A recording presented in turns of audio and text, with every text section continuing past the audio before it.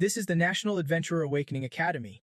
Every candidate steps up to the Awakening Stone for their trial. Those who awaken successfully instantly receive a basic gear set matching their awakened class, then jump into the live combat test, while everyone's biting their nails wondering what class they will unlock. This guy coolly stands among the rookies. This is actually his third time trying. After some hesitation, it is finally Ningfang's turn. Just as his name's called, a wave of mocking whispers ripples through the crowd. No surprises there. Is not that the senior from class 12, the legendary dude who is always trailing after that goddess Ung diet all day. Everyone hyped him up like some big shot, but turns out, at 18 years old, Ningfang still has not awakened.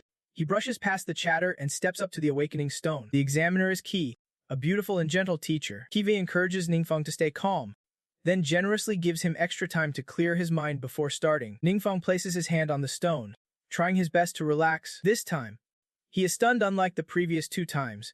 The stone reacts, glowing with a blue hue, signaling the magical element system. After awakening, Ningfang learns his initial skill, the Demenchiyu technique. Next up, it is time to see how many stars his class will have.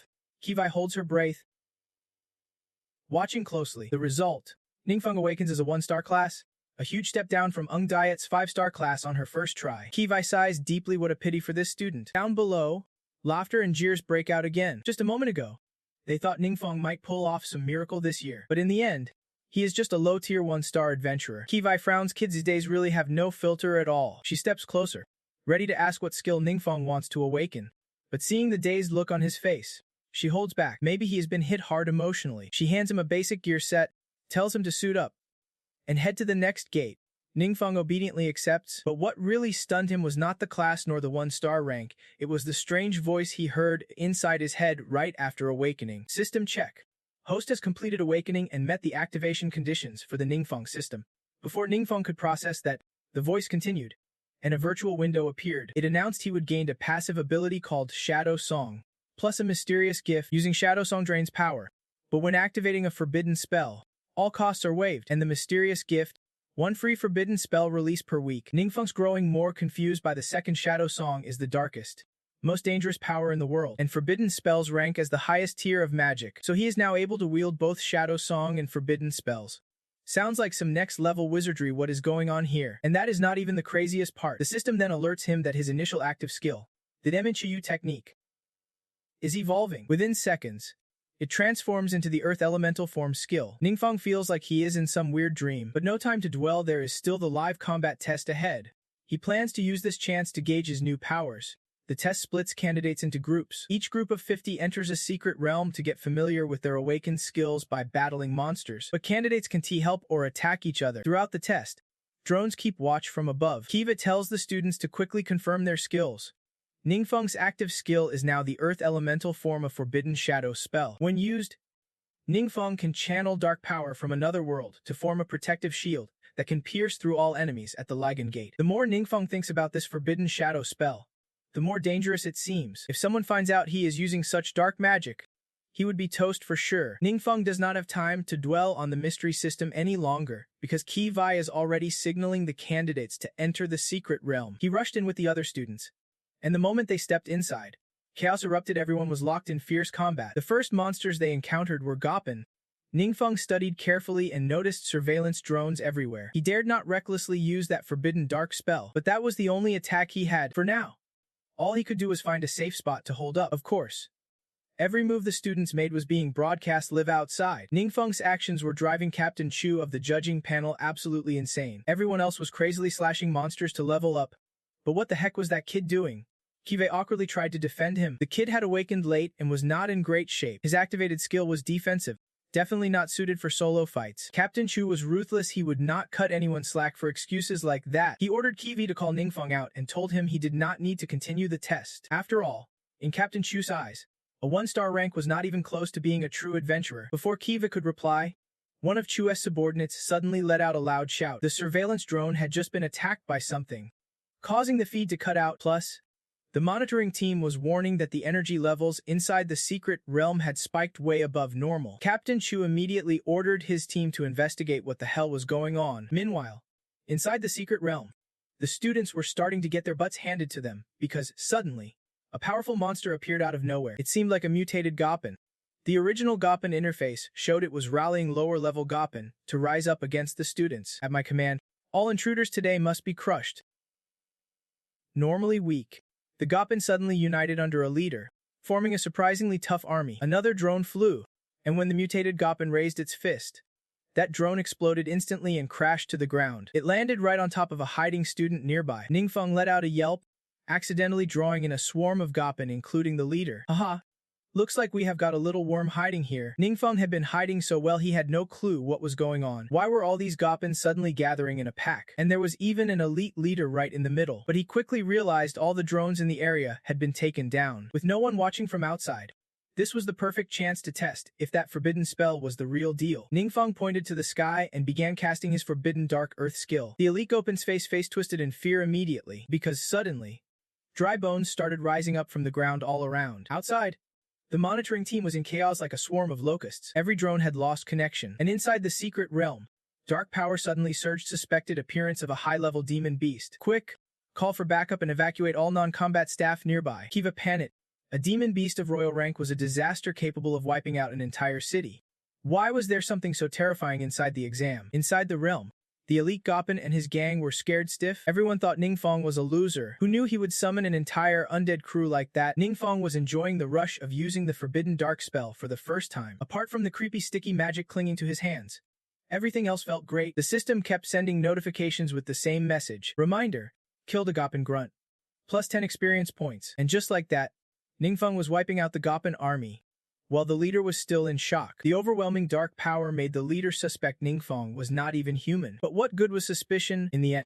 This monster had to go join the salt cellars with his buddies. After the fight, Ningfeng instantly gained 6,000 experience points. Checking his stats, Ningfeng found he would jumped all the way up to level 10 in no time. In the past few years of combat trials, most contestants only managed to level up 1 or 2 levels at best, but this level 10 mainly banks on the 6,000 experience points from that elite monster core. Why on earth did it show up here? Ningfeng finally noticed the loot dropped from the elite monster looks like all top-tier gear. Among them was a stamp that permanently boosts agility by 10 points. There was also a rare grade weapon, a shadow blade. Once equipped, it significantly amps up strength, speed, attack, and critical hit chance. The only catch, Ningfeng's current level is not high enough to use it yet. Still, he grabbed it quick, better to sell it for cash than leave it behind. That is when Ningfeng truly grasped the advantage of having a system on his side. At this rate, his leveling journey is definitely going to skyrocket. Just as Ningfeng stuffed all the gear into his bag, an announcement blared, all contestants must retreat immediately. Only then did he calm down enough to look around. That is when he realized the land and trees around were completely shredded, and those pits emitting eerie dark energy, yeah. Those two. Turns out, that is the devastating power of forbidden magic. Ningfeng quickly grabbed his teleportation scroll. No way he wanted to stick around and get caught. So he and a bunch of other contestants rushed out of the secret realm. Captain Chu was absolutely on edge right now. Elite level demon beasts are no joke to deal with. Reinforcements from the demon army.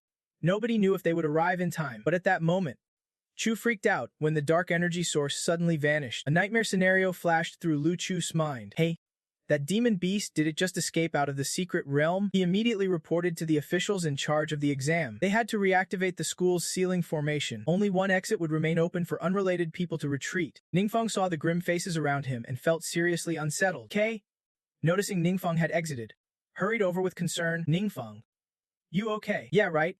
He is basically the root of all their current headaches. You are exactly the problem they are all stressing about. After confirming Ningfeng was not hurt, KV quickly pushed him away. Not only that, she announced the school would temporarily suspend classes. No students allowed anywhere near the place unless absolutely necessary. Ningfeng went home with Ong Dait. Still feeling completely shaken, she looked like she would just seen a ghost. What the hell just happened? Word is, during the exam, an unknown source of power was detected. The entire school got locked down because of it. That mysterious power. Turns out it was from that rogue elite monster. Ong Dait saw how fragile Ningfeng looked and figured the exam sudden halt really crushed him. After all, he would have to wait 2 whole years before his next awakening. She also suggested forming a team to level up together, because awakening in the wind defense system is not exactly ideal for solo grinding, but Ningfeng flat out refused.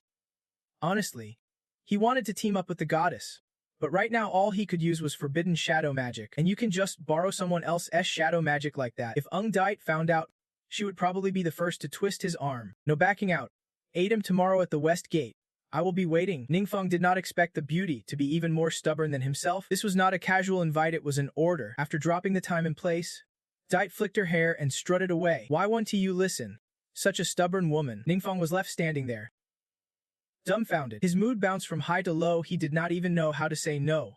He was thinking of faking sick to get out of it, but with Dite's personality, if he dodged today, he would not dodge tomorrow. Ningfeng rubbed his aching head and finally came up with a plan, though he was not even sure if it would work. He went to the remote city's exchange office. Some equipment came with skills attached. You want to grab some gear to go with your magic tricks, so you can pull off a little impersonation tomorrow. Perfect timing to also sell off that loot you snagged from that freaky dude. The person greeting Ningfeng was a pretty employee, but this guy was not in the mood to check out girls. He asked her to bring him some magic gear to go with his tricks. Could be weapons, jewelry, any kind of props. The girl glanced over Ningfeng, saw he was a newbie, and figured he was a fresh recruit. Honestly, low-level magic gear is not needed since you can just unlock skills on your own. She eagerly showed off the store's high-level magic gear, saying it is way better for leveling up, but Ningfeng stuck to his guns. After all, he just needed it as a cover to fool Dite, not for grinding levels. The employee's attitude flipped 180 degrees when she saw how stubborn he was. Who is here causing a ruckus all day? Turns out you are just some broke loser. I am not wasting my time on you. Turns out she is one of those staff who only serve customers based on their wallet size. Since Ningfeng refused to buy premium gear, she immediately passed him off to a rookie. This girl seemed way more obedient, and Ningfeng repeated his request. She took him around the shops to try on all kinds of suitable gear. Finally, Ningfeng found a ring he really liked. Gear bought. Next up, selling the loot. The girl led him to the consignment office. Inside, an older man known as Master Vong was in charge of appraisals. Ningfeng handed over the claw-like weapon. Master Vong immediately activated his appraisal skills. This is an orange-tier weapon. Rare grade. Lightweight type. Doesn't require high level, with good attributes perfect for beginners. Plus, it has 3 slots that can be customized to match your stats.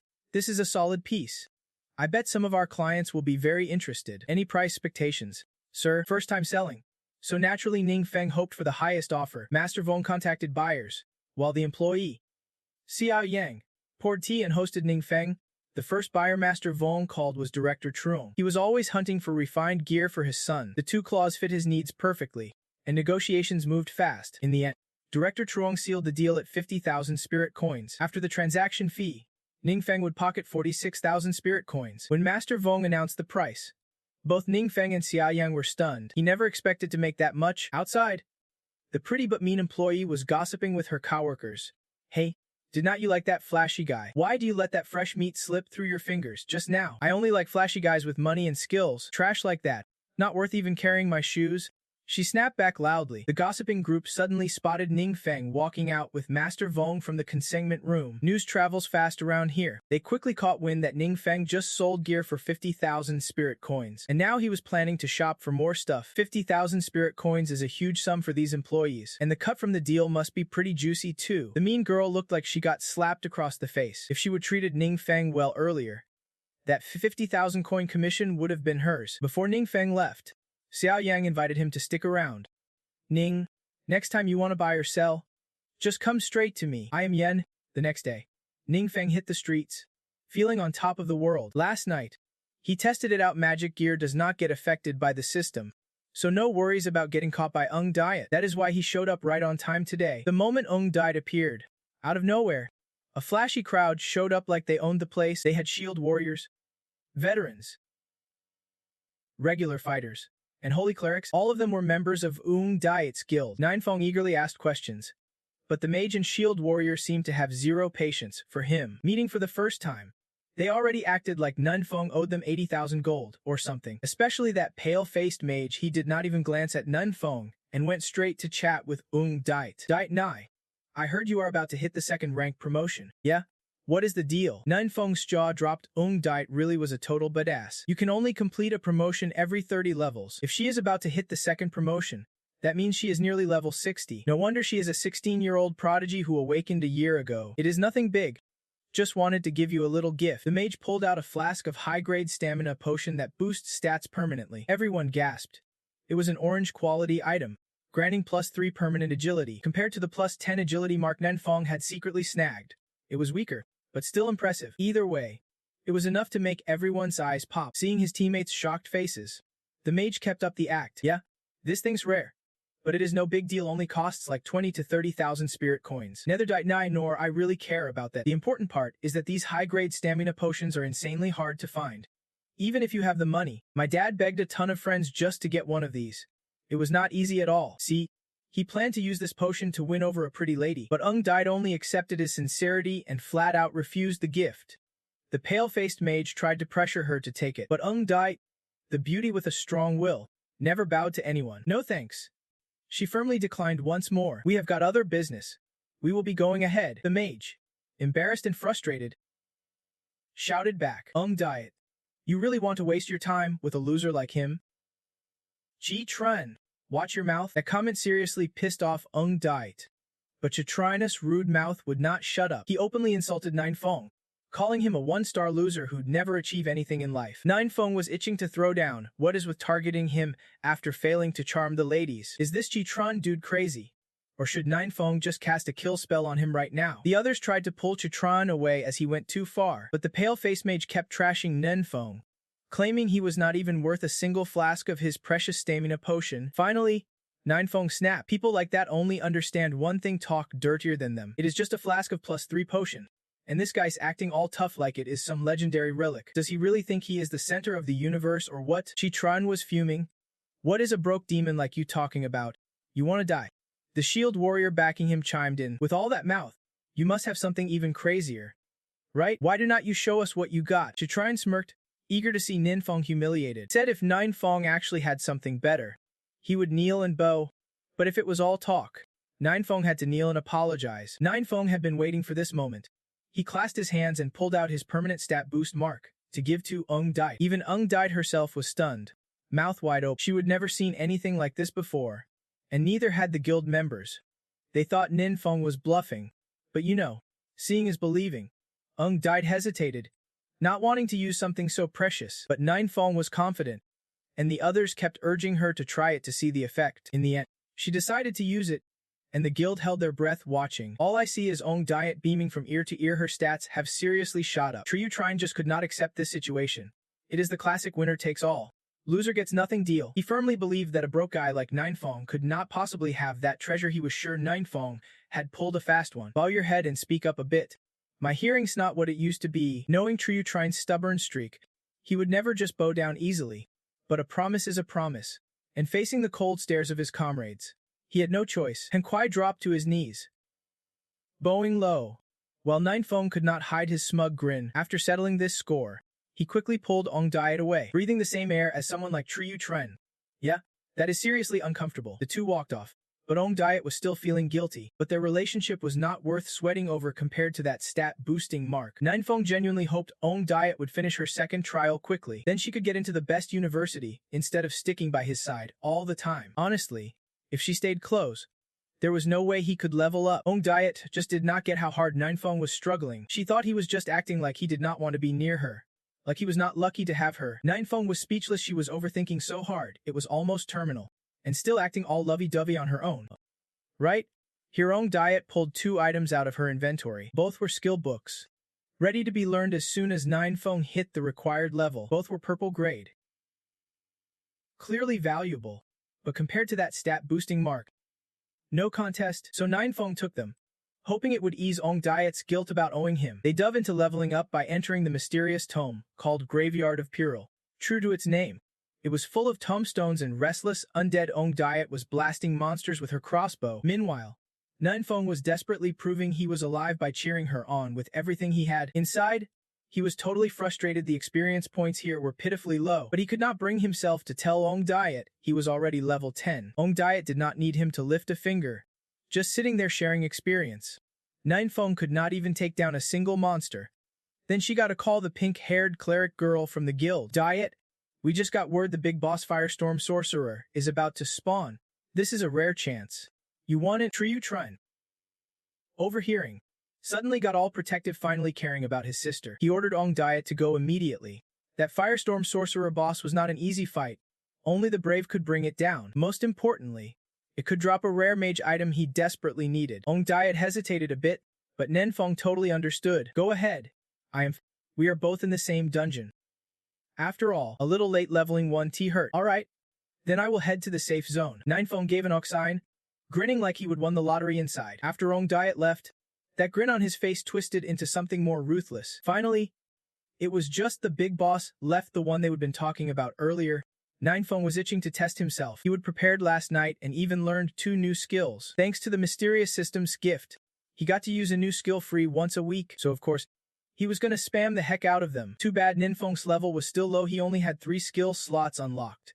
And the ones Ong Diet gave would only be usable after he hit level 15. Meanwhile, other squads were also battling inside the graveyard of Piril. They all had the same target, the big boss. It was lurking in a towering, deep tower inside the dungeon. You had to clear a long stretch of the dungeon just to reach it. One squad was debating their next move when suddenly, a blinding burst of fiery light appeared ahead. It moved fast and far, just a glance told them it was the guild team from Tukdu. Ong Diet and Triyu Trine were huge names, considered the top rising stars across the entire kingdom. Just as expected, their reputation is well deserved. Looks like folks like us do not stand a chance.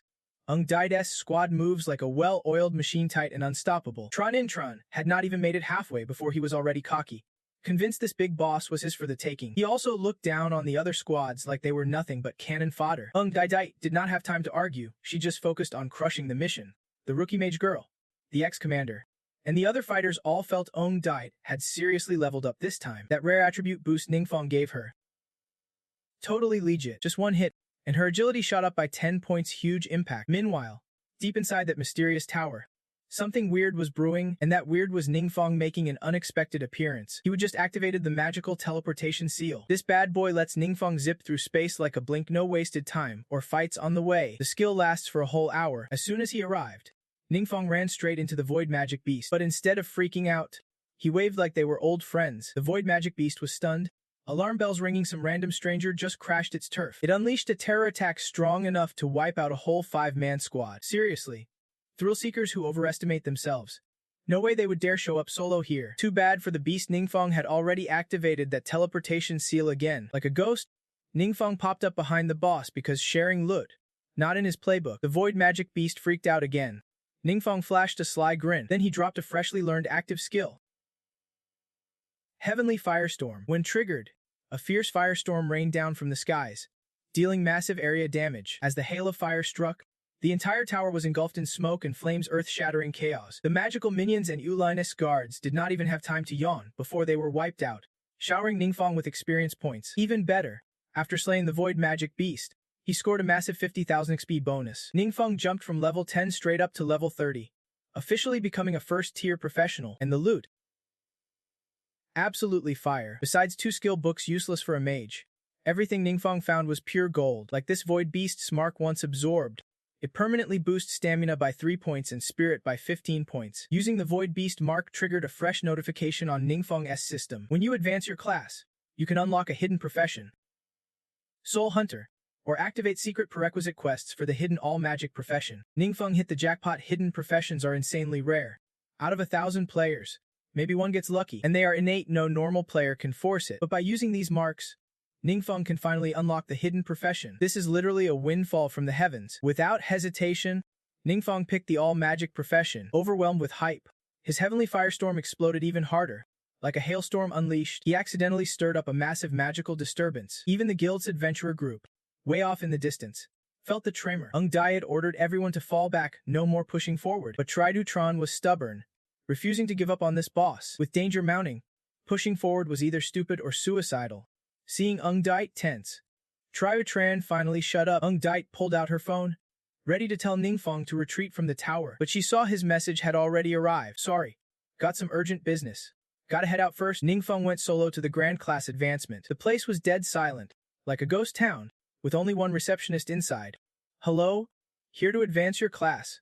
Ninfeng nodded and began reciting his basic info for her to log into the system. When she saw Ninfeng was 18 and just hitting first tier, the girl looked a bit disappointed. His potential seemed kinda weak, but she did not act all high and mighty. Instead, she took Ninfeng straight to the area for the top-tier mages. After guiding him through the correct procedures, she stepped outside and ran into Captain Chu. He had just finished investigating the scene inside the Sinister Tome's secret area. The place was severely damaged, and the source of the destructive power was still a mystery. But they estimated the threat level was at least King Class or higher. In just 2 short days, they would have been threatened twice by King Class demons or worse. That woman's face fell. Exactly. That is why my superiors sent me here to request your organization's intervention. As Ning Feng entered the promotion platform, he noticed the mission split into two branches. One path was the Spirit Dance Master, a rank of difficulty, and the other was the entire system of spell gods, a rank's difficulty and the prerequisite mission. Right from the start, he leaned toward the hidden profession, so without hesitation, he chose the spell god's path. Ning Feng's mission was to enter the secret zone of the Radiant Divine Land. He had 3 days to retrieve the mission item, the Divine Seal. Ning Feng confirmed he would venture into that Radiant Divine Land, but he would have to wait a few days.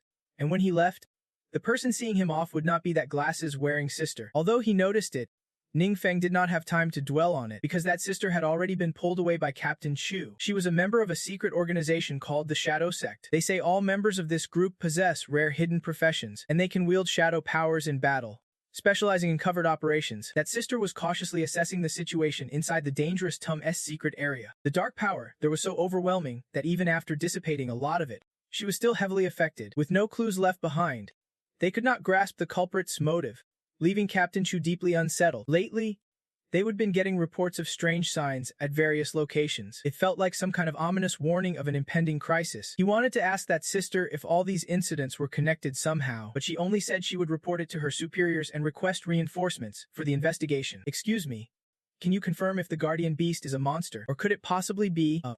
Captain Chu wanted to ask more but hesitated, unable to finish his sentence. You mean the culprit might be a mutant like me, right? Sorry, I did not mean anything by it. The mysterious sister did not think this was a human-caused incident. The threat level here had already surpassed King Class. To control such immense power, the price could not be something mere human flesh and blood could bear. In other words, a powerful monster was hiding somewhere in the city, ready to unleash disaster at any moment. Right? The mysterious sister nodded, confirming Captain Chu's fears were valid. This beast was lurking in the shadows, and they needed to find it fast. But in reality, the monster they spoke of was relaxing comfortably in its own home because Ning Feng had just blasted straight to level 30, unlocking 4 new skill slots. Not wasting a second, Ning Feng grabbed the 2 skill books Ong Duet handed him and started studying. The first was the Magic Shield skill. After confirming the skill, the system automatically fused it with the Earth body, creating the passive Guardian Earth skill. This skill triggers automatically when attacked. It absorbs 100% of incoming damage using the Earth body. The amount of damage absorbed equals the damage dealt by the Earth body itself. After the attack ends, the Earth body automatically regenerates. Ning Feng laughed out loud. Turns out the Guardian can even combine with low-level magic to create such an amazing effect. Now he had a brand new way to defend himself. Normal damage was completely useless against him. The second skill slot was Magma Rock Technique. The system also automatically fused it with the Earth body and Celestial Flame Feather. The passive skill gained is mastery over the Earth element, boosting all Earth-type spells and ramping up their effects. After a while, still able to fend off skill corruption, Ning Feng headed straight to the family trading district to snag some new skill books. The moment he walked in, he ran into that sassy, snubby salesgirl again. This time, she greeted Ning Feng coldly, but he did not hesitate to ask directly for Dong Hin. Dong Hin's with another customer right now. How about I show you around instead? She tried her best to flash her most alluring look, but Ning Feng flat out refused. No thanks. I can manage on my own. The diva girl did not expect any guy to turn her down, so she stuck to him like glue, but only got a few steps before Dong Hin came rushing out. She was not busy with a customer, just grabbing a quick bite because she was starving. The moment she heard Ning Feng arrived, Dong Hin quickly came over and led him straight to Master Ving. Ning Feng handed over 2 skill books he did not need. Then, he and Dong Hin went off to buy more magic skill books. After he left, Master Vening fell into a deep silence. Last time it was an orange weapon. Now it is purple skill books. Ning Feng's background was starting to pique the old man's interest. That night, Ning Feng invited Dong Hin out for dinner, but when the bill came, she surprised him by saying she would already paid. He felt a bit awkward, but Dong Hin said she had her reasons. Whatever those reasons were, she was not about to spill the beans. After they said their goodbyes, N took a taxi to City Hospital #2. The reason? Her dad was seriously ill and hospitalized. Thanks to that recent win, Dong Hin earned a fat commission. That money helped cover the hospital bills. But today, her bad luck hit hard. Right in front of the taxi she was in, a horde of monsters attacked. They poured out of a dimensional rift in the sky, and the driver did not even have time to react. In a desperate move, Dong Hin had no choice but to fling open the door and jump out. What the hell is going on? Why the heck are monsters showing up in a safe zone? What Dong Hin did not realize was a blood-stained clawed monster was creeping up behind her. At the same time, a strange man appeared in the sky, grinning with a sinister smile. When Dong Hin spotted the monster, she hurriedly launched a fireball, but it did nothing. She was only a level 1 mage, barely a novice, since her attack could not even scratch the beast. Deng Hein was thrown on the defensive. The monster lunged at her, claws ready to strike. Just then, a man appeared out of nowhere and decapitated it in one swift move. You okay? It is Captain Chu again. He urged Deng Hein to run and hide somewhere safe. Everything around here's been smashed to bits. The sealed realm is merging with the outside world, and the creatures popping up are not your run-of-the-mill monsters. Captain Chu had never faced anything this serious before. He believed this chaos was still caused by that hidden monster lurking in the city. While Captain Chu was lost in thought, he nearly got ambushed. This time, it was not a monster but a human. A mutant. Mutant? I am not some run-of-the-mill freak. The man's face twisted with rage. His entire right arm grotesquely mutated. I am a shadow power user. Shadow power user.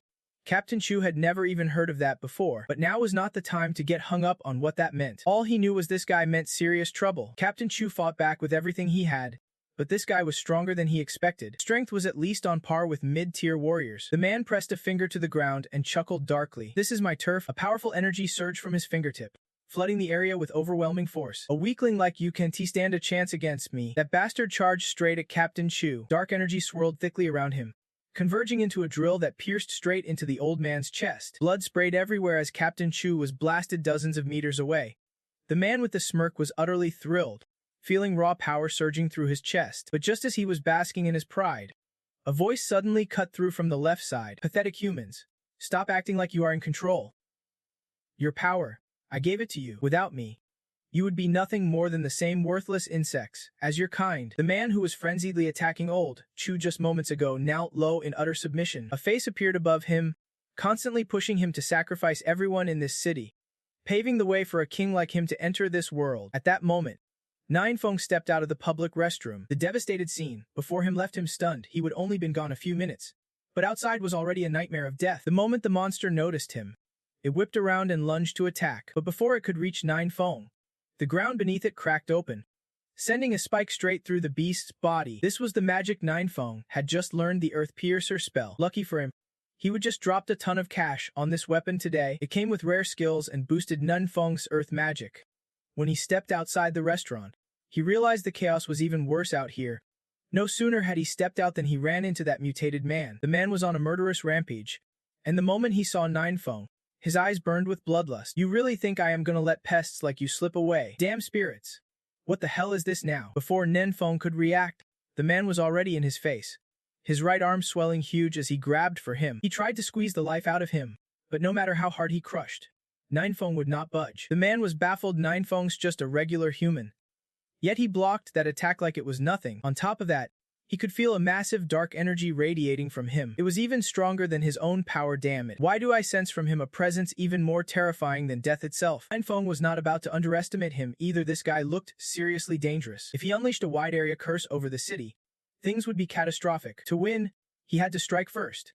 Ninefeng gathered all his strength to fight back. In the end, his power overwhelmed the enemy. The man's giant armored arm shattered, leaving behind just a skinny, useless limb like a stick. Panicked, the man frantically called out for the boss. But of course, in this chaos, no one answered him. The monsters were now fleeing in full sprint. The space gate was slowly closing. As the last of them slipped through, the space fold sealed shut completely. Only that man was left struggling desperately behind. At this point, his power had completely vanished. So-called mutants or superhumans gain their edge from awakening a hidden dark shadow profession. Anyone wielding this dark power instantly surpasses others of the same rank. But once that darkness fades, it is like their limbs go numb, completely helpless. That was exactly the pitiful state of this mutated stranger. After the space gate closed, Ninefeng relentlessly hammered him down. Thanks to his earth elemental control skills, he successfully sent the enemy packing. It took some effort, but out there the chaos must be absolute madness by now. As usual, Ninefeng grabbed all the loot and slipped away. If anyone caught him,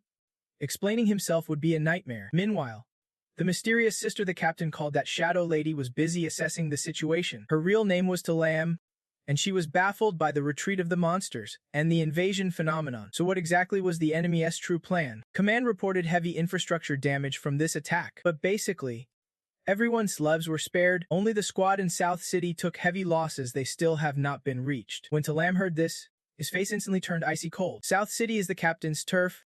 Could something serious really have happened? Let us go check it out. When Talam arrived in South City, he ran into a stranger. This guy was Duan, from the Yungoi organization, an underground group made up entirely of fighters. They specialize in covered ops. Duan was here today to inspect the scene. That freak who took down Ningfeng was a traitor from Yun Nagoi Hoyan camp. He paved the way for the secret realm to invade reality and led monsters to attack his own old base, causing a ton of casualties. Hearing this, Talam's expression grew even darker. Could it be that the invasion stopped because he died? Duan did not answer. Instead, he threw the question back. Did you guys kill him? Talam shook his head and sat down. She just got here. No one even knows who took him out. Duan studied the name Fendu for a long time. That bastard loves hiding in the secret realm and is insanely cunning. Every time they found him, he slipped right through their fingers. Who or what kind of god made him suffer such a brutal death? Talam had his own thoughts staring at that corpse. Captain Chu was a third-tier powerhouse, yet that bastard had him on the ropes. And now, this mysterious figure managed to take down the enemy and stop the realm's invasion. There is a badass lurking in this city for sure. Duan did not stick around long, saying he had to find something and left. That night at Ningfeng's place, laughter echoed nonstop. From that bastard dropped 2 orange-grade fighter gear sets better than raiding a boss. But during the fight, we did not see him wear them. It was probably because he was not high enough level yet. There was also this skull pendant, but no info on it, and its quality was trash. Ningfeng carefully checked the set again. Surely, no demons or monsters hiding here. Right? Honestly, this guy Ningfeng should not risk it. Better off switching careers to a fortune teller. Cause whatever he says sounds legit. The skull pendant was actually the host for the voice controlling that bastard. We thought he was from another world. But nope, he was hiding inside that pendant, able to watch everything outside. When Munfeng wondered if the pendant housed any demons, that bastard freaked out like his hair stood on end. He hurriedly cut off all contact with the outside world. Getting caught meant total doom. The next day, Talam visited the city hospital's captain. The man said Duan was the one who saved him from that mess. That freak ran straight into a spatial rift the moment he saw Duan and escaped. Even Talam sensed from their first meeting that Duan's power rivaled his own. Such a strong guy could not catch the enemy himself and had to rely on a mysterious third party. At the scene, there were traces of dark energy left behind, so they guessed that mysterious figure was also a superhuman. Captain Chu thought, if this mystery guy's on our side, things are looking up. Just thinking about it feels reassuring. But if he is with the enemy, disaster is guaranteed. While Chu's group and Talam racked their brains hunting for the mystery man's identity, the legendary figure was casually carrying out a secret mission to switch roles. That big day had finally arrived, but as Feng stepped into the realm, he saw a massive fortress. This had to be the Hai Dong Divine Palace mentioned in the mission. Little did Lothe Feng know, someone was watching him closely from behind the scenes. That watcher was Duan. A few days ago, at the trading hub, Duan came looking for Vong. He wanted to buy a full set of 4th-tier fighter gear. Just that alone put Duan in a whole different league. That snarky salesgirl immediately latched onto him, eager to lock in her commission for good. Master Vong chuckled as he introduced, "We have got a regular visitor here." And just now, those two were about to sell a set of martial fighter transfer gear armor and leg guards. The moment Duan heard that, he was eager to meet this young man. But Master Vong said he could not make it today. Naturally, the guy trying to sell that gear is Ningfeng, and Duan came here because the fighter transfer gear, just armor and leg guards, matched all the details perfectly. So even without seeing it with his own eyes, Duan guessed it was very likely a relic from his master. Can you tell me more about this regular visitor of yours? If needed, I am willing to pay extra for that info. Master Vong looked uneasy at Duan's request, reminding him that client confidentiality was their top priority. Besides, Ningfeng was the one who said he wanted to sell the gear. So this guy showing up right then was too much of a coincidence. That coincidence alone made him hesitant to do anything reckless. So he cooked up an excuse to brush Duan off and asked him to leave for the time being. I remember he said he had head to Teep Gap City to deal with some business. Let me give him a call to confirm. I will get back to you, sir. After Duan left, Master Vong sat in the appraisal room, rubbing his temples. The sassy lady there, sensing something, pressed for more information. It turned out he had already asked someone to dig into Ningfeng's background, and what they found was, well, a pretty tragic profile. Both his parents were just average 2-star professionals. They mysteriously disappeared when Ningfeng was just a kid. He struggled alone, only awakening at 18, and even now, he is still just a 1-star professional. The sassy employee was totally shocked hearing this. Wait, what? With all that swagger? And he is just a rookie. Her sharp intuition had told her from the start that Ningfeng was special. Now it seemed his background was not the issue. The real question was, with a low-tier background like his, where the hell did these valuable items he is trying to sell come from? A 1-star professional could not possibly own such high-value gear worth thousands of interstellar credits. This was exactly what was bugging Master Vong. He also found out Ningfeng and Miss Ong Diet were childhood friends. But even the Ong family conglomerate could not do much to help him, seeing Duan's grim expression earlier. Master Vuong feared the gear Ningfeng was about to sell was closely tied to him. Wait a sec, the sassy lady suddenly seemed to realize something. That gear Ningfeng's selling is not stolen. Is it? Maybe not stolen. But I doubt it has a clean origin. Looks like this time he picked the wrong fight. Duan is a fourth transfer professional, not the strongest, but definitely a top-tier player in the region. The sassy employee, eager for some drama, thought to herself, Ningfeng's toast with this guy. Back to the present. Duan was carefully tailing Ningfeng every step of the way. He could not believe his eyes. A young guy like him managed to fend off an incursion from the secret realm. Back in the day, even Duan's master, a powerhouse, was defeated by the secret realm's boss monster. But his master skier might very well be in Ningfeng's hands now. Duan thought if Ningfeng was not truly strong, he would have been wiped out already, so he dared not act carelessly. Ningfeng moved toward the Hai Duong shrine, then began the gear transformation process. Duan held his breath, watching closely because gear reveals a person's true strength. But the shabby set Ningfeng put on afterward really threw him off. This thing looked like a cheap cosplay, like a schoolboy who never graduated. Could it be a disguise? Duan's sense of style agreed it made perfect sense. For a guy his age, rookie gear would not raise eyebrows, making it easy to blend into the crowd. Ningfeng's star level was legit, but Duan's overthinking made him suspect. He was purposely hiding his trail to shake off enemies. He dared not get too close, so he marked Ningfeng with a tracking skill and active ability called Spiritual Guidance. It lets you track a target in self-awareness mode without alerting them. But setting aside Ningfeng's rough disguise, Duan was puzzled by something else. The monster levels inside the Hai Dong Shrine were not high at all. Of course, the chance of getting good loot is slim. So what exactly is Ningfeng doing here? Over here, Ningfeng does not even notice Duan's presence. He storms straight into the shrine. The monsters inside are as weak as jelly. Seeing him, they attack immediately.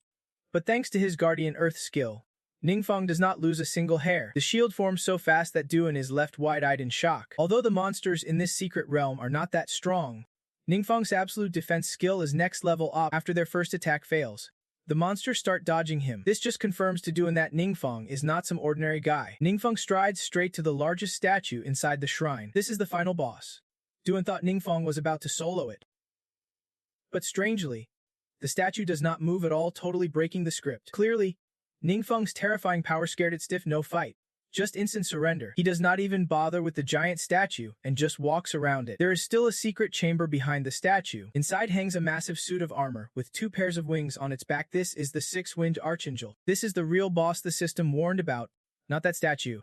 The armor's eye sockets suddenly glow as soon as Ningfeng appears. But weirdly, it does not attack him. Instead, it flies straight up to the ceiling. That thing just ran off. Ningfeng wonders, and Duan outside is baffled too. This is the first time he has seen a secret chamber in the Radiant Sun Shrine. If this is a rare hidden boss, how does Ningfeng even know about it? No wonder this is an rank mission. If it were a normal quest, who'd stand a chance? Ningfeng eagerly follows the 6-winged archangel, but it seems just like the statue outside. It is overwhelmed by his aura. The archangel looks desperate, like it would rather die than fight this battle's a loss before it even begins. This guy's aura is terrifying. But hey, this is his secret realm. Where could he possibly run? Seeing the enemy trying to flee, Ningfeng activates a new skill, Thunder Demon Void. Using it summons a massive storm of lightning and wind, a force on par with the heavenly tribulation itself. As soon as the skill is unleashed, the 6-winged archangel can escape and is instantly fried to a crisp. This mighty archangel, so majestic, gets incinerated by Ningfeng's Thunder Demon Void in a single strike. Even the Radiant Sun Shrine can't withstand that power. It shatters into ruins. Duan collapses, burned and stunned.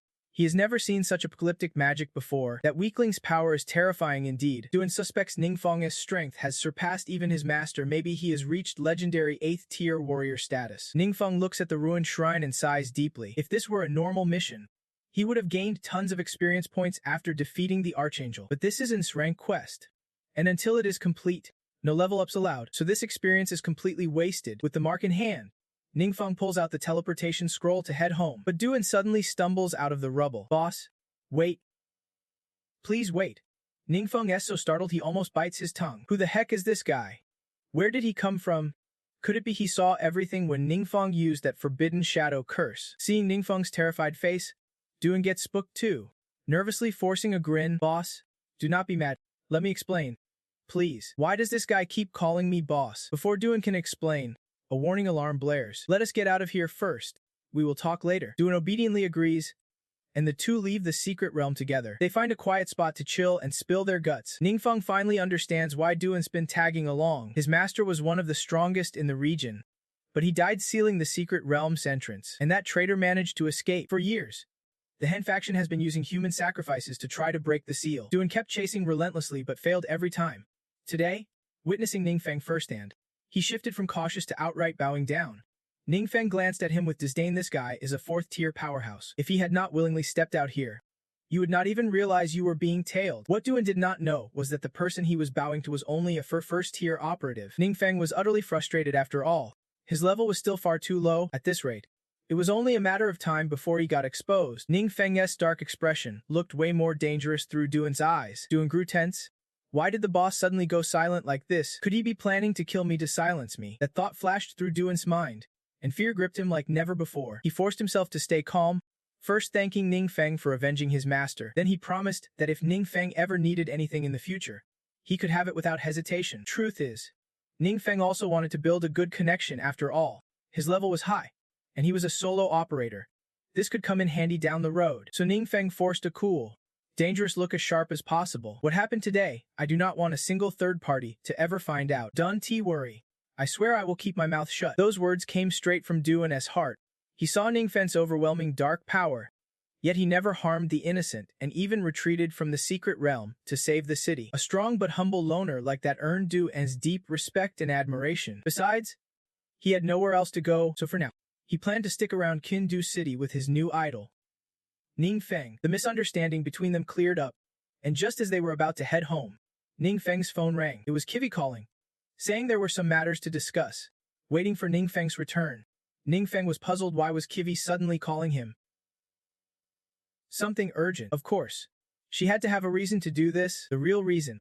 Talam had come looking, watching Ningfeng's every move closely. Ningfeng was just a newbie awakened a few days ago, yet he shot straight to first tier.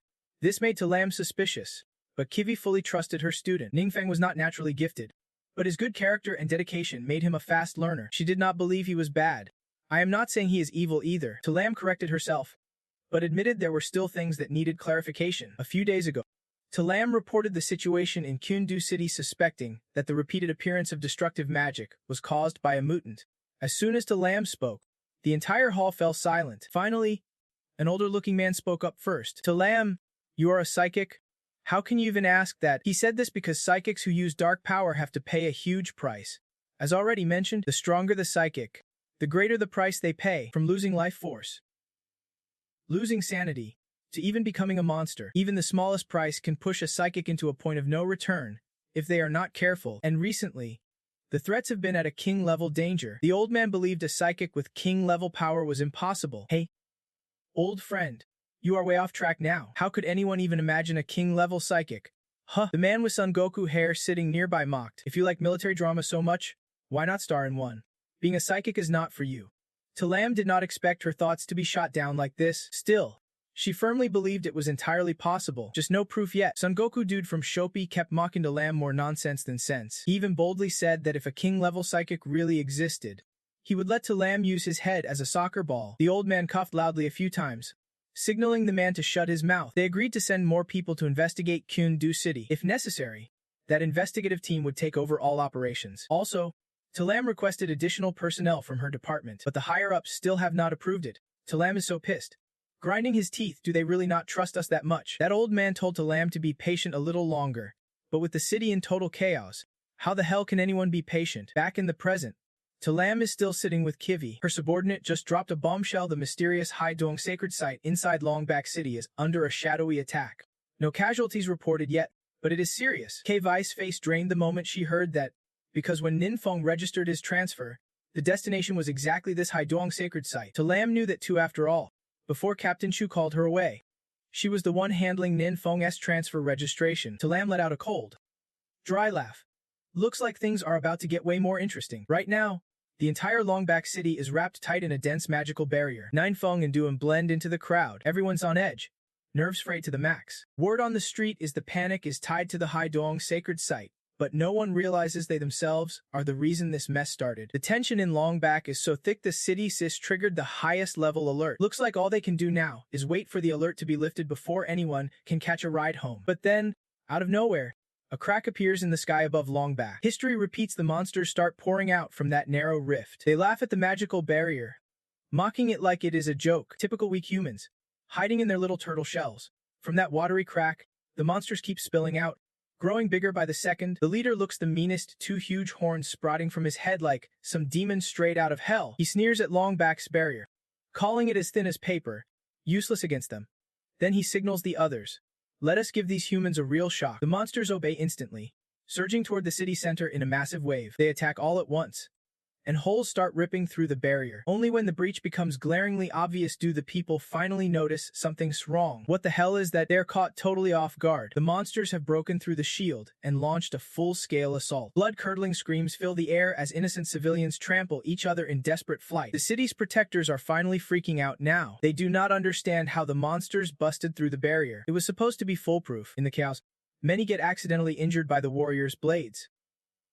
Seeing this, Duan steps up, standing firm before Ninefeng, and conjures a personal barrier using his martial energy. Duan suspects this is a high-level sacred site breach, way worse and more dangerous than the last time. He cautiously asks Ninefeng if they should take action. Ninefeng looks genuinely surprised. Wait, you have got a plan. Last time there was a sacred site breach, Ninefeng took down the traitor, accidentally stopping the process. But he had no idea how huge that moment was, so Duan's question was not fake ignorance at all. What is odd is Duan clearly knows their boss could handle this easily. So why ask for his advice? Could this be some kind of test to see what is really on the boss's mind? The more Duan thinks, the more it clicks. He fires up his skills, ready to put on a show that won't disappoint Ninefeng. Got it, boss. Don't worry, leave it all to me. A bunch of question marks pop up over Ninefeng's head. Leave it to you. What? Here? With all these people around, Ninefeng's not about to flex his shadow powers with his uncle watching. Letting Duan handle it is definitely the smarter move. Fine, then you do it. Duan scans the scene. On one side, monsters attacking like maniacs. On the other, terrified civilians fleeing, and a few protectors standing their ground. But their power is barely a drop in the bucket, especially against the two-horned leader. The fight shows just how outmatched they are one by one. They get blasted away, and not a single scratch marks the leader's body. The leader of the monsters took a few sips, disappointment etched clearly across his face. What a letdown. I thought there'd be at least a few strong humans here. Clutching his bloodstained blade, he dragged his steps forward slowly. Wherever he headed, the scenes grew even more gruesome than the word grisly could capture. Everyone was frantically fleeing in utter despair. To him, humanity looked like nothing more than a bunch of vermin. His murderous ambition against humans only grew fiercer. The leader raised his long blade, aiming to finish off a weak schoolgirl. But just as his weapon came down, it was blocked by a much smaller sword. Duan had arrived on the scene, and the monster looked shocked. Finally, someone could match its advance. Meanwhile, Duan's expression was pure stubborn defiance, clearly refusing to team up with the enemy. Even though the boss did not need my protection, now that I am here, I am not letting him fight alone. Boss, just leave this to Ninefeng. I really do not want to interrupt Duan's epic solo show going on right now. Hey, can you stop calling me boss already? A bit awkward. Huh. The ugly monster laughed, full of savage glee. Looks like not all of you are sharp after all. Duan ignored him, pouring all his strength into his blade. One counterattack sent the monster flying back. It spat out a mouthful of blood, stunned by the power of this tiny human. But before it could even recover, Duan was already closing in, holding two broken blades. His icy gaze cut right through to the bone. Duan swung those blades, landing dozens of precise slashes in mere seconds. None of the cuts hit the monster directly, but the sheer speed was overwhelming. Even the onlookers held their breath, watching. What level fighter is this? The savage monster did not stand a chance. His skills were clearly above average, probably a hidden profession warrior. Duan stepped out of the fight, radiating serious bass vibes, just like that passerby said. He has got the hidden profession of a male warrior. He is already level 137. Seeing that fight, Ninefeng's mind was screaming in awe. Holy crap, this guy's insane. But he kept his cool, face unreadable as he uttered casually, not bad at all. The monster leader was down for the count. Other fighters seized the chance to launch a counterattack. The monster scrambled like headless snakes, no match for humanity anymore. They fled back toward the water's edge in panic. Duan strode straight up to Ninefeng. Boss, what do you want me to do next? No need, you did great. Ninefeng could not hold back his excitement, flashing a thumbs up and grinning so hard he could barely keep his eyes open. Duan's performance just now was a feast for the eyes. Passersby watching their exchange only got more confused. Duan was a powerful fighter, yet he treated this young Ninefeng with such respect. Everyone wanted to know just how big this kid's background was. Hey, is he some rich hair rolling deep with bodyguards for training? If so, that is showing off way too much. Meanwhile, Duan's victory over the monster leader earned him some loot, but he did not keep it for himself. Instead, he handed it over to Ningfeng. First up were two rare orange items that had everyone's eyes popping. Even if you can use these, selling them would fetch tens of thousands. Next was a swift agility skill called Deadly Pursuit. Ningfeng was pleased this would be perfect for Ong. Lastly, a shield called Devil's Bone Guard. It looked ugly, but would probably sell for a good price. Just then, two powerful fighters were stopped by a group of adventurers and the mayor of Longback City. They were grateful to Ningfeng and Duan for saving the city from chaos. Mayor They Dongmin even came forward to personally thank them. Very polite. Somehow, whenever Ningfeng was seen by others, his expression always looked downright intimidating. They Dongmin thought that since the city activated the highest level barrier, disturbing the hero's travels, he earned some grudges. He bowed once again. Nervously apologizing to Ningfeng, he ordered his subordinates to fetch the teleportation scroll he had just bought as compensation. The moment Ningfeng heard this, his eyes lit up. This teleportation scroll was a rare gem, nearly impossible to get in his area. Though it could only be used once, it was insanely convenient for short trips to Zomping. At that moment, They Dongmin hesitated but made another request since chaos had erupted everywhere in recent days. He wanted to invite Ningfeng and Duan to stay in Longbow City for a few days, as the city's defense was a bit weak. Sorry, my schedule's packed right now.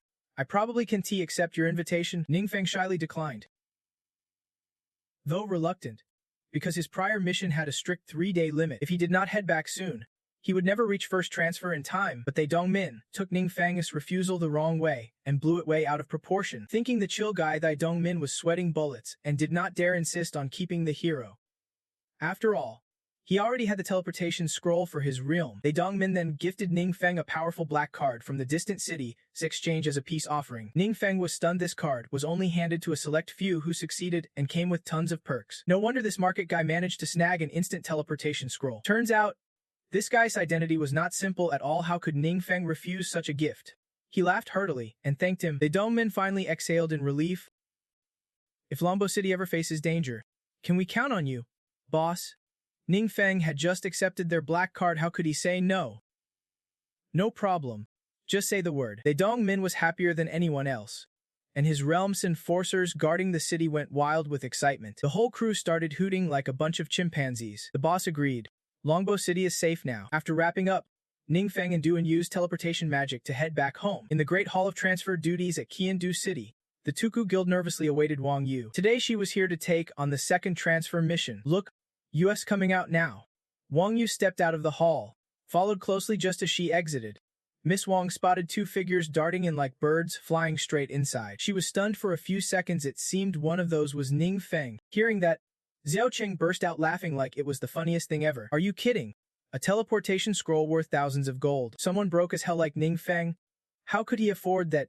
Even if he did, what is a newbie like him doing at the big transfer hall? Wang Yu's irritation grew. If Xiao Cheng was not her teammate, she would have decked him by now. She turned and shot Xiao Cheng a look loaded with mock affection. If you badmouth Ningfeng again, I will make you regret it. Xiao Cheng did not expect the beauty to react so fiercely. It only made him dislike Ningfeng more. Honestly, how did someone like Wang Yu, the ultimate beauty, end up defending a nobody with zero prospects like that? Hey, forget all that. Have you two received your second transfer missions yet? The other three squadmates stepped forward, eagerly asking Han. Xiao Cheng acted all smug about only getting an A-level mission.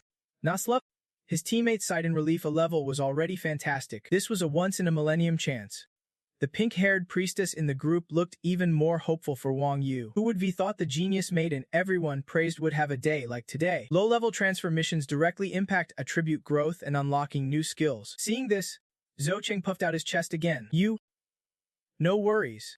Just work hard, and you will catch up. I have got your back. Xiao Cheng looked like a peacock showing off its tail to the peon, but Wang Yu just shot him a look of utter disdain. If you can even be bothered by an A-level mission, why should I stress over an S-level one? When Ung Dai dropped that bombshell, the whole squad was left speechless. Turns out, his weird reaction was not because he landed some low-level mission. Nope. He just unlocked a secret class nobody had ever discovered before. Truhu Tren was the first to throw shade, arguing that Ung Dai had said his class was already set at Awakening. He would never heard of unlocking a hidden class mid-transition. Ung Dai replayed the scene from the class change arena in his mind. VD's original class was a quick, nimble support, but because she had a key item, the quick attribute boost mark, her class could evolve into the Shadow Seal Assassin. Seeing the upgrade confirmation right in front of him, Ung Dai was stunned. That mark was from Ninfeng, and he never imagined it had such an insane effect. Thinking back to Ninfeng's confident smirk at the time, Dai thought maybe he would known all along, making him even more grateful for that gift. But in reality, Ninfeng was clueless. Eager and excited, Dai jumped into upgrading his class. Naturally, the whole class change process shifted accordingly. When she recounted this, True Trent's attitude only got uglier. Shadow Seal Assassin? Never heard of that. Maybe the class system's bugged if I pick wrong. My whole life is screwed, True said, pretending to care about the beauty's fate. But honestly, he was just salty she got lucky. Dai flat out told True Tran to back off, knocking the wind out of him like a cold bucket of water. Dai's two other friends were over the moon she would snagged and rank mission. Man, I want a childhood buddy like Ninfeng. True Tran's jealousy was about to explode, but his envy for Ninfeng was one thing. His jealousy toward Dai was tenfold. That secret mark, he was dead set on hunting it down, no matter the cost.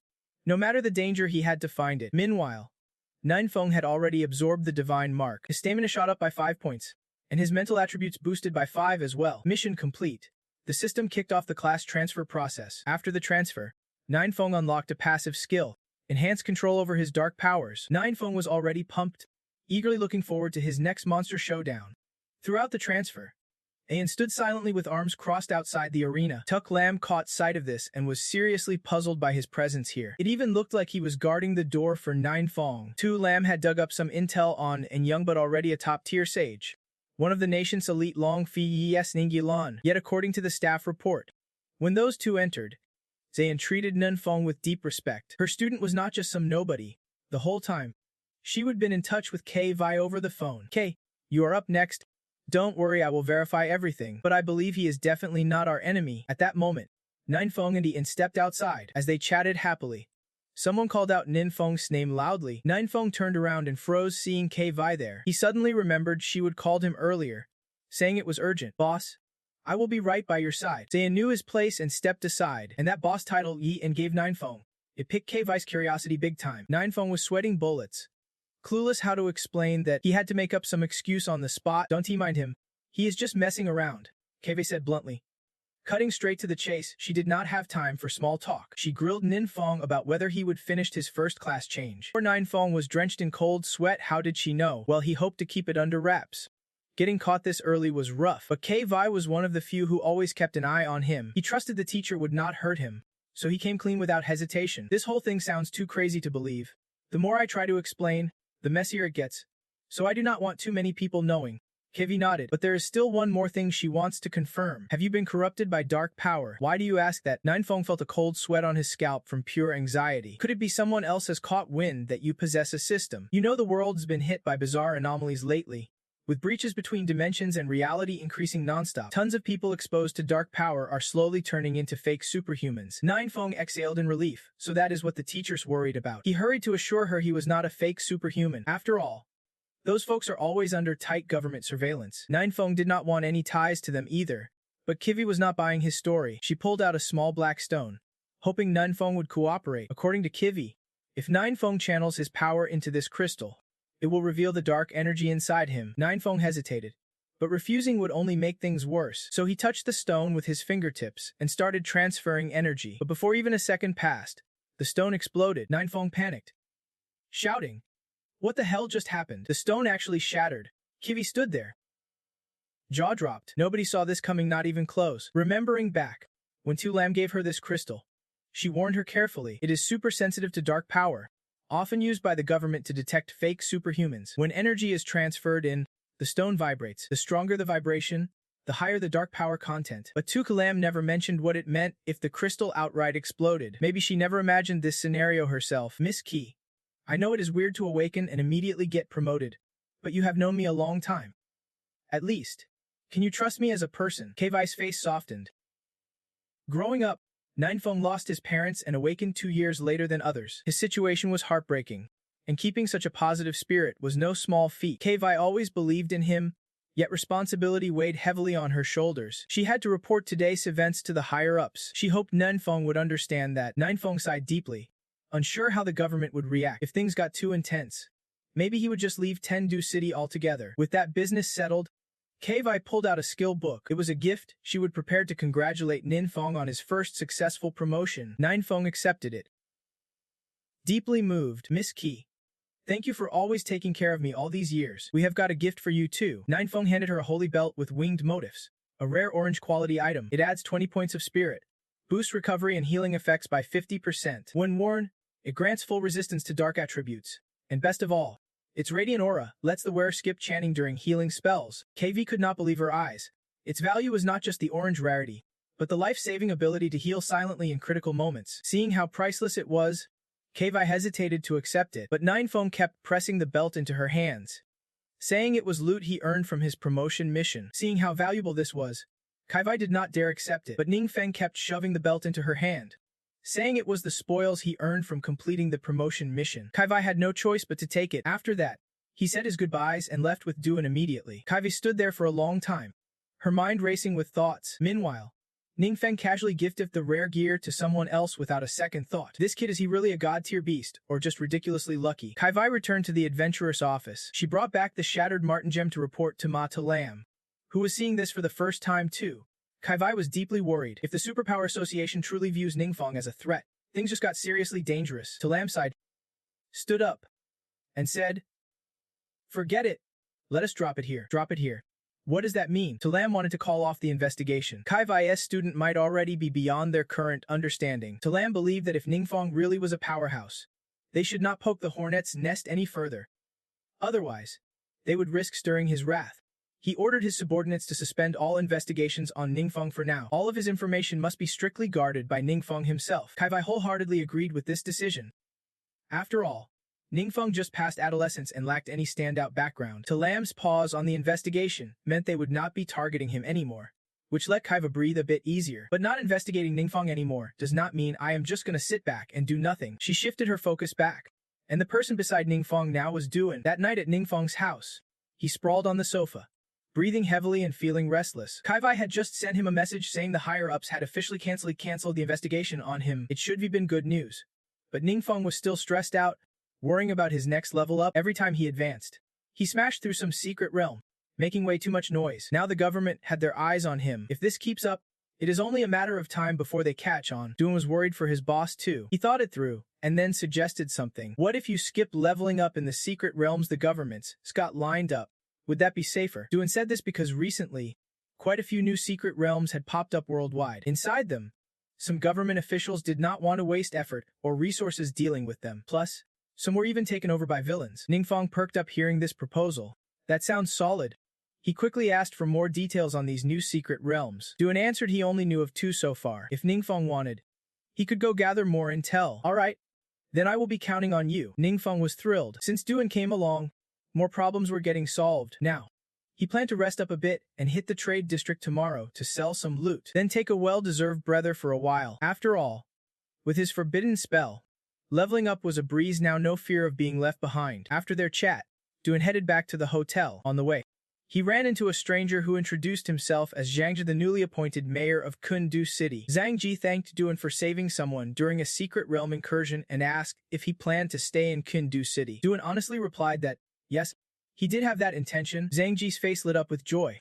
That is fantastic. For a powerhouse like you, we are more than happy to have you here. Then Zhang Ji pulled out a special card. He said it was a special certification for adventurers in the city, granting significant authority. They were ready to meet Duan's demands, as long as he stayed and gave his all for the city. Duan took the card, examined it carefully, while Zhang Ji grew nervous. He would heard other cities had tried to recruit Duan before, but he always flat out refused. Kundu was just a small place, and Zhang Ji feared he would lose out to rivals. But to his surprise, Duan simply thanked him for the kindness, then stuffed the card into his pocket without a word, a clear sign of acceptance. Zhang Ji felt like he would just scored a major win. This is a 4th-tier powerhouse with him here. Kundu's safety is guaranteed. That night, Ningfeng lounged on the sofa, gaming for quite a while longer. Just late at night, when he was about to sleep, he found his class chat group still buzzing. They were all whining about not reaching level 30 to rank up, but the city's secret zones had already been sealed off. Ninfeng stayed silent, just watching. Everyone in class was 16 and already awakened. If you want to join the college entrance exam, you gotta be at least rank 1. Didn't expect that in just a few days he would leap from a rank 1.5 nobody to surpass them all. He only planned to chill, but someone could not resist dragging Ninfeng into a roast session. In times like this, only those low-level scrubs do not know how to freak out. But Ninfeng, he is still cool as a cucumber playing the game. Right? Ninefeng checked their profiles, typical brainless trolls. Just approving each other mindlessly. Bei just played a few rounds. What has that got to do with him? In the end, it was the teacher stepping in that finally calmed the chaos. The troll quickly retracted his message after that. The chat suddenly took a new turn. They posted clips of secret zones being invaded, monsters attacking. Then a heated discussion broke out. Heard the whole city fell.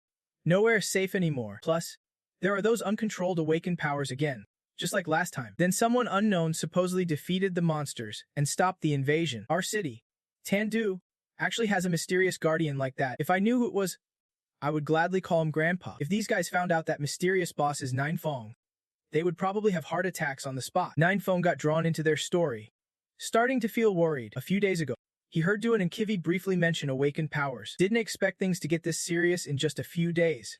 He just discovered the system and had been living the good life for only a bit. He is determined not to let these good times end. Those monsters, whatever number of them come to Earth, Ninefeng's gonna hunt every single one down. At that moment, the monster hiding deep inside the mask Ninefeng held suddenly stirred. Somehow, it felt an overwhelming sense of dread. The next day, as planned, Ninefeng went to the Far City Exchange for repairs.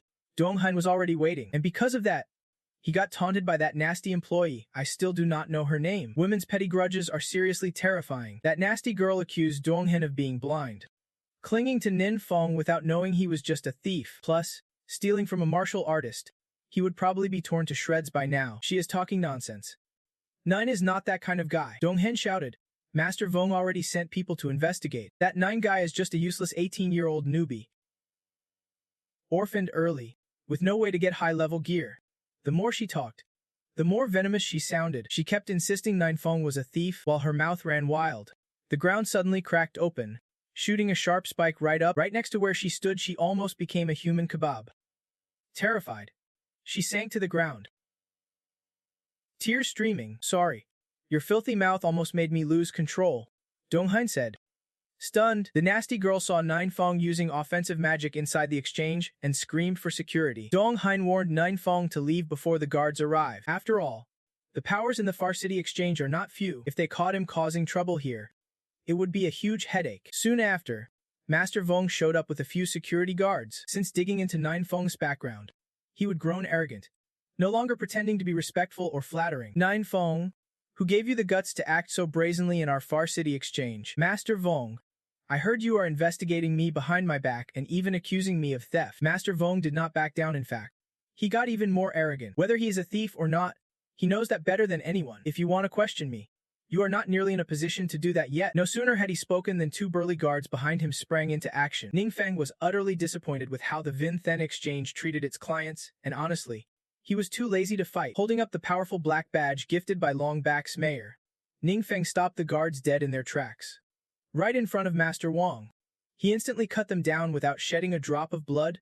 Even if blinded, anyone would recognize that supreme black badge. How could this be? It is fake. Definitely fake. That mean girl was just a shock. Ningfeng watched their reactions with pure satisfaction. Looks like the gift from Mayor They really packs some serious weight. Master Wang frantically demanded to know where Ningfeng got that badge, but Ningfeng just put on a smug face and slipped the badge inside his shirt. Didn't you already investigate me? If you are so clever, figure it out yourself. Master Wang fell silent, then pulled out his phone and tried calling. The entire Vinthen exchange was temporarily sealed off. Moments later, Mayor They Dongmin called Master Wang directly, his tone anything but polite. Someone from headquarters told me you are investigating the matter of me gifting that black badge to Mu. Ning, what is going on here? Master Wang was genuinely scared now. He hurriedly explained it was just a simple misunderstanding. Mayor They Dongmin's father was one of the founders of the exchange. He absolutely could not afford to offend him, just a little misunderstanding. I busted my ass to get Ning on board. Try offending him and see what happens. Mayor They's voice over the phone was enough to make Master Wang's knees buckle. He never imagined that Master Wang would actually mess things up with Ningfeng. You idiot! Just you wait, I am coming over right now. The call ended, and Master Wang was left despondent. He had no clue what kind of relationship Ning had with that mayor to make him this furious. Desperate, he scrambled for another way out. He called Duan to report that he would found the gear he needed. If a fourth stage powerhouse showed up to back him, even Mayor They would have to swallow his pride a little. Outside, chaos was erupting everywhere, but Ningfeng was calm as ever, sitting in the waiting area with Duong Hin. Soon after, Mayor They rushed in, Flustered, Duan was just as anxious beside him. Ning Feng was a bit surprised. Why were both of them here already? Dong Hein was equally shocked. How did her client know so many people? The moment Marithai and Duan arrived, they shot that nasty employee a death glare. She was terrified. Only someone blind would not see the murderous intent in their eyes. She turned to Master Wang for help, only to find him looking worse off than herself. Master Wang was a mess, muttering over and over, "I am done. I am really done for." Mayor Thay demanded that the two kneel down and properly apologize to Ning Feng, but Ning Feng flat out refused, convinced people like them would not change even if they said sorry. Without missing a beat, Mayor Thay ordered them to pack up and get out. Master Wang and that evil employee both turned pale with fear. Then he turned on the employee, throwing punches to vent his frustration. "It is all your fault that I am in this mess." Clearly both were at fault, yet he was beating a woman until she was bleeding. Mayor Thay could not stand it anymore and had the guards drag them both outside. Restoring peace once again, Mayor Thay subtly noticed that Ning Feng did not have a bad impression of that employee named Dong Hen. Even her goodwill toward the Yuanqing exchange had not hit rock bottom yet. "Dong Hen, this time you are even holding back some grudges. Keep working hard from now on. The exchange definitely won't treat you unfairly." Dong Hein blushed shyly, bowed her head, and told Lai Nai she would try her best. Ning Feng felt a bit embarrassed too, all because of my mess. Mayor, they had to make such a long trip. "No way. No way. Your business is my business too. Last time, if it were not for you two stepping in, Longback City would have been drowned in blood. Besides, they Dong Min just noticed Ning Feng checking out the exchange's artifact catalog. He asked if anything caught his interest. Ning Feng was genuinely looking for something called the Central Micro Poison, but both they Dong Min and Duan had never heard of it before. Seeing their confused faces, Ning Feng started feeling uneasy. He quickly made up a story that he would just glimpsed it online yesterday. But what really happened last night? That is a whole different story. Ning Feng was studying the skill book the teacher forced him to try. It is called Spirit Force Summon, a technique mages use to replenish their power during battle. As Ning Feng practiced, the system automatically upgraded the skill based on his Shadow Song power. In the end, he unlocked a new passive skill called Confluence Strike. It lets Ning Feng absorb residual middle weave poison in his Shadow Song power and convert it into his own attribute. That is why he wanted to test it today.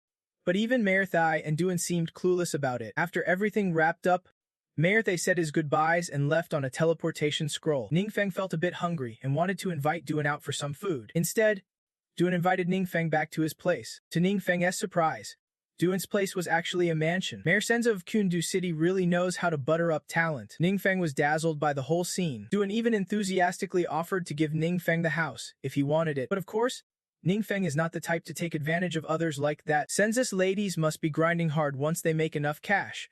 Snagging a mansion like Duan's as a neighbor is the goal. As they chatted happily, Duan's phone rang. It was the mayor's secretary, who just received word that an investigation team, sent by higher-ups, was probing some recent disappearances in the city. So they wanted to ask Duan a few questions. Duan fell silent for a few seconds, his eyes locking on Ning Feng, which left Ning Feng a bit confused. Duan's expression was because he feared the investigation might affect the boss. Thinking this, he called Len Kuk, saying they had to run it by Ning Feng first. Duan told Ning Feng everything the secretary said, sparking his curiosity and investigation team. They did not even know what kind of people they were. Better to stay cautious. Meanwhile, the plot thickens with the arrival of a mysterious man in a creepy place like Kundu City. What is the deal with this secretive boss? The investigation team the secretary mentioned includes a few psychic users, among them Talam and Kai V. They were holding a meeting led by Talam. Has anyone here actually met that mysterious boss? A rugged-faced man spoke up. He seemed to be the mysterious guy who just appeared. Talam casually replied that no one had met him yet. The rugged man pressed on, if no one's met him, then why are rumors outside saying that mysterious boss saved Kundu City? Mainly because the infiltration of the secret realm happened suddenly, and the psychics fighting it off were all wiped out. But in the end, the infiltration was forcibly stopped. The man lost patience before the lamb finished explaining. The danger level of the secret realm infiltration fluctuated wildly. He argued that without solid proof, you can just believe the rumors. But actually, both secret realm incidents left evidence, proving they were attacks by demon beasts of king level. He wondered why that mysterious boss did not show up back then. Obviously, because Ning Feng caused those two incidents himself, there was no way he would reveal himself. Talam had roughly figured this out but could not say a word. She fell silent for a few seconds, and Kai Vai looked tense too. To protect Ning Feng, Talam used her authority to alter all related news about him. So now, all the pressure landed squarely on her shoulders. This made Kai Vai feel deeply guilty. Just then, the secretary also entered the room. He announced that he had called Duan, But Duan just said he was too busy today. The rugged man huffed in frustration. The worst part is these uncontrolled freelance adventurers. They are just dogs without a guild or anything. Here is, with all the free time in the world, yet acting like he is super busy. I still do not know who this guy is, but it seems like this guy's mouth is unbeatable. Just 10 minutes, and he is one over one person after another. Yet, he is also the one taking over this investigation. So it is no surprise he is itching to get to the bottom of things. Even though it was late, the guards at the secret tomb had no choice but to welcome an uninvited guest. It was a man with a battle-worn face. The moment they saw him, they recognized he belonged to the investigation team, so they dared not block his way. The man stepped inside the tomb. Though it was his first time here, he could not hide his shock at the grave damage done to the secret tomb. Just how powerful must that demon beast be to wreck a secret tomb like this? Moreover, remnants of its cursed power lingered everywhere, pure and overwhelming. He thought that even if the mysterious boss those guys worshipped showed up, facing this demon beast would be like a tiny ant squaring off against a titan. Little did he know, the demon beast he was investigating alongside that mysterious boss was actually a person. The man sniffed the air and let out a twisted laugh. What an interesting place. He flexed his fingers, feeling the cursed power crawling across each one. Then he started laughing like a madman. No kidding. This is the aura of a king-level demon beast. The whole place felt wrapped in an unstoppable force. Everything will be mine. Haha.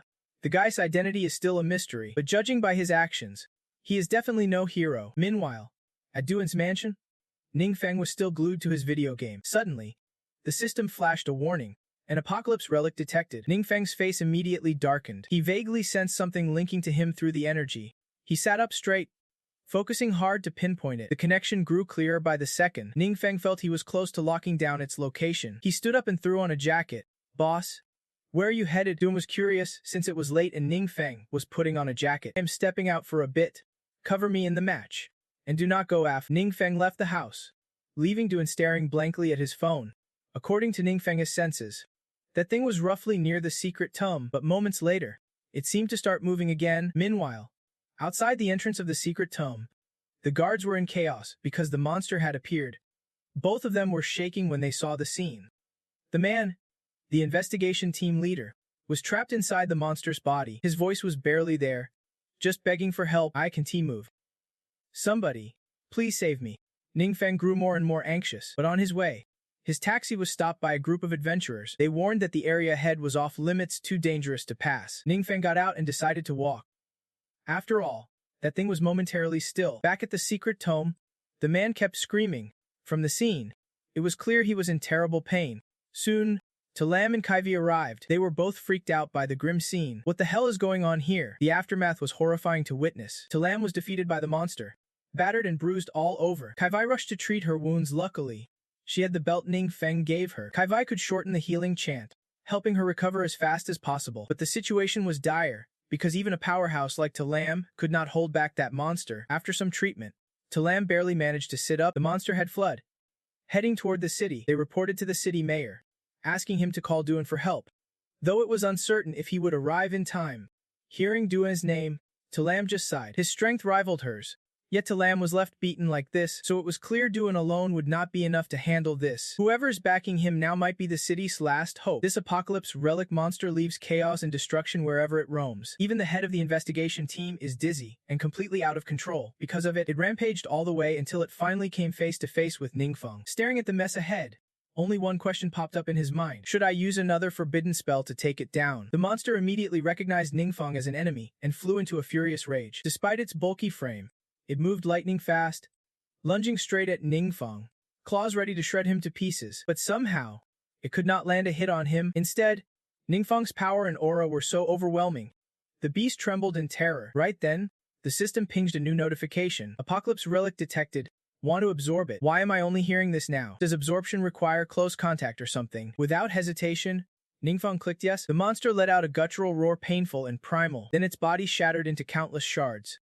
From the fragments, Ningfeng glimpsed a part of the monster's memories. The absorption process began, and when it finished, all his stats shot up by 100 points. Ningfeng's eyes practically glowed. His 3-star class attributes had never surged this high, even after stacking all his upgrades. But besides the stats, it seemed like something else got pulled in too. His mind was suddenly overwhelmed by strange images he would never seen before. Boss, what just happened here?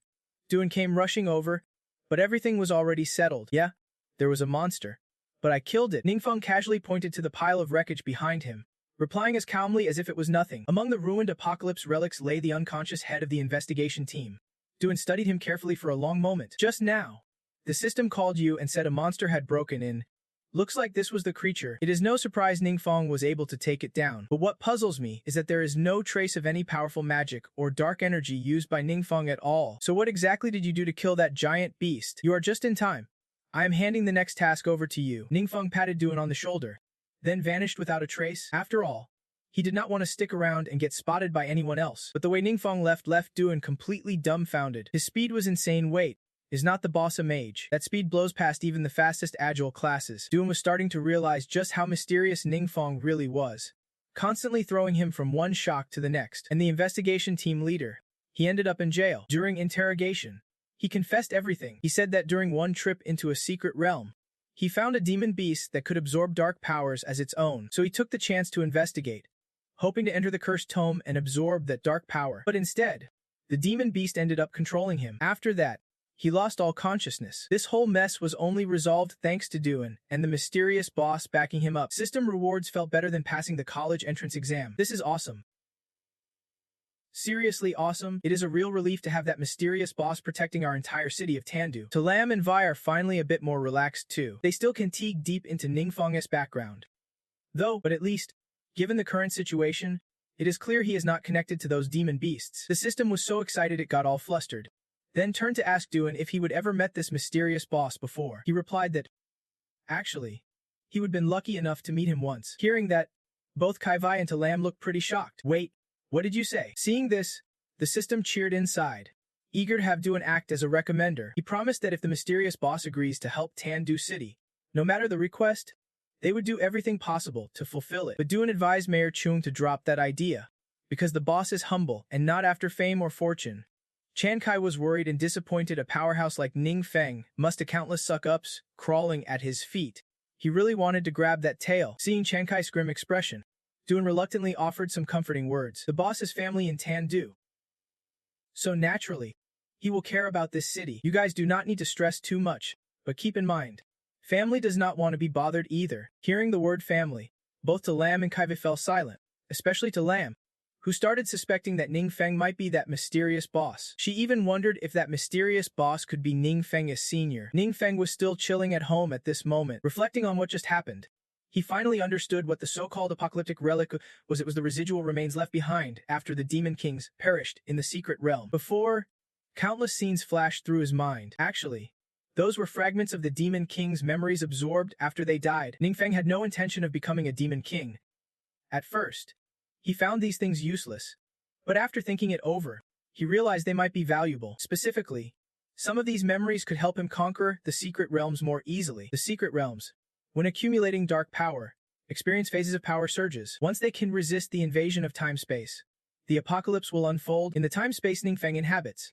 The path to enlightenment is not complete, so true powerhouses reaching the fourth transformation are extremely rare. Plus, the careers of these enlightened ones rarely reach their full potential. If this keeps up, humanity might as well start selling salt collectively. Even if Ningfeng has the strength to protect himself, he does not want to live a lonely life in a monster-infested world. Luckily, the time-space he is in is not the only one invaded by the secret realm. Some other time-spaces have already successfully pushed back the invaders. Ningfeng thought quietly, if he could gather more apocalyptic relics and pass on all the useful experiences, it could make a huge difference. But how to share it still needed careful thought. After all, these matters go way beyond humanity's current understanding, and mishandling them could lead to unpredictable consequences. Suddenly, Ningfeng's train of thought was cut off by a call from Miss Ong Dae. She cheerfully announced that she had completed her rank promotion mission and earned the Shadow Seal career. Thanks to Ningfeng's help, everything went smoothly, so Ong Du wanted to treat him to a proper meal. After stepping out of the promotion station, Ong Du's teammates were already waiting,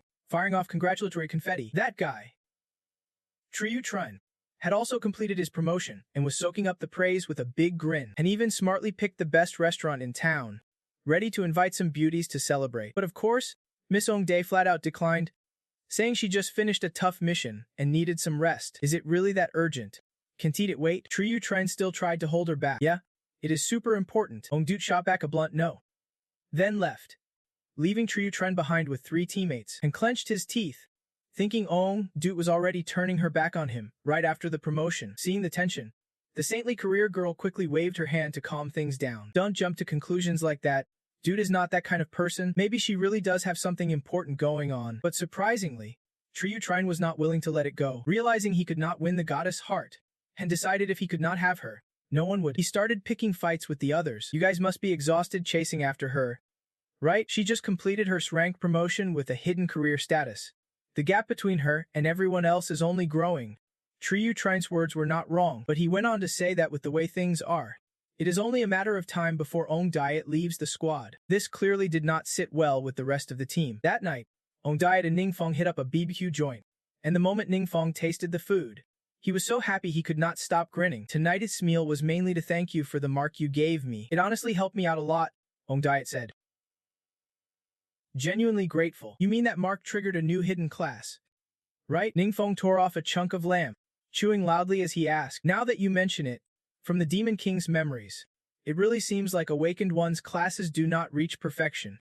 Yet Ong Diet somehow unlocked a super rare hidden class. Could those marks be some kind of leveling up method? Ong Diet nodded and asked Ningfeng to help find more marks, wanting to buy them for him and the other teammates. The thing is, Ningfeng just got lucky finding the badge earlier, but Ong Diet's earnest, trustworthy vibe moved him deeply. Anyway, I will figure out a way to find those marks. Things are dangerous now, so it would be better if you had more power to protect yourself. Once I find the right mark, I will hook you up. Who knows? You might even activate a hidden class yourself. Ong Diet's serious tone made Ningfeng chuckle a little. He joked, leveling up on your own is such a pain. Just protect me from now on. Alright, no more of that nonsense. I'm serious, Ong Diet yelled. But pushing herself too hard suddenly sent a sharp pain shooting through her right shoulder. Ningfeng stopped chewing, worried.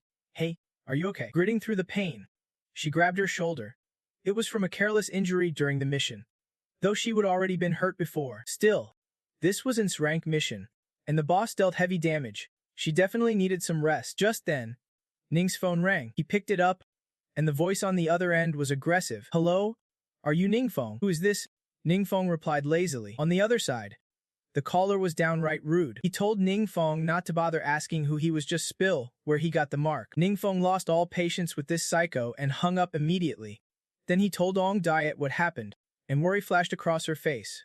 He had not told anyone else about the mark she gave him, so who leaked the info? Unlike her concern, Ningfeng did not seem that bothered and went back to chewing his lamb. But once again, his phone rang. Ningfeng answered, and the voice was even more hostile. Why'd you hang up on me? Don't want to drink the welcome shot, but ready for the penalty shot. Huh? With Ong Diet right there, Ningfeng did not want to start trouble with some random jerk. So he hung up again and set his phone to silent. They finished their meal, then each headed home. That night, when Ningfeng got home and stepped inside, he froze. His entire place had been ransacked. This scene screamed either robbery or a violent search. Sure enough, a strange blonde guy was standing right there in the house. He did not hide. He even spoke up first. Ning, you finally came back. Ningfeng immediately guessed this jerk was the one who'd been harassing him on the phone. So that welcome shot or penalty shot line was a threat after all. Who sent you here? Ningfeng asked sternly. A newly awakened punk like you dares to talk to me like that? Didn't your teacher teach you to respect the strong? No clue how strong this bastard was, but his attitude was way too cocky. Suddenly, another guy lunged at Ningfeng from behind, but there was no way his speed could match Ningfeng's blazing light technique. Ningfeng just had to smoothly lean aside to dodge the blow, then casually elbowed his opponent, knocking him out cold on the spot. The blonde dude could not help but stare in shock at the scene. Looks like Ningfeng is way tougher than the intel he got suggested. Adjusting his jacket, Ningfeng arrogantly said, I am returning this favor to you. When facing a powerhouse, you gotta show absolute respect. The blonde clenched his teeth, trying hard to suppress his panic and confusion. The info he got clearly said Ningfeng was just a 1-star mage, and the guy just knocked out was a 3-star assassin. It was already hard to believe Ningfeng had not defeated him. Sensing trouble, the blonde threw out a hidden weapon, but as Ningfeng dodged, the guy bolted like a headless chicken. Yet, as he was about to leap over the balcony, his ankle got grabbed tight. The blonde could not handle it, face smacking hard against the balcony, blood mixing with teeth and lips, a mess he desperately needed to clean up. Ningfeng ordered, You broke the railing too, so you are paying for this. The blonde and his crew had to strip down completely to cover the damage. But that was not enough. Ningfeng forced them to spill who sent them in surprise. It was none other than Tren. After learning how ruthless the mark Ningfeng left on Unkudite was, Tren had sent these two thugs to spy. Ningfeng was not surprised, in fact. He was pretty amused. If they are stubborn enough to throw the first punch, then no need to hold back from here on out. Also, Ninefeng had a forbidden spell he had not used yet. This punk was the perfect test subject. The spell was a dynamic skill Ninefeng had never tried before. It used the caster's mental power to seize control of the target's mind, turning them into a powerful clone for a short while. Before testing it on that punk they just beat, Ninefeng tried it on these two thugs first. Meanwhile, Tron was chatting quietly with his close buddy about tonight's victory party.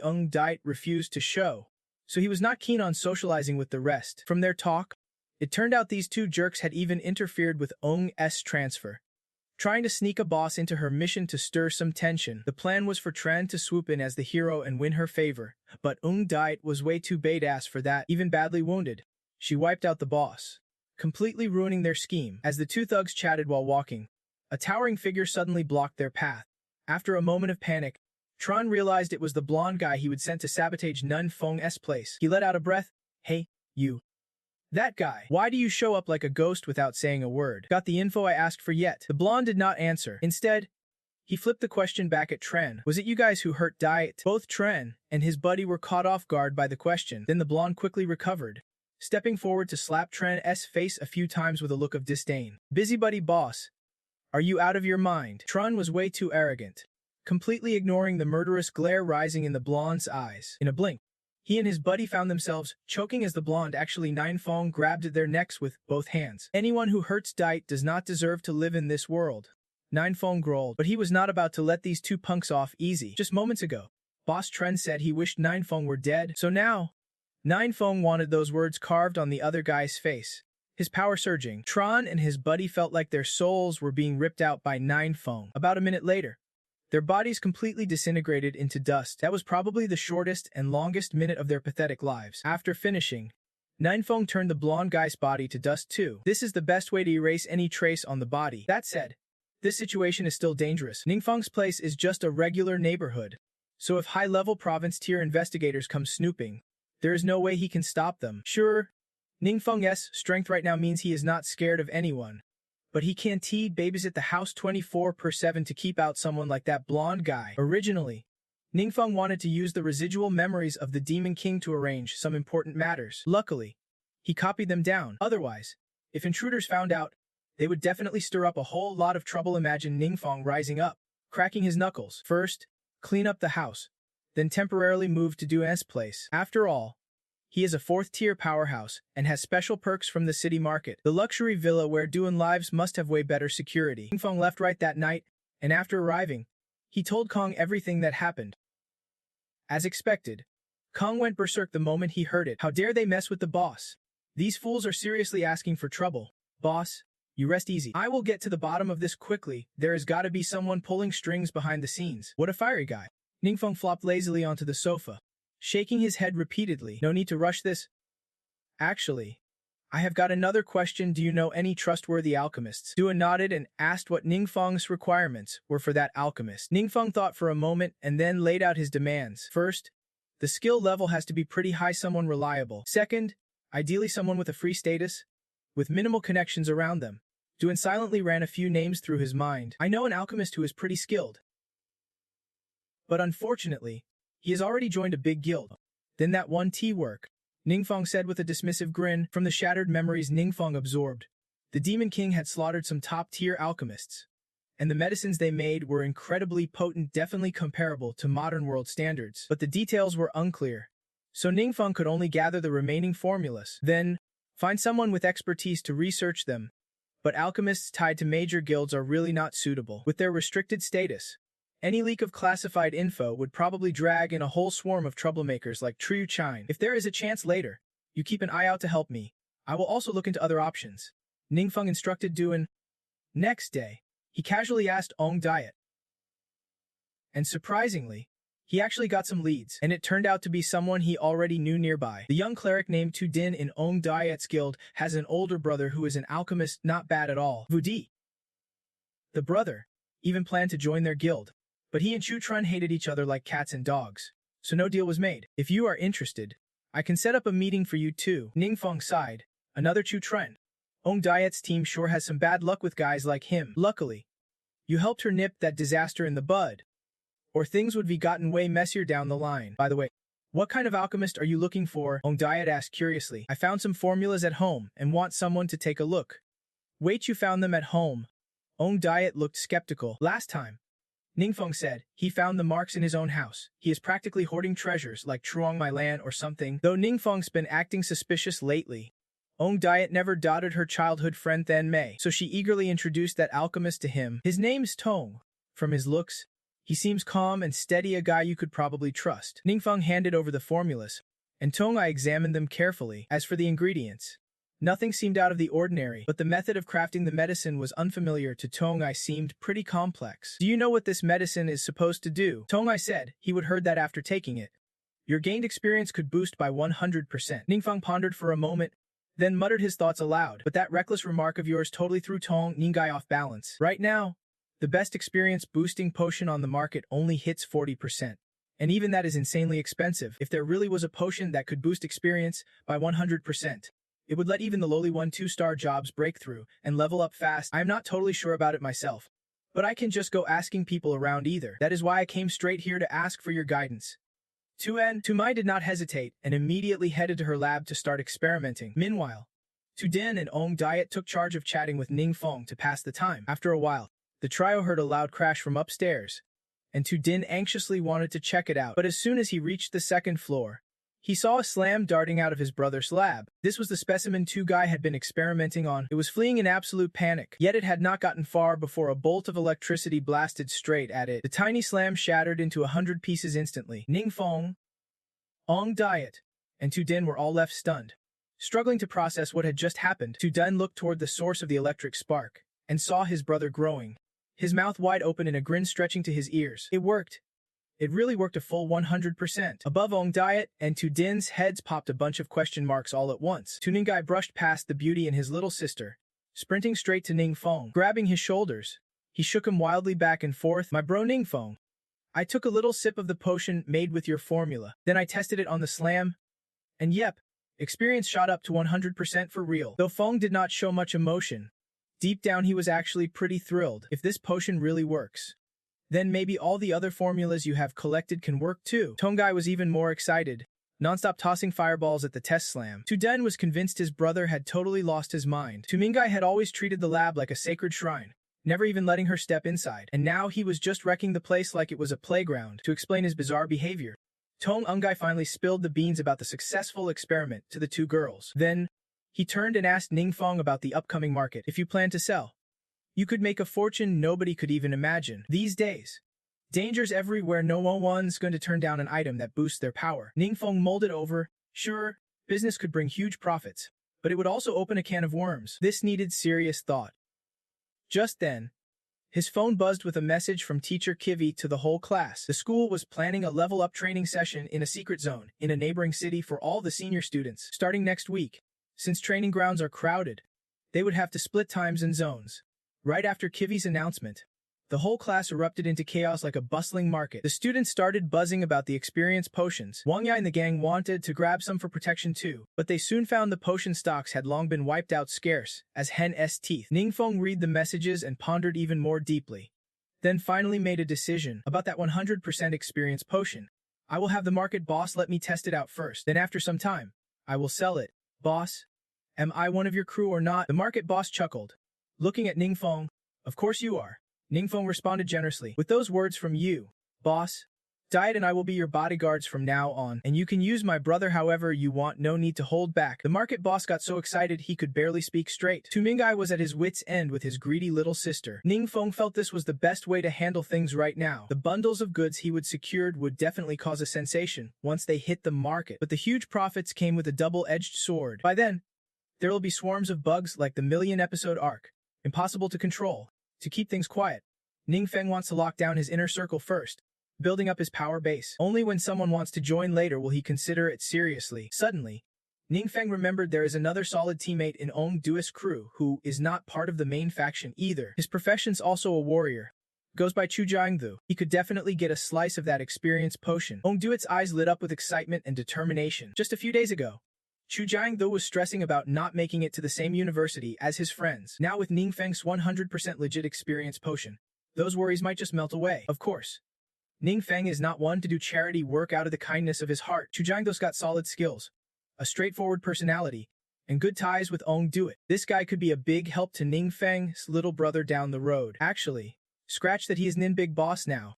Got any other players on your squad? Tong Inge, who deep been quiet till now, finally spoke up. Ning Feng instantly felt Tu Nungai was someone he could trust, so without hesitation, he handed over the formula drafts. But these recipes were way more complex than the experienced potions. They listed tons of herbs even Tu Nungai had never heard of before. Only 2 formulas were actually familiar to Tu Nungai, but at his current skill level, he still could not brew them. Ning Feng was not surprised these were otherworldly potions after all. They were still a bit beyond the reach of an awakener like him. If he could craft even a few, that'd be a win. So here's my idea. Once some experienced potions are ready, let us call Chu Jiangdu over and level up together. Ong Duet chimed in excitedly. Sounds good.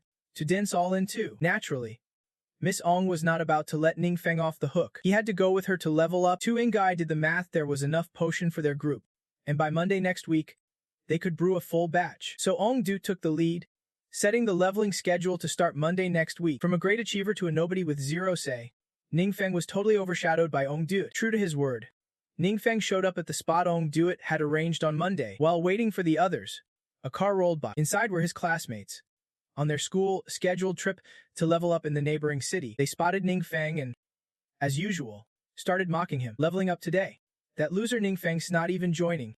What is he doing? Playing pack mule for the class or what? Even if he came, we would not need him. He is too low rank. He would probably need protecting. Not the other way around. Just do not mention that loser's name. Better to catch some extra Z's. The traffic light turns green, and the car with the students drives off again. When Kai Vai and his gang arrive, the entrance to the secret realm is already packed. Judging by this, their class will probably have to wait about 2 more hours. After all, their class was not chosen. Just getting in was a blessing. So waiting it out was part of the deal. The students, bored out of their minds, suddenly spot Ning Feng mocking and whining at the same time. He is rolling deep with Ong Duet's crew, plus Chu Trine and Han Ji's big bro perfect 5-person squad. The students instantly start roasting him.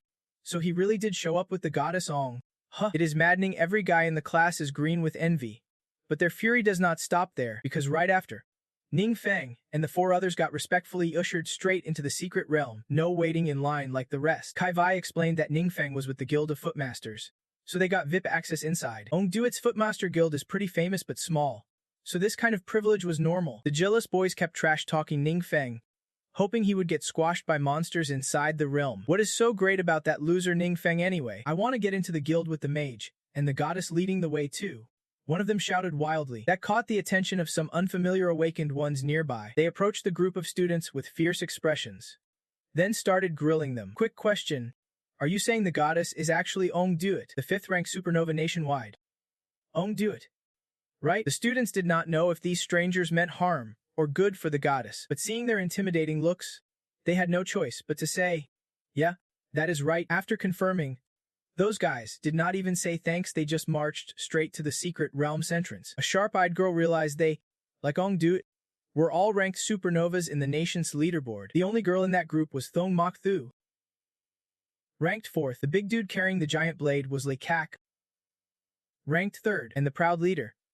Highest ranked in the group was Ko Van Chu at number 2. Once deep inside the secret realm, Ning Feng handed Chu Jiangdu a potion that boosted experience by 100%. He treated it like pure gold, could not hold back and shouted out loud, "This is legit a 100% experience boost potion." Zden had no choice but to lightly knock his head. This idiot's probably shouting so loud so everyone hears him or something. Chu Jiangdu chuckled dumbly, apologizing repeatedly for getting too hyped. Then he turned to ask Tu Ninggai, "This potion must be expensive, right?" Tu Gai shook his head. "The ingredients for this potion are not pricey at all. Plus, the crafting method is not overly complicated. That is exactly why it is even more valuable. If people could really boost experience at a reasonable cost, nobody would say no. Ning Feng would become a VIP guest at every guild out there." Chu Jiangdu slapped his chest like a warrior, vowing he would risk life and limb for Ning Feng from now on. Zden was not about to be outdone, constantly thanking and praising Ning Feng until his nose was about to burst. "We are all family here.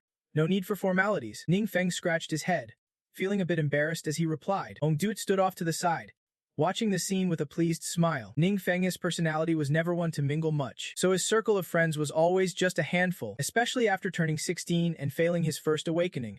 Everyone in class mocked him mercilessly. That only deepened his loneliness. shrinking his social world even further. It was rare to see Ning Feng genuinely happy and relaxed like this. Ongdu had hoped he could open up more, get back on his feet faster, but enough chit-chat for now. Ongdu took charge, laying out the battle plan for this secret realm raid. This time, they lost the route to the realm to his rival's crew, meaning no safety shield, so they had to prioritize their teammates' lives even more in combat. Ongdu told Ning Feng not to fight, to avoid drawing monster attention. After all, even if he was not a regular, in her eye, Ning Feng was still a one-star mage who was kinda useless. She would be the one to draw the monster's focus instead. Chu Jiangdu would handle defense.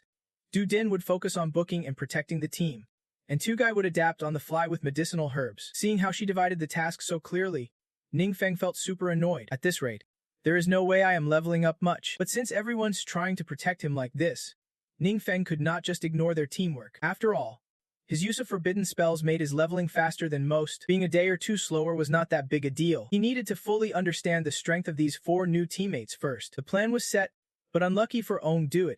She acted first. She drew her bow tight and fired a blinding golden arrow. The arrow shot straight into the nearby corpse demons, causing a massive explosion that wiped out 3 in one hit. The remaining assassins went berserk at the commotion, charging forward at lightning speed. Seizing the moment, Tudun raised his palm, activating the Thunder Roar skill to supercharge Uncle Jiangdu's power. This guy usually looks like a goof, but when it is fight time, he has got some serious skills. Empowered, Uncle Jiangdu hoisted his axe high and slammed it down with brutal force. That devastating strike sent several demons straight back to the afterlife. The other assassins, sensing trouble, began to falter. Tong Ngai was not about to let his younger brothers down either. He charged forward, hurling blazing fireballs. The assassins, waiting like sitting ducks, instantly met the same fate as those lab rats in the experiment. The surge in experience points fueled Tong Gai's ferocity even more. At this rate, unlocking new potions by Ning Feng is just around the corner. The two of them, Tudun and Uncle Jiangdu, clinked fists in celebration. With this 100% experience boost, their level-ups would come twice as fast. Finishing the second trial before the college entrance exam suddenly seemed totally doable. That meant they could step into the top-tier university together. Just as the group was enjoying themselves, a sinister laugh echoed suddenly from a nearby cave. Everyone tensed, eyes darting toward the sound. Uncle Jiangdu could not help but speak up first. Who is there? Thought it was some demon, but turns out it is just a human. Sorry, I was not planning to get involved. But honestly, the second trial's just unbearable. It was none other than Ko Van Chu and his 2 teammates. Stepping out of the cave, he immediately mocked Chu Jiangdu loudly. You guys have not even passed the second trial, but want to enter a top university. Dream on. Tudun and Chu Jiangdu quickly recognized them as top-tier newbies on the national supernova rankings. That fast? Ko Van Chu sneered, spitting out his words dripping with sarcasm. Looks like your squad's not half bad either. Chu Jiangdu ignored the taunts. What puzzled him was why Ko Van Chu and his crew were even in Tandu City. They were not locals or from nearby areas. Ongdu yet sensed trouble, stepping up to block his teammates. We are just grinding levels here. Got a problem. Ko Van Chu boldly took the lead, while Ning Feng just sighed in exasperation. He kept his cool, plainly stating his request. He wanted to invite Ongdu to join their battle squad. Hearing this, both Tudun and Chu Jiangdu gaped in shock. This Ko Van Chu had the nerve to openly try poaching their teammate right in front of them. No thanks. I have got my own squad. True to form, Miss Ong firmly declined. I know your squad has a mage ranked 14th nationally named Xiao Cheng. If he agrees, maybe you will stand a chance. Ko Van Chu was not ready to give up and barely acknowledged Xiao Cheng's presence. But out of respect for the goddess, he allowed this addition to tag along. Haven't I made myself clear? I am not joining another guild, Ongdu repeated firmly and decisively, rejecting the offer. But Ko Van Chu was not one to quit so easily. Stubborn Ongdu. He patiently stayed to explain that nationwide updates had come through recently. Due to constant changes in the secret realm and tougher monsters, the 3 top universities have raised their entry standards. This year, they are only recruiting battle squads or solo pet lovers. It sounds convenient, but spots are harder to come by. According to Ko Van Chu, if pet-loving students like them and Ongdu team up, getting accepted becomes much easier. Don't forget, you are destined to become a powerhouse, he said with a serious gaze. Then he glanced at Tudun and Chu Jiangdu with a look full of disdain that was hard to ignore. As for them, weakness was their greatest sin. Ongduit could not stand watching his friends being disrespected by a stranger like that. She reached behind her back and summoned her bow and arrow. Ko Van Chu found it hilarious, never thought this beauty could be such a klutz. But here's the thing. Ongduit's specialty was long-range archery. Even if a fight broke out here, it would be tough to beat him. Ko Van Chu's words were harsh, but he was not wrong. Seeing the tension rise, Tudun reached out and pulled Ongduit back. Let us switch spots and level up somewhere else. Do not sweat those guys. Duet's not the stubborn type. Since Tadin said so, she did not want to waste time with the Kovan Chu gang anymore. The eldest Miss Ong flicked her chin and left first, her squad trailing behind. Only Ningfeng lagged behind, dazed and confused. That Hathad Kovan Chu seemed seriously strong. You are probably wondering if eldest Miss Ong's new awakened skill could actually take him down. But just when things seemed calm, Kovan Chu was not done. Next up, Lekak stormed out and blocked Ningfeng's path. Turns out he mistook you for Chu Tren. Ningfeng denied it, but Lekak smirked, clearly annoyed. So you are a total loser then, seriously. When the other side's that ridiculous, you just want to grab yourself and storm off. Ningfeng was definitely irritated, his gaze sharp as a blade. He did not back down but sized up his opponent. You did not want to fight, but Uncle Chu's straightforward nature would not stand for his friends being insulted. He quickly stepped in front of Ningfeng, facing Lekak with a serious tone. Hey, do not get out of line. Just you alone want to challenge someone. Huh. Lekak did not respect Uncle Chu much more than Ningfeng. No sooner had he spoken than he threw a punch. A powerful blow aimed straight at Uncle Chu's gut. From a medical perspective, if you take that hit, internal injuries like a bruised liver or ruptured spleen would be expected. Luckily, Uncle Chu was quick and managed to block it only to be hit again by Lekak's other fist. This time, Uncle Chu could not react in time and took the hit. Ongdut panicked, turning around with a shout. Uncle Chu, are you okay? She wanted to rush over, but Kovan Chu blocked her path. These guys clearly could not finish their meal, so now they want to wreck the table. Get lost. Eldest Miss Ong was genuinely pissed, her aura flaring as she spoke up. Those two words hit Kovan Chu's pride like a bomb. This guy had some serious nerve. It is easy to look down on others until someone tells you to scram, then suddenly you are all hurt feelings. Meanwhile, Uncle Chu grimaced through the pain, signaling to Ongdut that he was fine and they should not provoke more trouble. But honestly, he was far from okay. Uncle Chu felt like a few ribs had been cracked. That guy hit him on purpose. Despite the pain, Uncle Chu refused to hurt Ningfeng in retaliation, because in his eyes, Ningfeng was a teammate he would die for. Ningfeng, back off a little. Uncle Chu shouted loudly. He was ready to throw down with Lekak today. Lekak looked down from above, flashing a thumbs down at Uncle Chu, then sneered, adding, loser. Uncle Chu was truly provoked. He gathered his strength in his right hand and charged to strike back, only to have the opponent's fist suddenly launch. Uncle Chu was already moving fast and could not stop in time. Two opposing forces collided, so it is no surprise if Uncle Chu ended up with broken bones and a busted face. And just like that, more cash down the drain at orthopedics. Tadun and Ongdut quickly drew their weapons, but the one who saved Uncle Chu was not either of them. In this critical moment, a hand shot out to softly block Lekak's punch, and the one who stopped him was none other than Ningfeng. Ningfeng effortlessly blocking Lekak's punch, both their teams wide-eyed and stunned. Back to the man himself. Laof was now completely unable to control his own punch, seeing his attack neutralized by someone he would called useless just 3 seconds ago. Lekak was utterly baffled. This kid's gear looks basic, nothing special, so how the hell does he pack such a terrifying punch? Lost in thought, Feng swiftly grabbed Lekak's wrist, stopping the attack mid-air. Then with a flick of his arm, he threw like a ragdoll straight into a nearby boulder. Covered in bruises and dirt, Lekak lay unconscious, trapped under rubble. Ningfeng shot him a mocking glance before tossing back the insult he would heard earlier. Useless. Siku Vanchu panicked seeing her teammate get wrecked like that, and started to rush forward. Meanwhile, behind her, Ongdut raised her weapon. This girl was not one to mess with. She did not just shoot anywhere, but targeted the enemy's rear with deadly precision. Siku Van Chu looked like she had been slapped, so stunned she could not even control her expression. From behind, Tazine watched Ongdut with a smirk, barely containing his laughter. Theviam Dixie Thu saw her boss hurting so bad he looked ready to cry and went pale. Both Si Van Chu and Lahoff were elites on the super rookie leaderboard. Yet here was this soldier, getting taken down barehanded by a mage, and their frontline tank was getting sniped in the back by a distant archer. This scene was a total disaster. Thetan V. Masi Thu could not believe her eyes. I just wanted a quiet life, but you guys are forcing me to show my cards. What a headache, Ningfeng said lazily. Then he turned to Di Zian, who was still chuckling at Si Van and Chu, completely forgetting to heal their teammate. Tizin, hurry up and heal Ziathi. After Ningfeng's reminder, Tazime snapped back to his duties. Ziathi immediately received the healing. Ningfeng asked Ziathi what to do with the other 3 troublemakers. To everyone's surprise, Ziathi replied respectfully, tinged with a hint of fear. I really do not know. It is all up to your orders. That one word felt as heavy as Tata Ningfeng. Their sudden reverence was hard to ignore, but honestly, it made sense. This general dropped the top 3 super rookies with just one move. Anyone would not be scared when it came to dealing with the others. Ninfeng hatched a sly plan. He called Chu Jiang the over to strip the others as compensation for his own injuries. Chu Jiang the already saw Ninfeng as the boss. When Ninfeng gave the order, he did not dare hesitate, just nodded in agreement. On the other side, Siku Van and Chu freaked out at the thought of being stripped. Hey, this is robbery.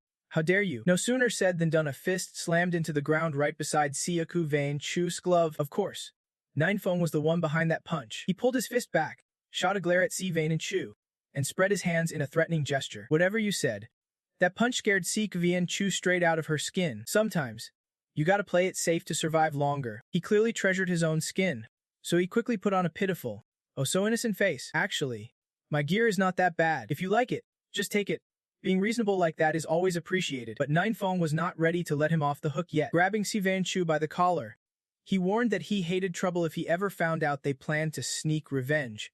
There'd be no mercy. Si Van Chu stammered, promising they would never do such a thing. Boss, we have been blind not seeing how powerful you are. We definitely won't mess up again. The diplomatic and only uninjured member left, also spoke up. She voluntarily handed over all her gear to Ninfeng. Seeing her so cooperative, Ninfeng did not hesitate to praise her. Who would have thought that Thu Thong Mok would blush just from that teasing comment? Guess she has already fallen for Ningfeng's cool vibe. Meanwhile, Ningfeng could not care less about her. After grabbing all the gear from the method, he happily rejoined his squad. As they moved forward to train after leaving the Kovan Chu group, Ongdut finally let out a sigh. At first, she wanted to lead Ningfeng to level up and protect him like a mother hen, but she had not expected him to be this badass.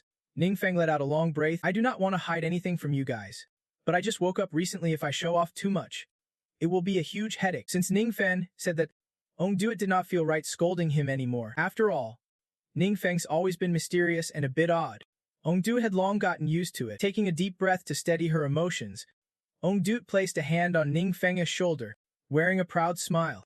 No matter what, I am genuinely happy and proud of you. Hearing that from Ongdut, Ningfeng felt his spirits lift like never before. Chu Jiangdu and Tu Din also arrived, cheerful and full of energy. Once they learned the truth about Ningfeng, their curiosity piqued. They wanted to know his future plans, like which university he would attend or which guild he would join. But Ningfeng had not even thought that far yet. Both universities and guilds have strict management. One slip up and all his secrets would be exposed immediately. For him, those places were not even necessary to join right now. The priority was to dive deeper into the secret realm and keep leveling up. Now that his strength was out in the open, Ningfeng felt a bit more at ease. He did not have to stress about hiding anymore, and could confidently take the lead in battles, though he still could not use forbidden spells in front of everyone. But with his added attributes, passive skills, and equipped magical gear, that was more than enough. 5 days of grinding later, Ningfeng finally returned home, where Duan had been anxiously waiting for him. After all the hard work these days, Ningfeng's level only ticked up by 1. Without the level-boosting potion,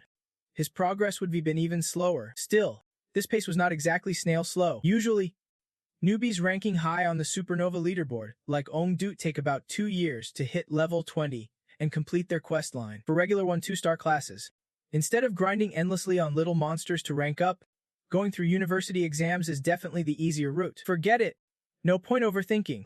Ningfeng stretched lazily. In the next few days, he planned to chill at home and relax as much as possible, because if getting stronger means stressing out like everyone else, then what is the point of power? So after that, Ningfeng either played games with Duan or kicked back reading comics at home, or they would invite Duan over for some house BBQ sessions. But fate was not exactly on his side for a laid-back life. Like today, just as they were chowing down on Biku, Dong Hein called. She enthusiastically informed him about an upcoming auction with some seriously good loot. Master Dong, who replaced the old Wang, personally invited Ningfeng to attend. Ningfeng did not have plans, so he agreed to drop by. Little did he know, he was already a VIP guest. If he wanted to buy something, Dong Hun and Master Dong would come straight to his place to serve him. This kind of treatment was pretty sweet. Feng could keep being lazy at home. Not long after, Dong Jiate arrived with Dong Hun at Duan's mansion. Ningfeng showed respect to Master Dong. After all, the man was older, but Duong Jiate treated him with utmost courtesy. That is because before coming, Mayor they specifically told him to take great care of this young man. Even if the whole event revolved solely around Ningfeng, it was no problem at all. Dong Jiate had no clue how big Ningfeng's background was to deserve such VIP treatment, but if Mayor they personally gave the order, no one would dare to go against it. Dong Hin quickly brought the auction item list over for Ningfeng to check out. Ningfeng scanned through countless items, but nothing caught his eye. While Jit was still worried he might have offended the young master, Ningfeng's expression suddenly shifted. Zhang Jie leaned in, curious, and could not help but praise. You have got a sharp eye, sir. You definitely picked the right one. What Ningfeng was looking at was the newest experience-boosting drug on the market. The kicker.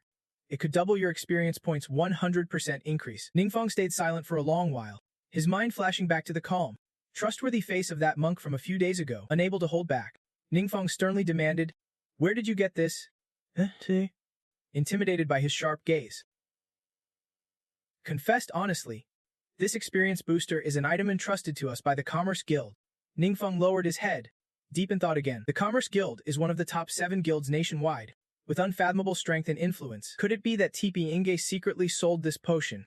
Or maybe they would already interfered with him somehow. Hearing this, Ningfeng's guard went up a notch. Ningfeng turned back to Dip GT and asked, seeing Ningfeng so serious.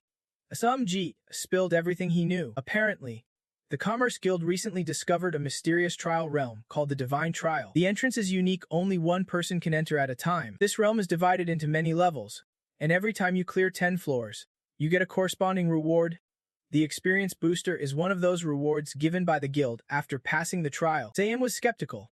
This was the first time he would heard of this kind of secret realm. Is this some kind of mutant secret realm or what? It is just that per the owner's request, anyone starting secret realm cultivation has to register, and all that basic info can be verified on a specialized website. Hearing Duan say that, Ningfeng raised his guard a notch. As long as it is not some issue from the tower wall, that is good. As for the goddess secret realm trial, he was pretty interested too. Sounds like it is damn powerful. No sooner had he thought that, the system pinged a new mission notification.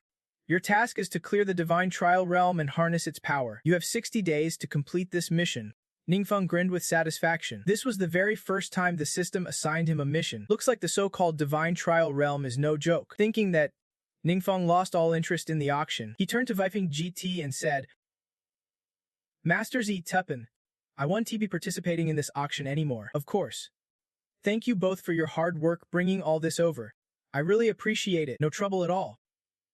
No trouble. If Nen Senior ever needs anything, just hit me up anytime. Seeing Ningfeng's good attitude, Fan Ji finally felt some weight lift off his chest. That experience booster was considered one of the top-tier treasures in the auction, with every guild eyeing it greedily. But Ningfeng's blunt questions and cool attitude caught Tevin Jit Ti off guard, making him almost lose his cool. Am was not sulking either. He wanted to dig up intel on this secret realm himself, but Ningfeng wanted to eavesdrop, so he sent Epidu Jit Ti and Deng Hen off first. Once they left, Ayan sat down in front of his laptop, ready to log into the specialized website which required special permissions to access. Luckily, he had the exclusive rights personally certified by the mayor. Logging in was a breeze, and Ningfeng moved closer for a better look. The image of the secret realm looked like a towering spire. Zayan read further and found the Commerce Guild had registered exclusive management rights. In other words, the government granted them sole authority to control the realm.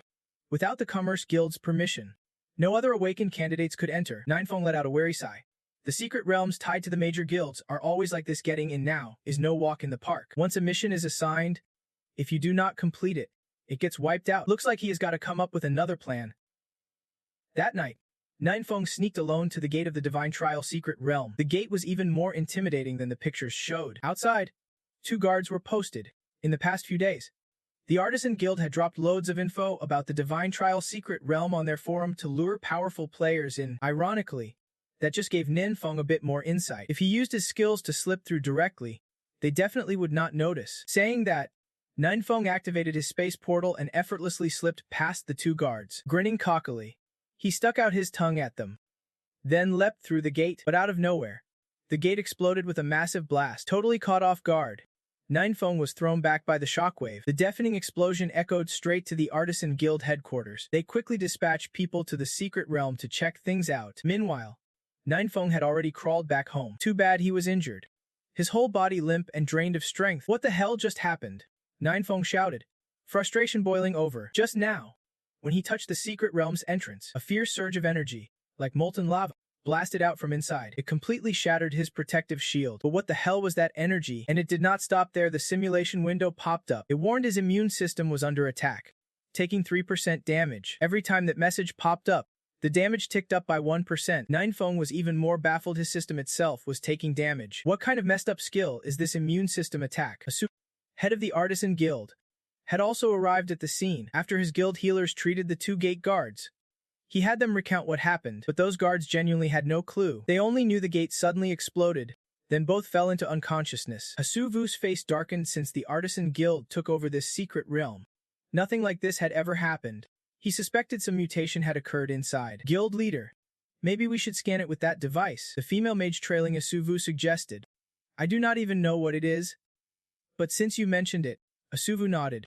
She raised her staff and formed a complex magic array. Turns out, the Divine Trial Secret Realm was born with a unique magic array. It could record everything around it, and even replay time to conduct immune system scans, basically, like a high-tech security camera, constantly shifting through a time magic loop. But what Asuvu and the mage saw next blew their minds. From inside the array stepped out a pitch-black humanoid figure. Then a towering man followed, his voice booming. I am the god of courage. How dare you trespass in my domain? The man radiated the brilliant light of the sun, his voice filled with authority, clearly a divine being. Then, channeling his power, the god unleashed a devastating strike at the shadowy figure. But sadly, the blow hit its mark but did not land fully. Hasuvu watched the time magic replay so vividly he felt suffocated by the god's overwhelming power. Damn it! Ho's running again. We have to track him down fast. We can't let him destroy this world anymore. The man kept muttering to himself after his failed attack. Hasuvu was utterly confused. Destroy the world. What the hell is going on? This is way out of his control. Hasuvu decided to urgently report the incident to the other guild leaders of the 7 great guilds. The host of this emergency meeting is Guild Master Liu and Chan from the iView Guild. Liu and Chan believes, based on the footage delivered by Master Hasuvu, that the existence of the Divine Spirit has been officially confirmed, although the identity of the Divine Spirit remains unclear. Judging by the forbidden level magic it unleashed, it is definitely on the legendary tier.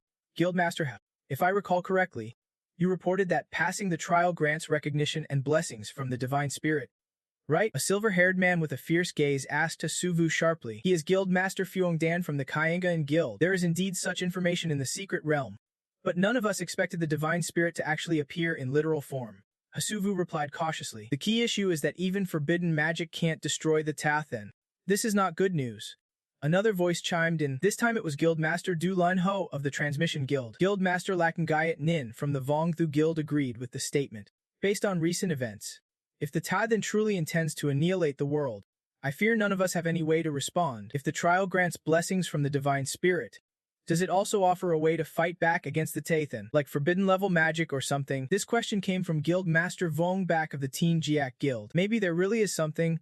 It is worth a shot. The last to speak was Trung Viem Shine, Guildmaster of the XCDM Guild. Everyone threw in their 2 cents, and the meeting quickly grew intense. Hasuvu was deep in thought. I could see that the guild leaders were all fixated on the Divine Spirit's secret trial realm. It seemed like they were all scrambling to seize the opportunity. Well then, had decided he would take this chance to lift the blockade. With that in mind, Hasuvu boldly declared, if any of you want to take the trial, I won't stand in your way. But I must warn you, the monsters inside the Divine Spirit's trial realm are insanely powerful. With our current strength, there is simply no way to get through it. Everyone else understood what it meant. The Divine Spirit's final blessing. They were not even close to being worthy of it. Lu and Chan stroked his long mustache and looked over to the other side, then uttered a name that had not been mentioned all meeting long. Law Feng. What is your take on this situation? My take? Of course I have ideas. Aren't we all pretty damn capable, too? Don't he get mad? Isn't this why we called you back? Because things have gotten serious. Lu and Chan sensed clear irritation from Law Feng, so he quickly said, calm down. But surprisingly, this only made Law Feng twice as angry. From your perspective, besides guarding against fake mutants like us, what else is there that is more important? Law Feng sneered. At that moment, his face became visible. It was actually a blazing skull on fire. Law Feng was furious because just days ago, his disciple reported strange happenings in Tandu City. The guild masters not only dismissed the warning but formed their own investigation team. In the end, the investigation yielded nothing and instead unleashed a disaster. If not for the intervention of an ancient great god, the city would have been wiped off the map. By the way, this Law Feng is Feng Yinga, the former head of the Shadow Organization and an elder to Talam and Luan Chan. Most of the younger guild masters here met Feng Yinga for the first time today. They had only heard legends that he paid a heavy price for using shadow forces, and eventually could not handle it, forcing his resignation. No one expected him to show up at this secret meeting today. Luan, thick-skinned, ignored Feng Yinga's fury. In this urgent situation, he still wanted to borrow the Shadow Organization's power. Law Feng, can you use your contacts to send the footage captured by the Merchant Guild to the great ancient god of Tandu City for review? If the mysterious elder's true power is anything to go by, He might just know a thing or two. Feng Gak found it absolutely ridiculous. Only now did these greedy folks remember him and his disciple. Feng Gak was about to retort sharply, but Liu and Chan cut him off with a promise to highlight his disciples' achievements. Plus he threw in 2 bottles of fine wine for good measure. Only then did Feng Gak simmer down, the fiery rage on his face fading away. Soon, his expression returned to its usual calm. Feng Gak agreed to Liu and Chan's deal, unaware that the mysterious elder they were seeking help from was the very person who infiltrated the secret realm last night. The next morning, Ningfeng was still lazily sprawled out at home. He just received a new mission titled No Big Deal. Just a minor incident. This time, it was a level 2 task, complete system restoration. The deadline was tight, only 60 minutes. Before he could finish the last mission, a new one landed. Ningfeng felt cornered, still shaken from last night's chaos. Yet, he had no clue where he would messed up or how to fix it. Just as he stepped downstairs, Ningfeng spotted visitors Feng Gak and his disciple. Talam. Ningfeng recognized Talam, but the elderly gentleman was a stranger. Duan quickly jumped in to introduce them. This is my former supervisor, and the current director of the Adventurer Management Bureau Mu, Feng Niangik, and this is his disciple, Talam, who is also in charge of me here in this city. They are here seeking help from the legendary mysterious elder. Hearing the name Feng Niangik, Ningfeng was stunned, jaw-dropping. Feng Niangik, you are the Red Flame Reaper.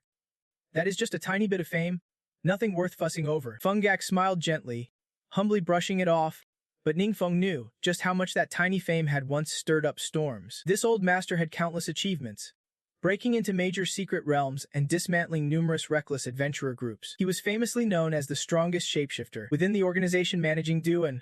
Nearly everyone's identity was top secret, but old Master Feng was the exception. His very existence was a form of intimidation. When it came to idols among the younger generation, Feng Yinjak had never dropped out of the top 3. Anyone lucky enough to meet and chat with him could boast about it for the rest of their life. You are Ningfeng, right?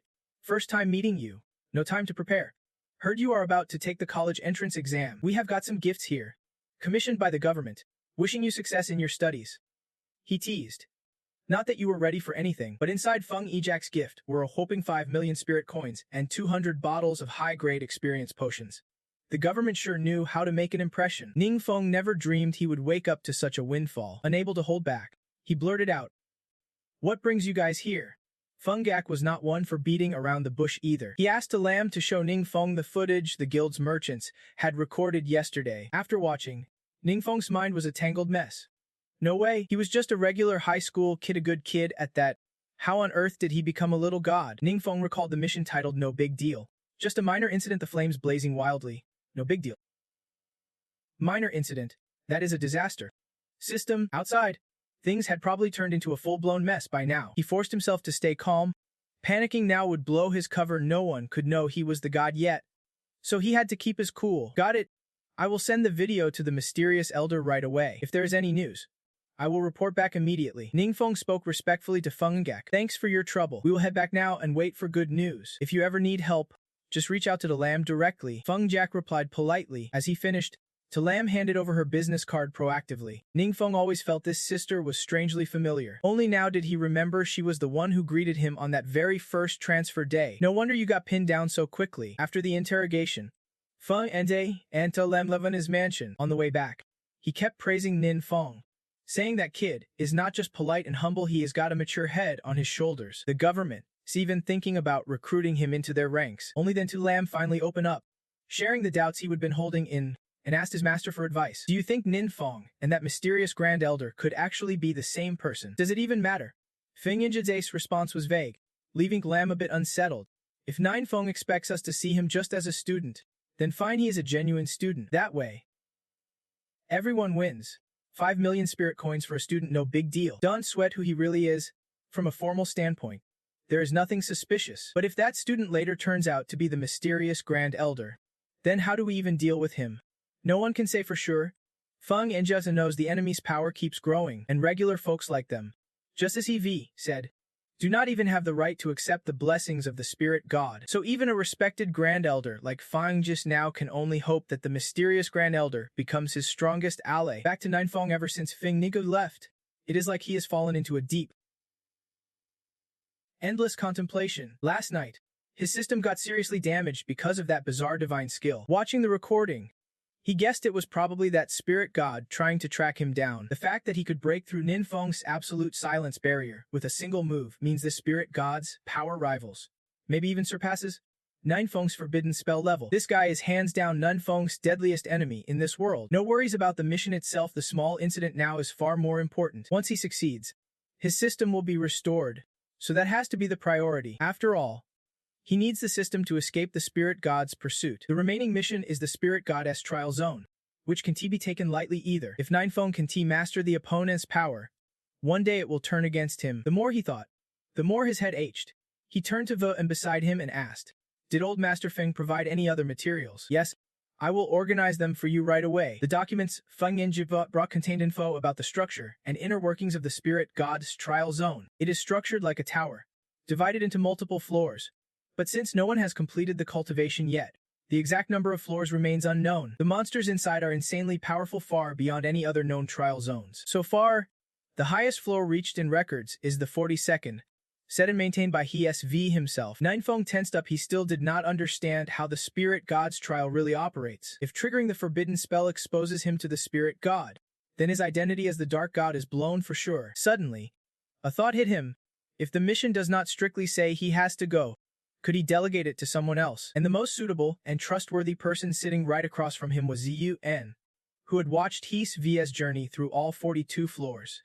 Ninfeng asked how confident he was about reaching the upper floors on his own, and thought it over, then honestly said, around floor 35. Probably.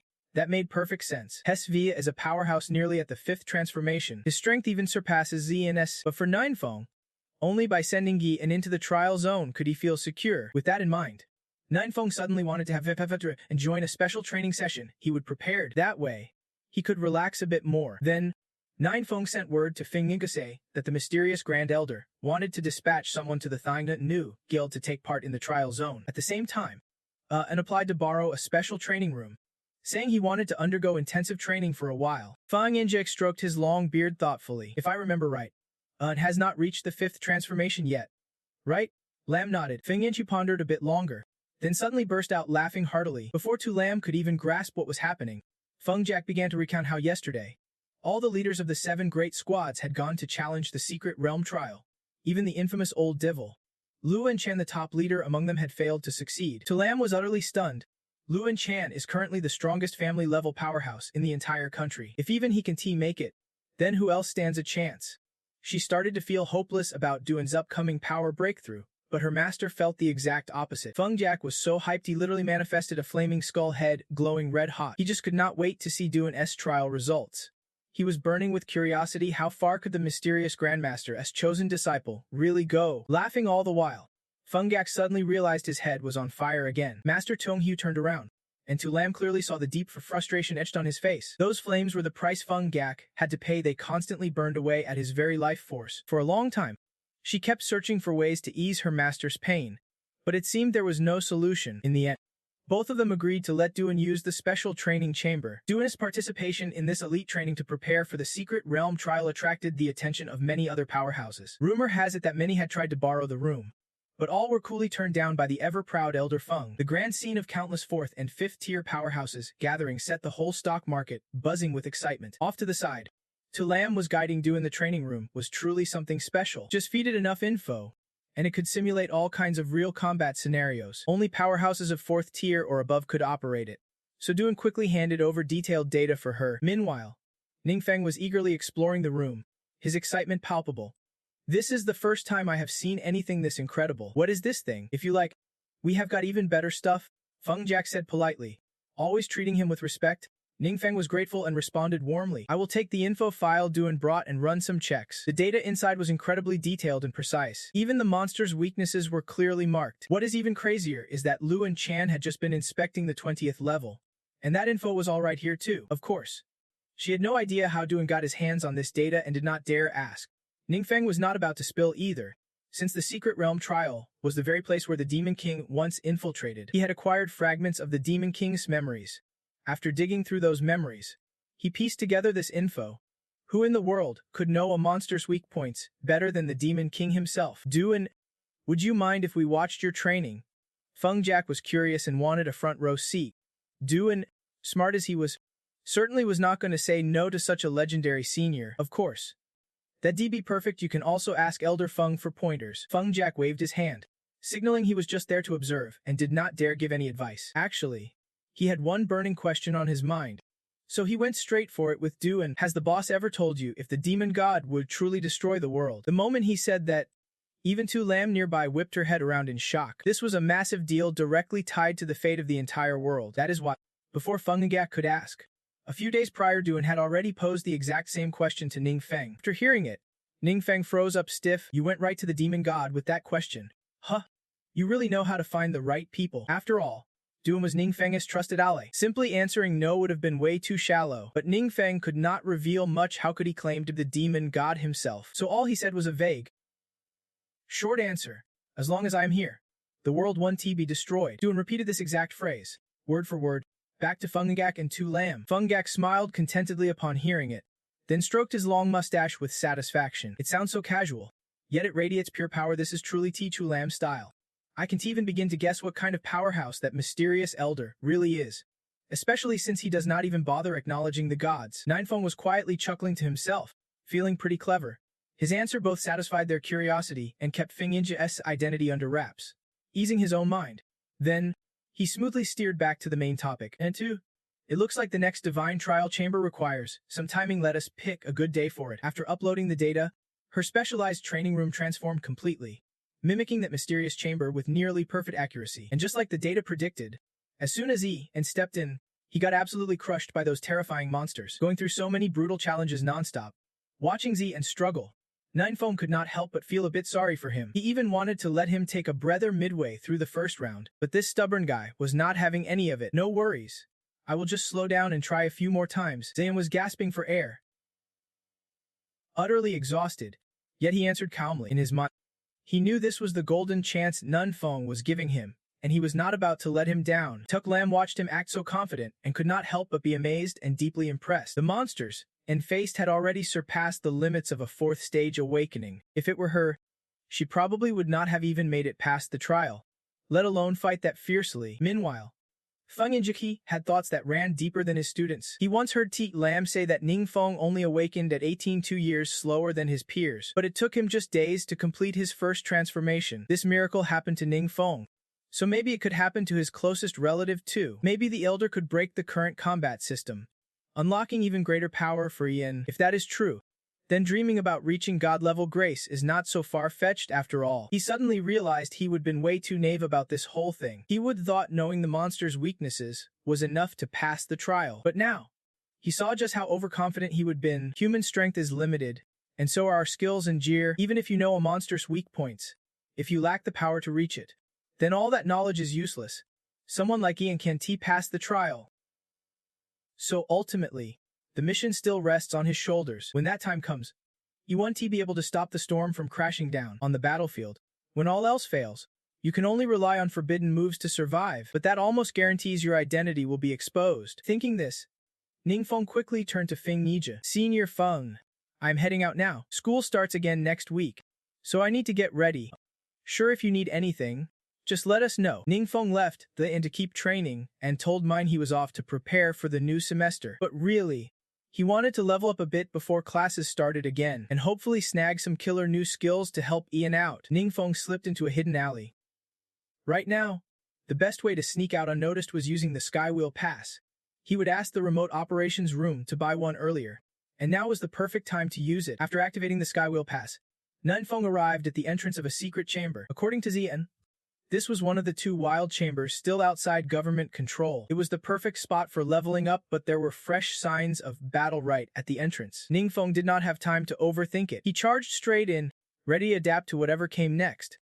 Inside this wild chamber, a massacre was unfolding. A group of strange mutants were brutally slaughtering awakened beings. When Ningfeng arrived, they vaguely noticed the glow from his Skywheel Pass, but instead of fear, they seemed thrilled like fresh prey had just arrived. The more they come, the more sacrifices are offered to the Great Demon Lord. Thanks to the Great Demon Lord's blessings, enough energy has been gathered. The white-masked leader burst into a triumphant laugh.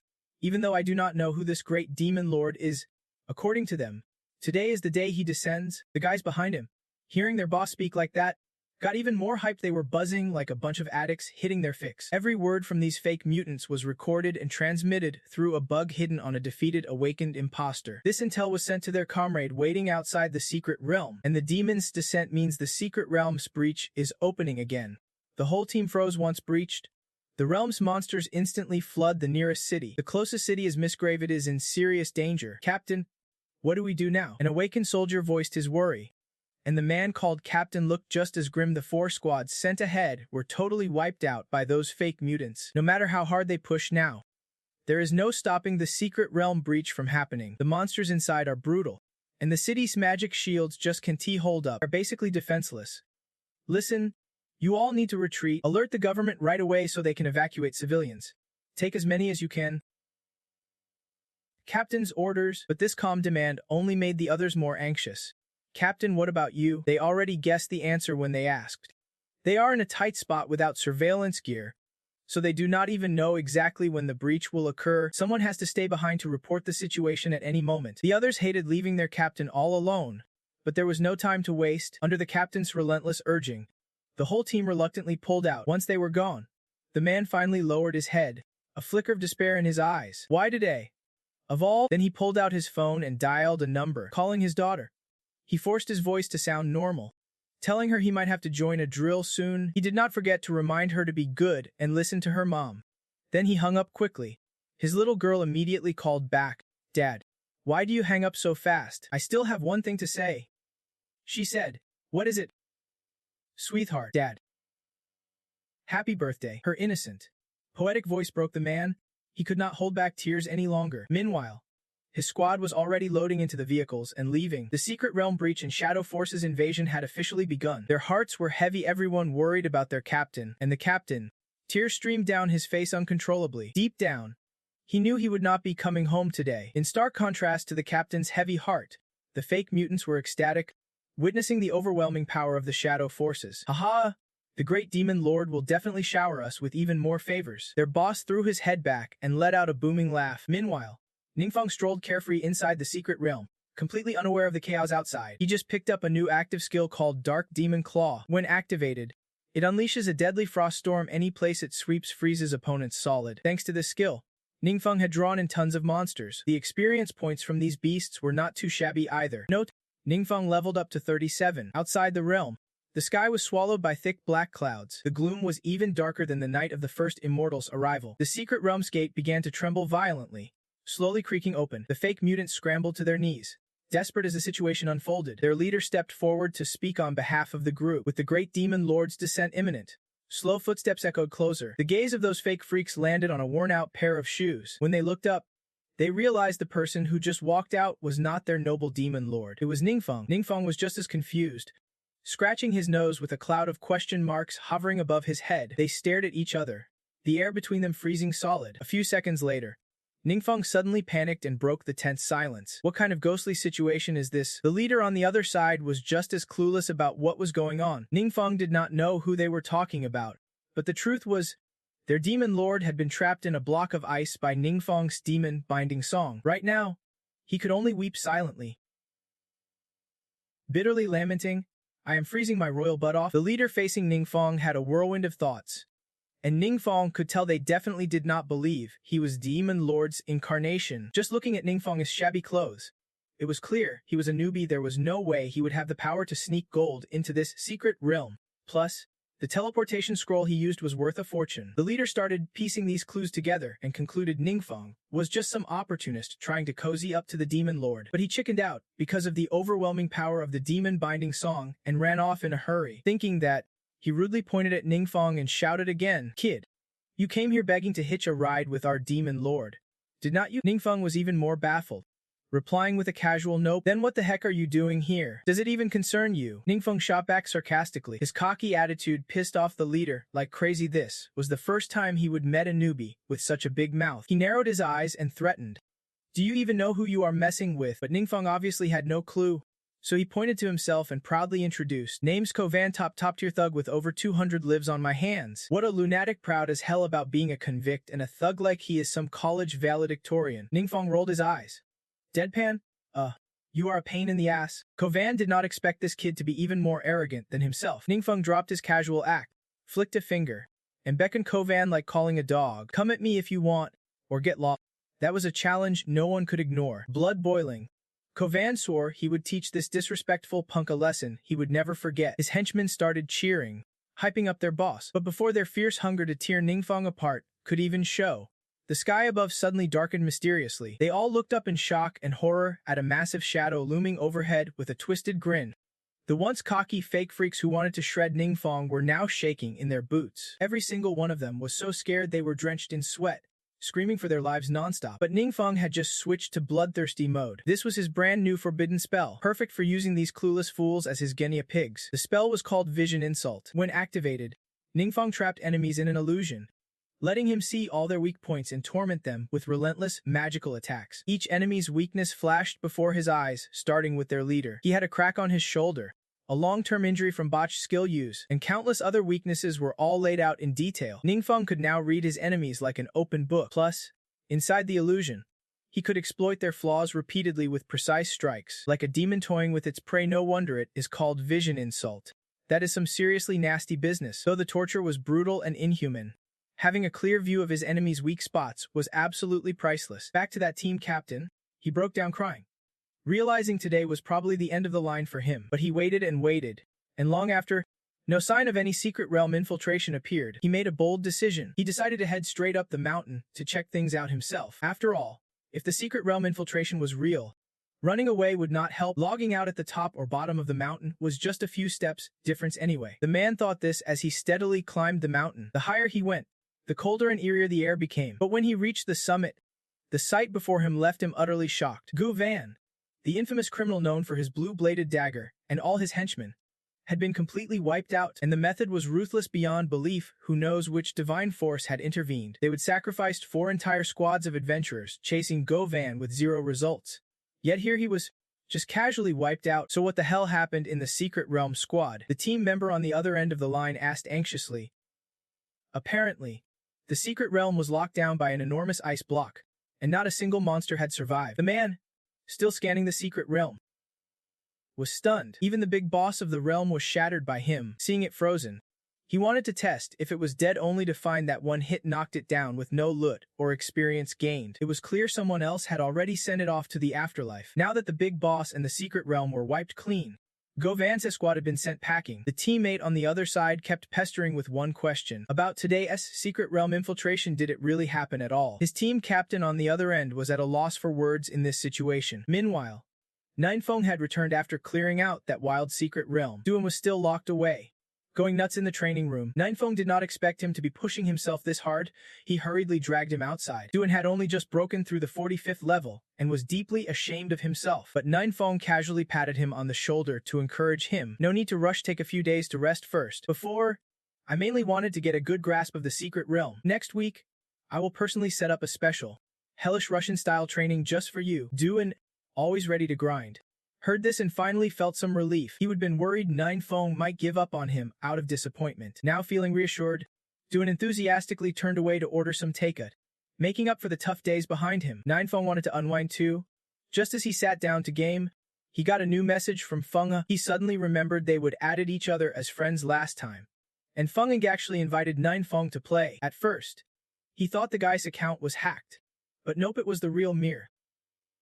Feng himself. After a few rounds playing together, Ningfeng realized Feng Yijak's gaming skills crushed most young players out there. Feng Gak even proudly bragged about having a grandson Ningfeng's age. His gaming skills came from grinding all night long with the kid back in the day. Seeing this, Ningfeng sent a voice message saying once the college entrance exams are over, he would invite both of them to form a trio team. Feng Gak happily agreed right away. Turning off his phone, Ningfeng was in high spirits. Feng Yinjak was legit a powerhouse with high status in the government. Building a good relationship with him would make Ningfeng's path a whole lot easier down the road. Suddenly, Feng Gak remembered and sent another voice message.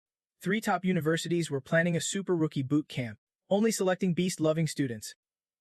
Eventually, they would scout and handpick students for direct admission, even showering them with rich resources and training. Feng Gak still had 2 spots reserved for Ningfeng, who paused silently for a few seconds. Back then, right after getting it, he did not even consider going to college anymore. But with how things are now, he is probably going to have to face a seriously tough enemy in Min Then. Right now, Ninefeng has zero combat experience. He just fights relying on cursed spells and instincts. If he actually goes head-to-head with Min Then, he is going to get wrecked. No doubt. He changed his mind and agreed with Feng Yingus. Alright, I will keep both of my powers for you. If you have got a close friend, you can invite them to sign up together. Got it? Thanks. Senior Feng. Feng Yinji put away his phone, stared at a photo of his nephew as a kid, and muttered to himself, "You two look pretty alike. Who knows? Maybe you will even become friends." Not long after, Ninefeng returned to school, where every corner was buzzing with students burying their heads in gossip, all because the college entrance exams were looming. Forget top-tier universities, the regular ones have already raised their admission standards sky high. Rumor has it that even qualified college students are getting their graduations delayed, or even drafted into untrained combat duty. Bottom line, a 3-star awakened power is not much different from a 1-star anymore. Unless you are as insanely talented as Ung Dai to get into a top university, you are just average. This drove the 3-star awakened guys in class nuts. They were itching to take down Ninefeng, the so-called 1-star waste. Just then, the school announcement echoed, and Kavai walked in, leading a new student. The surprise.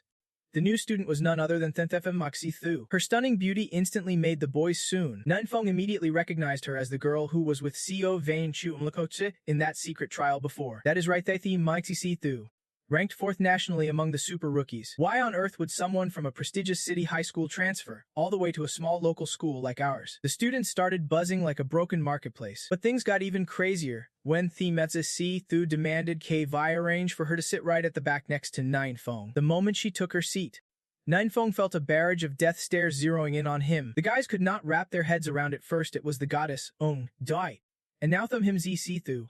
Why are these queens falling for a loser like Ninefeng? Well, obviously they do not get it. This dude's got mad charm.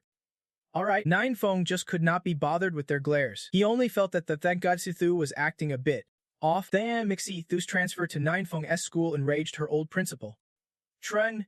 To know, he stormed over to confront Principal Fajan, the head of Ninfeng's school, demanding answers. Her transfer was not just losing a top student, it also meant giving up a special training slot. This year's special training only had 4 spots for the whole province. Old school already had 2 spots locked down, and now the moving here meant more than just 1 extra slot. Principal Fanan kept a polite face, but was secretly grinning from ear to ear inside. Just then, as the two were talking, a knock sounded at the door. Someone came in to announce that a visitor wanted to see Principal Tradzen because his phone was not answering. Who could it be? I am in the middle of an important discussion with Principal Trung, so the phone's off. The visitor hesitated a moment, then dropped the name. Fing In Zais, the legendary senior of the Adventurer Guild. The moment those words hit, both principals' faces turned sharp. They got up and went out, bowing respectfully to welcome Feng Yinjis. This unexpected encounter made them shake not from cold, but from awe. Who is Feng Ningyi, anyway? A legendary elder whose name echoes across the land. Usually only seen on Viv. Feng Yinjiki brought along a sharp-looking young man, introduced as his nephew, Feng Du. He got straight to the point. Feng Du wanted to transfer here to continue his studies. That statement hit like a clear sky lightning bolt. Not just Principal Fiong, even Principal Truong was left stunned. The grandson of the legendary Feng Jack wants to transfer to this tiny high school to continue his studies. This is clearly a VIP seat reserved for the elite. According to Principal Fiong's memory, Feng Dai was also on the national super rookie rankings. He ranked 12th, with the profession of a knight specializing in dark energy. Rumor has it, at first Feng Dai was worried the dark power would overwhelm him and cause him to lose control, so he held back his full strength. If not, breaking into the top 5 was totally within reach. But he could not understand why this guy picked a no-name school like this one. Principal Trung sat beside him, grinding his teeth in frustration. Everyone on the super rookie rankings came from special training camps. If Feng Dai transfers here, it means this school just gained another spot. And that is not all. Feng Ingak also announced that the Adventurer Management Bureau has 2 slots for students to join the training camp, and he personally assigned those slots to students at the school. Principal Truong was even more shocked. On what grounds? This is just a backward high school in some backwater province. Yet it somehow has 3 or 4 slots in the training camp. He could not understand what exactly they saw in this school. Principal Fuong, feeling like he would just scored a golden ticket thanks to Feng Yak, immediately switched gears and turned against Principal Truong. Earlier, he was scared stiff of him, but now he boldly kicked him out. Though furious, Principal Truong had no choice but to leave. After he left, Feng Yingyak brought his grandson into the principal's office for a more detailed discussion. He said he wanted to give the 2 training camp slots to Ningfeng in class 253. This made Principal Fuong highly skeptical. Ningfeng just awakened. With only a 1-star profession, how could he even qualify for the training camp? That is the Adventure Management Bureau's decision. No need to question it, though still full of doubts. Since Feng Jack said so, Principal Fuong could not object. The Bureau is the specialized agency overseeing adventurer management. It operates independently from the 7 major guilds nationwide and wields immense authority. Combined with Feng Gak's influence, anyone backed by the Bureau basically has an unstoppable advantage. The more Principal Fuong thought about it, the less he understood how a useless student like Ningfeng could have such a massive umbrella protecting him. But whatever. No need to understand whatever Feng Jack says goes. So besides Thong Mok Thu, Feng Dai also transferred directly into Ningfeng's class. Even Ong Diet, Tu Din, and Chu Jiangdu all switched classes to join. Ningfeng suddenly felt like a total alien, eyes everywhere, all locked onto him the moment he opened them. Tu Din sat down beside him and could not stop grinning, eyes sparkling with mischief. The school had contacted Chu Trun, who apparently gave up his training camp slot, so that slot was handed over to her. And one of the 2 slots Feng Yingyak gave was partially reserved for Chu Jiangdu. Ong Diet ranked in the top 5, so naturally she had her own ticket. So the school's representatives for the training camp this year were all now sitting right here. Gathered around Ningfeng, Feng Dai quickly blended in with Chu Jiangdu's group. More than blending in, he practically melted into it. Only Thong Mok Thu could not hide the bullet like glare she shot Ningfeng's way. She realized she was not the only one attracted to him, pushing herself even harder to win his favor. She even brought along the restless heart of a teenage girl, ready to make an impression on Ningfeng. The students around them could not quite process the scene unfolding before their eyes. Why were all the super rookies clustering in one spot? And why were they circling around a nobody like Ningfeng? But Ningfeng was already used to this nickname, so he did not let it bother him. He only cared about one thing right now: Chu Trin. According to Tu Din, he voluntarily gave up his training camp spot. Strange business, has not anyone noticed he has been missing all this time? The truth is, Chu Trin's father sent out plenty of people to look for him recently. But naturally, no news ever came back. He even invited a top-tier powerhouse to help investigate, nervous as hell. But there was no choice but to wait it out. His Lee Market got permission for a long leave, claiming he wanted to join special training. That is why his training slot got handed over. The look on Elder Xiao's face was not great. He warned his assistant not to bother him unless it was urgent, then headed straight to his son's room. The wall was plastered with photos of Zhao Cheng growing up. He slammed his hand against it and boom, a secret chamber opened up behind it. Meanwhile, Feng Dai was happily hanging out with the Ninefeng crew. He even generously offered a summoning skill book from the original water ancestor, said it was a trophy he would just snagged, and if Ninefeng could use it, feel free to take it. Summoning magic is one of the rarest classes, so this skill book is insanely hard to get, totally worth its weight in gold. Feng Dai's generosity. Classic legit hair move. Not just Feng Dai. Even Thong Mok Thu showed up for a meeting. She brought along a combat mage skill book of her own. Another rare class. This skill book was just as hard to come by. But both books, Ningfeng could not master them just yet, because before heading back to school, he would hit up the remaining wild secret realm to level up. Then something unexpected happened. That realm demanded a team challenge, 5 players minimum. Ningfeng went solo and ended up getting completely wrecked. No level up, and no new skill slots unlocked. But given the current scene, those 2 skill books were way too tempting to pass up. Plus, he needed to build connections with a few more people to gather intel down the road. Ninefeng accepted their gifts, and of course, you gotta give back to get back. He handed each one 20 high-level experience elixirs as a thank you. Thong Mok Thu instantly recognized these as priceless guild treasures, unaware that Ninfeng and Tong Ningai could craft them too. She would heard only inner circle guild members got priority access to these experience elixirs. Feng Dai's mood was just as complicated as Thong Mok Thu's, because he knew these elixirs were being auctioned on the market for crazy prices. Even money could not buy them. Yet Ninefeng casually threw down 40 bottles in one go. At that moment, both of them silently shared the same thought. A prize this massive? You gotta hold on tight and never let go. Ong Dai saw the buzz and decided to join the party. She mimicked Thong Mok Thu's tone and expression, claiming she also had something. Ninefeng just rolled his eyes. Miss Ong, cut the drama.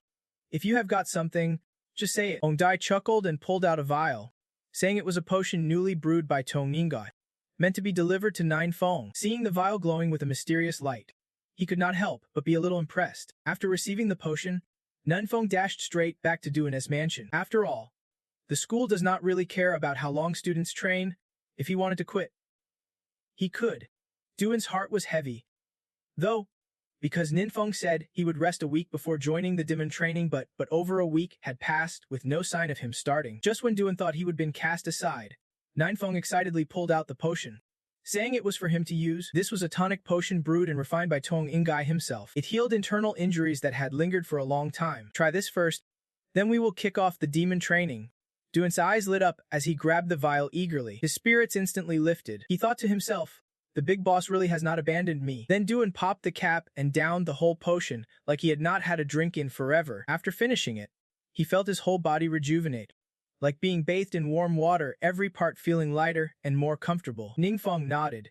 Yeah, this stuff's legit. Earlier, when he entered the secret realm, the spirit god used a binding spell on them, so he would come back with a few internal injuries to heal. But after drinking a potion like that of Du's, every wound seemed to vanish like magic. All right, the healing is all wrapped up. Ningfeng then demanded Duan bring out his absolute best, ready to dive into the Devil S training. Duan had been waiting for this day a long time, and he was fired up like never before. But Ningfeng could not help but warn him carefully, this training is not going to be a walk in the park. Anytime you feel unsure, you better stick closely to my instructions.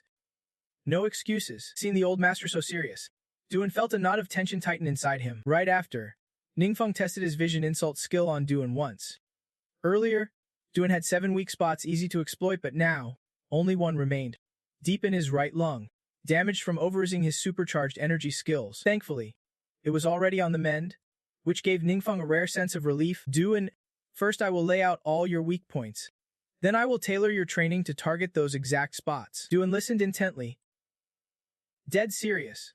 Ningfeng bluntly told him that the supercharged energy skill was not a good fit. It would seriously wreck his lungs if used too long. Second, Duan was combining his skills all wrong. Both his Moonlit Lure and Falling Star Strike moves were powerful, but together, they clashed and felt awkward. Duan clung stubbornly to this combo habit, but from now on, he had to drop it for good. It was not just those 2 mistakes. Ningfeng pointed out several other flaws in Duan's fighting style. This only made Duan respect him even more. The old master really was a fountain of knowledge. He saw through Duan's weak spots at a glance. After listing all the needed fixes, Ningfeng immediately threw Duan into a new special training session, and this time, he felt way more confident. The kicker of this devilish training, Duan would be trapped inside an illusion crafted by Ningfeng's vision insult skill, and inside that illusion, Duan was the puppet. He had zero control. No chance to take the lead. The heart of this training was to beat Duan down so hard he would be gasping for air, then slowly build him back up. Luckily, the earlier guinea pigs had helped Ningfeng get the hang of handling this skill, so now, Ningfeng could control the power without letting it wreck Duan's mind. Sure, the pain was still brutal, but the progress, absolutely undeniable.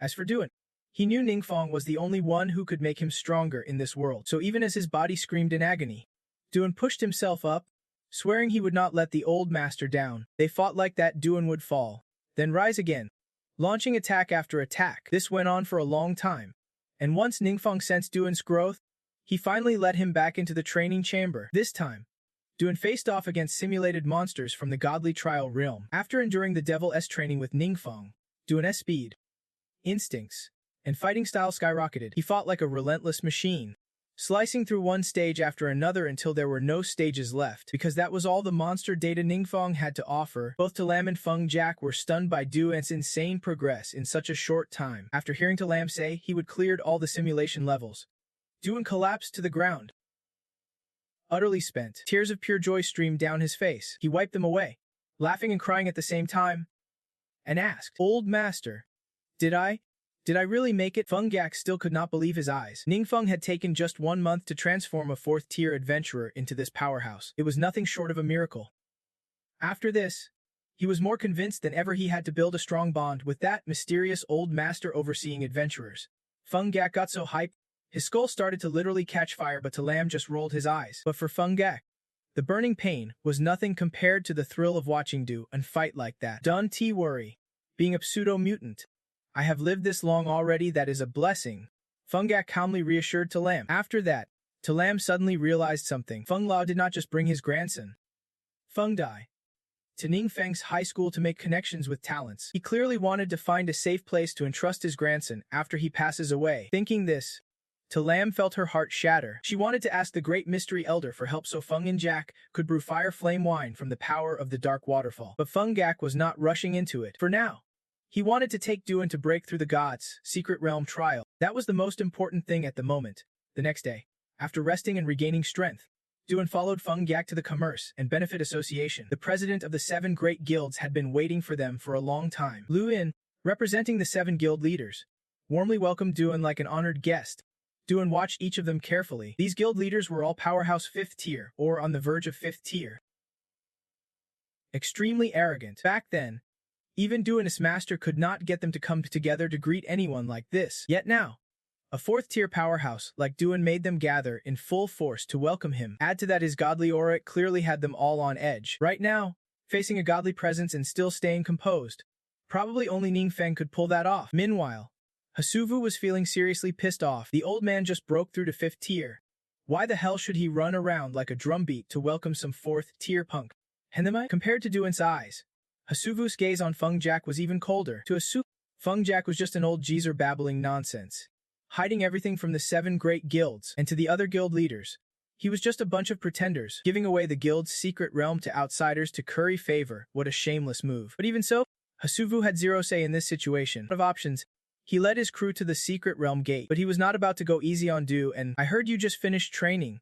Everyone here wants to see a taste of a powerhouse-S style. Hopefully you will grant us this chance and allow us to enter the secret realm through the formation for a live demonstration. Clearly, they were just waiting to see Duan sweat, but to their surprise, Duan agreed on the spot. Plus, he prepared a private phone to livestream directly to Ningfeng. The guild leaders were on edge the moment they realized the voice on the other end belonged to the mysterious elder himself. They were dying to catch a glimpse of the legendary figure hailed as the strongest on the continent right now. But everyone was also scared one wrong move, and they would face the elder's wrath in a brutal showdown. At this moment, the mysterious elder was chilling in Duan's mansion, casually munching on chips and watching the livestream. Right from the start, his speed was lightning fast. The clan was ruthless, their eyes sharp beyond belief, clearly beyond the 4th level. Even Liantran had to admit, Duan's agility and speed might just outclass his own. Hasuvu had already dropped his arrogant glare at Duan. This guy. Hasuvu actually believed he was even from the 6th generation. Duan kept pushing forward, smashing past 30 secret layers. Then 40. Then 50. Everyone watching live was blown away. They never expected such a young powerhouse like Duan to shatter the record set by Liu and Tran and Hasuvu. At the final level, Duan faced a monster just like the one from the simulation training. Though it was tough, he ultimately defeated the beast. During training, this was the last stage. The monster data Ningfeng provided did not go beyond this point. But surprisingly, this truly was the final floor in the real secret realm challenge. After Duan wiped out the target, a dazzling simulation window popped up before him with a flashy status update. Congratulations! You have successfully passed the trial. Not only Duan, but all the others were stunned by what just happened. They never imagined Duan would slash his way straight to victory so effortlessly. Even Duan was overwhelmed, speechless with emotion. His reward, as expected, was the divine blessing. This so-called divine blessing was actually a sacred curse from the gods. Hasuvu was torn between admiration and envy. The divine blessing was a prize reserved only for those who cleared the secret realm for the first time. That meant no matter who else broke through the secret realm afterward, they would not receive such a precious gift. All Hasuvu could think was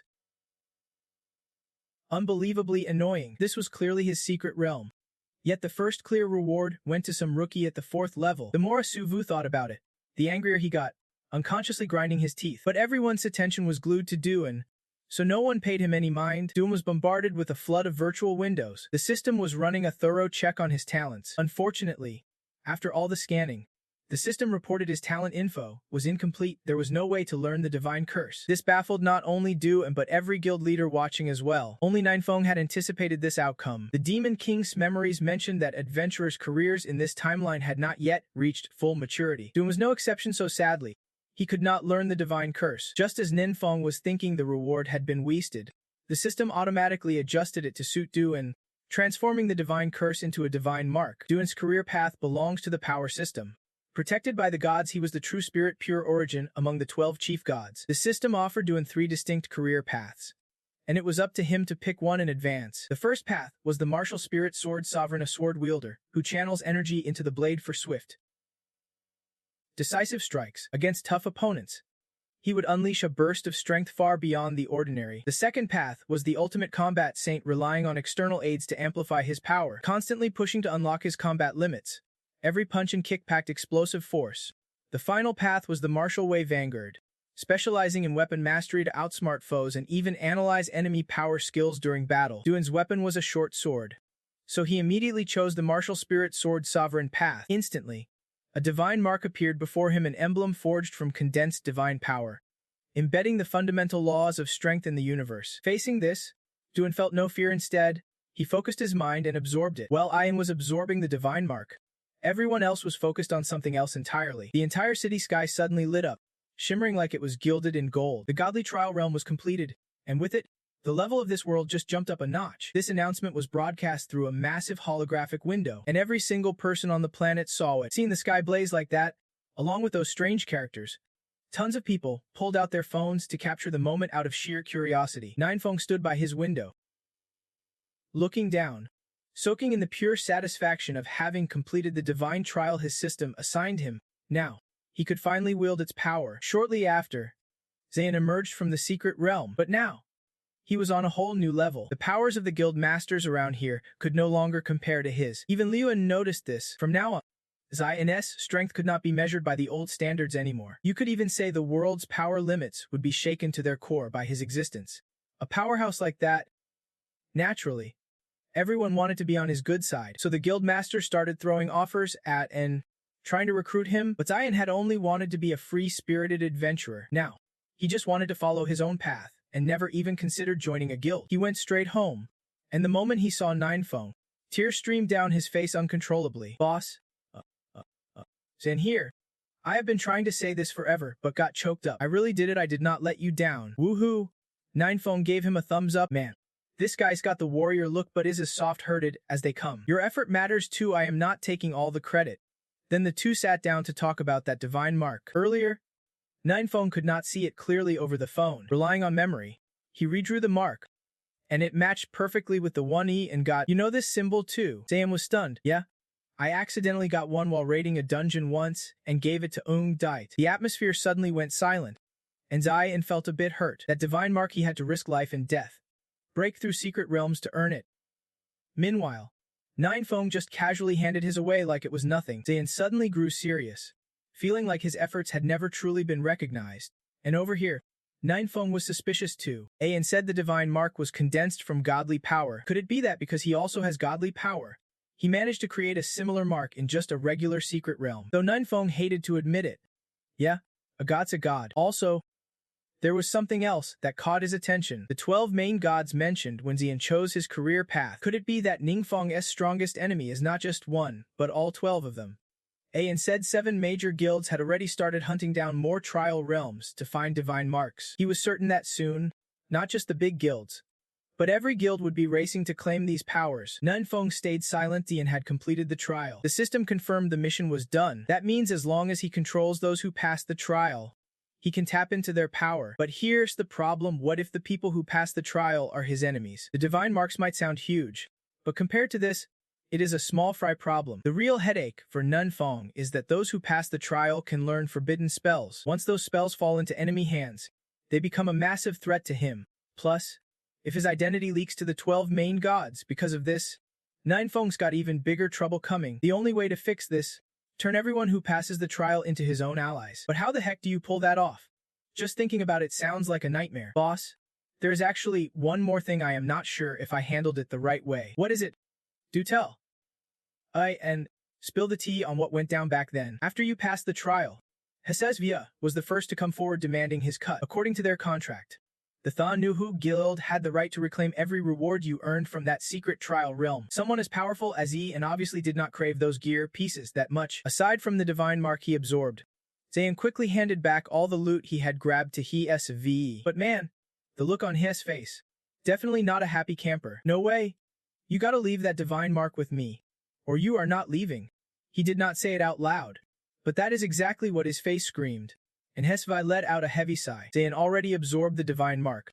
There is no way for him to take it back. Meanwhile, the other guild leaders are blinded by the locked equipment. Every single one is a rare orange tier item, top tier gems included. The best part, there is also a recipe for the Divong elixir. This elixir can erase a chosen skill and reset that skill slot back to a fresh state. Since leveling up is not easy, skill slots are insanely precious. You could say a person's skill choices directly shape their future. With the Divong elixir in hand, you can ditch old skills and grab newer, more powerful ones during your upgrade journey. Hesva gripped the recipe tightly, unable to hide a satisfied smile. This is the kind of miracle potion that could change everything. I felt if they monopolized the Devong elixir formula, their guild could attract even more top-tier fighters. Soon enough, their strength would eclipse every other guild. The only problem now, how to keep the only one who has ever seen the formula quiet. And, as per the contract, you must keep the Devong elixir recipe secret, no leaks allowed. Hadiv stepped forward, making the first move, who was even willing to pay a hefty sum for INS silence. Let me be clear.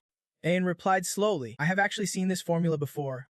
In the hands of the mysterious elder it is exactly the same, so even if I do not reveal it, the elder will still make this potion one way or another. Every guild leader's jaw dropped at this bombshell. Hesvad was the first to regain his composure. He had already sent people to investigate.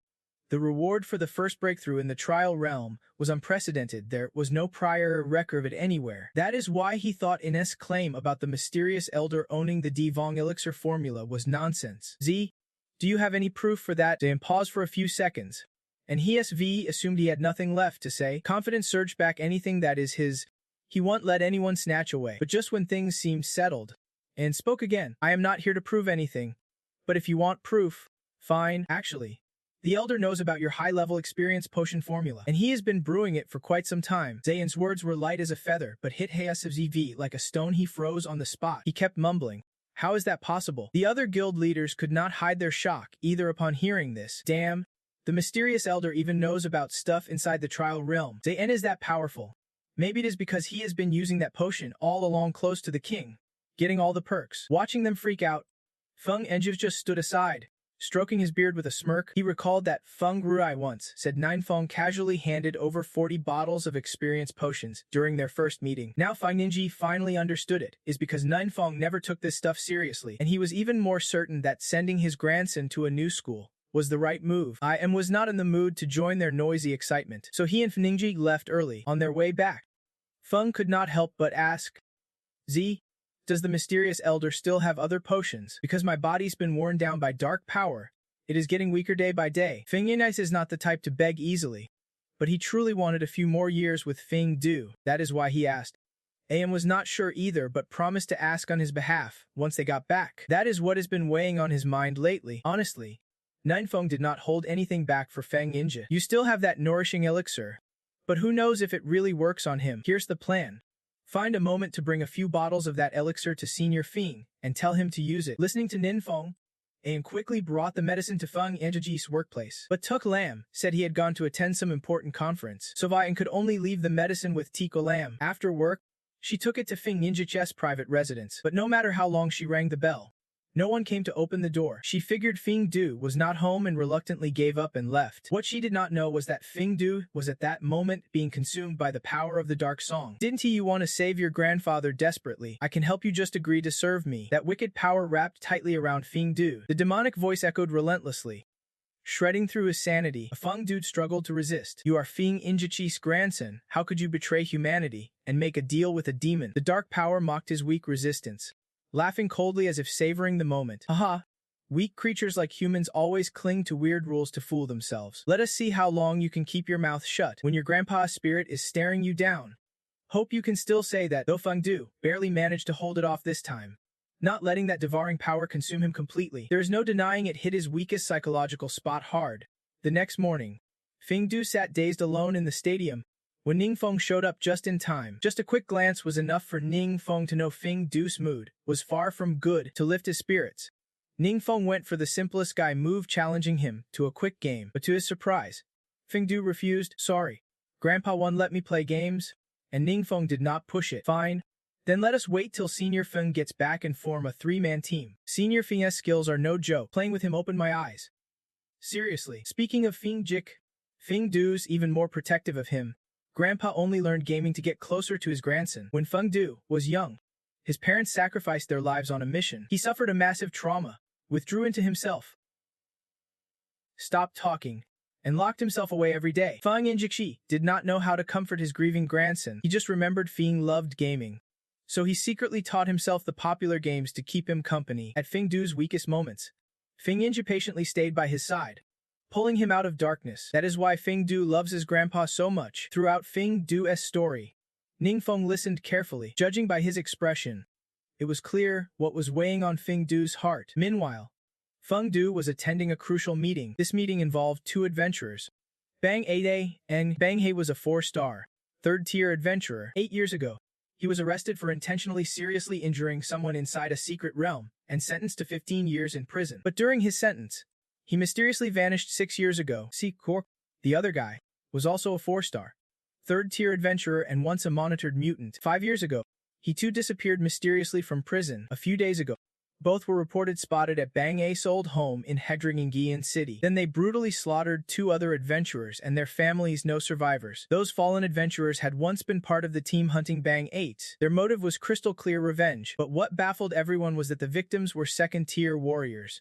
Yet they fell to 2 third-tier criminals. Even worse, they just stood by and watched their families get slaughtered without fighting back. And the council showed surveillance footage from one of the adventurers' homes. It recorded the battle as situation. But what shocked everyone was Siku Dinga's actual power, though reported as a 4-star, third tier. His movements and strikes suggested he had long surpassed 5th-tier strength. Fang Injichi felt that even he would not stand a chance in a direct fight against this guy. So naturally, those 2 seasoned adventurers could only stand and take it from 3rd tier to 5th tier in a flash. What the hell happened to this guy? During those years he vanished. Turns out, Sika Veng and Bang He were connected to the Tridu family. Trian's father hired them to track down his missing son. Though they could not find him, during their clashes, Bang He sensed an insanely powerful cursed force. Usually, those wielding cursed power only get it through a demon lord as blessing. Like recently, those killed in Teen Du City were just pawns in some demon lord's game. Those with real power will be personally summoned by the demon king for training. In other words, they lose contact with the outside world and cultivate in a secret realm for a time. Even he and Guiyang once faced the same fate. Because of this, Bang has suspected their son was just like them, having caught the eye of some demon king and earning the right to enter the secret cultivation realm. All I know is that Tutrine was performing some kind of ritual. What you are saying, does it have anything to do with that ritual? Tutrine asked skeptically. I am not entirely sure, but I checked the dark room your son used for the sacrifice. It is definitely a spirit communication ritual. The setup is flawless. Bang He believes with that sacrificial ritual, if Tutrine is persistent, his status could catch the attention of some demon king. Only then did Lo Chu feel a weight lift off his chest. Of course, he had no idea his son had long been eliminated by Ning Feng. Afterwards, Bang He handed the father a business card and said that after dinner tonight, they wanted him to send them to the address on it. You are looking for someone. That is right. We want to visit our future sworn brother. The person they aimed for was Feng Du. He was sitting alone, staring at the night sky, his mind drowning in memories of losing his parents as a child. Suddenly, a knock at the door.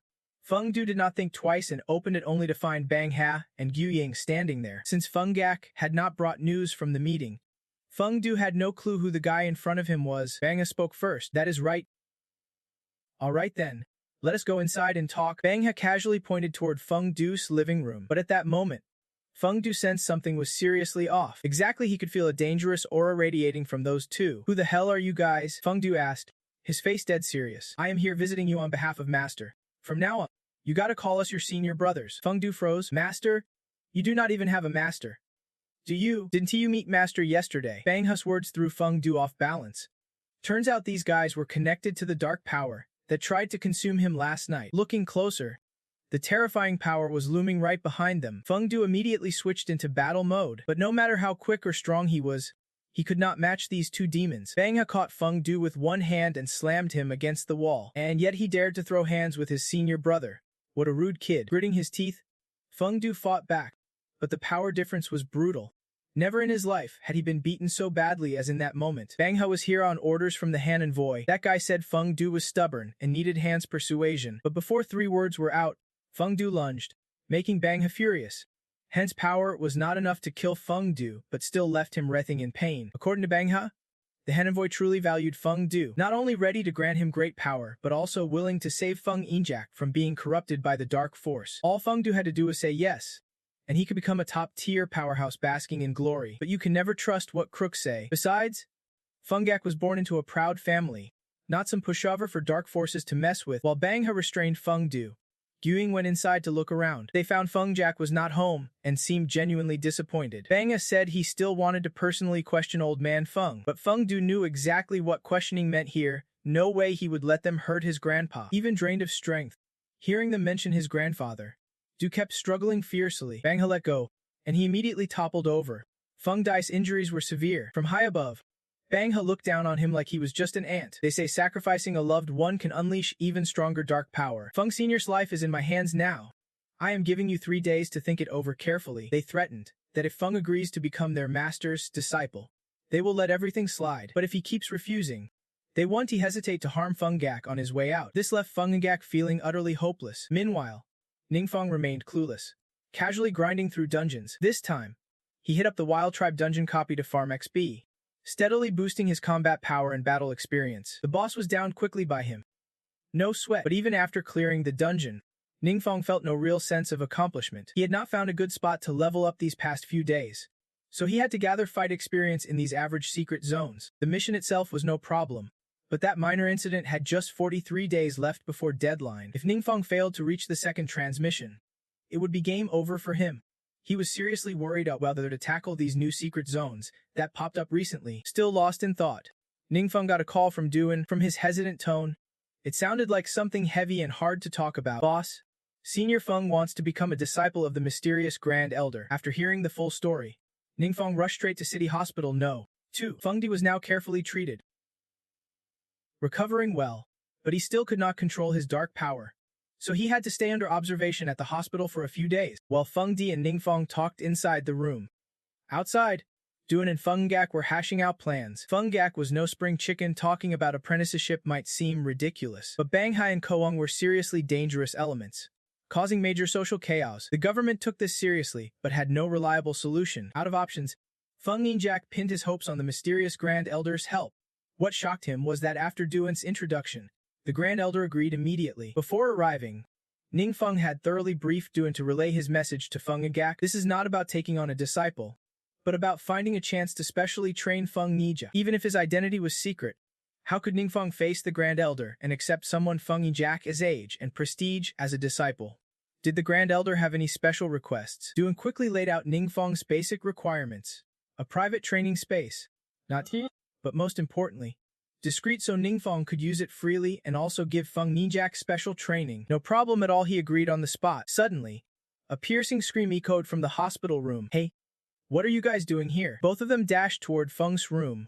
Just as expected, Bang Hai and Koan shamelessly showed up, carrying a fruit basket as a get-well gift. The moment they saw Feng Rui, they put on their concerned faces. They blamed senior brother for being too rough that day, landing junior brother in the hospital. Senior brother felt guilty and had to come quickly to check on him and maybe make it up to him. Though they said sorry, their expressions showed zero remorse. Plus, Banga kept repeating senior brother every other sentence. This drove Feng Dai crazy with irritation. You guys dared to show up at Feng Yijak's place uninvited.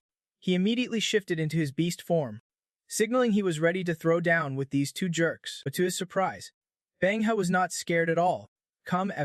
He flipped the question back at Feng Yigak. Senior Feng, you are not seriously gonna fight us here, are you? Seeing Bang He's confident stance, Feng Yigak hesitated to make the first move. Honestly, with Bang He's strength, even if Feng struck first, victory was not guaranteed. Instead of seeing confusion in Feng Feng's eyes, the Bang He gang only grew more rebellious. They packed up and left without a second thought. Before leaving, they did not forget to warn Feng Rai. He had less than 2 days to decide.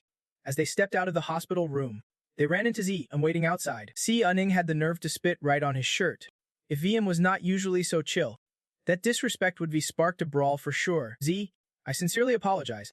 Funa bowed deeply, genuinely begging for forgiveness. Dayan waved it off immediately. This was not really his fault anyway. While everyone looked serious, Ninefeng seemed completely unfazed. He even tried to scoop some fruit iced with cold water that those two troublemakers had just brought in. That night, Bang Hai and Si Ung returned to the Chu household. They cracked open bottles with Bi Tridu Tran, hunting for beautiful women to party with. Mid-drunk, Bang Hai suddenly recalled hearing that the heiress of the Corporation, Ung Diet, was quite a looker.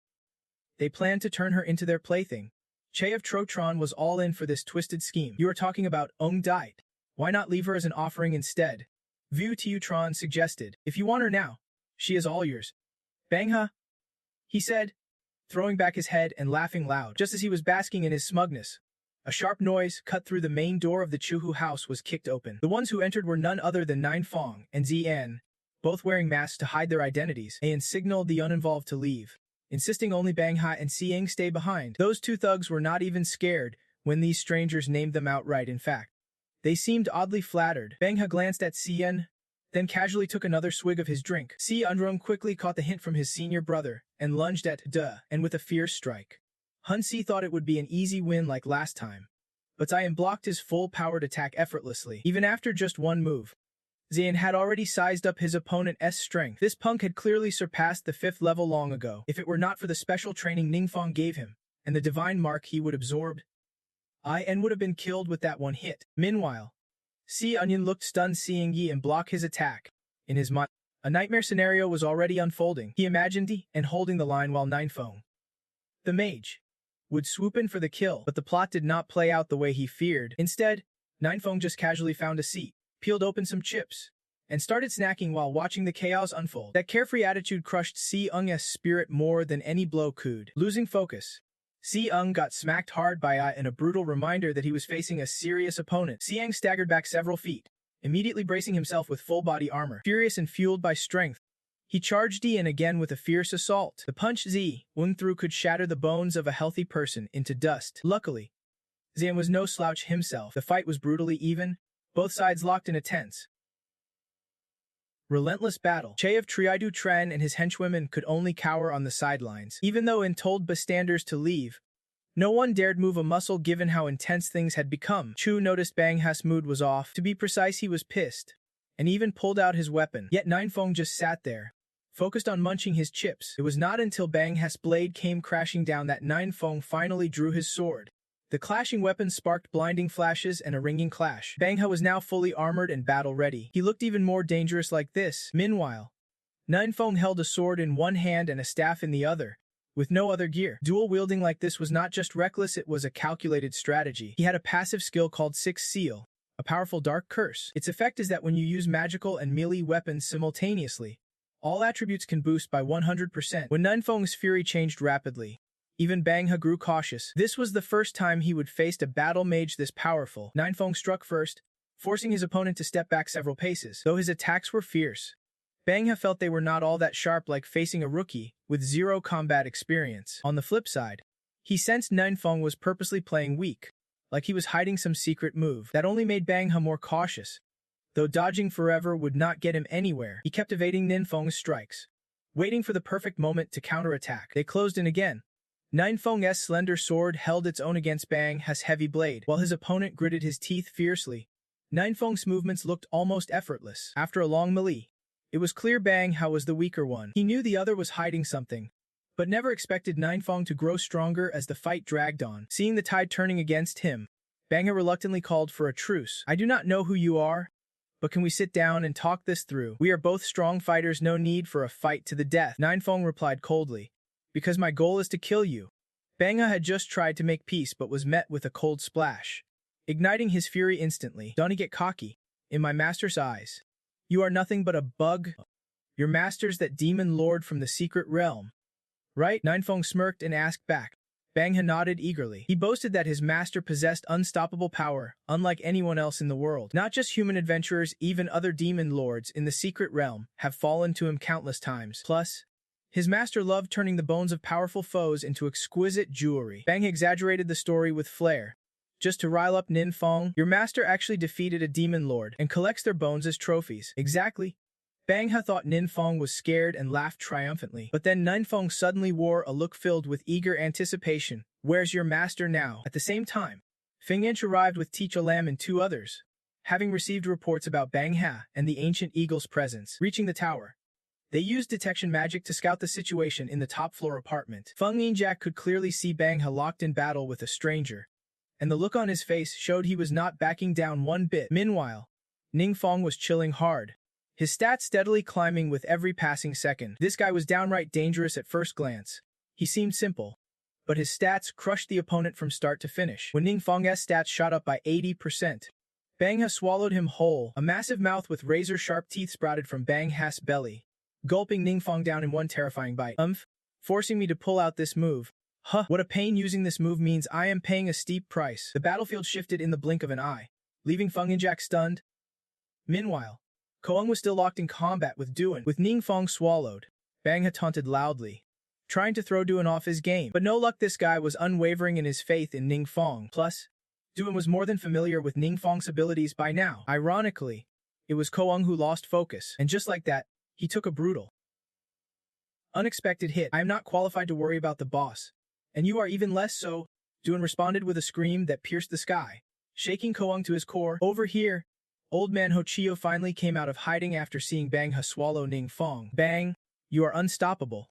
These weaklings do not stand a chance against you." Hochio definitely did not expect that flattering words would cost him his life. Bang He seemed to have found his outlet one swift move, and he sliced Hochio right in half. "You are the real weakling here," Bang He sneered. By now, Bang He's body had completely transformed. There was not a single trace left of his human form. Bang He figured that since he would already transformed, why not swallow a few more adventurers to bulk up? No sooner said than done.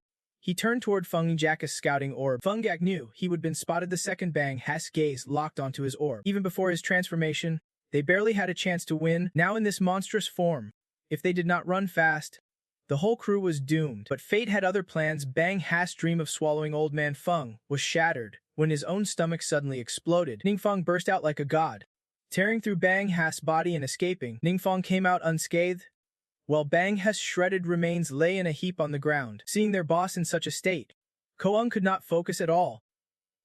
Predictably, he was quickly defeated by Dua, barely hanging on by a thread.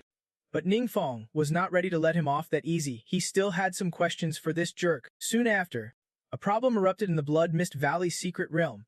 The entrance was breached. No surprise there, Ningfang had already confirmed Koang's location and their master's whereabouts. This Demon King's true strength was unknown, but his aura was undeniably impressive. When the alarm sounded, he immediately guessed the enemy had come looking for him. The soul auras of Bang He and Koang shattered into pieces. Before dying, Koang activated his soul aura, so the Demon King could faintly hear a few words. Ningfang's final question was a direct one. Where was their master? Our master's at the Due to Mountain secret realm. He will take revenge for us. Once Ningfang arrived, the Demon King immediately ordered his minions to retreat, knowing anyone who could take down both Bang He and Koang was no ordinary foe. These little pests were no match for that person.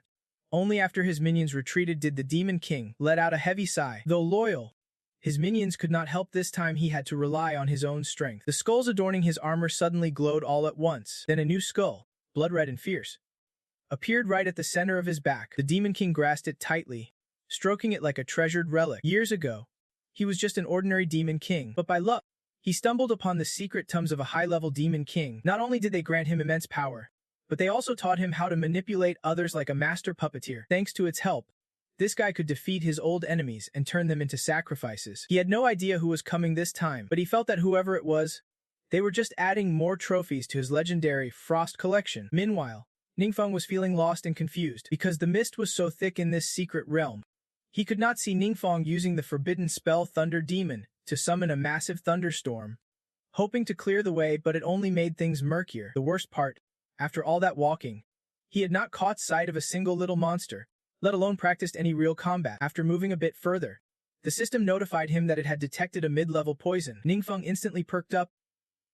Sure enough, this mid-level poison was here and, what is more, seemed untouched. Following its aura, he trudged forward and finally spotted the Demon King holding a glowing skull containing that mid-level poison. But the Demon King, once so fierce, now looked like a lifeless statue. Even when Ningfang snatched the skull from his hand, he could not fight back. This guy was 90% turned into a charred lump of coal by Ningfang's thunderstorm earlier.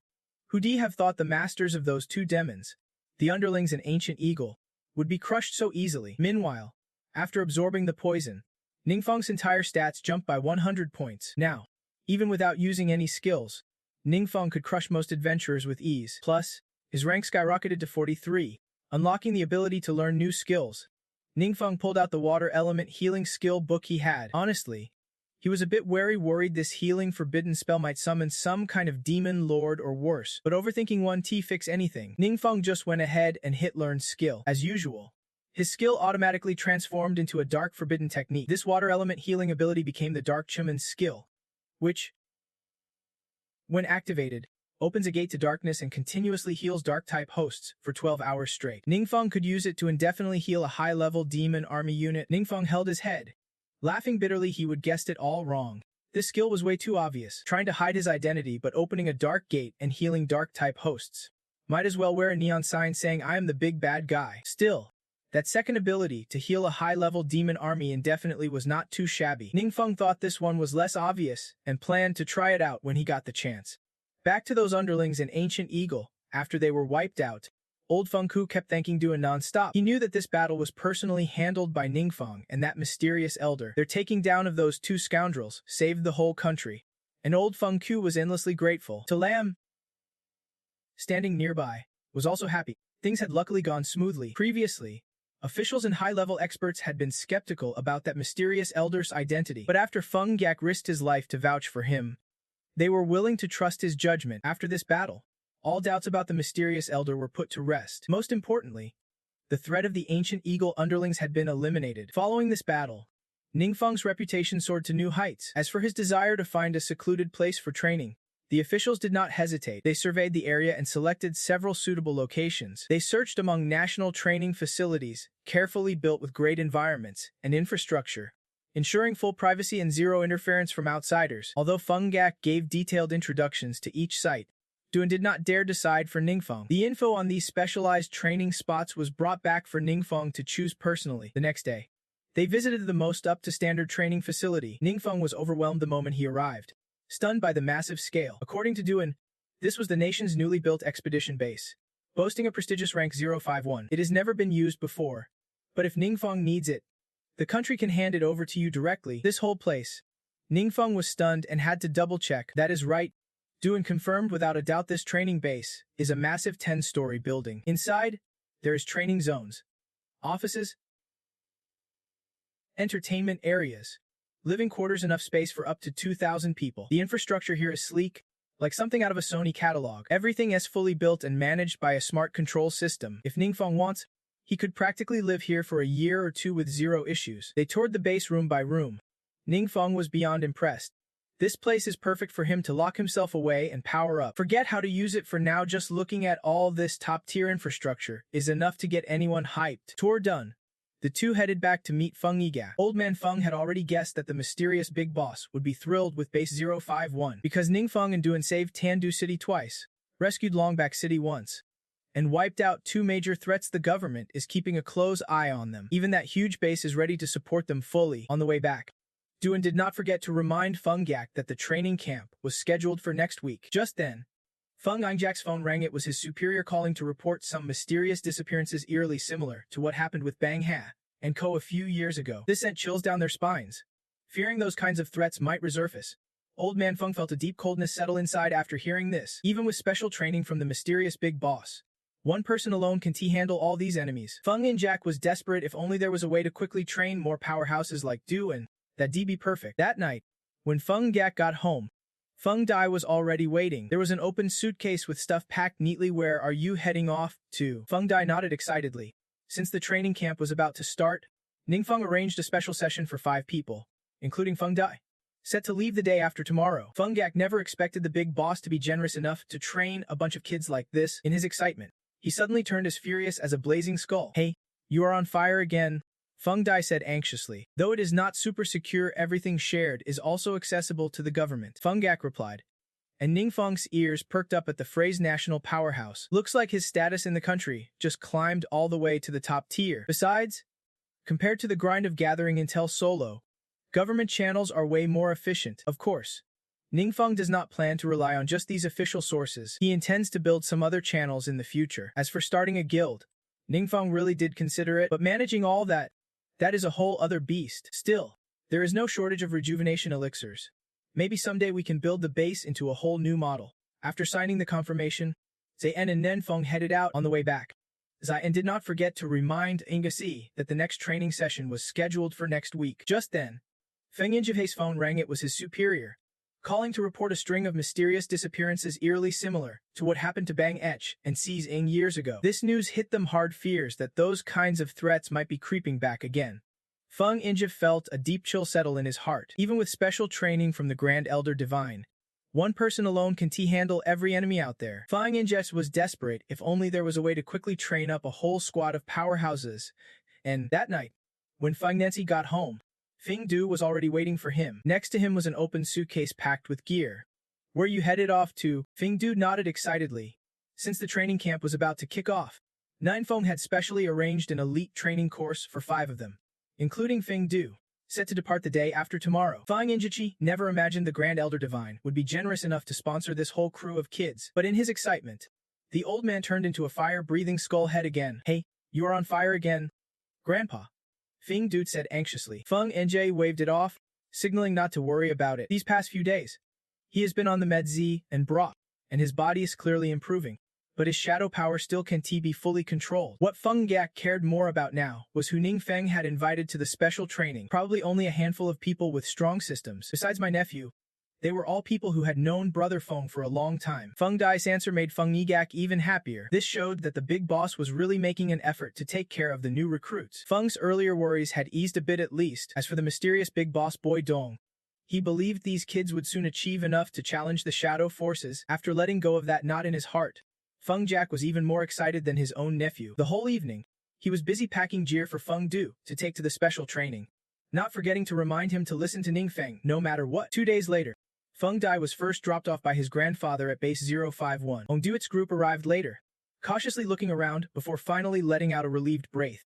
Luckily, Ning Feng had not invited Chang Mukthu along. They were overwhelmed by the sheer scale of the base. Even the main base of the 7 great guilds could not compare to this place. Ong Duet was super curious about how Ning Feng managed to get his hands on such a prime base. Ning Feng just made up some story saying the owner was a senior relative in his family. Everyone bought it except Ong Duet, since they would been childhood friends. But she had never heard Ning Feng mention any senior relative before. Since awakening, Ning Feng had grown more and more mysterious. Still, Ong Duet trusted he would not harm her, so she did not want to expose him. Once everyone gathered, Ning Feng introduced Duan as the lead instructor for this special training. Before the Jiangshou group could even react, Feng Dai nervously spoke up. Senior Du. Hello? Duan was incredibly warm and friendly with the kids. Ong Duet's group found it even stranger. Feng Dai. Man, you look like you are about to meet your mother-in-law, or something. Don't you guys know him? Feng Dai fired back. Everyone shook their heads, so he quickly schooled them. Duan was the first to pass the godly trial, and his power far exceeded Liu and Chance. The kids were instantly terrified, not expecting such an ordinary-looking guy to have such a legendary background. The mood quickly turned serious as Duan led them to the training room. Duan suddenly realized their determination had skyrocketed. Without knowing he was the cause, Ning Feng watched silently from above. This base was built rock solid. The training room was cleverly disguised, so even if someone searched here, it would be hard to find them. Bringing Ong Duet's group here for training was a plan Ning Feng came up with not long ago. He wanted to build a guild, but raising powerhouses was the real challenge. As long as he controlled the resources and strength, and picked trustworthy members, he could form an alliance. It would be easier to manage than a guild, but with way better quality. Ong Duet was considered one of the most promising talents here. Yet as soon as training began, she got absolutely wrecked. In all her battles since awakening, she would never felt such an overwhelming pressure before. Luckily, this was just special training. If it were a real battle, Ong Duet might have completely lost her will.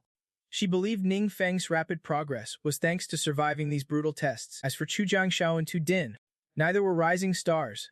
They never expected to surpass others just through hard work, but Ning Feng gave them hope. So during this special training, they pushed themselves to 200% effort, and Feng Dai's resolve was even stronger. The young man refused to rely on his grandfather's legacy his whole life. Besides, you know how desperate Feng's situation is, which only makes you want to protect him even more. The other guy is Ti Tenginggi. This brother is deep and unpredictable. You can read his mind, but his fierce determination is pretty obvious. Their expressions made Ning Feng feel really satisfied. Looks like bringing them here for this special training was a stroke of genius. Those 5 really gave it their all. Even someone as fit as Chu Jiang felt like he would just been tortured for centuries. The special training room door swung open, and Zion walked in with a serious expression. Today's training is done. Take a good rest. Everyone, starting tomorrow, I will be guiding you through focused, goal-driven training. As you guys can hang out, eat, and chill together. Ong Diet felt that even though this special training just kicked off, she would already gained more than in all previous years combined. Honestly, relying solely on your own insight makes it nearly impossible to spot your own weaknesses. Feng Dude was quieter than usual, sensing something weird about the dark power inside him today. Even though he pushed himself to the limit during training, he did not show any signs of losing control like before. Everyone had their own take, But Takayune's feelings were the most intense, while the others chatted happily. She suddenly slumped over the table. Eun Dai shared that Ti and Chu Jiang that had been under a lot of pressure lately. Their school secured several spots to compete in the supernova training race, sparking wild rumors online. Most netizens thought Zian and Chu Jiang that were just average and totally unworthy of the training. Many even accused them of pulling strings behind the scenes and insisted they would get a harsh lesson once the race started. Among all those comments, only one person dared to stand up and defend Asai Ninfeng. They looked up her info and found out she was Thepen Misiksthu. Looks like this girl was genuinely captivated by Ninfeng's power. To cheer up T and boost everyone's morale, Ninfeng promised to bring them a special gift in the next few days if they kept training hard. That night, Ninfeng sat on his bed, deep in thought. When he absorbed the Demon King's memories, he uncovered quite a bit of intel. In fact, there were 7 Taithen born from the power of darkness, and they were the gods that every monster in the secret realm worshipped. But the owner of the memories he absorbed was different from those 7. This figure was called the Evil God, once one of the 12 chief gods, also known as the Almighty Magic God, alongside the other 11 chief gods. He led his tribe to wipe out the 7 Taithen, making all the demons in the world too scared to invade the realm of light again. The twist: the Almighty Magic God, freed from the grip of darkness, became obsessed with studying the power of darkness. In the end, he fell into a trap of his own making, but luckily, the other 11 chief gods noticed in time and intervened. The epic battle between the Almighty Magic God and the other 11 was wildly uneven. In the end, he was defeated and had no choice but to flee, becoming a Taithen from that moment on. This legend has been passed down for ages in the realm of light, and everyone believes it, but the demon tribes of darkness have their own, completely different legends. According to the demon forces, after being freed from the threat of darkness, the tribes of the gods gradually lost their sense of danger. Their faith weakened over time, and eventually, they stopped believing in the gods altogether. This infuriated the chief gods deeply, so they created their own tribes, purely to harvest more power from their followers' faith. Over time, the gods encouraged their tribes to fight each other, using them as pawns for their amusement and as sacrifices. Even the hidden monsters lurking in the shadows re-emerged, all with the gods' silent approval. This is the origin of the secret realm. In this chaos, only the Almighty Magic God, now turned evil god, managed to keep his composure. Hen did not care about how many people worshipped him, so he refused to get involved in this power game. No one expected the war to spread into the demon god's territory, because his clan was small and defenseless.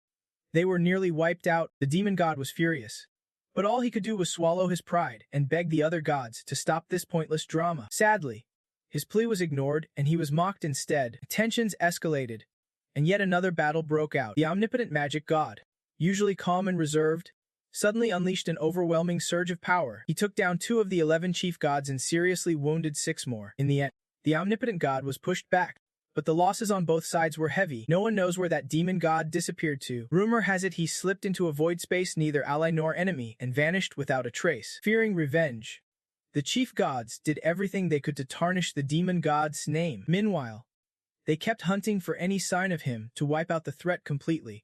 That is where the memory trail ends. Ningfeng sighed, still clueless about the fate of the omnipotent magic god. Legends like this are always murky. For now, he decided to put that story aside. The top priority now was leveling up and finishing quests. Ningfeng was not the type to joke around when his life was on the line. Early the next morning, he left the base and headed straight to the entrance of a secret realm. The Adventurer Management Bureau's nationwide intel network made gathering information incredibly easy. Many hidden realms, some unregulated, could all be found through this information web. Just like the one Ningfeng was about to enter, the monsters in the realm were vicious. Ningfeng took down a few and earned a solid chunk of experience points. This proved the secret realm's boss had a high drop rate for quality loot. After clearing the edges, the boss finally showed up. It was called the Armored Fish Demon, far more ferocious than the small fry. Facing such a tough opponent, Ningfeng's excitement surged. His blood felt like it was boiling inside his veins. The fish demon was aggressive, but its bulky size made it much slower than Ningfeng. In this fight, Ningfeng controlled the pace perfectly. But there was one big problem. His sword pierced the boss' body but did not leave a scratch. Worse, Ningfeng's weapon shattered into pieces. It made sense his level was not high enough to wield gear on par with 4th or 5th tier adventurers. After several intense battles, his favorite sword finally gave out. Seeing Ningfeng's sword break, the boss smirked triumphantly. Ningfeng cursed himself silently. No weapon, no problem, I am a forbidden magic user.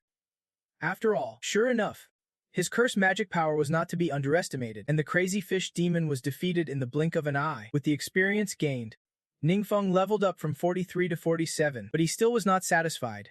4 levels up was good, but losing another sword to that boss stung. The armored fish demon dropped a skill book called Wind Seal Technique. Once Ningfeng learned it, the technique would automatically convert into the forbidden magic Silent Wind Curse. He could not hide his excitement. The more forbidden magic he mastered, the safer he would be, but relying on curse magic alone was not enough. Without proper weapons, he would not stand a chance even against a regular boss, let alone a god-level fight. Before heading to the next secret realm to level up, Ningfeng had to stop by a city and pick up some new gear. The store clerk laid out several orange tier swords, all top quality options for Ningfeng to choose from, but he did not hesitate. He just snapped them all up instantly. His decisiveness stunned the clerk. Who the heck is this guy? She wondered silently. With a face so fresh and young, she did not look like she could wield the supreme black card of the exchange. Yet she just bought 7 orange swords in one go. She put forward all the highest tier swords, but Ningfeng did not even flinch. His expression, like he was staring at a pile of low-level gear, totally unimpressed. But the calm did not last, because another VIP guest was about to step into the exchange. It was the young master of the Gu family, one of the richest clans around here. He also held the supreme black card, and wanted to buy those high-tier swords, but they were all being snapped up by Ningfeng. The moment the Gu family's big shot saw this young master, his face turned ghostly pale. If a clash broke out between them, the blame would fall squarely on her. The fierce Miss Gu stomped into Ningfeng's VIP room, but the second she saw him, her expression flipped like she would seen a demon. Ning, big brother Ning. Ningfeng calmly sipped his tea, but still looked up at the young master with a heavy dose of suspicion. Who exactly are you? Gu's temper flared. Maybe you do not remember, but you are the guy who, along with Li Coven and Nimbus Thu, got all your gear snatched by Ningfeng last time. But on the surface, this guy did not dare to cough or sneeze. Gu, isn't it a crazy coincidence to meet again? After last time, Gu Venanchu dared not act reckless in front of Ningfeng. He even sent people to dig into Ningfeng's background, but kept hitting strange roadblocks as if someone was purposely blocking the trail. Online info about Ningfeng was all over the place. Some said he was 18 and just starting his career. Others claim he was a reincarnated deity. Everyone hyped him up more than the last. Basically, no one could be trusted. But Gu Venanchu was sure anyone who could have Ningfeng leave him speechless must have a seriously complicated past. Ningfeng just silently pointed to the swords behind him, saying nothing. Are there any swords here you are interested in? Gu Venanchu froze, quickly waving him off. Haha, I am just messing around. Use whatever you want, just pick what you need. He could tell Ningfeng was not exactly mere nice guy. If Ningfeng could snatch all his gear once, he could do it again. Better to buy now than get robbed later. But what was that weird bump at the scene, with the Gu family staff and others? What the heck just happened? This was Gu's second-ranked young master, top of the national supernova rankings, and he usually did not care about anyone. So why was he acting so respectful around Ningfeng? Gu Venanchu buttered him up a bit, then used that as an excuse to slip away. Later, he stormed into the bathroom, pounding the sink in frustration. Never before had the young master of the Gu family felt so powerless. He wanted to do something, anything, or else this anger would eat him alive. But honestly, Gu Venanchu had no idea what to do. He could not win in a fight. So he logged onto a forum, dropped a comment under the trending post about to pitch. I have always felt this Ningfeng guy is not right. He needs investigating. Quickly, someone else replied, basically saying Ningfeng was not bad.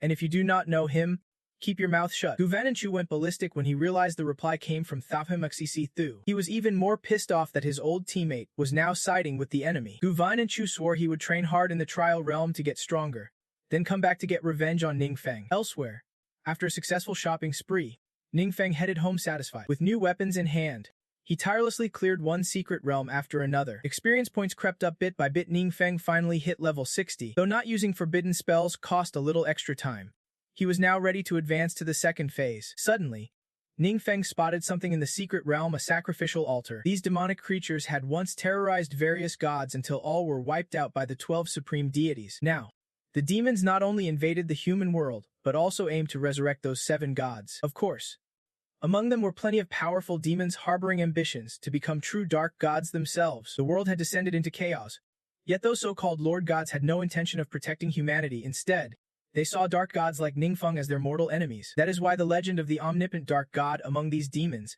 might actually be true. To most deities, humans and other races were nothing more than toys for their amusement, fated to be bound by the dark curse. Ningfeng becoming a dark god was both a blessing and a curse. Normally, they could only afford purple tier skill books on the market, So this was the first time they would ever laid eyes on orange tier skills. Their excitement was off the charts. Just then, Ningfeng received a message from Tipa Vigai, telling him to return to the training base for a visit. Timing was right. Ningfeng was due to return and take on a new mission. Tipa Vigai had made a new breakthrough and wanted to share it. Upon arrival, Ningfeng was shown to a private research lab specially set up for Team Vigai. There, he had developed a new type of potion called the Forgetting Elixir. Once consumed, it would erase one skill from the user's memory. This was part of the gift Ningfeng had mentioned earlier. With that, he spun around and pulled out a stack of skill books, each one glowing with an orange rarity. These are carefully chosen skill books that Ningfeng picked to match each person's profession perfectly. The Jiang clan guys lit up the moment they saw them. Usually, they could only afford purple skill books on the market. This was their first time seeing orange skills. Talk about a rush. Dai held the skill book, feeling like this was all too unreal. These are exactly the kinds of loot dropped from the secret realm. Exactly. These secret realms were no joke. They were top-tier challenges. Once you all level up enough, we can head in together and take them on. Fengda stared at the skill book in disbelief. The drop rate for orange tier gear in these realms was ridiculously low, borderline tragic. Yet Ningfeng managed to snag one for each of them, and he even matched the skills perfectly to their professions. Clearly, Ningfeng's power had long since left them in the dust. Seeing their stunned faces, Ningfeng finally spoke up. What are you all just standing there for? Get to work mastering those new skills already. The whole group shuffled off towards the special training room. On the way, they ran into V, N, and Fing Yuge, except for Fing Li and Ningfeng. It was everyone's first time meeting old Fing so naturally. There was a bit of awkwardness in the air. Even the usually calm Dai was visibly excited. Fang Yinjiv silently sized up the kids from head to toe, thinking to himself that these must be Ningfeng's friends. To have the guidance of a big shot like him at such a young age, these kids had a seriously bright future ahead. Fang Yinjiv's arrival suddenly reminded Ningfeng of something important. A new week had begun, and Fang Yinji was here to take over the special training. Luckily, this base had more than one training room. Otherwise, how else could they have Fing Senior training alongside all these kids? After some polite small talk, just like any concerned parent, the first thing Fing Yinji asked about was Fing Du's recent progress. Ningfeng knew he was eager to see the kid's improvement, so he led Fing Yik up to the observation room. Meanwhile, Feng Du's group stayed in the special training room, showing off the new skills they would just learned. All four of them wielded brand new skills in their hands. Dai had the Shadowless Wind Strike. Fing Du wielded the Endless Chain. Jiang Clan's kid had the Giant's Blade, and Tidine specialized in healing link skills. After a week of training together, their teamwork was already seamless. Fang Yinghe nodded approvingly from above. Skills like these at such a young age were nothing short of impressive, but it seemed like they were still a bit rusty. And explained that their awkwardness was because they would only just started learning these orange tier skills. Favre almost thought he measured orange tier. Yep, these were all loot drops from high-level secret realms. And confirmed it once again, leaving no doubt. Feng Yanchu was so fired up he almost exploded again. You have got to know. The army has been plotting strategies to raid the high-level secret realms for ages.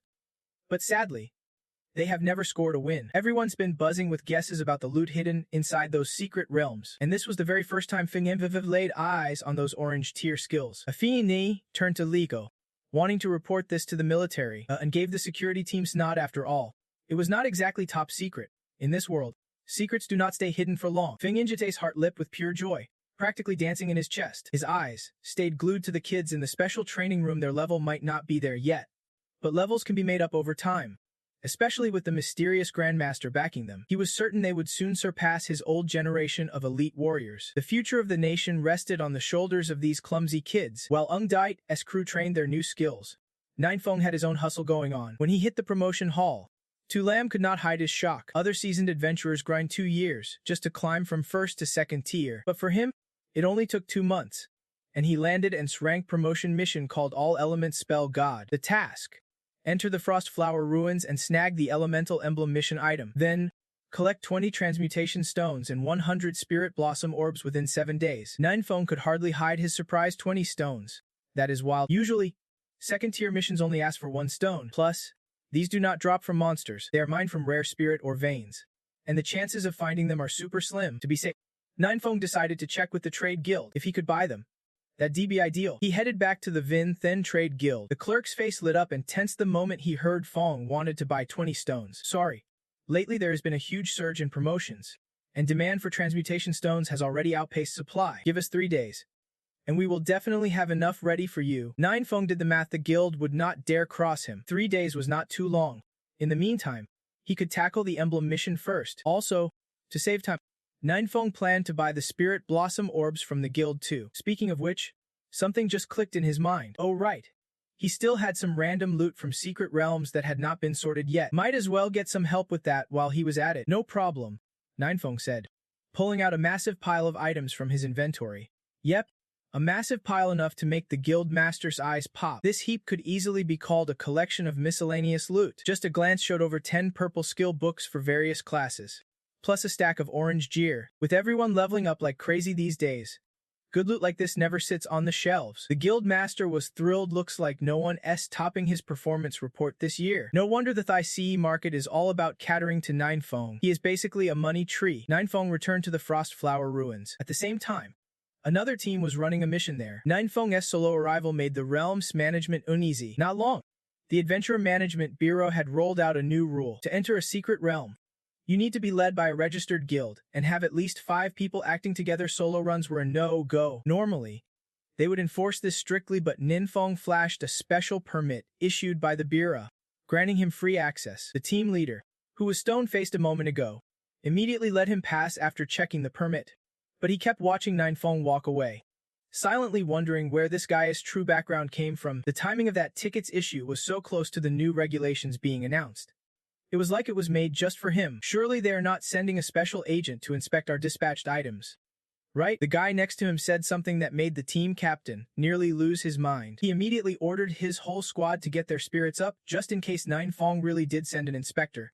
Every secret base protocol had to be reported. Ninefeng slipped through the secret base gate smoothly and let out a quiet breath of relief. Luckily, he had given Fink a heads up beforehand, which earned him this special clearance pass. Right after the gate was a wooden bridge. Ninefeng stared at it thoughtfully, then made a bold move. He jumped off the cliff beneath the bridge. With his top-notch combat skills and full control over his restraints, he quickly landed at the lowest point of the ravine. From down here, the bridge was out of sight. It was pretty high up, and just like that, Ninefeng's first opponent in the secret base made their entrance. Judging by its weird vibe, he was sure this was the hidden boss of the base.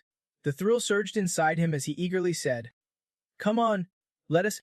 The final showdowns, but before he could finish, the giant boss cut him off. "Almighty Lord, you have come yourself." This unexpected twist left Ninefeng dumbfounded for a moment. Before he could even process what was happening, the boss continued, his tone full of excitement. Though Ninefeng could not see him clearly, he could sense his presence. "You truly are the mighty Lord. Though maybe you do not recognize me anymore. I am your loyal servant, the Grand Mage Ham." The situation was spiraling beyond expectations. Ninefeng was utterly confused, thinking perhaps there was some kind of misunderstanding, but he never imagined the secret base's hidden boss would call him Lord. Maybe Ninefeng really did have the aura of a divine being. In this situation, outright denial might backfire, so he decided to play along. "Well, why have you turned out like this? Forgive me." "Great Lord, I can explain. Our clan was attacked by rival factions, and we suffered heavy losses. I was slain by enemies in battle as well." Hanama's story grew more intense, and Ninefeng found himself drawn in. Originally, he was destroyed by foes, but somehow he ended up here. Since waking up, strange whispers echoed in his mind, a kind of mental torture that stirred uncontrollable killing intent inside him. It was not until Ninefeng fell here that his reason finally returned. Ninefeng pieced together Han Am's tale along with the hazy memories he would absorb. He recalled that the clan of the Almighty Mage was ambushed by factions loyal to other lords. Could this Great Lord title actually refer to the Almighty Mage? Han Am insisted that Ninefeng standing before him was his master. His emotion swelled, and he became tearful and choked up. "Great Lord, will you come save your servant someday?" Ninefeng had never been this flustered. He wanted to deny it, but after just 2 words, "I know," Han Em put on a heartbroken expression that left Ninefeng feeling helpless. "Look, sorry, but I am not your great lord. I am just a student on a mission to eliminate you." Saying that was tough for Ninefeng too. He thought Han Em would fly into a rage, and his murderous intent would surge again. But no, though he could not see, Han Em's eyes gleamed as he looked at Ninefeng. "You want to destroy me? You are here to end my suffering, right?" Ninefeng was speechless. Despite being a monster trapped in this dungeon, Ham showed more humanity than some real people. Still, Ham stubbornly insisted Ninefeng was his great lord, just missing some memories. But Hun still insisted that you are his divine lord, just that you have lost some memories. Otherwise, you would have to be someone extremely close to his divine lord. Saying that, Hun Em raised his staff and shouted loudly, "Great Lord of all laws, Almighty Divine Mage, I humbly submit myself to your command. Please, grant us your power." Feng was stunned. So you really guessed it right. Your current role is none other than the omnipotent law god himself. Seeing Han Yin like this, Feng naturally hesitated to strike. I need an elemental emblem any other way besides ending Han Yin. He shook his head.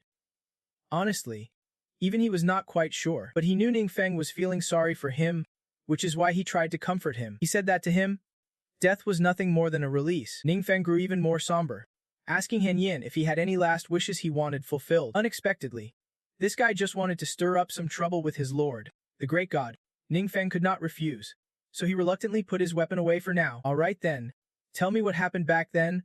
Han Yin began to slowly recount the story. Back in the day, the omnipotent law often transformed into human forms just to hang out with them. The Han Yin clan knew full well who their lord really was, but they had to pretend ignorance, which was incredibly frustrating. Sounds like this omnipotent law god did not exactly have the vibe of a true god, but precisely because of his carefree attitude, Han Yin and the others willingly became his followers, no pressure whatsoever. After finishing his tale, Han Yin asked about Feng's current situation. Feng honestly replied that his life was nothing special these days, just school, leveling up, and gaming whenever he had time day after day, just drifting by. There is no internet down here, or else someone would have taught me how to game by now. Han Yin stood up and stretched, and Feng knew it was time for him to act. Though reluctant, the mission had to be completed. Han Yin, if fate allows, I definitely want to game with you someday. A promise made. Just like the old days when we searched for each other. That was their final farewell. Then, Feng ended Han Yin's life, granting him the release he sought. Meanwhile, in the city center, a secret meeting was underway between the 7 major guilds and Feng Yiga. He reported that the Grand Elder God had acquired quite a few rare orange tier skills from the high-level dungeons. The guild leaders immediately wanted to invite the Grand Elder God to lead them into the secret realm, and Feng and Jack had already considered this. But when he asked Duan recently, the reply was that the Grand Elder was not too keen on cooperating. As soon as he finished speaking, some guild leaders showed clear signs of displeasure. At this point, the Grand Elder God really should be on the same boat with everyone else, right? Acting purely on his own whims, without any loyalty at all. Does no one think this is a problem? Guild leader Fuong Dan criticized sharply. Feng Jack was visibly irritated by his tone. When the Bangha and Ko-Ung threats appeared, everyone here was indifferent, saying they had no solutions. That made Feng Yinjak ready to throw in the towel. Luckily, Feng and Duan stepped in to pull them out at that time. They thought their indifference was perfectly normal. Now that it is about entering the dungeon for profit, they go straight to accusing Feng of selfishness and acting on whims. Feng Jack slammed the table and stood up. Looks like when money's involved, some folks just can't sit still. I hope everyone here remembers clearly.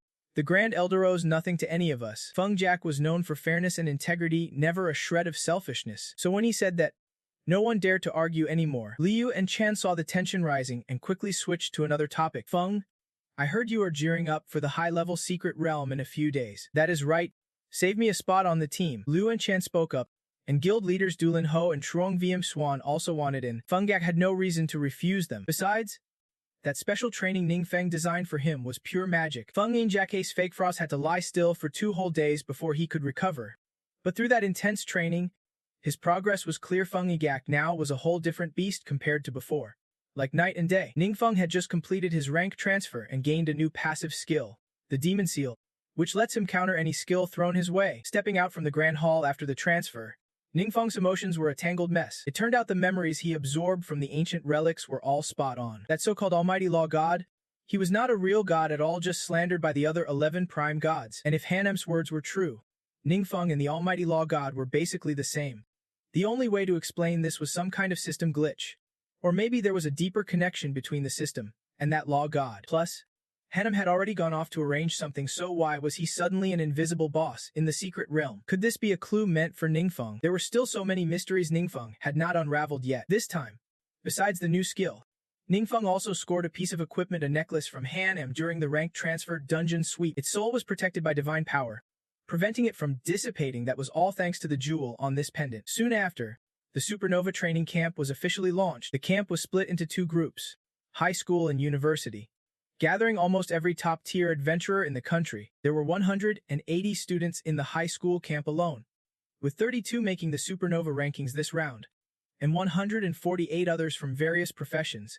The camp was buzzing with excitement after these heavy hitters showed up. Not only were 3 key university principals present, But representatives from the 7 great guilds and the Adventure Management Bureau also showed up something unprecedented. Rumor had it that standout trainees might get contracts signed directly by the top elders, which made everyone even more eager because once they signed a contract, they would not just gain access to elite resources, but after graduation, they could directly join under one of the great elders, starting ranks at least as squad leaders. Every trainee was busy trying to impress the seniors, but no one dared to challenge them. Finally, a confident young man stepped forward, but he was none other than the #1 star on the rookie rankings, Hasu Hung, the younger brother of Havu, the guild master of the Commerce Guild. After awakening, this young master did not train with his peers.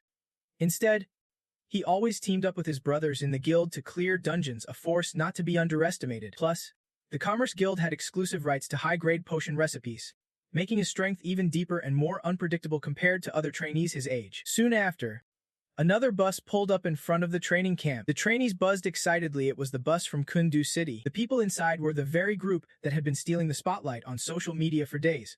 Picking everyone's curiosity, the bus doors opened, and Ningfeng stepped out first. Following him were Wang Yu, Feng Ai, Theng Ma, Tu Din, and Chu Jiangdu. Whoa, this squad looks seriously strong. Huh? Yeah?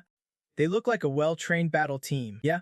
Probably just putting on a show. The trainees did not hold back, freely speculating about Ningfeng's group. Even Principal Feng could not help but sweat nervously. Even if he were blind, he could feel the other schools staring daggers at them. Big trees catch a lot of wind. Just look at the trainees' eyes, all treating Ningfeng's group like rivals.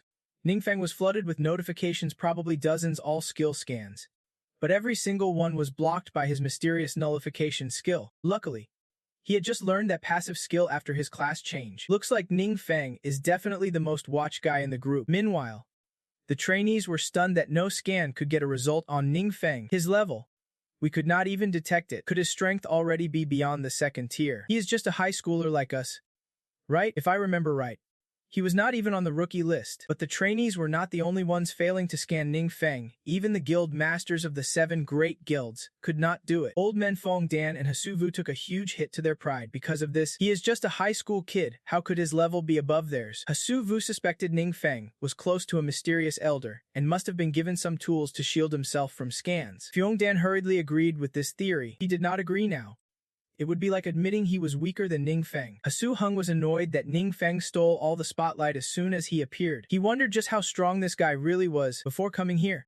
Hasu Hung had watched countless videos of Duan's secret realm training and other guild members mimicking him, but Duan's power far exceeded their imaginations. Hasu Hung simply could not catch up, and since Ningfeng was so close to Duan, Hasu Hung thought if he was that strong, they must have developed a unique training method. At this point, he figured they were no joke a smart player, but Hasu Vu and Hasu Hung both wanted to monopolize this training contract. That was a dream that would never come true. Fuong could not find anything on Ningfeng, so he tossed the ball to Liu and Chan. Old Li, are not you going to try scanning at all? But Liu and Chan was considered a gentleman. He refused to join because it would be too rude. Old Feng, standing next to Liu and Chan, waved and signaled to Ningfeng's group to chat. This just made the rookies panic even more. Oh man, Senior Feng is grilling them right now. What exactly is the connection between this wandering crew and the old man Feng? Once all the trainees gathered, the inspection zone kicked off. Each team leader led their members to sign up for their assigned numbers. After registration, they moved to the next spot to get a briefing on how the training camp would be organized. When registration wrapped up, all the trainees assembled in an auditorium for the general announcements. This part was the absolute snooze fest for them, since it was the same routine every single year. Principal Fun found himself stuck in a pretty awkward spot. He had to sit right next to Principal Tron. No sooner had he sat down than they started grilling him about Ninefeng. But Principal Fang kept his lips sealed tight. Ever since their school transferred students to Trandranis 9 school, spies have constantly been sent to snoop around. Luckily, Principal Feng was cautious and kept strict security, so no info slipped out. Even though Fang tried to lay low and avoid attention, Principal Tradung was not about to let him off the hook. He deliberately spoke loudly to draw the attention of the other principals around. Today, all the principals here want to see firsthand the teaching quality of Sai High School No. 7. After all, it is the prestigious school that attracts the most super rookies. Don't let us down. Principal Feng lowered his head, trying to dodge the laser stares aimed right at him. Truth is, he had his own worries. What he knew only went as far as when Ung Dite was sent for special training, but sadly, the results of that training were not all that impressive. But honestly, Feng was not too worried about Ung Dite. Feng Du, or Thai Misithu, After all, they were still the brightest stars on the rookie leaderboard. Instead, his real concern was whether Ninfeng, Tizian, and Chu Jiangda could survive this brutal trial. After some back and forth, they finally moved on to the rules briefing. In the end, each trainee's ranking would be based on a combined evaluation of individual points and team points. Also, the top 10 members from the high school camp would join the university camp for joint training. But before the Super Rookie training camp officially began, they had to enter a secret realm to get familiarized first. This realm only allows adventurers at level 3 or below. The organizers also handpicked a special team to run through the dungeon as a demo for all the trainees. Their performance was seriously unbeatable, because all 5 members of this team ranked #1 on the rookie leaderboard for 5 consecutive years. The absolute cream of the crop, and of course, Hess-Ung held one of those coveted spots. The 5 of them approached the entrance of the secret realm, with the platinum-haired guy stepping up first to speak. Should we hold back a bit? Going all out right away might crush the newbies under too much pressure. The short-haired armored guy next to him snapped back immediately. What nonsense are you spouting? This training camp has tons of big shots watching. This is a once-in-a-lifetime chance to show off. Even though we are just a temporary team, if anyone tries to block us, do not blame me for running them over. True to his ambitious nature, the platinum-haired guy did not bother arguing. The 5-man squad went silent and stepped into the secret realm together. Inside, the gloom and dense aura made the atmosphere suffocating. The blonde mage volunteered to lead, and their first opponent quickly appeared. It was a pack of rookie spiders, each plump with sharp legs and claws. Upon spotting intruders, they instantly went berserk into battle mode. But this 5-man team, the elite among elites, stayed cool and collected, though their attack speed was anything but calm lightning fast, leaving the rookies outside gawking in disbelief. Despite being the youngest, Hess-Hung was the one showing off the most. His whole vibe was totally different from the other high school students his age. Even Kudinshu was watching him with intense focus. Even though he hated to admit it, the stubborn young master had to be honest. He was just a hair behind Hiesi Siying, but completely outclassed. Feng Injai, Eljuan Chen could not take their eyes off these young prodigies. Word is, the 5 of them have been gathered recently for some intense training sessions. If they keep improving like this, it won't be long before they tackle the high-level secret realms together. In the dungeon, their mob-clearing speed was even faster than an XS sudden betrayal. In no time, they crushed those elite monsters, and their speed did not just hold steady, it kept ramping up, barely giving them a single moment to breathe. After pushing through a grueling stretch, the final boss of the dungeon finally appeared. Hess-Ung cracked a smug grin. He was the first to reach the boss. With the help of the other 4, the final boss quickly went down. This time, their temporary team smashed the record for clearing the stage, clocking in at just 48 minutes 18 seconds, way faster than the old record of 1 hour 24 minutes 46 seconds held by the Jiangnan 5 demons. When the 5 exited the dungeon, the red-haired girl among them stepped forward and greeted Ninfeng. Hey there, Ninfeng. I am Thai V. Maritha Iminmin is my uncle. I have heard him mention you a lot before, so I wanted to come say hi in person today. Ninfeng gave a casual nod and stopped to chat politely with her for a few minutes. The other runners shot curious glances their way. They could not figure out why a university-level beast tamer was chatting with a high school student, and when they saw the Viegtron happily talking with Ninfeng, their annoyance only grew. It was always Ninfeng felt like he would become the sun around which this entire training run orbited. Meanwhile, Ninfeng was introducing Dai to the Vietran. She responded graciously, without the usual arrogance you would expect from those top-tier superstars. In fact, the Vietran's tone when speaking to him was surprisingly humble. If you need anything during training, just tell me directly. I will have the logistics team bring it over right away. She is way too polite, Dai whispered with a smirk, having been watching the scene unfold. Dai, you really ought to keep a closer eye on Ninfeng. Every beautiful woman he knows packs some serious power and skill. Since Mayor Thai always talked about Ninfeng, Thai Vitron was naturally curious. Coming here today, without knowing his level, only made her more interested. During the training run, she planned to take the chance to size him up properly. Just then, a short-haired guy in armor came over, telling the Vitron they should find a spot to rest, but she declined, wanting to stick around and observe the other trainees' skills a bit longer. The guy immediately showed his disdain and irritation. What is the point of watching? The strongest are all right here anyway. But not only did Vitron want to stay, even Hiesing stuck around. That guy was 90% staying just to watch Ninfeng in action. The armored guy shrugged and left with the platinum-haired dude. Meanwhile, other teams started entering the secret realm. 6 teams competing together.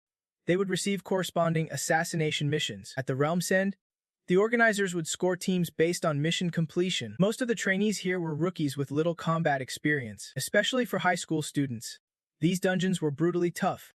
Seeing the students' struggles, the principals were sweating bullets. At this rate, it looked like not a single high school team would clear the stage. The outlook was grim.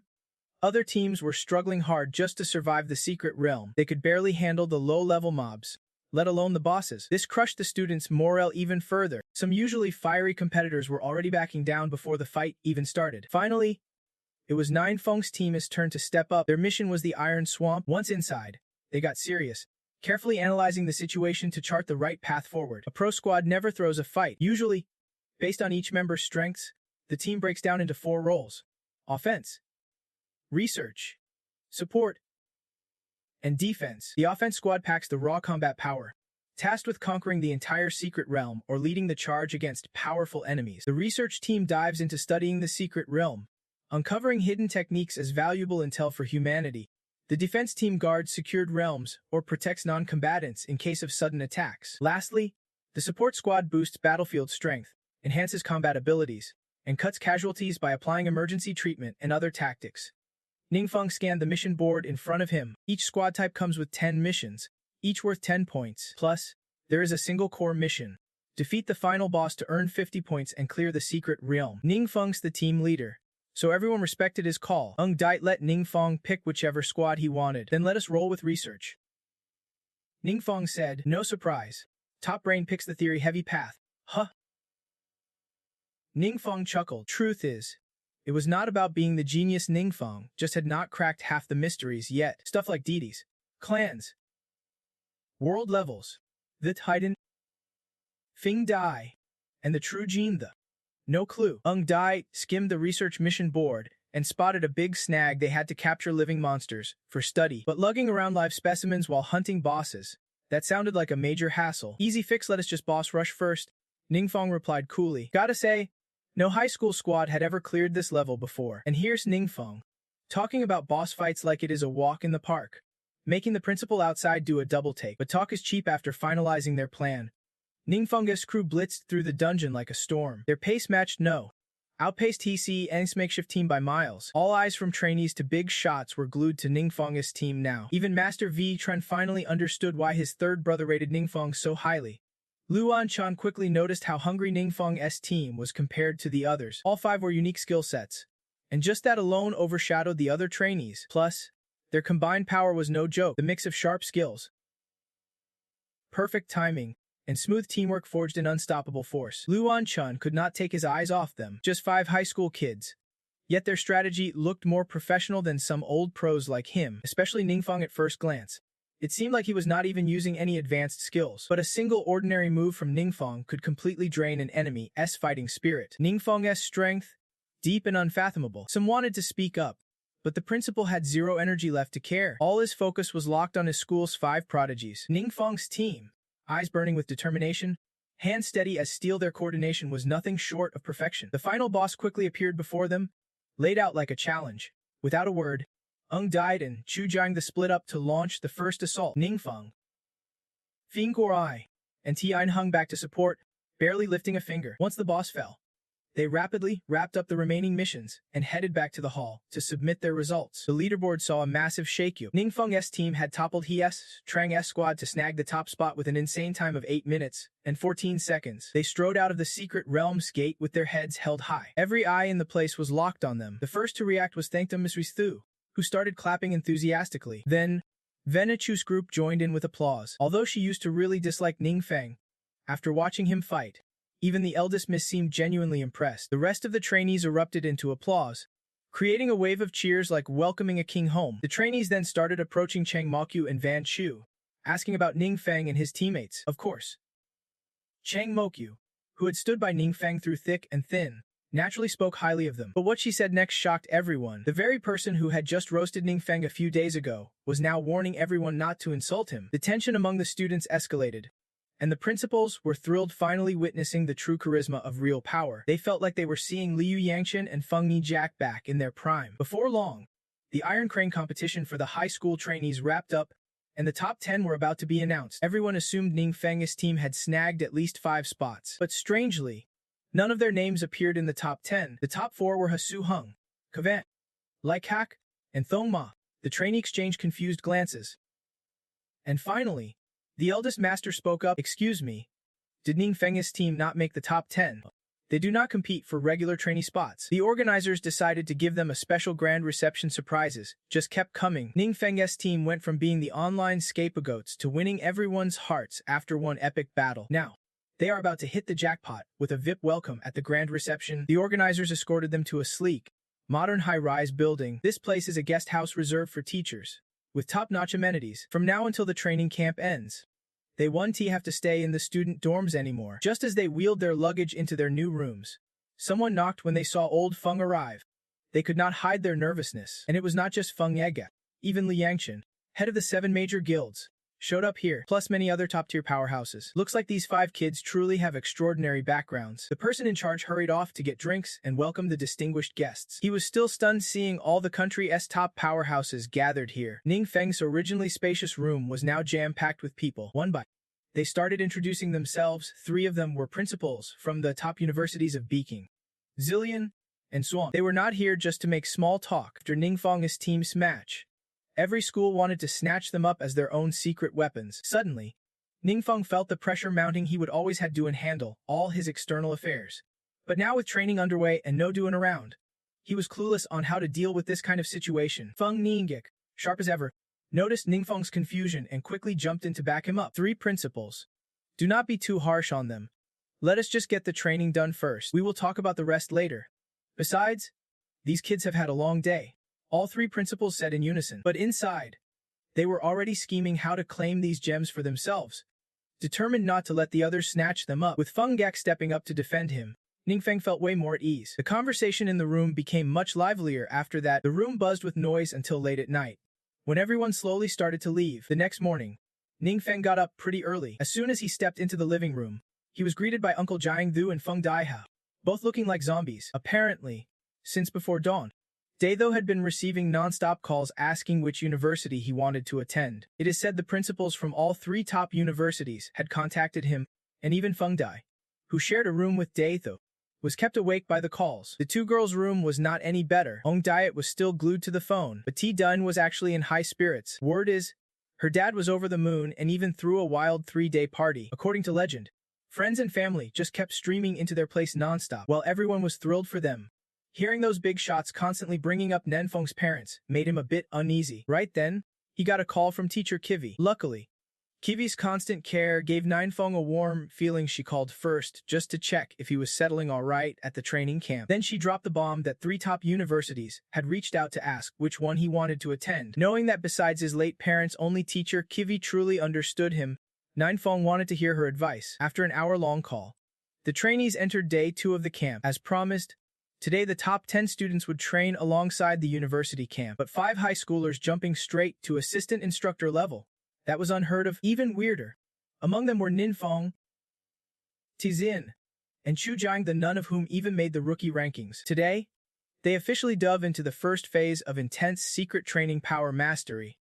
The instructor warned that the secret realms they would explore were uncharted and fraught with danger, so they had to follow instructions carefully and act only within their limits. Before entering the secret realm, the 10 high school students were split up, each joining a university team. Only Thentho Mi Si Thu got placed on Ninfeng's team. She had been performing well lately, and Ung Dait was not petty enough to keep her out. They stepped into an unnamed secret realm. Inside were countless strange monsters. Ninfeng carefully took notes on their traits. Meanwhile, the rest handled the fighting, barely needing his help, even though she would see Ninfeng breeze through challenges before. Thai Masi, who still felt a bit breathless keeping up. Their pace was lightning fast. They would already reach the deepest abyss in the secret realm. The group fought their way through, racking up experience points like crazy. Thevimensi Thu was not dumb. She could easily tell that compared to their first meeting, Ung Daidat's crew had seriously leveled up. She was eager to prove herself, hoping to earn their respect and maybe snag the same training privileges. While catching her breath, Ninfeng shared the university news with everyone. Kivi had given him a thorough rundown that morning. The West Lin University research team was strong but strict. Kivi thought Ninfeng might struggle to fit in there. On the flip side, North End University's team was pretty laid back, probably a better match for him. Ninfeng was leaning toward her advice. Man, no wonder he is teacher K's golden boy. Even this kind of stuff she is thinking through for him. Ung Dait patted him on the shoulder. Suddenly, Zyme pulled out his phone with a serious look. Everyone, check the group chat right now. Something bad is happening in Tendu City. A leveling secret realm suddenly went haywire. High-level mutated monsters were ramping up fast. About 100 people were trapped inside, and unlucky for them, Teacher Kivi was among them. Chaos surged at the entrance, and the outside people could not get in to rescue anyone. The students from Teen-Do High School, No. 7 were in full panic mode. They kept begging their rescue captain to save their teacher. Since the secret realm had mutated, even the rescue team could not control it, so all they could do was report to higher-ups and wait for the big guilds to come help. But hey, you guys gotta do something too. The students were scared, but could not stand the thought of Kivi trapped in there. Just now you said your support roles were not enough. So Kivi came in with you to help, and now your teacher is locked in there. The captain's name was called out as a black-hearted villain, and he instantly flew into a rage, even though he was the real reason Kivi had to enter the secret realm, despite having no business there. With the current situation, he could not get inside, nor would he dare to. He figured that if he managed to escape, it was his lucky break. Meanwhile, Kivi not escaping, that was just her bad luck. The students, seeing the captain flip out like a pancake, were left speechless for a moment. Chijanga licks. Achan Nana, what is going on? A familiar voice rang out. The students felt like they would been handed a lifeline, because that voice belonged to Feng. Wang Yai was supposed to be at the training camp, but showed up here just to check on teacher K's safety. When the nun Feng returned, the students quickly spilled the whole story. Their school had opened the secret realm for students to level up, but then a sudden anomaly happened, trapping many people inside. Kivi struggled desperately to carve out an escape route for her students. Then the guards said they did not have enough people and needed volunteers. So Kivi had to plunge back in and got trapped herself. The students kept crying and blaming themselves, which just pushed the captain into a full-on tantrum. Hey, do not talk like we teachers were killed by you. I already told you it was her choice. He enunciated each word with an aggressive glare. Too bad he could not keep up that tough act for long, because right after, Ning Feng grabbed him by the collar and slammed him straight to the ground. The guards saw their captain under attack and quickly raised their weapons, but before they could move, a massive hand locked down on one of them. Don't he get it twisted? That towering, intimidating figure was not anyone but True Jiangda. Turns out Ning Feng did not come back alone. He brought his squad with him. The captain was knocked out cold and dragged across the ground by Ning Feng without a second thought. The others in the guard team were too scared to resist. Ning Feng took a few steps and ran into a familiar face. They would met before at the training camp. It was Las Bin, the vice guild master of Qi and Wuan guild, probably here on official business. The guards lit up the moment they saw him. Thank God, Las Bin is here.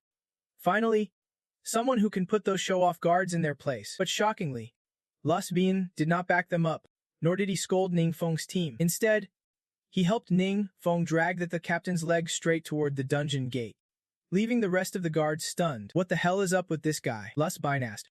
He came out of the secret realm with us. We need him to lead the way. When they reached the dungeon gate, they were stopped, but no one could block Bin. He was one of the country's top powerhouses and vice guild master of one of the 7 largest guilds. How could these low-level guards stand up to Las Bin? But something puzzled them deeply. What exactly was Ning Feng's background? Why did Bin show him such respect despite his youthful look? The entrance to the secret realm was packed with demonic energy. Ning Feng's team and Lassie Bin stepped inside, instantly feeling their stamina and attack power drop. The female mage traveling with Las Bin quickly realized it was a field effect. It is a continuous positive or negative status affecting targets within a fixed area, and usually can't be removed. In this case, it was definitely a negative status. Their attributes would keep dropping bit by bit. Las Bin knew this secret realm well from before. Back then, it did not have a field effect. It only appeared after the anomaly. Among them, only Ning seemed calm. Lassie Bin guessed Ning Feng was not affected by the field effect at all. Honestly, Ning's base stats were so high that even if affected, it would not hit him too hard. But Ning knew the others would not hold out for long, so they had to move fast, win this battle, and rescue Kivi and everyone trapped inside the secret realm. Looking down at the captain sprawled on the ground, Las Bin signaled his men to wake him up and ask where they should head next. The team leader's name snapped back to consciousness under the girl's magic. His source was in total panic, and those people were lost far from us. The exit is miles away, crawling with savage beasts and monsters. You guys can get through. I am not ready to climb the wardrobe and watch naked chickens just yet, please. Let me go. Of course. Ning Feng had zero intention of letting him off. She gave him 2 choices. Lead her to Kivi or get left behind.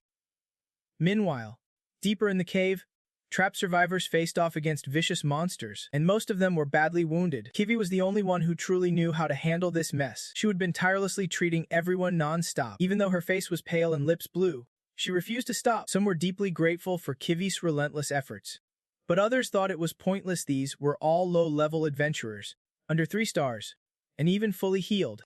They stood no chance against those monsters. They would been trapped for quite some time now. The trapped group waited desperately for rescue. Everyone was on edge when suddenly, the cliff wall in front of them was blasted apart. Sadly, no rescuers appeared. The culprit wrecking the wall was a monster. The moment they saw it, the faces of those hiding inside, including Kiwi, went completely pale. They were no match for this giant beast. In a desperate moment, one of the adventurers Kiwi had just treated threw himself in as a sacrifice. The monster's sharp fangs pierced his chest in utterly tragic scene. His daughter, standing nearby, had been happily thanking Kiwi just moments ago for saving her father. Now, she was plunged into utter despair. Kiwi dared not linger and immediately grabbed the girl's hand, pulling her deeper into the cave, because behind that monster came an entire horde of beasts. If they hesitated, they would all be torn apart. The size difference was just too extreme. No matter how fast they ran, escaping those claws was nearly impossible. Just as Kiwi and the girl were about to be caught, a wall of ice suddenly burst forth, blocking the monster and the others. As expected, Ningfeng had arrived just in time. Behind him came a fierce squad of warriors ready for battle. Compared to training drills, facing real monsters like this was a whole different level of adrenaline rush. To Den and the female mage quickly treated the survivors Kiwi had saved, while Ningfeng freed the father's body from the monster's jaws. The daughter clung tightly to her father, sobbing uncontrollably, a heart-wrenching sight. The immediate danger was finally lifted, but the mage counted carefully alive and dead combined. There were only about 20 people here. The rest, who knows where they were? Just as Luck Bin was about to respond, the ground suddenly shook violently. Water streamed down the cave walls in huge torrents, and from these streams emerged massive tentacles. Chu Jiangdu swung his blade hard, but those freaky tentacles could regenerate within seconds. They were as good as new, and to make matters worse, the exit was completely blocked. These eyeless, noseless tentacles seemed almost sentient. While everyone froze in confusion, the tentacles lunged straight at Kiwi, but before they could touch her, Ningfeng sliced them down with a single strike. He shouted, "Everyone, follow me." Ningfeng led the charge, hacking a path through the monsters. Unlike Chu Jiangdu's earlier attacks, the tentacles severed by Ningfeng lost their ability to regenerate. He carved a bloody path as the others hurried after him. Finally spotting light at the end of the tunnel, they dashed toward it like mad, endlessly thanking the heavens for letting them escape alive. But no sooner had they stepped through the doorway than they froze in terror once again, because this light was not the glow of hope, it was the blinding flash of despair. The place they just scrambled into was not an exit, it was the death spot of a monster shaped like a giant octopus. No wonder it had so many tentacles. This beast was huge. Even a powerhouse like Luck Bin was stunned. This was the first time he would ever seen something so wrong. Ong Dut was losing his cool too, but Dunfeng signaled everyone to keep quiet and charged forward. He guessed this monster was the root cause of the bizarre scene in the secret realm. Taking it down directly was the fastest way to end this nightmare. Ningfeng dashed in but got slammed by one of the monster's tentacles. Though he was unharmed, his sword shattered into pieces, sparking serious worry among the team. Luckily, he would bought 7 high-tier longswords last time, so if one broke, he could just pull out the next. Without a word, Ningfeng swung and sliced off the very tentacle that had hit him. The monster howled in pain and instantly went berserk. It kept attacking nonstop, but Ningfeng was no pushover either. All in all, taking it down was not a walk in the park, but it was something he could handle. After a fierce struggle, the white octopus beast was finally finished, the secret realm's anomaly ended, and the rescue team finally moved in to do their job. Sadly, many lives were lost during this ordeal. Luck Bun's respect for young Ningfeng grew even deeper after all this. If it had not been for him, the secret realm would not have been contained so quickly, and the casualties would have been much worse. Ningfeng only gave him a few brief replies. Noticing that Kiwi's expression was not looking too good, Kiwi was Ningfeng's mentor, and he felt lucky to have saved her this time. But he knew she would suffer a huge blow mentally and physically from the secret realm's chaos. He pulled out an item and handed it to her. It was an orange-grade consumable called Wound Healing. It permanently boosts stamina and spirit by 5 points. Plus, all healing effects are permanently increased by 50%. Such a rare item. Luck Bun was seeing it for the first time too. Luck Bin stared at the item before suspiciously asking, "Could this be the legendary divine mark? Wait, it must have dropped when that monster blew up just now." Ningfeng replied casually, his attitude making Luck Bun even more shocked. To be clear, besides Ningfeng and his close circle, everyone knew Duan was the first to earn the divine mark after conquering the God's Trial secret realm. Everyone knew the value of that mark, and no one had managed to get a second one for Duan yet. Yet here was Ningfeng, who got one but showed no surprise or joy. He even casually handed it to Kiwi like it was some random trinket. Kiwi kept hesitating. She knew this was incredibly precious for a 3-star adventurer like herself and was reluctant to accept it, but Ningfeng kept insisting, leaving her no choice. While Kiwi absorbed the mark, Ningfeng suddenly had an idea. Looks like he should arrange a special training for Kivi, just like old Feng's, so she can learn to protect herself, and he would feel better about it. But this new star-level training takes 2 whole months and bans any side quests. Ningfeng worried something might go down during that time, so he turned to Luck Bin for advice. Luck Bin, can I take the weekend off? No problem. If you want more days off, just ask. Facing a national talent like this, Luck Bin naturally did not dare refuse. He agreed happily, and Ningfeng was relieved. People always said Luck Bin was all talk and no action.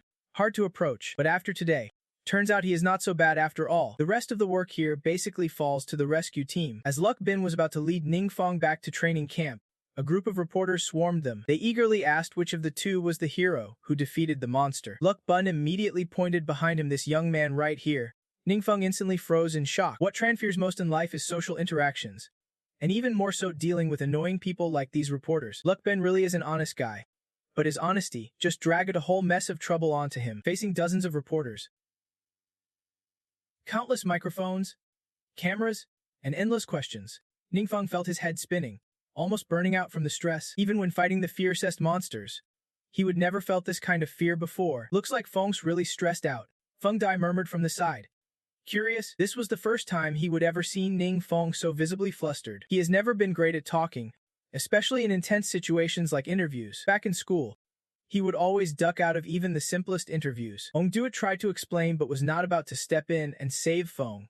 She figured his future's bright, and he would have to get used to the spotlight sooner or later. It took a long time, but Ningfeng finally wrapped up with the reporters and headed back to rest at the training camp. Even lying in bed, he could not shake off the trauma from that interview until he suddenly remembered something important, and his mind snapped back to focus. Earlier, after defeating the octopus demon, he received a new active skill book called Soul Guardian. Although this skill had a long cooldown, it summoned a protective soul that could block one critical hit and insanely valuable defense. After Ningfeng learned the skill, it automatically transformed into a dark curse, a passive skill called Immortal Calamity. Every time Ningfeng accumulates 100,000 threshold points, he gains an extra resurrection. Right now, he has 4,243 threshold points, and each time his world level goes up by 1, he instantly gains another 1,000,000 threshold points. Ningfeng suddenly recalled the 12 prime gods. Was not this threshold point thing exactly what those gods craved from their mortal followers? He had a rough understanding of world levels by now, but how to gather these threshold points,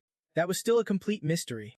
He would have to dig deeper, because having the ability to resurrect was too damn important for him to ignore. While Ningfeng stayed at the training camp in Kundu City, trouble struck again. Not some weird secret realm anomaly this time, but the sudden appearance of a veteran adventurer named Den Nugo. Like Banghen Koung, this guy had mysteriously vanished 5 years ago, but recently, he showed up out of nowhere again. Today, this bastard was causing chaos on the streets after a fight, suddenly snapping and attacking innocent bystanders like a rabid dog. So far, 10 innocent passers-by were beaten to a pulp, their fates unknown, and 8 security team members were in the same rough shape. Early assessments said this guy's strength had surpassed the 5th rank, since regular adventurers could not handle him.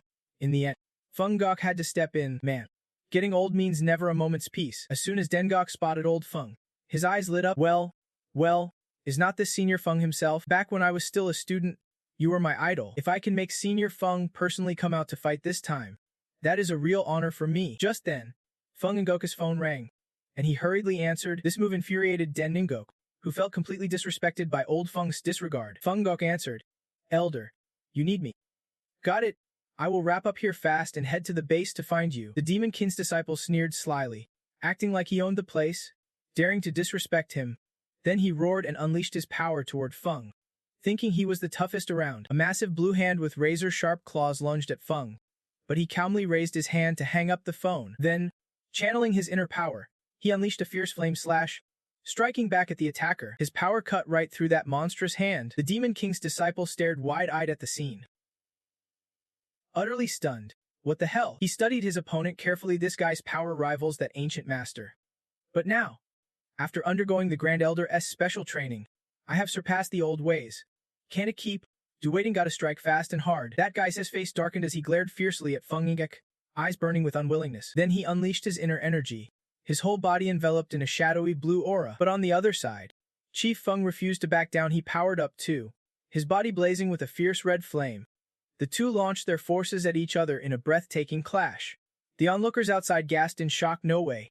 Chief Feng's got some serious skills. This clearly surpasses the 5th level. The other guy seethed in frustration. I refuse to believe it.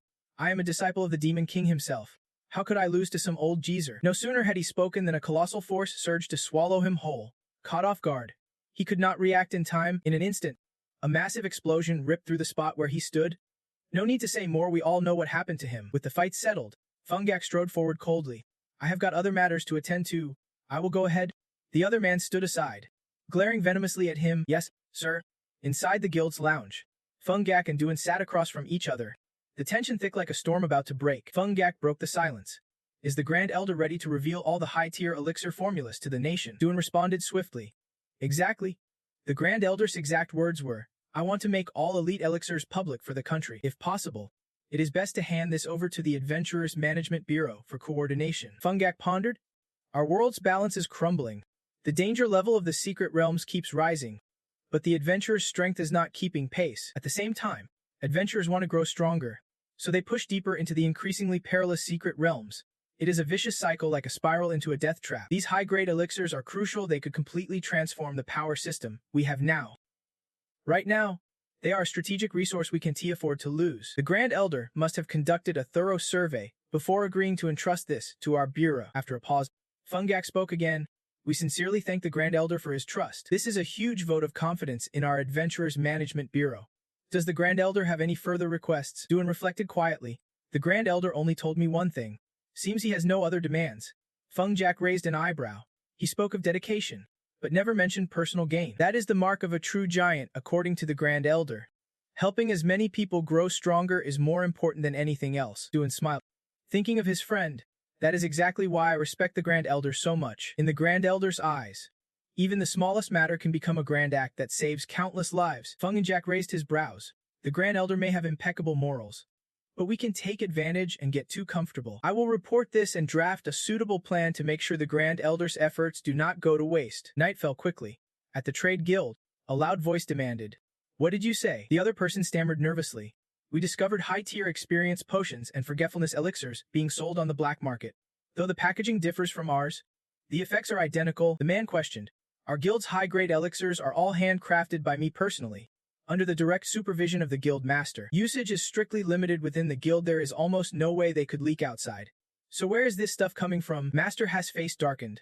In this world, the only ones who know how to make high-grade elixirs outside our guild are those mysterious Grand Elders. Could these potions have made their way into the black market? No sooner had he said that than he ordered his subordinates. Send people to investigate immediately. The man was shocked. Investigate the mysterious Grand Elder. Master has snapped angrily. Of course we checked the black market. The subordinate nodded quickly. Understood. Cut to Ning Feng's side at the teacher's dormitory. He and Ong Dut walked down the hallway together. Suddenly, she teased. Want to watch your interview clip? Ning Feng smiled awkwardly, waving his hand frantically. Do not wanna. She grinned encouragingly. Actually, it is good. Tons of viewers are praising you. In the comments, everyone's hyping Ning Feng up. He thought to himself, looks like my faith power's been booming these past few days, thanks to these interviews. Guess I will have to get used to the spotlight. You and Ong Dut were walking down the street when suddenly someone on the side spotted you. Those two guys greeted cheerfully. Assistant Lecturer Ning Feng happily replied. Good morning, Ong Dut thought to himself. Ever since Ning Feng showed his true power, growing far beyond normal expectations, no one dared say anything weird to him anymore. Now, even the top seniors would sincerely call out, Lecturer Ning, from the bottom of their hearts. Wherever the two walked, people greeted and asked about you everywhere. Hey Lecturer Ning. Hello? Lecturer Ning, seeing you now. You exuded pure charisma. The goofy guy from before was gone for good. Whispers buzzed behind you. Is that Ning Feng? So impressive. If only I'd half his strength. Scene shift to Kundu City. Captain Chu is on the phone, watching with surprise. This time, Kundu City is also catching on to the Ning Feng buzz. Suddenly, Mayor Chu sighs deeply after looking at his phone. Captain Chu wonders aloud. Mayor, why the long sigh? At the same moment, I turned and left, stepping outside to take a call. He said, Ning Feng definitely has to go to college now. Seeing him leave like this, I am worried the mysterious elder will show up too. A few days ago, Duan contacted me, wanting to return the villa arranged for Ning Feng since he rarely stays in Kundu City now. The mayor worries that without a powerful protector, Kundu City might slip back into Tao's 2 secret realm mutations. 1 secret realm invasion. Just thinking about it gives him sleepless nights. Captain Chu's eyes caught to Lamb lost in thought, and he was surprised. Without overthinking, he called out loudly, "Captain, are you okay?" I looked stunned and said, "My master just called. He agreed to personally train me. Am I dreaming?" The mayor quickly seized the moment. "Captain, from now on, I am counting on you. Don't let me down. Dinner's on me tonight. Captain. And later, you protect me. I am blushing here. What is up with you two?" Scene cuts to a secret underground lair where a voice suddenly shouts, "Old Feng, are your words for real?" Feng's face stiffened. Deadly serious. "Yes, the mysterious elder has agreed to publicly share the entire advanced medicine formula with the government. I plan to petition for the state to officially produce the medicine. Partnering with the elder." Everyone fell silent, considering that only the trade guild currently holds the formula. Having the government step in to produce the advanced medicine would put immense pressure on us. Whether it is price or quantity, everything would be guaranteed. For everyone, this is huge news. Even Master Hexine can't fully express how significant it is. Then someone spoke up, "I support making the formula public unconditionally.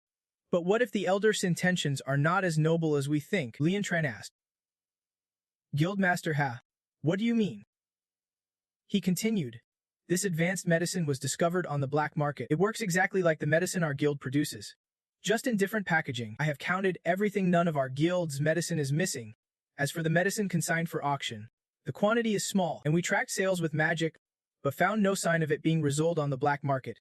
So where did this batch come from?" Remember during the Secret Realm trial, Duan said the elder already knew the formula for this advanced medicine. Someone else added, "The black market has a huge underground network beyond the law's reach, and many dark trades happen there. If this advanced medicine has fallen into the hands of dangerous elements without us knowing, that is terrifying. Whether or not this was the elder's intention, in reality, it is like handing weapons to the enemy." Feng said, "This kind of thing too. I will immediately send people to investigate." Though in truth he was calculating. "Once I finish my special training, I will let her go. Also, I have to inform the elder." The old man continued, "I have said it before. A powerful warrior acting purely on whims without any restraint.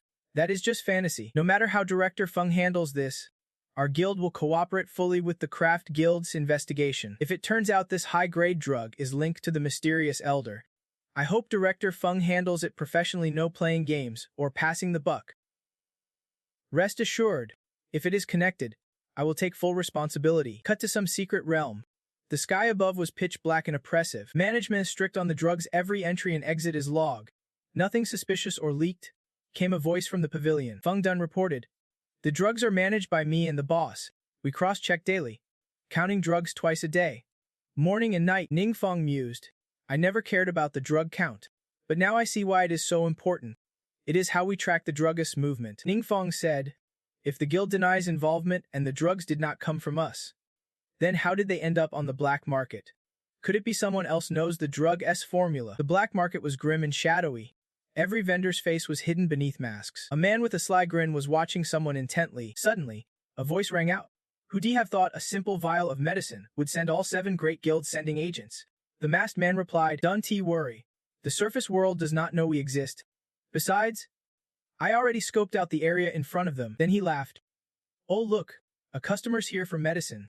That purple-haired girl with the devilish bow is so rare to spot." The man leading the way spoke up, "Sir, these two came here looking to buy some high-level experience potions."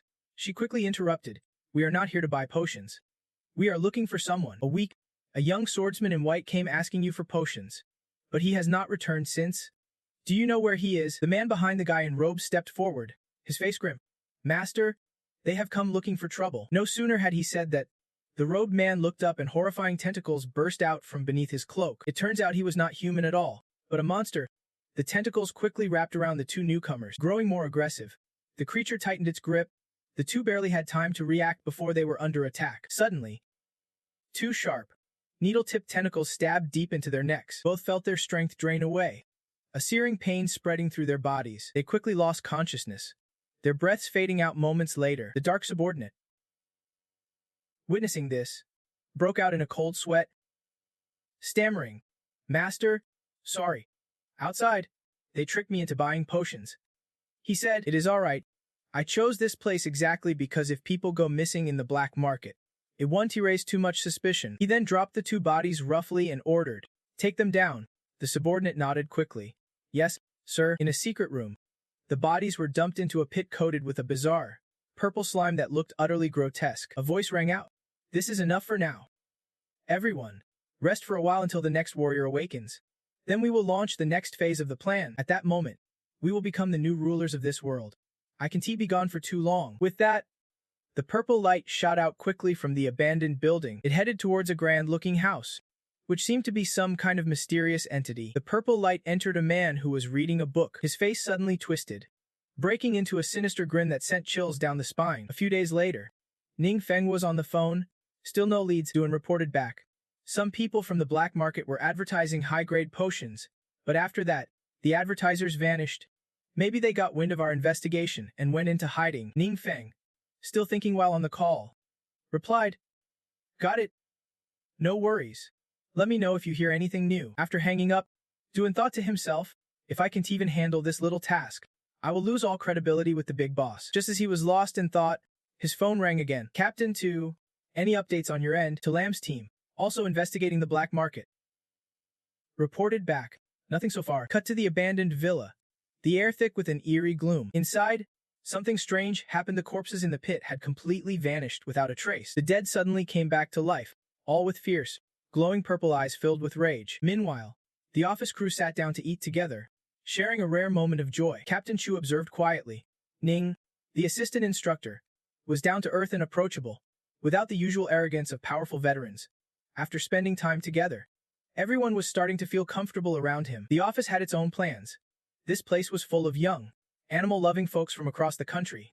When they level up to global rank and gain stronger powers, they would definitely get a lot of support from these allies. A girl quickly asked, Assistant Instructor Ning, have you thought about joining any guilds? Someone as talented as you must have had tons of offers. Ning smiled warmly.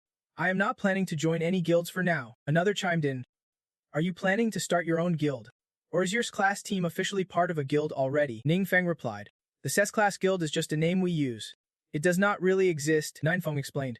The Beastmaster Guild is just a local guild. We use the name for convenience. Everyone's got their own opinions, but the Beastmaster Guild seems to be just a small-time local crew. No nationwide reputation, but with a squad of elites like that, their future earnings are looking wide open. So why bother calling guild boss? Does that title even matter here? The young guy asked cheerfully. Hey guild boss? I want to join the Beastmaster Guild. Do you have any requirements? She got caught off guard.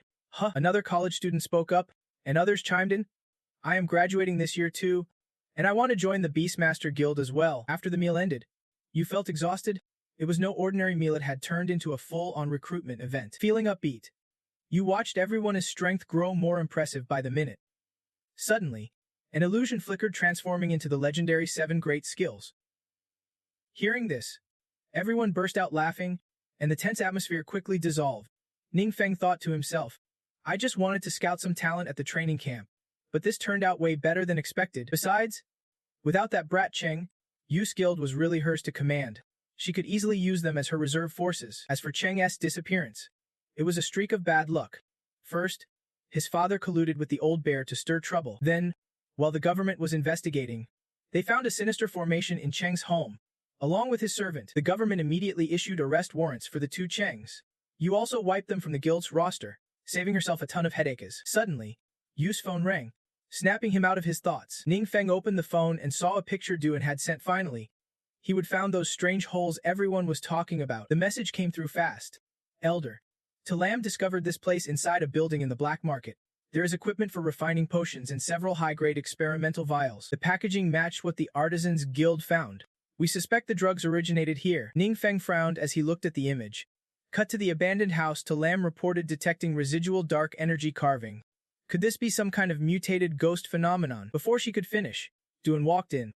This is a type of demonic parasite we have not seen before, he explained. Usually, demonic creatures can leave their breeding grounds for long. But parasites are different. They need to parasitize other beings to reproduce, completely controlling their hosts' thoughts and actions. Without special methods, it is nearly impossible to tell a normal creature apart from one infected by a parasite. Parasites at this stage are extremely weak and must hide. Those holes in the ground, they are parasite nests used to incubate their offspring. Hearing this, Talam shuddered and said, So basically, Duan, you are saying the parasites here have already successfully hatched. Sensing the gravity of the situation, Talam bit her lip, That means a whole group of unknown parasitic demons have infiltrated humanity.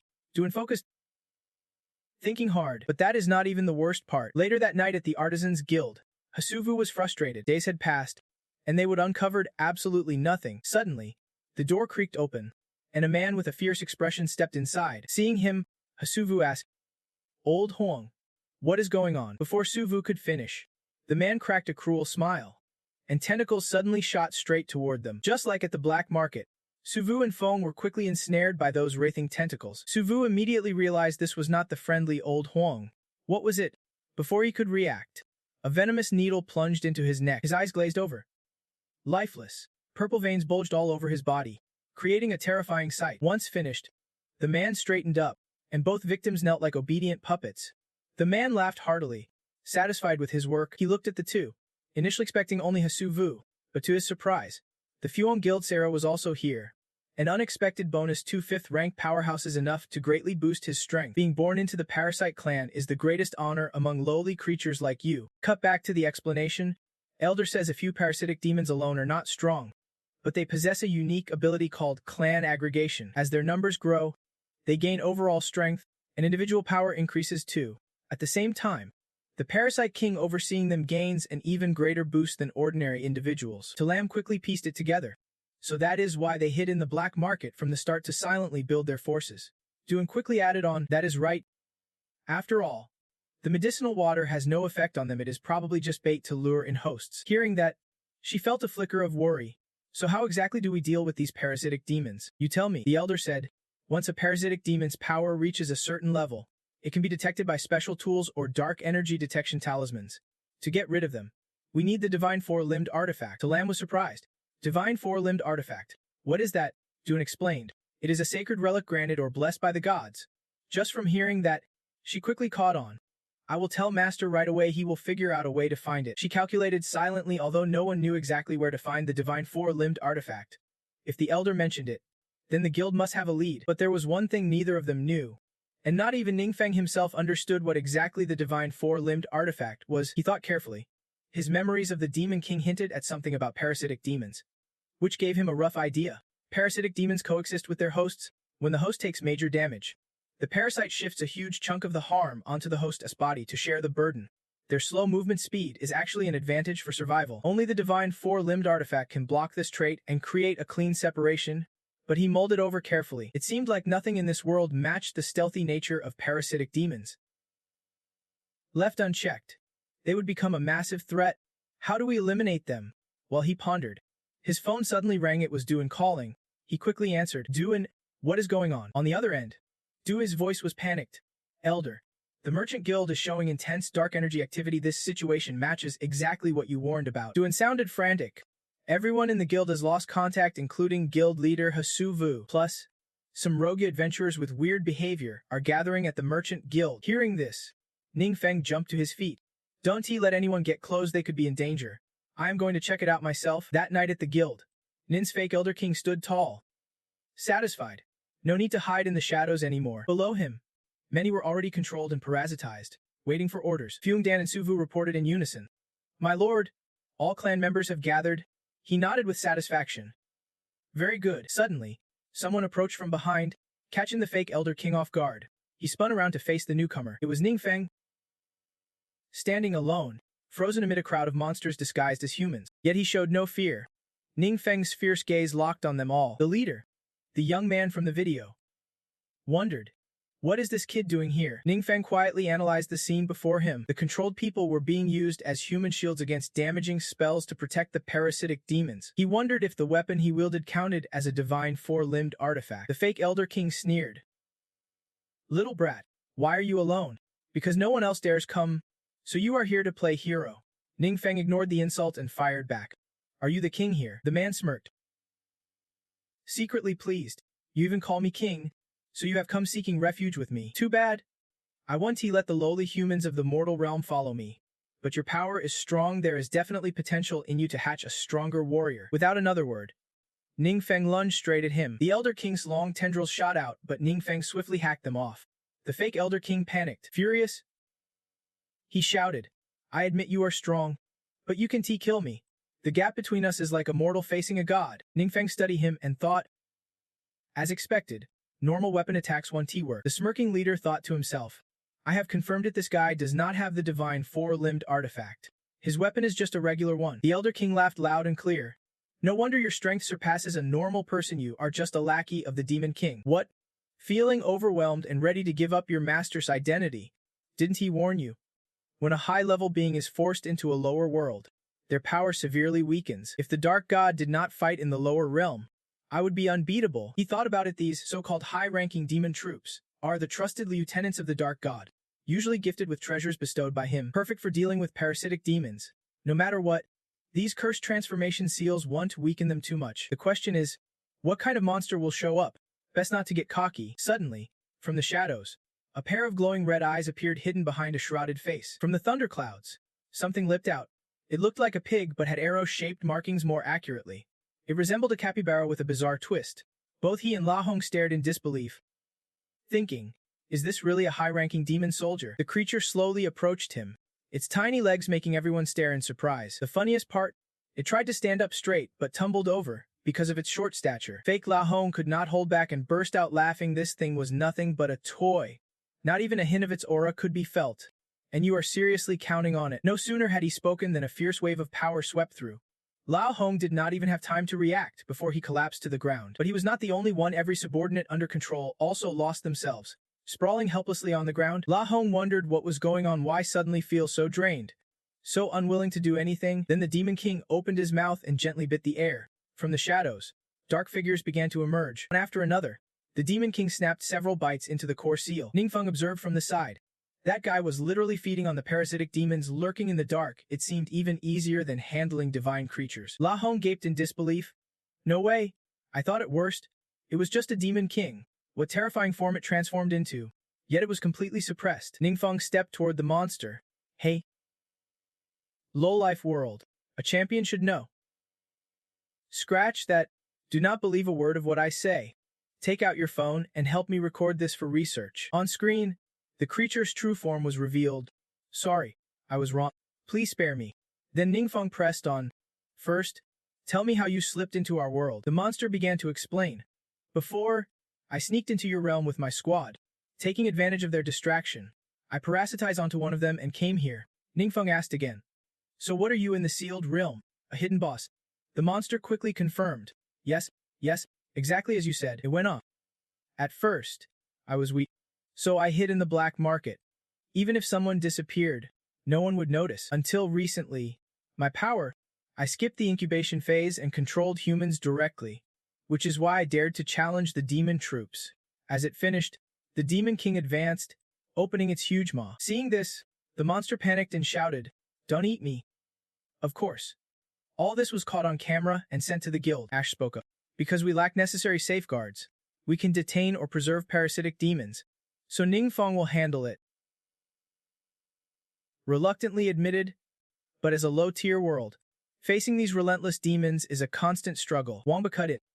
The 7 great guilds. Even the whole world would perish. And there is nothing we can do. Feng Gak reassured them. Don't be so down.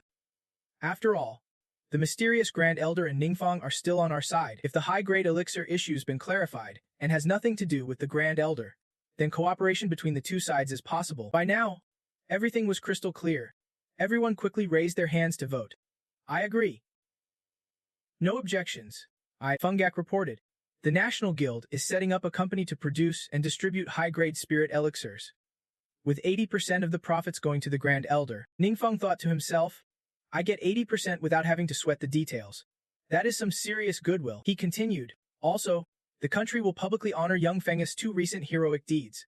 The ceremony will be held at the closing of the training camp, and there will be plenty of reporters hoping to interview young Feng. Ningfeng felt a surge of excitement finally, a chance to build some reputation points. Of course. He was not about to let this slip. He quickly spoke up. All right. Senior Feng, I will leave the arrangements to you. The elder smiled warmly. Don't be so formal. After chatting with Feng Gak, Ningfeng turned to Du and, I have got to head back to training. Take care of this one.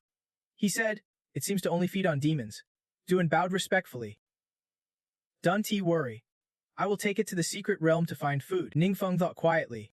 The Grand Elder can easily handle parasitic demons, so his power must far surpass mine. Looks like I need to step up my game. Ningfeng gently stroked it, Pondering, this guy's skill seems like an area effect that completely wipes the enemy's battle will. Normally it has no effect and does not require me to hide it. This little guy loves sniffing the cold aura left on the chain.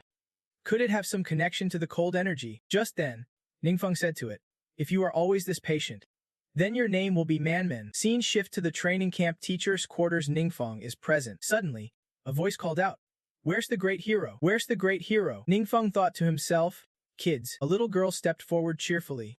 "Are you the great hero, Ningfeng?" He blinked. "Great hero? What?" At the same moment, 3 young men entered. "Professor Ta, long time no see." He turned to Xiada. "It really has been a while." Suddenly, Ningfeng ran into an old acquaintance, Jiang Shu, from Hudich. The professor, Saudi quickly introduced. "This is Tia, special professor at Baking University, honorary advisor to the 7 great guilds. He is a friend of my father's. Many theories and techniques related to the secret realm come from his research." Ningfeng was momentarily stunned hearing this guy's no joke. The girl chimed in, "If you want to talk about impressive, Ningfeng's classmates are the real deal, saving so many people. I was stuck in the secret realm doing research. Could not get back quickly. Just arrived last night at training camp and already heard all about Ning's glory. So I wanted to come see what exactly is our great hero made of." The lead girl humbly added, "It has been a long day, but I remember now training camp introduced Professor Ta as the head of our research team. I thought he would be a serious old man, but Professor Ta's personality is surprisingly warm and friendly." Professor Ta happily grabbed Ningfeng's hand. "Has everyone eaten breakfast? Let us eat together." Soon after, she cheerfully introduced, "These are delicacies made from monster materials, try them quickly." Everyone happily praised them nonstop. "This is delicious. The flavor's amazing." They ate so eagerly. Their chatter became a jumble. Zhang Yan stepped up and told Ningfeng, "This morning, Dele did not come to call us." Ningfeng remembered. Right? He is usually early. Dele thought to himself, Professor Tai is top tier, and since taking on this task, he has kept us working all night, but she has not called Ningfeng even once. What are they saying? Let the great hero rest. He feels it is unfair, people should be treated more equally. Professor Ta cheerfully stepped forward. "Ning, I watched your competition video, your field techniques. Absolutely flawless for someone your age." Ong Yu happily chimed in. "Professor Ta, you might not know, but Ningfeng topped our university's entire batch. His theory scores, still #1. Professor Ta smiled warmly. "No wonder." She turned to Ningfeng. "It is rare to see a genius with such solid theory and combat skills. This time, I brought back some special items from the secret realm. Take a look." Ningfeng's eyes widened. "Special items? What kind?" After a moment, everyone was quickly gathered outside Teacher Li's office. Professor Ta asked, "Is this your first time in the alchemy camp's research lab?" "It is a temporary setup, so it is pretty exposed." Seeing Teacher Li's panic, she said, "Do not worry. You focus on your work. I will take them on a tour." Teacher Li frowned, thinking, why does this group of visiting professors feel more like high-level leaders coming for an inspection? Suddenly, under their intense gaze, sweat broke out on Teacher Li's forehead. At that moment, the pendant around Ningfeng's neck suddenly shimmered with a soft glow. He wondered silently, why is the Hanyin pendant suddenly emitting weak kinetic energy? What is causing this? Professor Ta turned to him. "Ningfeng, what do you make of these?" He guessed, looking at the processed parts nearby. "They seem artificial, maybe fragments of a wall or relics from another sculpture." She nodded approvingly. "Exactly," the senior professor began.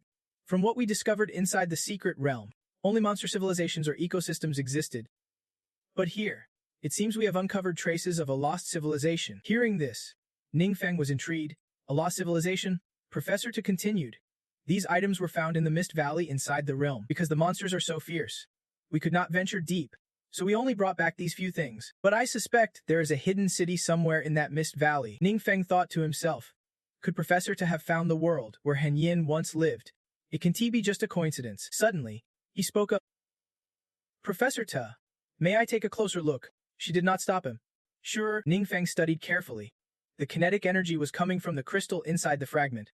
The Hanyin pendant seemed to be absorbing the essence within it. Could there really be a connection between these two? Curious? She asked. "What do you think? Got any eyes?" Ning said, "We probably need to check the secret realm ourselves." Professor Ta nodded. "No problem. I will arrange it." At the secret realm, Professor Ta introduced everyone. "This is my research team. Once inside, you will be working together." Everyone cheerfully moved forward. Teaching assistant Ning said, "Great to meet you, sir. If you need anything, just tell us, and we will handle it. By the way, After the visit, can we take a group photo? Xiao Zhu watched this scene, quietly pleased. These were all top-notch scholars. No matter which university they came from, they were professor-level elites. Rarely did they respect someone so much, but Ning Feng earned it. A bit anxious, he thought, this project is huge. Am I really ready for this? Ong Yu reassured him. We are a team. We act as one. Nearby, a professor looked fired up. Go ahead. Let us move out. The group quickly covered some ground. Ning Feng and Professor Tu were studying a map when suddenly, a strange black aura shot straight toward them. From the ground burst a monster with razor-sharp teeth, jaws wide open. At the same time, a fierce axe swung down hard toward the beast. Ning Feng confidently reassured, Don't worry. Keep moving. Professor Tu's team stared in disbelief. Woo, such a huge monster. How do they handle that?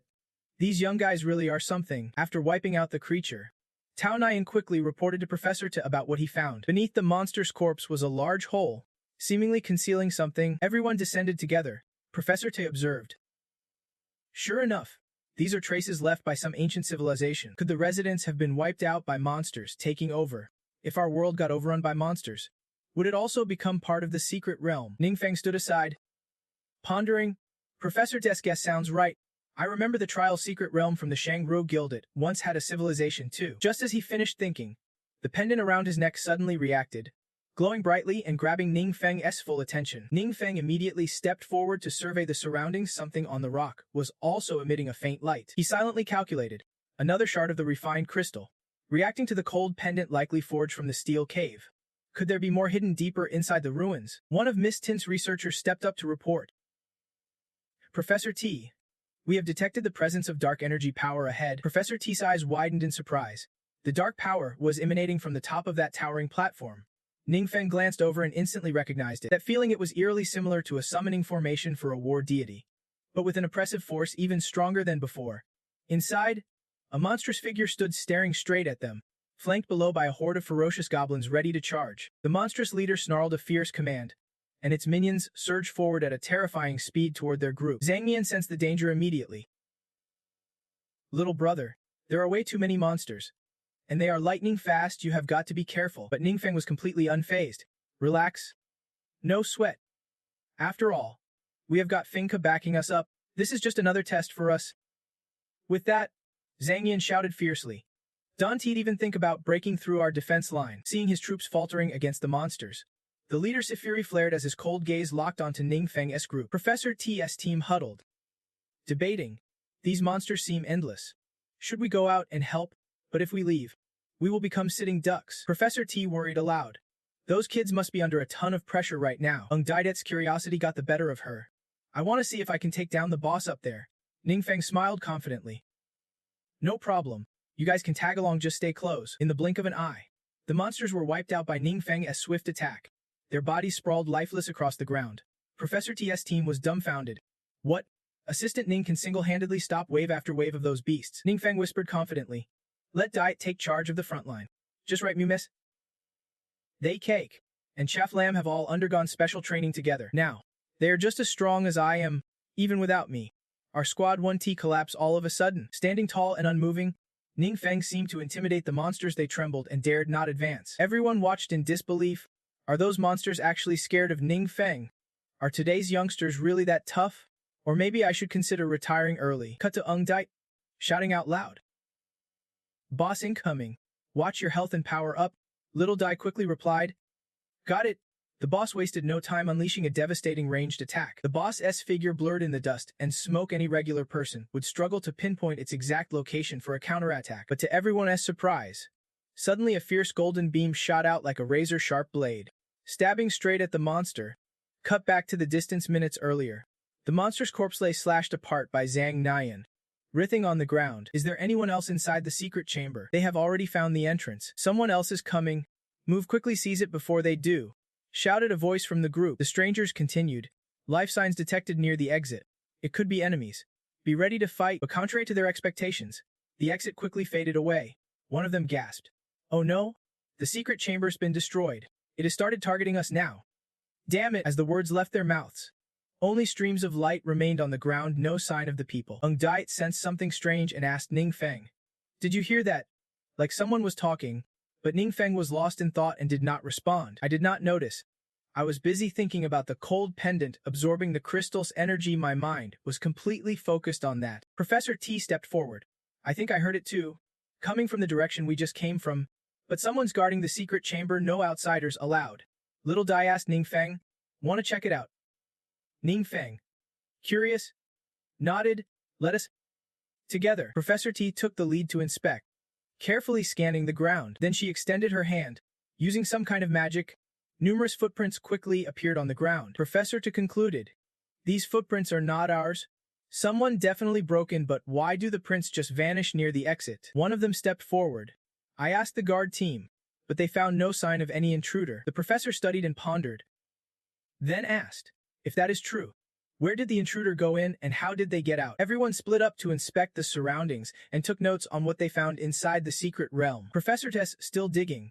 Footprints first appeared nearby.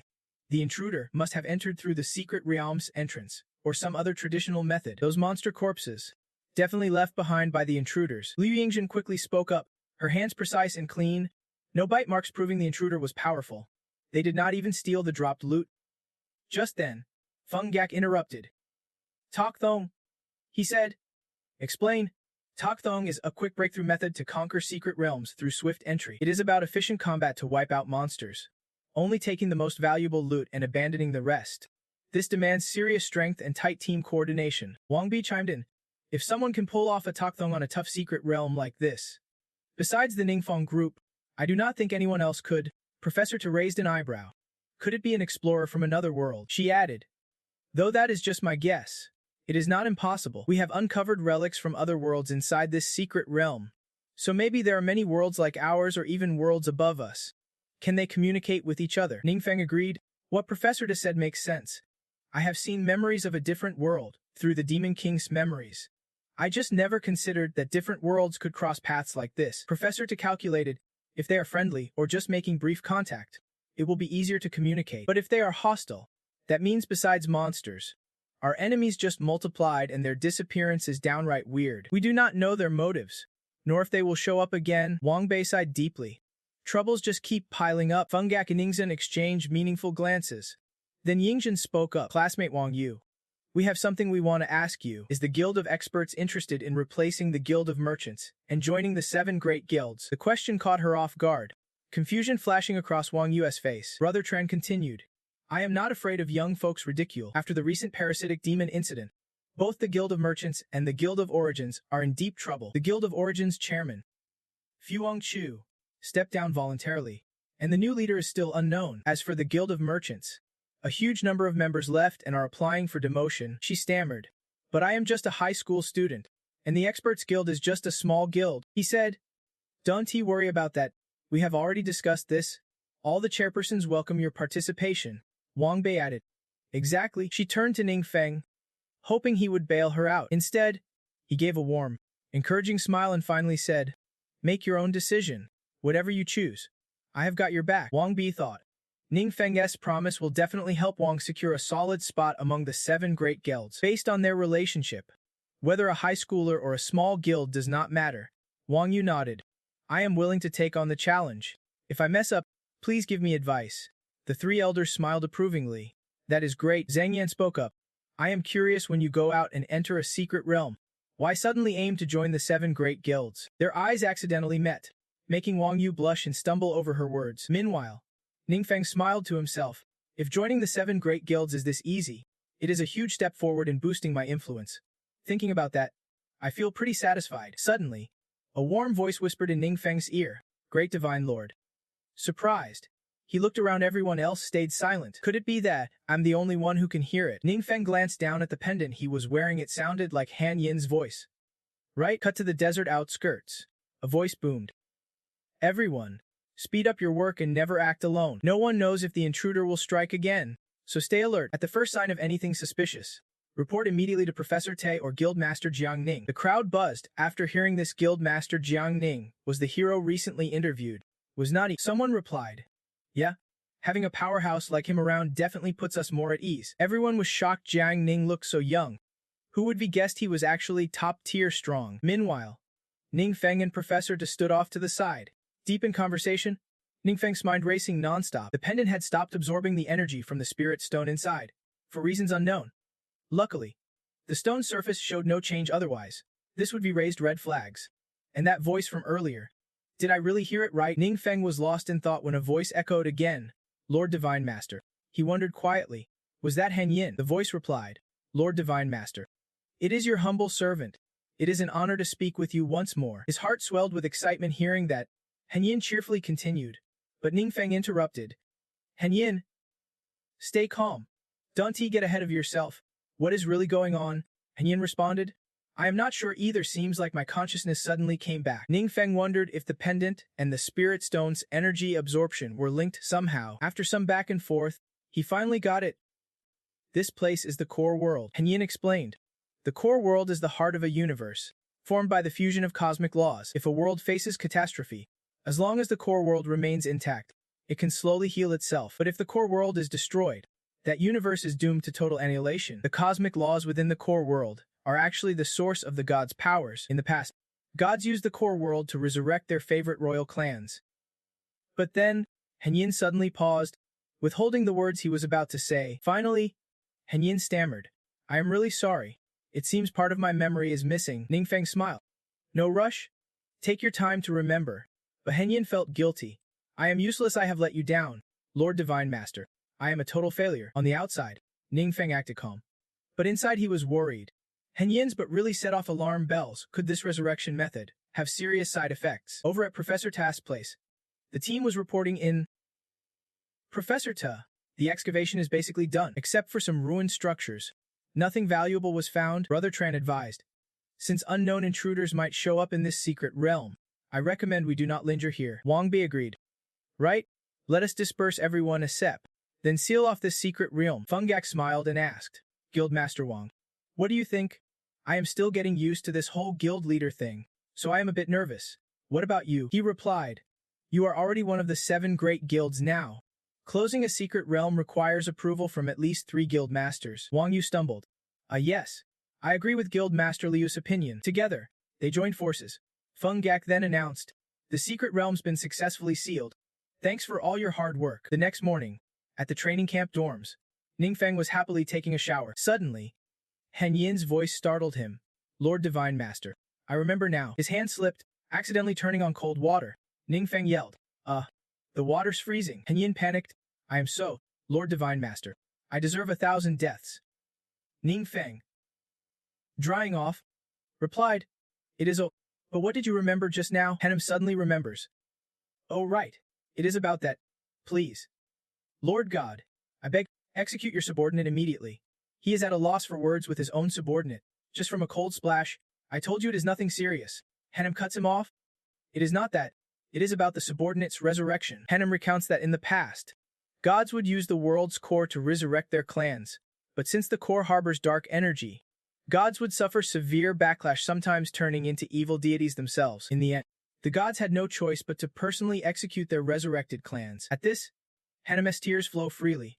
Your subordinate is not afraid to die, but I can let Lord God get dragged into this. Hearing this, his face twists slyly. A god.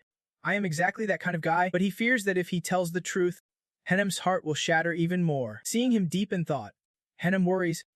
Lord God, do you feel something off right now? Like a bad vibe or something? Ningfeng replies seriously.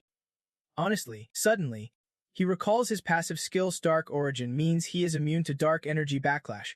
Using forbidden spells comes free. Could it be? Ningfeng asks, Hanem, does the resurrection only affect me? Does it affect you at all? Hanem hesitates. Your subordinate is not. He smiles confidently. If you are back from the dead, then just keep living. If any problems come up, we will handle them together. Hanem is moved to tears. You say these words just like that guy. But your subordinate really can let this drag you down. Suddenly, Ningfeng's expression shifts. He says thoughtfully, Hanem, there is something I have been turning over in my mind. I think I need to tell you. Then he spills everything weighing on his heart. Hanem gasps in shock. You are actually an evil god. Taken aback, Ningfeng calmly explains. According to legend, that is how it is. Those gods call me an evil god. Besides, every spell I use automatically turns into a dark curse. Hanem snaps angrily. You are not the evil god those other guys are. Because of their selfish desires, Your subordinate and our clans died in a meaningless war. No one cared about our lives. Only you sought justice. If they are your enemies, your subordinate will stand by you come hell or high water. No matter the cost. Ningfeng grins. Thanks for trusting me. I will do everything to protect everyone from harm. Hannem burst into tears. Lord God, being by your side once again makes your subordinate so happy. Ningfeng awkwardly says. Dun Ti cry. Exhausted. He lies down but keeps thinking. Honestly, I am still fuzzy on this world rank thing. What exactly is it? Hannem explains. Simply put, a world's rank reflects the gods' recognition of that world. There are countless worlds in the universe. But not all get the gods' attention. Only worlds birthing intelligent life catch the gods' eyes. But just barely, like spotting a random bug. Only by passing the divine test can a world gain the gods' favor, receiving power and a mighty civilization. Hannem rambles on. You said top experts in this world only reach about level 150, with the best gear being orange tier. That means this world's rank is super low, almost like it is ignored by the gods. Ningfeng replies with eyes closed. That bad? Huh. Hannem sincerely says. Isn't that why you are here? Their future will get better. Speaking of your gear, I have a suggestion. The gear here is outdated. Can it keep up with your needs?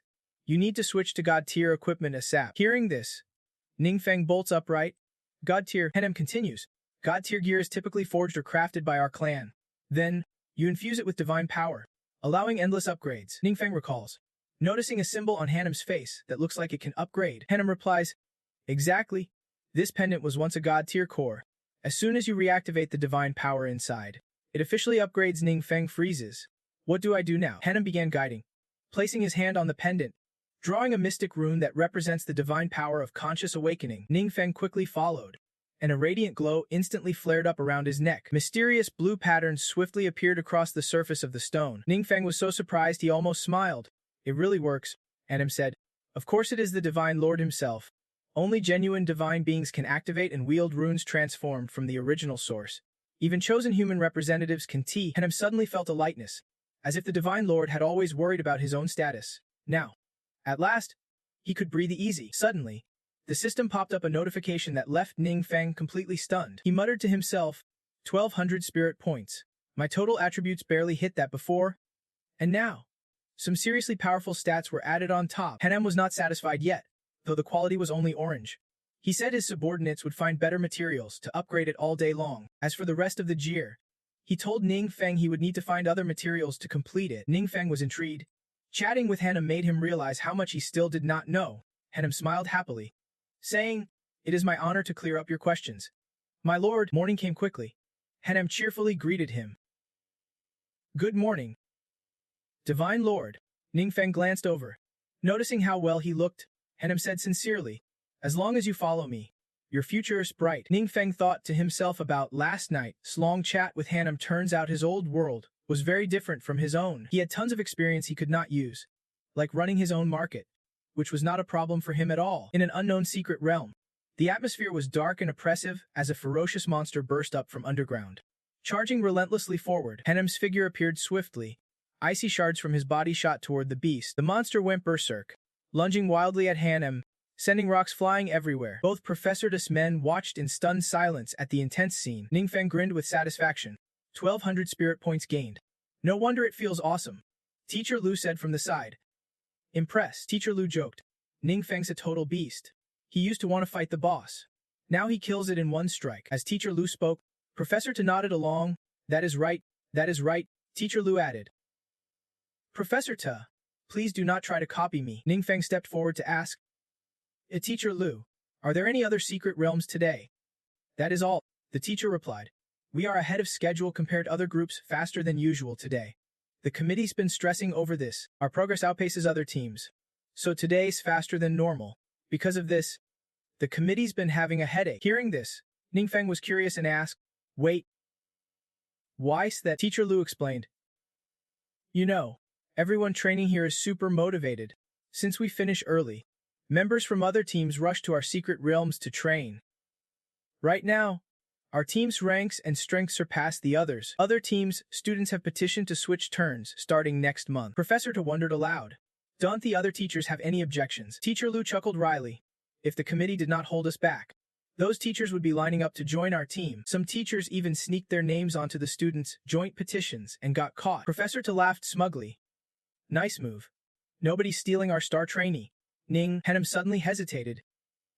Divine Lord. Your magic. Ning Feng, curious, asked, is something wrong? Henem looked a bit embarrassed. Nothing's wrong. It is just that your spellcasting technique is incredibly refined. You seem to perfectly time and utilize every condition to control your magic's effect precisely where needed. Ning Feng smiled. You mean that just a few lessons over 2 nights? Do not be shy to listen in. The teacher up front was explaining strategic calculus. Henem looked puzzled. Divine Lord, what is this? Ning Feng explained. Pretty cool, right? It is my favorite subject. Strategic calculus covers real combat examples plus arithmetic, physics, biology, and terrain analysis. Maybe the world skill level is just too low, and with no better options, people end up trying every trick in the book to squeeze the most out of their resources. How do you use magic sparingly to dish out the highest damage possible? How do you stretch a limited skill into dozens of uses? How do you seize that tiny opening in an almost hopeless battle? Not everyone needs to master these theories, but the training system we got is built on this, and it has produced some truly elite adventurers. Hem made up his mind. To earn the Lord's respect, he needed extraordinary knowledge. He vowed to study hard. The teacher quickly interrupted. Class dismissed for today. Night fell fast, and Han Rem and Ung Dai walked home together through a quiet stretch. Suddenly, someone appeared. He noticed Han Em looked surprised too. The guy stepped forward, eyes a bit puzzled. Nijin, seeing this guy, both Ham and Ung Dai froze.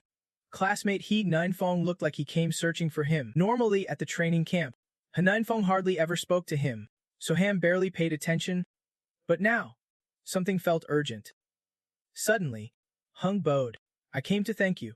Thanks to your help, my brother and the Artisan Guild were saved. You are our savior. Ninfeng laughed bitterly. It was just a coincidence. No need to thank me. Hung thought back because of his brother. He would kept his distance from assistant instructor Nin, and even witnessed close friends of his brother.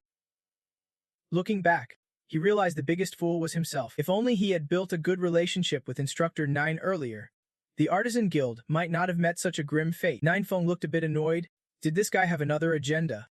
They were not closed. There was really nothing more to say. Sung quickly offered a sincere gift to show my gratitude. I prepared a little something. It is nothing much. Both Han Em and gasped in unison. Another shard of the world.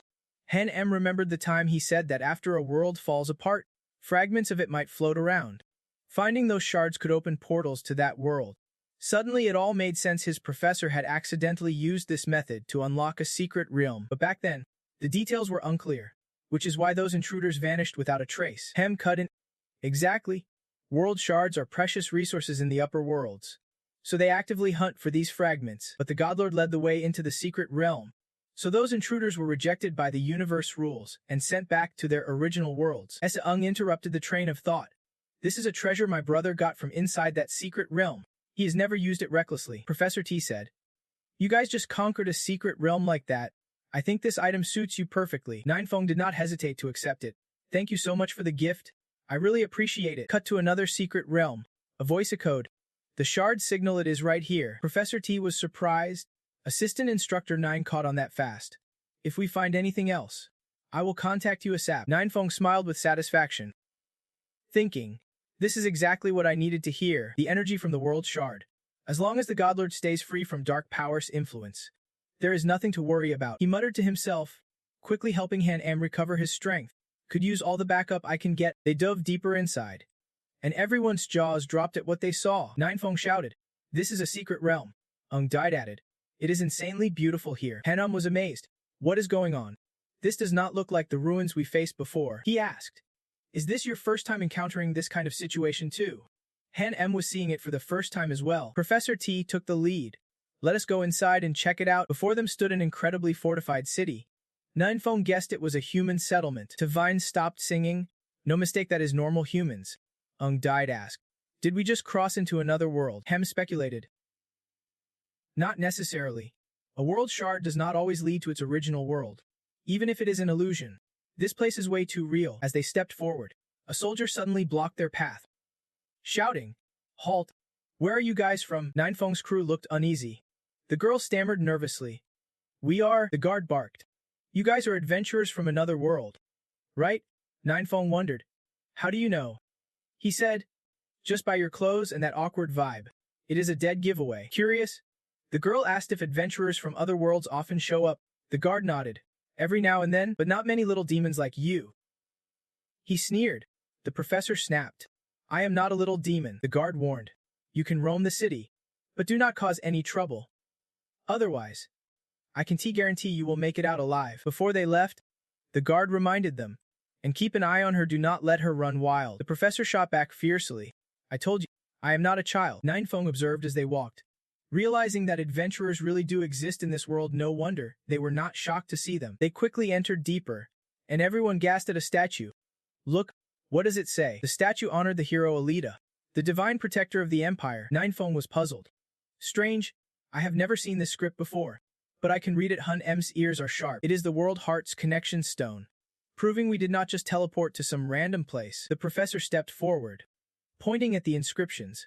There is also a heroic legend carved here. In the year 1537 of the divine calendar, demons fiercely invaded, engulfing the world in darkness and fear. Apocalypse and despair reigned. Only the brave Alita pierced the gloom, wielding her spear Tantak to drive back the demons. Light returned to the land. Joyful songs echoed beyond the clouds. The legend immortalized on this monument, her heroic radiance never fading through the ages. Dai beside him asked, so this world really was overrun by demons? But thanks to this lone hero, it was saved. The professor nodded. Yep, the legend means exactly that. Teng was amazed. No way a single person defeating an entire demon army. Are adventurers from other worlds really this powerful? From afar, a tree emitted a strange glow. Taiyu early warned everyone. Wait a second. Teng approached. Curious? What is up? Taiyu paused. Just now, he explained that while everyone was focused on the statue, he noticed a line of glowing red text on it. The message translated simply to, Run. Ninefeng pressed for details. Taiyu Arthi confirmed. Yeah, it is right beneath that tree. Suddenly, Ninefeng felt something off. He glanced around. The passersby were not right. Their eyes were locked on him with fierce hostility. It seemed they had sensed a suspicion. The statue vanished in an instant. The townsfolk quickly revealed their true forms. Terrifying monsters with glowing red eyes. Ninefeng was stunned. It was all an illusion. Hem gasped. Specters. Impossible. I can sense any spirit energy here. Suddenly, the monsters surged forward together, charging at them. Ninefeng's ears perked up as he drew his sword, swinging fiercely to cut down the attackers. Teng Yen joined in, swinging his staff to fend off a monster lunging at him. But luck was not on his side. His staff shattered under the monster's strength. He shouted in shock. My staff's broken. Teng Yen panicked internally. Orange skill. Block activated. This is not an enemy I can handle alone. The monster raised its blade, eyes locked on Teng Yen, ready to strike. He could only stand frozen, eyes closed, bracing for death until suddenly the monster froze solid. Hun Em appeared just in time, rescuing Teng Yin with a commanding presence. Ninefeng stood surrounded by fierce monsters, their attacks relentless. Hum was alarmed. Lord Divine, these spirit adventurers seem to be from a higher tier world.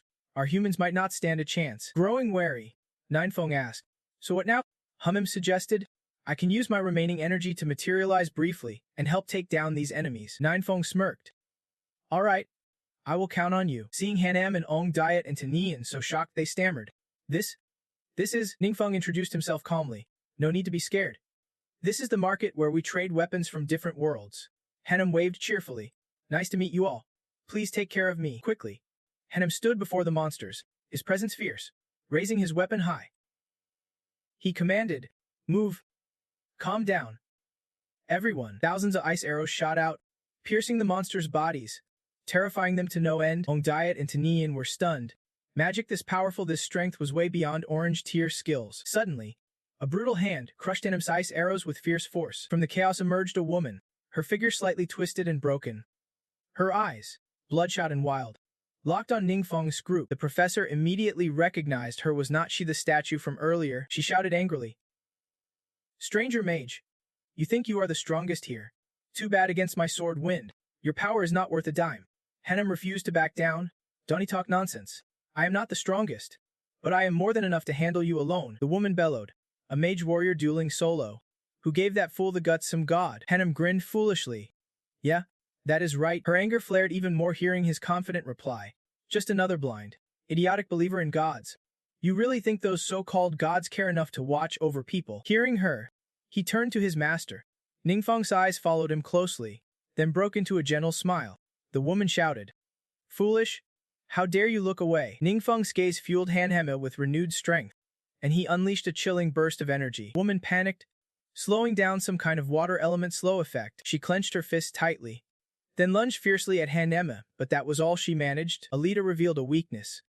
Han Em quickly realized so her weapon was the source of her power. Standing tall, Han Em gathered his strength and unleashed his ice beam, breaking through the storm like a fierce winter gale. She raged in disbelief. "No way! I have my demon soldiers and spirit power, how could my strength be this weak? Damn it! I will kill you!" Suddenly, icy light streams gently flowed into her body. Before she could react, Han Em snapped his fingers. Moments later, the woman's entire body exploded violently. Not even a corpse remained, only a weapon dropped to the ground. Professor Ta gaped in shock. "This is terrifying. Just watching it takes your breath away." Han Em stepped forward to inspect. This weapon was undeniably powerful, no wonder the woman could not control it. He reached out to touch it, and a pink glow radiated from the weapon. It seemed Han Em was trying to control it, testing something. What about this? The woman's soul had not vanished. She smirked proudly. "Foolish mage. You do not even understand how terrifying spirit power truly is. Spirit power absorbs your strength, pulls you back to life. As long as it exists, I will never truly die." Ningfeng anxiously stepped forward, watching his subordinate's expression. Han Em reassured him. "Master Godlord, It is just that weapon unexpectedly absorbed my subordinate's energy, so he can't maintain his physical form." Ningfeng's face darkened. "Is that so? I will go check." Han Em worried. "Be careful." Han Em grasped the weapon, feeling energy being sucked inside. She smirked proudly. "Fools gifting me energy like this? Soon I won't need to drain the spirits anymore." Ningfeng fixed the woman with a cold stare. "What are you so happy about?" she gasped. "You see me," Ningfeng replied casually. "So what?" Alita's anger boiled as she thought hard. Since a while ago, the spirit power has not been absorbing energy. It has been fluctuating strangely. Ningfeng seemed to think the same. "When I touched this weapon, the system alerted me the last fragment has been detected and started absorbing energy." Han Em grinned slyly. "Who'd have thought this weapon is a double-edged curse? But it is still unclear, let us see how it absorbs energy." With that, he glared at her. "What the hell is going on here?" As the professor here impatiently raised his voice. "Ning," the assistant professor on the other side asked. "What is the situation?" Ongyu noticed the souls around them remained completely still. She began to recount the tale, describing a once beautiful nation. Though monsters frequently invaded, they always managed to protect their homeland from harm. Recalling the old days when everyone fought monsters together, she smiled and praised. "Great job, everyone." Suddenly, one of them froze. Staring blankly at something, the woman grew curious and approached him. "Temthap Long, what is wrong with you?" Temthap Long turned to the group. "Don't you see? There is a box right in front of me. It says, 'A god is watching you.'" Everyone was stunned and whispering, "I do not see anything." The woman guessed. Could it be that Tep Long has been acknowledged by the gods? Tep Long kept staring at the box for a long moment, his thoughts unreadable. Then he suddenly swung his arm, probably following the box's instructions, and a notification quickly appeared. "The gods are pleased with your performance. You have earned their favor. You may now choose your divine gift." No one knew what he picked, but they watched as Tep Long slowly began to rise into the sky. Before ascending, Tep Long looked down at those below and said, "Everyone, farewell." Tears streaming, he told his friends, "I will be by the god's side, watching over all of you forever." Someone stepped forward beside them, comforting, "Alita, do not be too sad.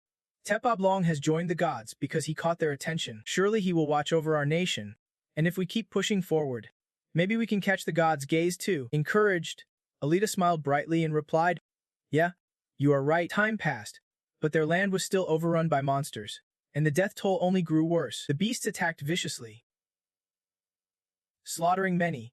The entire country was drowning in despair. Alita's group was badly wounded, but they fought desperately to stop the monsters from advancing any further. Tears welled up as she cried out, "Why? Why are the monsters more ferocious than ever? Why are not the gods appearing? And where is Tep Long? We are being abandoned." Her teammates nervously asked, "Alita, are we going to die?" She quickly steadied herself, eyes sharp and determined. "We still have one last hope." She opened a secret underground vault, revealing the weapons she was currently using. Hearing this, Ningfeng began to suspect the story behind it all. "So that is why you still wield this cursed weapon to fend off monsters. But it is also what is corroding the entire nation." Alita nodded. "Exactly. After driving back the monsters, I used this cursed power to restore the land to what it was before, but I did not expect that cursed power would slowly erode my mind, turning our country into a terrifying prison. And sometimes, adventurers from other worlds come here to explore, only for me to turn them into lost souls. Ningfeng gripped the cursed weapon tightly, thinking, cursed power. Every gift comes with a price. Suddenly, footsteps approached, getting closer to Ningfeng. Curious, he turned around. A pink glow appeared, revealing the silhouette of a man slowly walking toward them. It was none other than Tep Long himself. Hey there, that glove belongs to me. Mind giving it back? Alita was shocked to see him.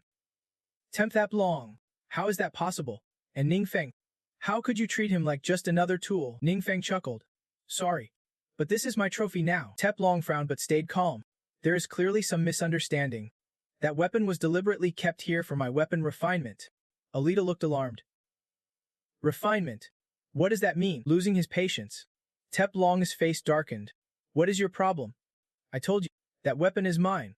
Or are you planning to become another test subject in my weapon refinement? Hearing his voice, Hanam immediately recognized him as the true source of divine sacred power. Alita knelt before Ningfeng, pleading.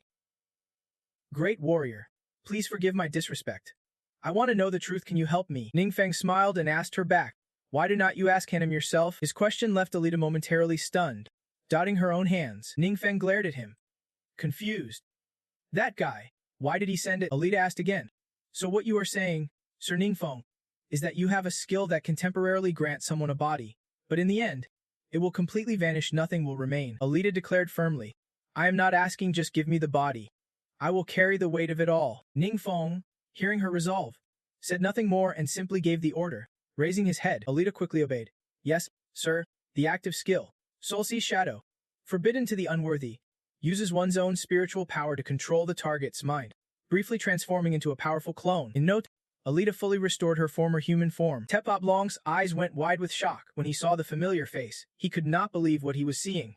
What? Alita looked at her body, unable to hide her awe. This shadow power was insanely strong. Ningfeng stepped forward and said, I want to control your mind, so you can command this body yourself. Alita was deeply grateful. Thank you for your kindness. Tep Long's face turned pale as he stammered. You are Alita? How did you suddenly appear? Alita's eyes burned fiercely. Tep Long, I do not get what you are saying. You better explain yourself honestly. One more time. Tep Long quickly regained composure, widening his stance threateningly. Alita, are you under the demon's control? What did that guy do to you? Before he could finish, Alita lunged forward with blazing eyes. She threw a punch straight at Tep Long, catching him completely off guard. Panicking, he shouted, You are insane. But the words were cut off by the brutal blow. Regardless of any divine insight, Tep Long was no match for Alita. He was hit so hard he spat blood. Seeing him struggle did not stop her. Another fierce strike slammed him down flat on the ground. Growing impatient, Alita demanded, Tep Long, tell me, why did not you show up when the demons invaded? Why appear now? And what do you mean by sacrificing him? He panicked but began explaining. Alita, I never abandoned you. You have to believe me. I was involved in another crucial trial at that time. By the time I noticed this place, it was already too late. He recounted, You do not know how much I struggled after leaving this world. Even though I am one of the strongest here, under the gods and demons, I am still the weakest. That pressure, that helplessness, you would understand if you knew. Frustrated, she cut him off. Stop dodging the truth. You were always watching the demon army, were not you? He stammered. I left a magic seal on the divine staff. When it fades, I can sense it. Alita, do not blame me. I only hope to grow stronger with the staff. Otherwise, one day the gods would abandon me. When I left the seal, you were already dead. Everyone was. His dark thoughts twisted. Damn it, if I had not felt my divine power weakening, I just relied on you all, O revered gods. My loyalty is true, please do not forsake me. Please, punish and destroy these things. No sooner had he finished thinking than Alita's fist slammed down fiercely. Ningfeng's team was stunned by Alita's bold move. Afterward, she took up arms and knelt before Ningfeng. Great warrior, thank you for this precious chance.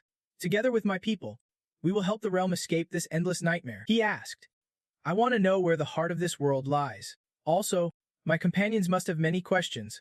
In the time left, I hope you can help answer them. She quickly nodded in agreement. Yes, Alita said with some regret. I once thought it was an honor that Tep Long was chosen by the gods. But it turns out we were still forgotten. At that moment, her body began to fade away, like those fragmented memories. Before disappearing, Alita said, "No matter what, Tep Long is one of us. Let him stay with us forever." Diet watched her fading silhouette with a touch of sadness. Ningfeng asked, "Diet, what is wrong?" She replied, "I am thinking even with the god's blessing, Alita's world struggles to escape its fate." Diet Feng, "Do you think that day will come for us too?" Ningfeng smiled. "No way. Do not worry. I am still waiting for you to take me out for some good food." Hearing that, Alita felt a warm happiness swell inside. Died asked, "Professor T, can we finish our meal before heading back?" She quickly agreed. "Of course we can," Yut continued. "All right. I will check if there is any local specialty around here." They gradually disappeared from sight, and the vast two-plane returned to its eerie silence, empty and lifeless. Suddenly, a streak of faint light appeared in the sky, casting a shimmering glow that slowly expanded. A foot descended slowly. It was Tap Long, with bright, soulless eyes, but it seemed this was just some imposter wearing the form of Tap Feng. The mountain regret, too late by a step. That familiar consciousness faded.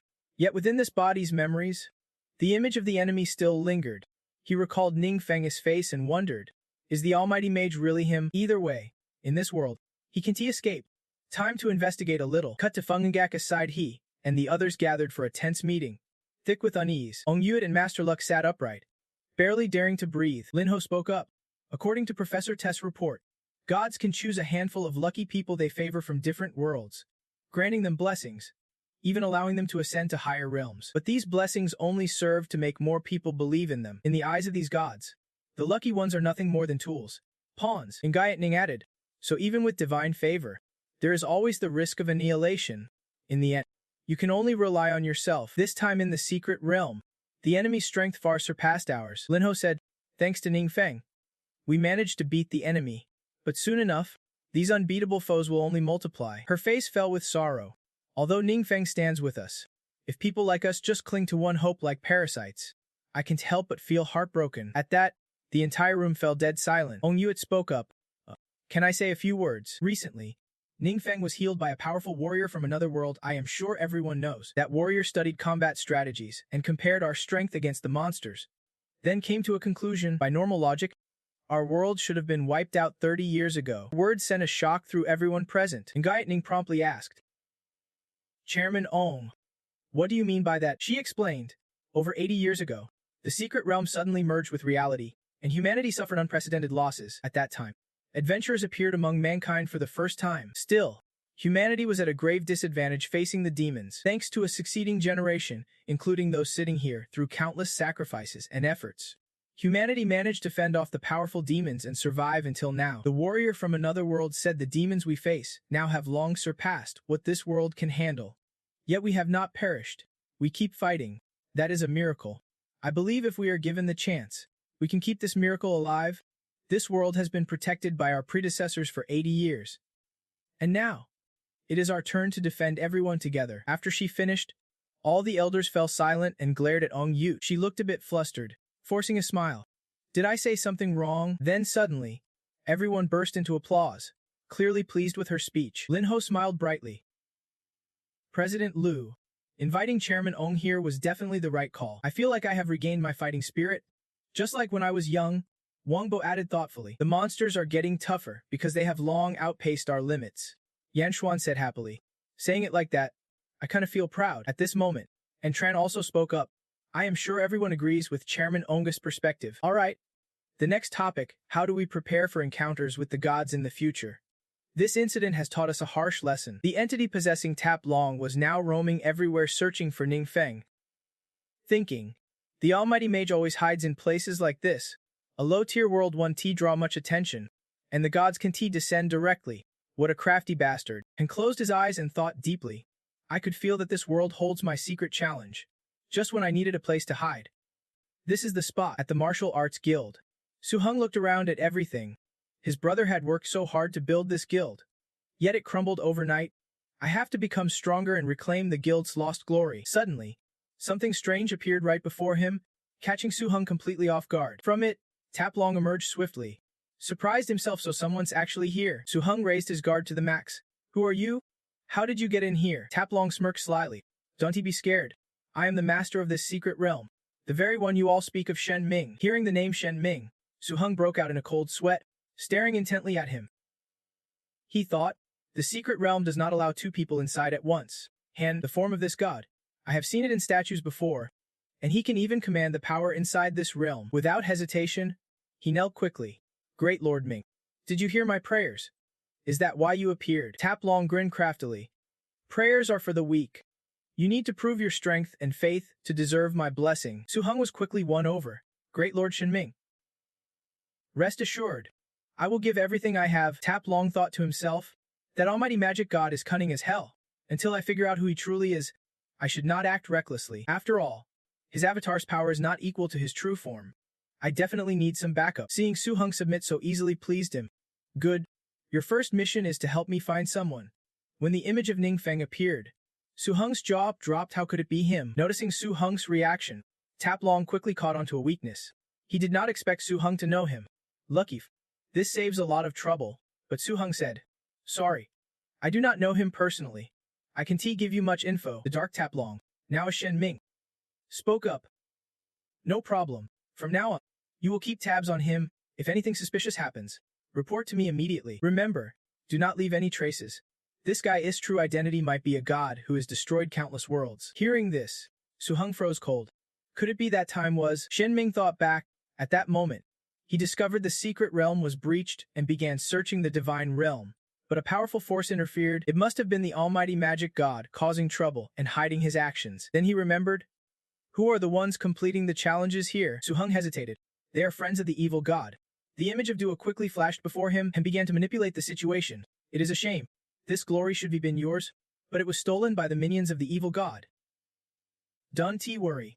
I can help you take it back. Then pledge your loyalty to me. Su Heng, almost hypnotized, quickly obeyed the order. But one thing Han did not expect was that Su Heng would secretly meet with Ningfeng right after. He found it intriguing. There is more to this story. Su Heng was serious. Yes? Brother Ning. That guy suddenly turned out to be the avatar of the true saint spirit. Sent here to quietly gather intel on you. He thought, avatars only last a short time.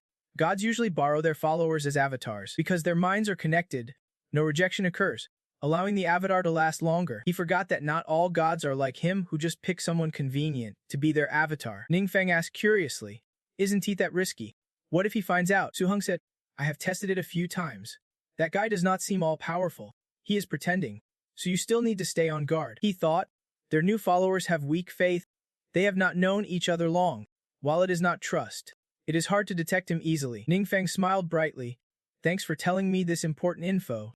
Su Heng blushed at his reaction. You are a great benefactor. What I do is nothing. Su Heng seemed far smarter than his brother. He guessed that even facing a god, Ning the assistant would not panic. Definitely not an ordinary identity. Honestly, his brother had investigated Ning the assistant extensively before. It was hard to believe someone like him could be the evil god. You stay calm and think it through. Ever since I confirmed my identity, my mind's been steadier. If those gods are specifically targeting me, then I will see this through to the bitter end. Back in my room, Ningfeng exchanged words with Han Yin. Master Heng can temporarily stay by the true origin spirit's side, but for the long haul, it will still be dangerous. We have to deal with the true origin spirit quickly, Yin said. Lord Divine Master. Actually, in this world, we have a lot of advantages when facing other gods. Ningfeng asked. Why's that? Han Yin explained. When a higher existence steps into a lower realm, their power gets restricted. That is a universal law. Not even gods can break it. If they want to increase their influence here, they have to expand their own thresholds. But you are different. You are native to this world, able to unleash your full power. As long as we keep their thresholds from growing too strong, they want to be a serious threat to you. However, the trial realm is guarded by divine power. The attacks you faced there before actually transcended time and space, sparking direct conflict with the divine realm where the true origin spirit resides. If this time the true origin spirit hides in there again, there is nothing we can do. We need to come up with a way to drag him out of the trial realm. Han Yin calculated. Then let us plan accordingly.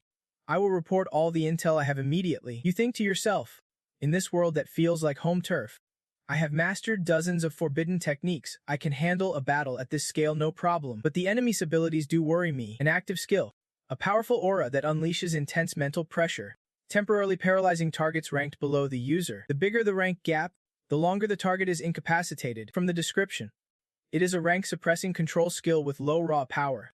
If the enemy catches me off guard, I want to have time to react. To be safe, I need to learn spells that defend against mental attacks. But such magic is rare.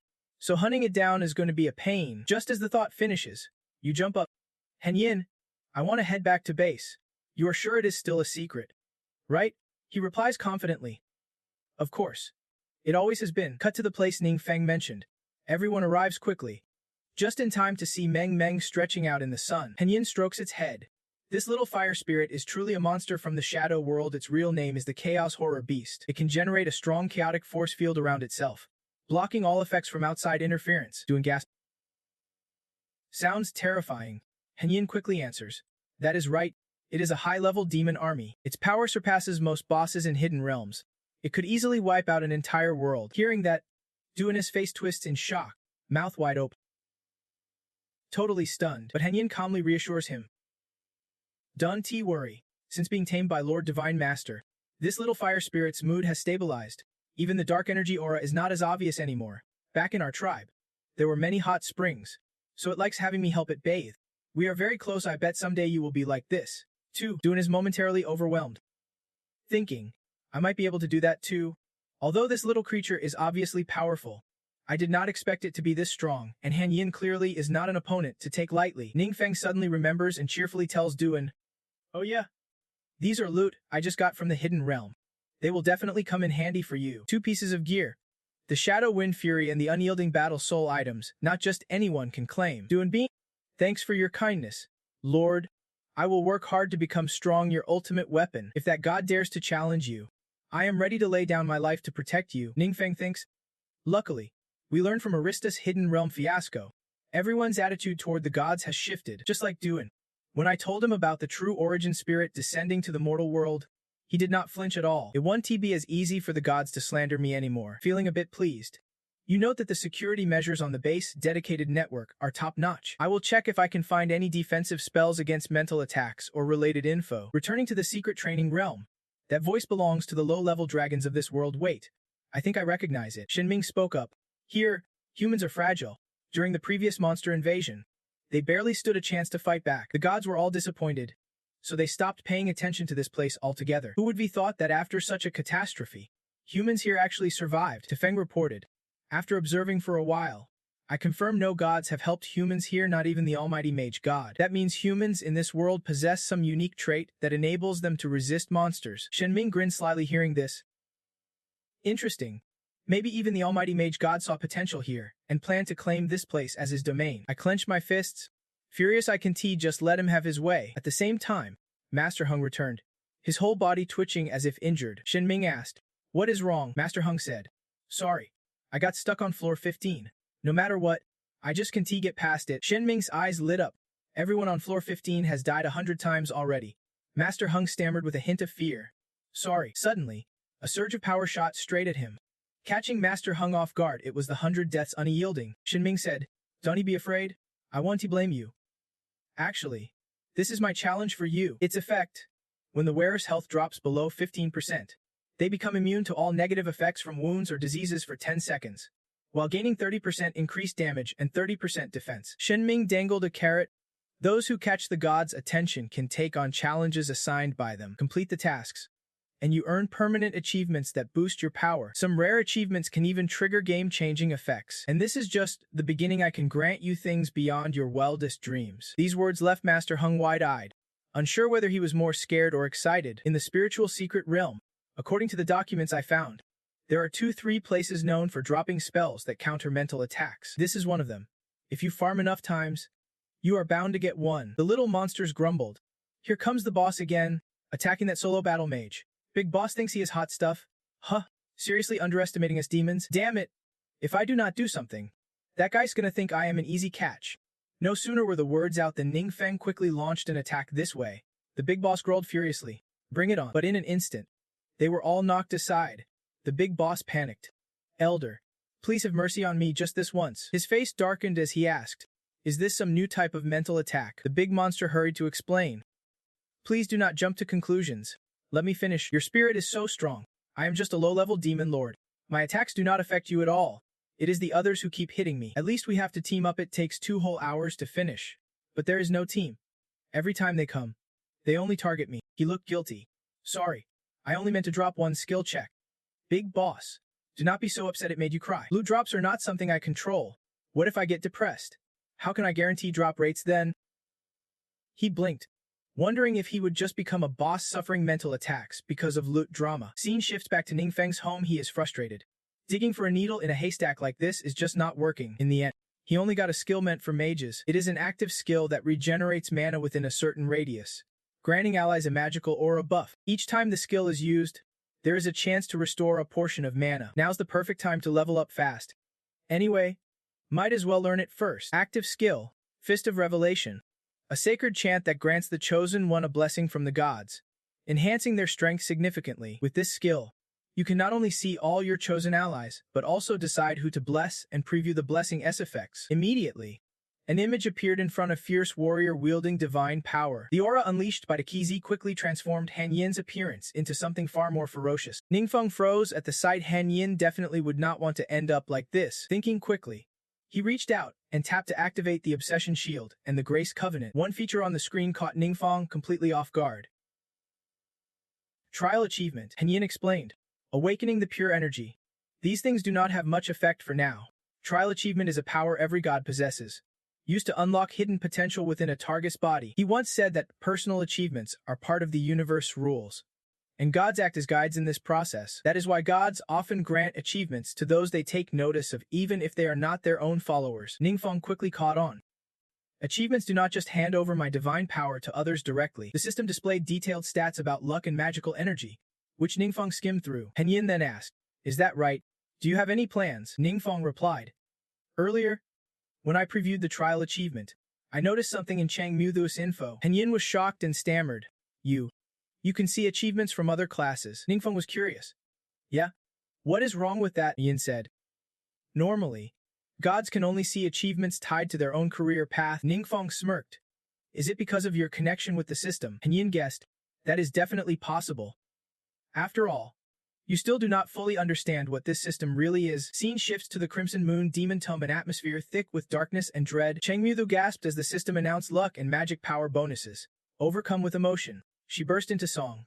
Ningfeng laughed and said, "I will explain this later. For now, we need to prep for a quick boss fight." She did not ask anything else. Meanwhile, the monsters here panicked as they reported to their leader. "Great King, those crazy explorers are attacking again." The Great King dramatically flopped onto the ground, wailing, "Destroy them!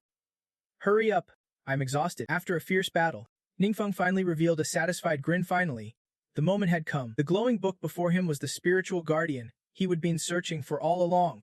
Cut to the classroom where the professor stood confidently at the podium delivering his lecture. "This is the secret realm we discovered last week, and it is the first time we have come across legends of the divine." Suddenly, she thought to herself, the Seventh Great Guild believes it is best not to take a firm stance on the gods, just yet only to objectively report the findings from this secret realm to everyone. Drawing from elitist experience, she trusted this would spark deeper reflections on divinity. Next, it is crucial to make everyone understand that humanity has triumphed over incredibly powerful foes. That is our true achievement, our glory. Han Yin was utterly amazed.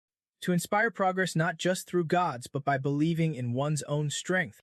Such generosity could only come from a true deity. Hasu Hung sat quietly in the back of the lecture hall, though for some reason, his expression looked a bit sore. Break time arrived quickly, and the professor cheerfully announced, "All right, everyone, take a 15-minute break." As everyone filed out, Su Hung hurried after Ning.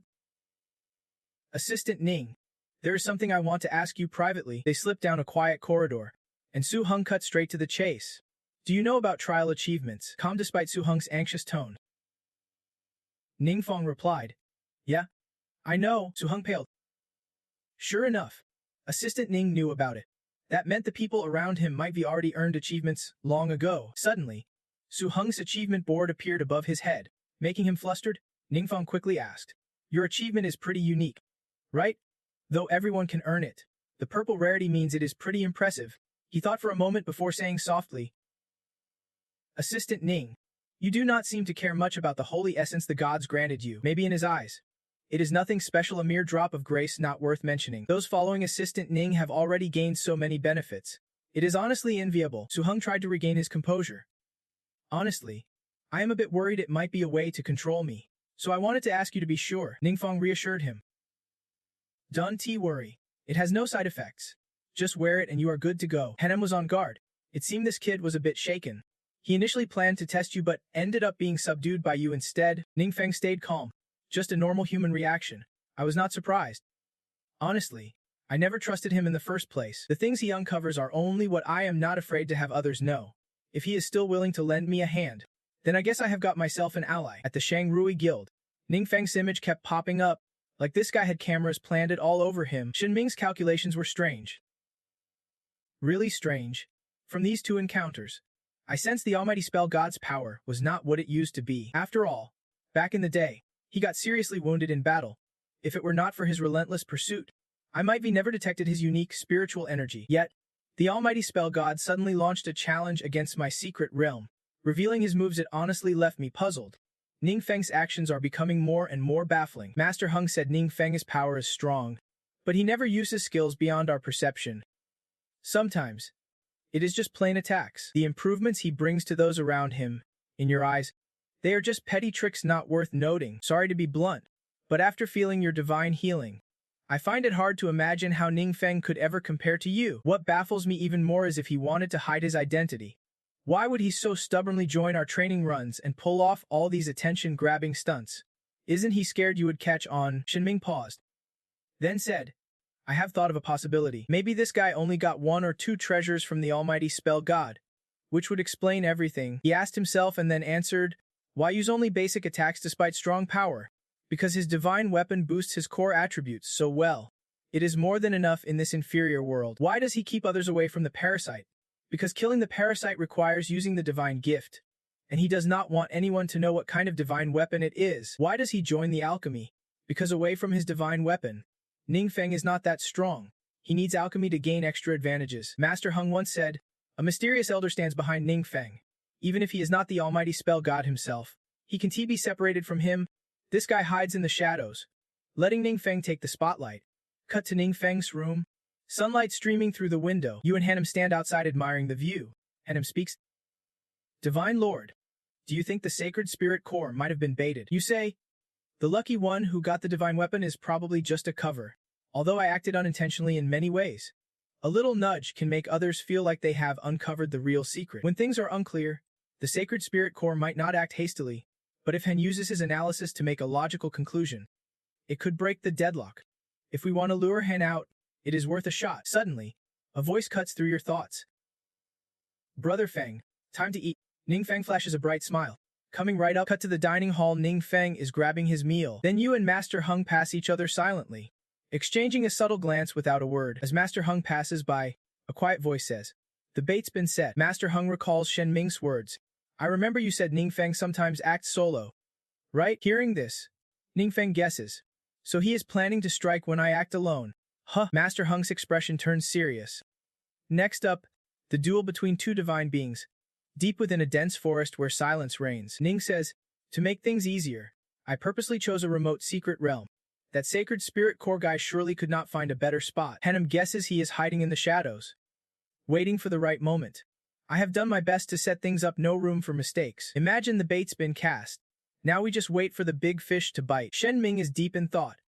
Even though I have pieced things together from the intel, I can rule out Ningfeng being the almighty spell god. Relying on just one disguise is risky. If we are going to make a move, we need to set up a few more layers. Thinking this through, Shen Ming silently calculated. Considering the strengths of the almighty law god, the scene shifts to the group with Ong Diet. Everyone seems tense, as if something ahead has them all on edge. Shen Ming figured that if he was not sure to win, he would not directly confront Ningfeng. Since Ningfeng was not here at the wedding, it made sense to tail his friends instead. The almighty law god puts way too much stock in his pawns, even willing to clash with us over them. But his biggest flaw is ridiculously foolish kindness. These guys are Ningfeng's closest friends. I have to capture them as leverage. Even if Ningfeng's the almighty law god, I have got the power to take him down. By the time he reacts, it will be too late. No sooner had he finished his thought than he shot up and dove straight at Ong Diet's crew to attack. With Xiao Rua leading, Shen Ming aimed his attack straight at him, swinging a fierce arm. But for some reason, Shen Ming could not land a hit, could not even touch Xiao Rui. This baffled both Tanin and Xiao Ru. Shen Ming, now confused, nervously glanced around. This was the dark world. What the heck was going on? System alert. Active skill void path activate. Dark realm restriction engaged. Space torn open entering the dark world. Rapid teleport to target location. Duration.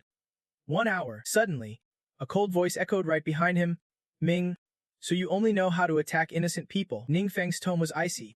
Good thing I know exactly how despicable you all are. So I came prepared. Just as I expected, Shen Ming roared in fury. You are Ning Feng, no. You are the almighty law god. Ning Feng's face twisted into a demonic glare straight out of hell. His gaze locked on Shen Ming, radiating an overwhelming, merciless aura. Remembering earlier, he asked Hanem, who stood beside him. Hanem, do you think the primordial spirit would strike down someone next to me? Hanem quickly caught on. You mean like what they did to us back then?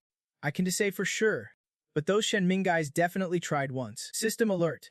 Active skill Divine Blessing Awakening activated. Dark Realm restriction engaged. The Chosen receives the favor of the Divine, breaking personal limits and boosting power. Ning Feng analyzed. This Divine Blessing skill has a protection effect called Obsession. It grants early warning and shields the bearer when in danger. Since I am the protected one, I can sense threats before they happen. I plan to play my cards with the Diet clan and test this blessing's effect. If it works, I won't have to worry about their underhanded moves. Back in the real world, Shen Ming thought. Damn it, now's not the time for distractions. Even if I lose this avatar, I have to test his true strength. Ning Feng's eyes darkened as he shouted fiercely. You do not deserve to be called Shen Ming. He was still stunned. Barely recovered. When a blinding flash engulfed him violently, Ning Feng assessed the situation and asked Hanem, this guy stunned for, right? This is my first fight in the dark world, so I held back, not wanting to risk the unknown. Hanem replied, taking a direct hit from a dark realm seal. Even a spirit god would not stand a chance. Of course. Ning Feng is special. Hanem recalled, I heard from the Divine Lord that last time, he accidentally entered the secret trial realm unprepared and was hit directly by a primordial dark seal. Yet just a healing potion was enough for a full recovery. The Divine Lord must be unimaginably powerful now. Ning Feng was stunned. I never expected the primordial spirit to take over Tap's body and invade our world directly. Hopefully, this time we can contain him, giving me more time to grow stronger. Cut to the Shining Stale. The primordial spirit holds dominion over the Divine Realm in the Divine Palace. It seems he has fully merged with his body again, having just been blasted back. Shen Ming howled in pain and collapsed. Unable to bear it any longer, his subordinate rushed forward worriedly to support him. Divine Lord, but Shen Ming's pride was shattered. Frustrated, he snapped at his followers. Get lost, all of you. Scram, I am done with you. Shen Ming could not believe it. How was this possible? The almighty law god controlling dark forces. Earlier, I felt no trace of darkness from his body at all. No way. Even the 7 great demigods could not wield dark powers to that extent. He wonders, could the almighty magic god actually possess what we have been searching for all along? We need to contact the other enlightened gods immediately. This is urgent. Suddenly, he remembers, wait. Right now I can let you see my true form. What if some jerk sneaks in and takes advantage? Frustrated by his own helplessness, he slammed his fist into the ground and shouted, Damn it! Damn it! At the Shangru Guild, a man stepped out of a car, none other than Hasuvu himself. Exhaling deeply after being quarantined in the hospital for days finally, he is back. Little Hung, no one gave you a hard time while you were gone, right? Su Hung replied calmly. All good.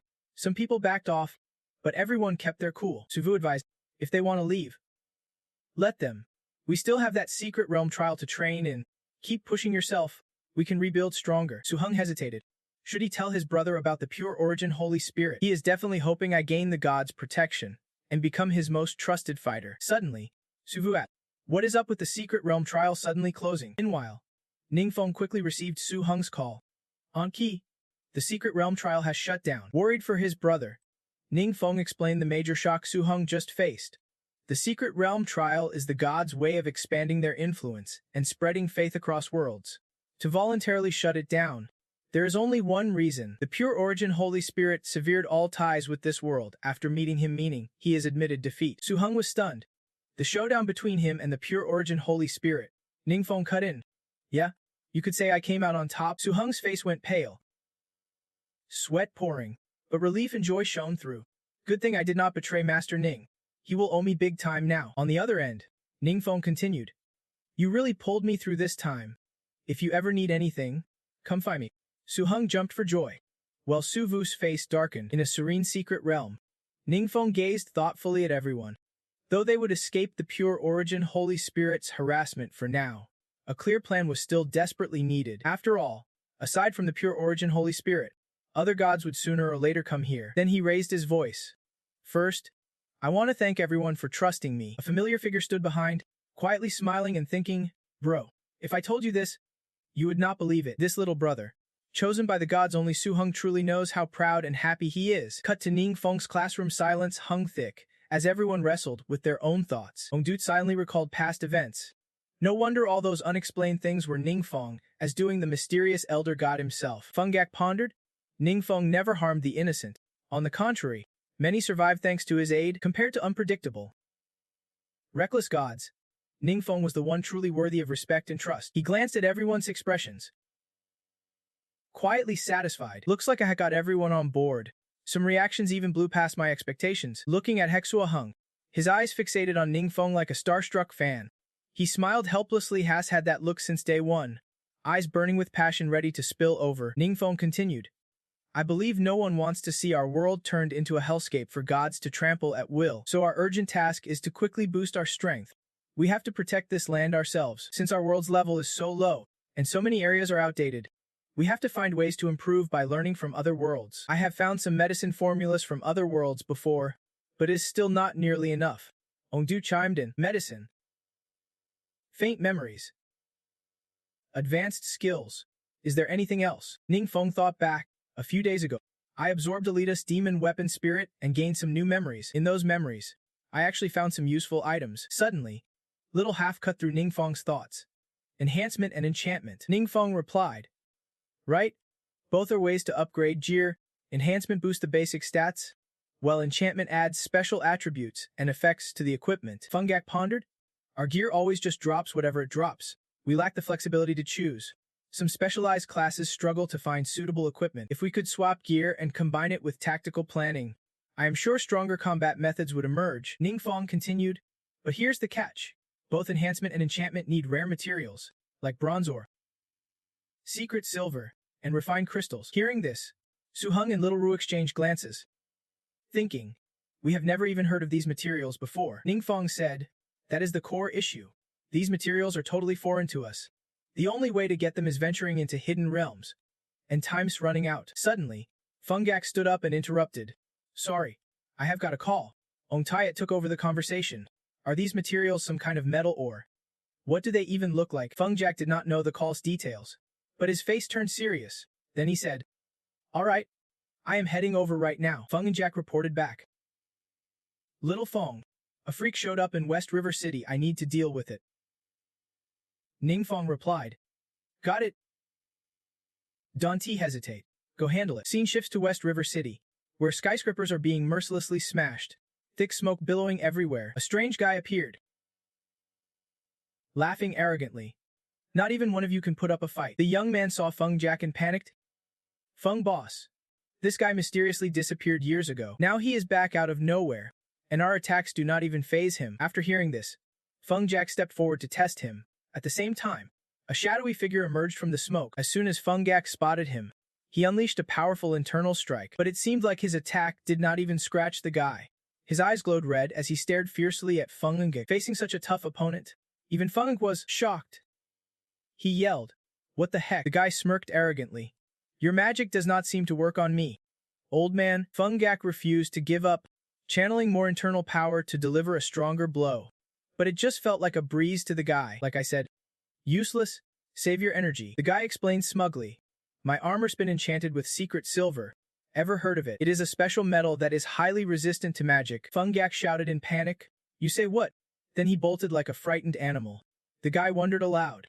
Why did that old dude suddenly run off? Feng Gak quickly pulled out his phone. Little one, I think I have found a lead on secret silver. Later. Outside, everyone was anxious. Captain Chu quickly radioed inside. How's it looking in there? They were frantic. That freak is insanely strong. Even Chief Feng can handle him. We have called in tons of reinforcements. No wonder I saw magic flight trails crashing down just now. And why so many people were called in? How strong is this mutant? Really? Inside? The guy's eyes were swollen and bloodshot, angry and biting. He snapped, who the hell are you? You can beat me. Fine, but why do you strip me naked? His face twisted with frustration and helplessness. Ning Feng lost patience. Is there secret silver in here? Feng Gak rummaged and answered.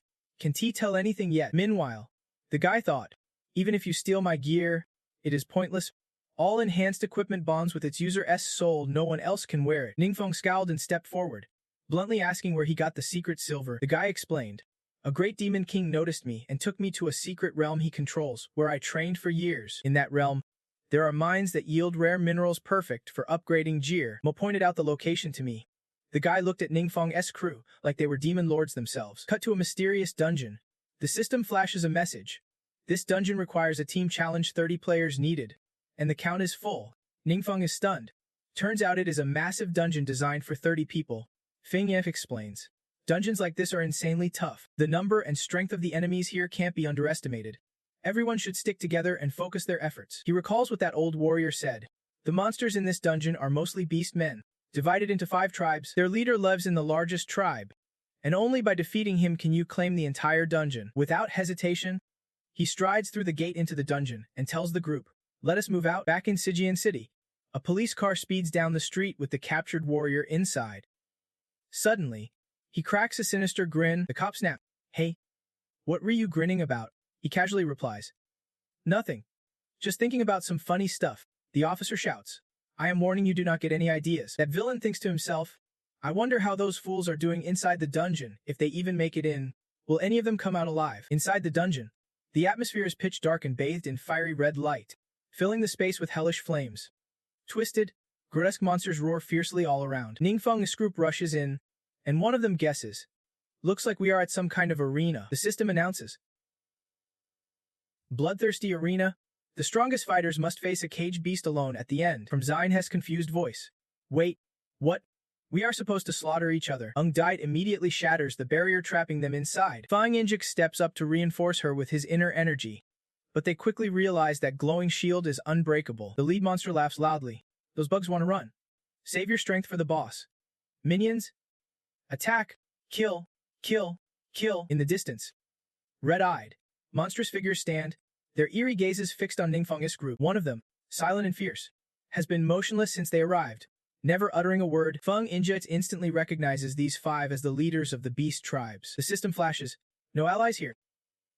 Only enemies. Countdown to combat begins. Suddenly, Ningfeng steps forward, channeling a flash of blue inner energy. The leader panics, shouting he did not expect that glowing shield to suddenly appear. Before he can fully grasp the situation, Ningfeng smirks wickedly.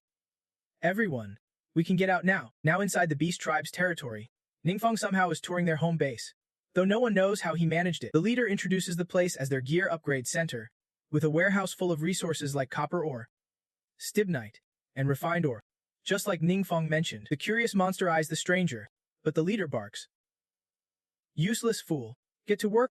Don't he make me lose face in front of the boss.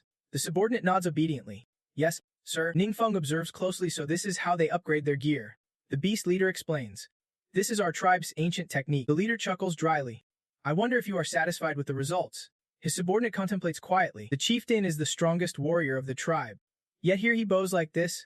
Who exactly are these humans? He recalls the recent battle and breathes a silent sigh of relief. That human mage's charge genuinely scared him half to death. At that moment, he thought he was done for just a bit more, and he would be wiped out.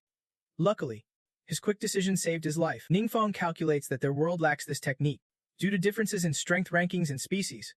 Even if they learned it, they would not absorb it.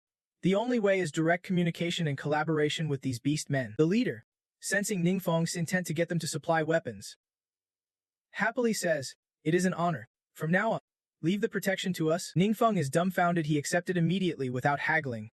Usually, in dungeons, you have to kill the boss first, then unlock path through seals. But since the leader is willing to cooperate, Ningfeng can just stab him down.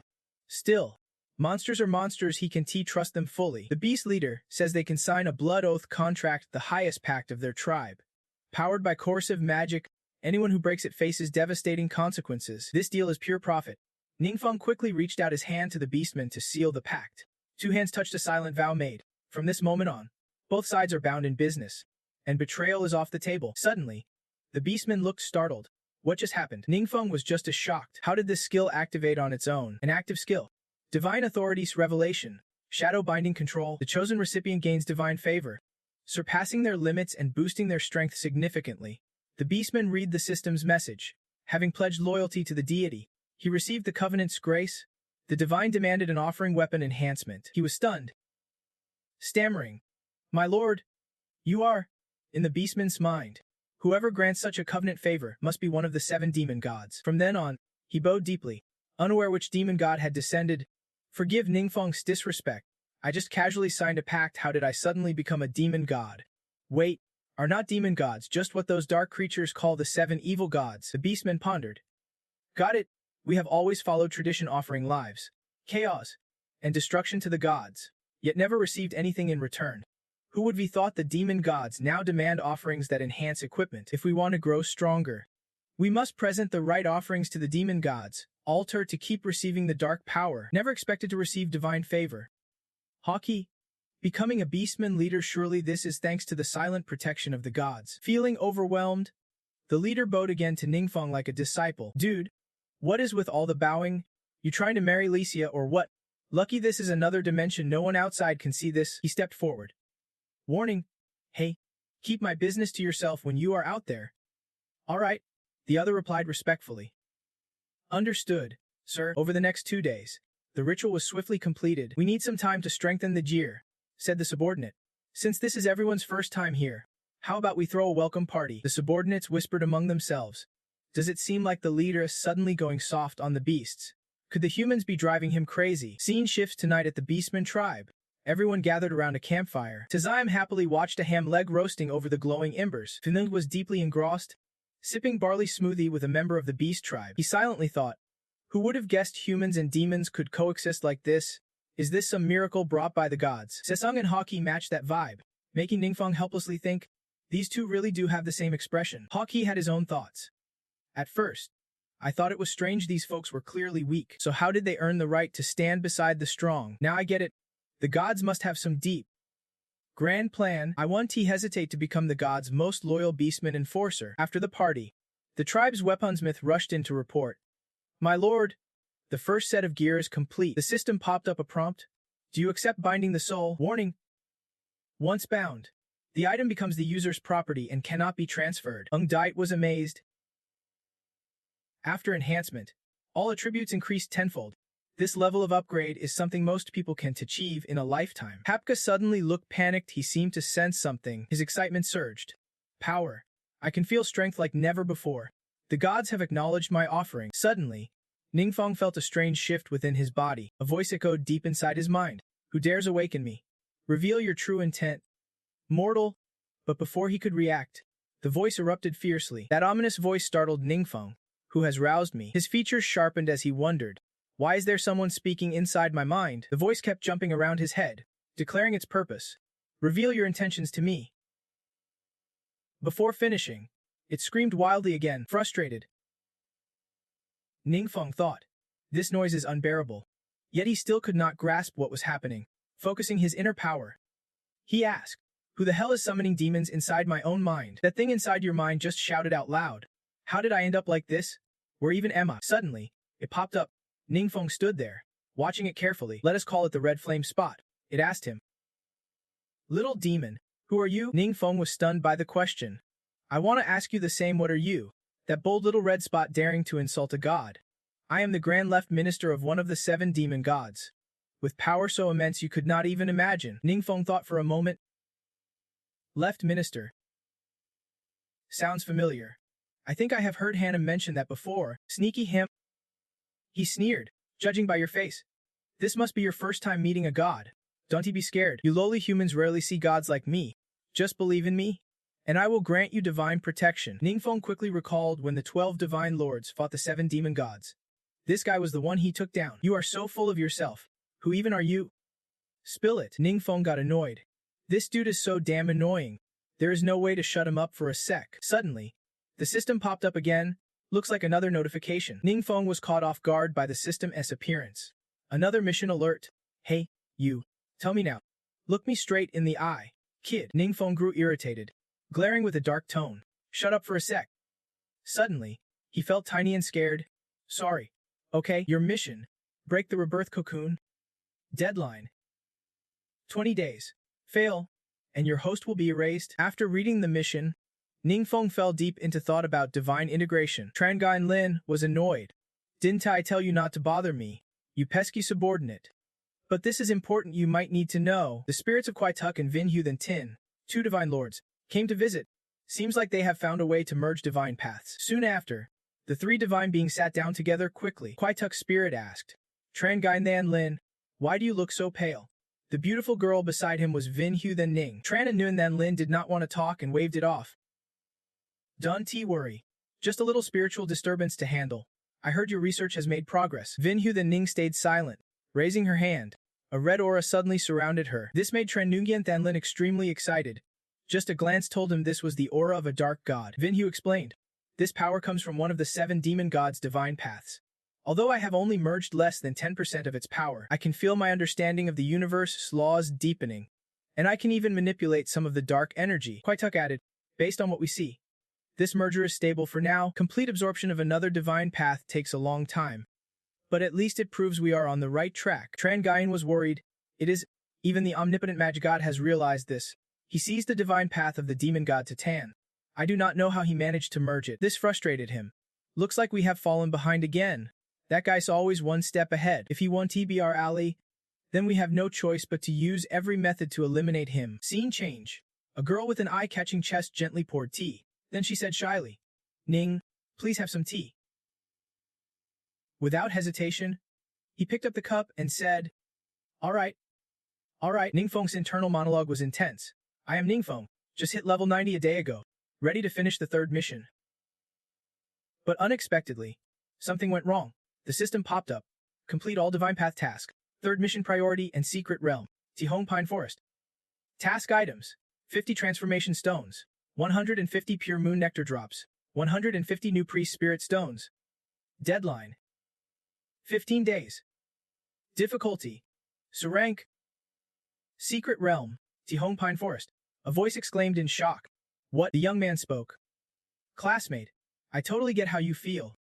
But you have seen it yourself a few days ago. The path in the secret realm suddenly disappeared. Ningfeng asked Hanem in surprise. What is going on? Hanem guessed. Divine Lords. I think this is a sign of the demon's return. After some secret realms reach full energy, they go into hibernation and start strengthening themselves. After the enhancement is complete, the pathway in the secret realm will expand several times over, and then the demonic invasion will strike again. This event is known as the demon wave. Usually, the longer the secret realm remains dormant, the fiercer the demonic invasion when it finally erupts. If we are not prepared, the damage could be catastrophic. You asked if 15 days is enough time. I hate to break it to you, but even Hanem is not sure. You fell silent, lost in thought. Even Hanem's clueless about the divine technique. If the system handed you this high-level mission, it probably means it is no joke, right? Better warn the others about the demon wave and start prepping ASAP. On the outside, you seem carefree. But inside, Ningfeng's mind is racing with a million thoughts. The girl gasped. This young guy is insane good. The captain's reporting straight up to the higher-ups. Those above take him seriously, offering him supreme command, and even sending special reinforcements to back him up. Who would be thought? While he is casually sipping tea here, the 3 guild leaders of the 7 great guilds have volunteered to go out and handle the enemy, scrambling to coordinate defense plans. One of them stepped forward. Guild leader Du said evacuating everyone would take serious time and manpower, but it has to be done, especially since Xia Feng gave strict orders. If we mess this up, the damage will be disastrous. Seeing Linho's respect for Ningfeng, the young man did not dare slack off. Got it. I am on it right away. Before he could finish, a loud noise drew everyone's attention toward the commotion. A black hole ripped open in the sky, sending the crowd into panic. But that was not all. Thousands of monsters poured out, their glowing red eyes terrifying everyone. In the frozen pine forest secret realm, a deadly atmosphere engulfed the land. One monster nervously spoke up. Grand Priest, should we start the water channel earlier than planned? Are you sure this is okay? The leader shot back confidently. What is there to worry about? Didn't I say I can sense Lord Titan's presence nearby? I guarantee Lord Titan is close. To earn his favor, we must offer sacrifices immediately. Back in the city, people were screaming and scattering, fleeing the monsters. Emergency. Emergency. Everyone, get out of here, find shelter now. The monsters laughed wildly. Those sacrifices are already shaking in their boots, trying to run away. Might as well give them one last show. 2 monsters challenged each other. Let us bet who kills more sacrifices. You are on. We will lead the charge. One of them sneered. Watch closely, my blood will be the first spilled. Suddenly, hundreds of ice arrows shot toward the leading monster. The other monster panicked. Sweating bullets. What the hell?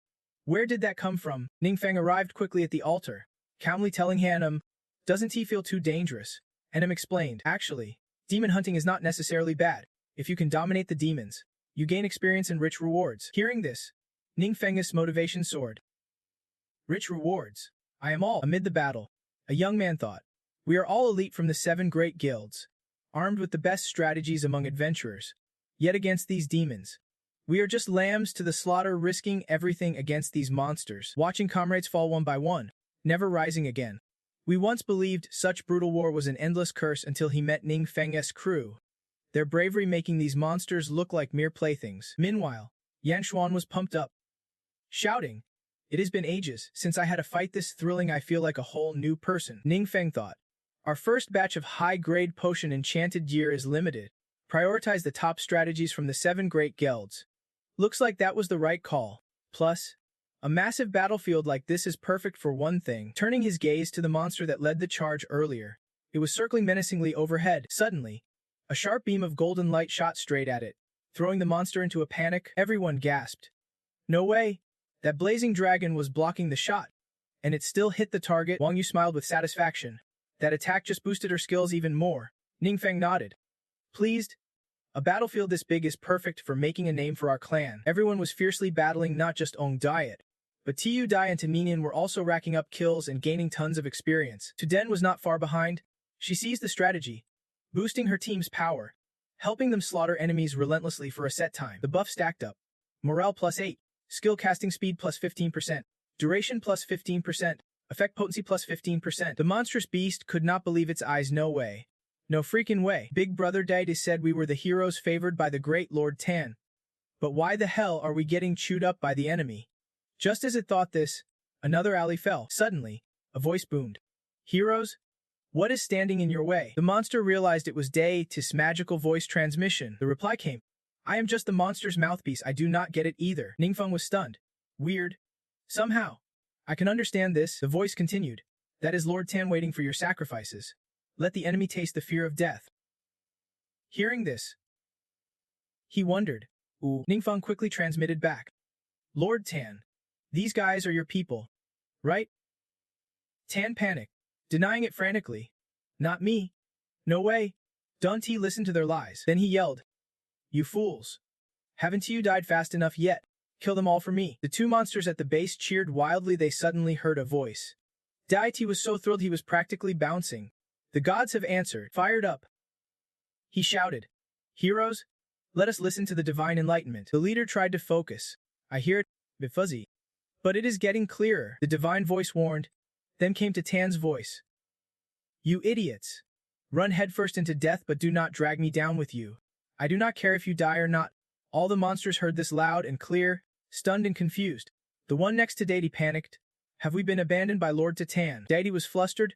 What do we do now? Han snapped. Why ask? You are the real deity here. Han suggested. Maybe we should just seal the secret realm now.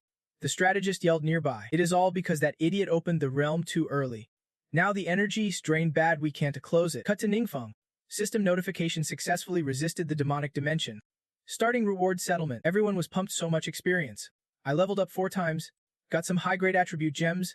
Some were so hyped they could not keep quiet. Ningfeng received a hidden reward. The Sacred Ancestors token, but the item's purpose was still a mystery. Looking curiously at the item in his hand, Han asked. Divine Lord, what kind of key is this? Ningfeng was surprised.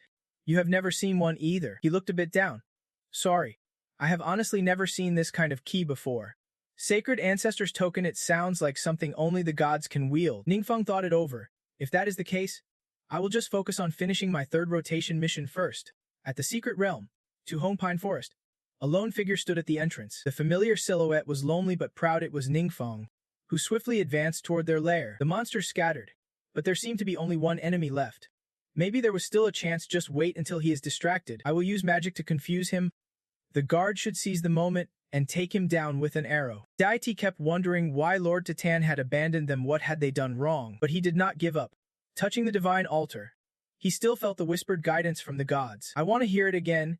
Maybe I can still receive Lord Tan's guidance even if it is bad news. They pressed their hands and tried to listen for any flicker of hope. Tan's voice rang out. Lord, those 2 are hiding behind your altar. ready to attack you. Ningfeng, like a demon, suddenly appeared behind them, even facing death. Those two could not believe their fate, while deity shouted in despair. Why? After taking him down, Ningfeng received another item. It was a nature badge, a consumable. Orange quality, granting permanent +5 agility and +5 spirit attributes. From behind the altar, I quickly manifested the dark power guide, telling him he could approach the altar to absorb it. It would boost his strength. I schemed cunningly, thinking that absorbing the altar's dark energy might benefit me too. If I want to escape this mess, I can't afford to miss any opportunity. He swiftly extended his hand, channeling a massive surge of power straight into the altar. In no time, only rubble remained around, and I could not understand why he did that. Felt nothing but regret. Why? Ningfeng's face darkened as he glared at him. Too noisy. I am scared. Quickly. Think this through. I do not understand the operation rules of these demon god altars. It is safest to just destroy them. Besides, with the system's support, I do not really need this dark energy anyway. Scene shift to Zhen Yuan, who is focusing hard. One of the 7 demon gods' divine methods lies in his hands, and he is using the eternal divine fusion technique to merge with it quickly. The formation activates, but he seems unable to control it. Zhen Yuan grits his teeth in anger. Damn it! Lost control again. Eternal Mark stands nearby, explaining that this chaotic dark energy comes from the demon beast's sacrifices to the demon god. The demon god's divine method crazily absorbs this dark energy and keeps trying to break free from the seal. Because the difficulty of fusing with the divine method is so high, losing control is normal. And Ko shouts for calm. Get it together. I do not want to waste time on this, no matter how tough it gets. If the almighty magic god can do it, then so can I, no doubt. Scene shifts. Mission status completion 100%. Mission: break the newborn shell. Successfully completed divine method fusion. Time limit: 20 days. Self-completed. Cosmic understanding increased. Ningfeng wonders if fusion is really done since he feels nothing. The system notifies him. You can now temporarily open portals to other worlds through your faith. Opening and maintaining these portals consumes dark energy created by faith sacrifices. Ningfeng gets confused. He does not quite get what these portals to other worlds even are. Cut to a desolate wasteland, where there is no sign of life. Ningfeng arrives, waves his hand, and a purple rift tears open. The beastman marvels. No wonder you are a demon god lord. Just a wave of the hand and space tears apart. Ningfeng thinks to himself, this skill's crucial. If those gods can enter my world, I need to be able to step into theirs too. Wonder what that world's like. Should I check it out? The beastman steps forward. Lord, do you want me to come along? Ningfeng refuses. No need. I am just going to scout around, but this exit is inside your domain, so I need you to guard it and keep outsiders from sneaking in. If a tough enemy shows up, I will be there in time. The beastman replies. Rest assured, Lord, I will protect it with all my might. After giving instructions, Ningfeng steps inside. He is stunned. This place is incredible. Totally different from Lam Tunna's scenery. Suddenly he remembers. Right? Gotta use that thing first. Notification bar. Active skill mind display. Dark veil. Normal eyes can pierce your illusions. You can mess with them however you want. He figures this skill must be another loot from the demon realm, conveniently dropped earlier. Then he starts exploring, aiming first to find a vantage point and figure out where to head next. A few steps in, Ningfeng is surprised. There is a huge castle over there. Below it are the kingdom's citizens, who look incredibly bizarre. Ningfeng blends in. These folks are huge, but luckily they recognize him. Plus, he can understand what they are saying, maybe, because his cosmic knowledge has leveled up. Suddenly something grabs Grimace's attention. He quickly tells Lord Ning, look over there. Hem explains. That is a divine temple here housing the Eternal Divine Star's relic. Ningfeng recalls. Eternal Divine Star, that is the god specialized in support roles. Right? Nods. Exactly. Your memory's sharp. He thought it over though. He was curious about the divine shrine. It was better not to poke the hornet's nest and just leave it alone. Suddenly, the group of green-skinned people gathered, and they looked seriously pissed off. Hendra? Curious? Asked. Lord Divine Master. What are they talking about? Ningfeng guessed. Looks like a team just came out of the secret realm, and they found a rare magic staff. He mused. That staff must have everyone else turning green with envy. Hem continued. Lord Divine Master. If I am not mistaken, that staff looks exactly like yours from back then. Ningfeng's proud image quickly flashed in Han's mind. Surprised, Hanem explained. This rare divine weapon style is unique, the only one in your clan who could craft something like this. The death song of Sezida, he said softly. Though Ningfeng still seemed a bit confused. Suddenly, he revealed his true form, startling the green-skinned crowd with this unexpected stranger's appearance. Ningfeng stepped forward and asked, about the staff that mage is holding. What is the story there? One of them chuckled. Are you serious? That is the most prized hidden reward in this secret realm. The divine staff of Te, also called Sizita's roar, the man added. Hearing this, Ningfeng's face twitched as he hesitated. Sizita, he seemed momentarily lost. A green-skinned guy spoke up. That is the final boss of this secret realm. Rumor says she was once the henchwoman of an evil god, but then was subdued and imprisoned here, said Lord Divine Master. It really is Sizita. What now? Should we save her? Ningfeng suddenly fell silent. Deep in thought, what was he plotting? Then he asked, I want a divine staff too. Tell me, how do I get one? But his words sent Han into a panic. Are you a newbie? To enter the secret realm, you need 1,000 boy lamb. Only then will we let you in. Han said, puzzled. 1,000 boy lamb? What is that? Some kind of currency around here. Where do I find it? Without hesitation, he pulled out the pouch he always carried. The system announcement rang out. Active skill. Illusionary mind display. Ordinary eyesight cannot pierce your illusions. You can manipulate them freely, like puppeteering in the palm of your hand. He thought to himself, this illusionary mind display skill can even drain mana continuously to create new illusions. The skill description said ordinary eyes can see through illusions. He would be totally invisible. The two clansmen's eyes lit up when they saw the 1,000 boy lamb in his hand. Little brother, you are definitely generous. The next day, true to his word, he led the way. Let us go, follow us inside. They quickly entered the secret realm. This was the Demonis Abyss. A clan member warned. The paths here are tricky. First-timers get lost easily. If you wander off and need rescue, it will cost extra. He schemed, thinking he could fake leaving him behind and then come back to rescue him for more cash. Seeing no response, the clan member snapped. Hey, I am talking to you. Chaos erupted. Someone's pouch was missing. Did any of you see it? Meanwhile, Ningfeng dashed forward at lightning speed. Ham asserted, Lord Divine Master, I am sure this is Sizita's domain. It was originally called the Morning Dead City, but those guys renamed it Demonis Abyss. I know every path here like the back of my hand. No way I am mistaken unless the realm's been altered. Then Sizita must be here. Before Handrem could finish, they both stood before a massive library. Just then, a pair of legs stepped out from the shadows. A stunning girl exuding a dark aura appeared, calm and collected. Henriette's face lit up with joy at seeing her. Ningfeng showed no hesitation. But suddenly, the ground beneath them cracked open, and they were attacked. What the hell? Ham shouted coldly. Sizita, how dare you disrespect the Lord Divine Master?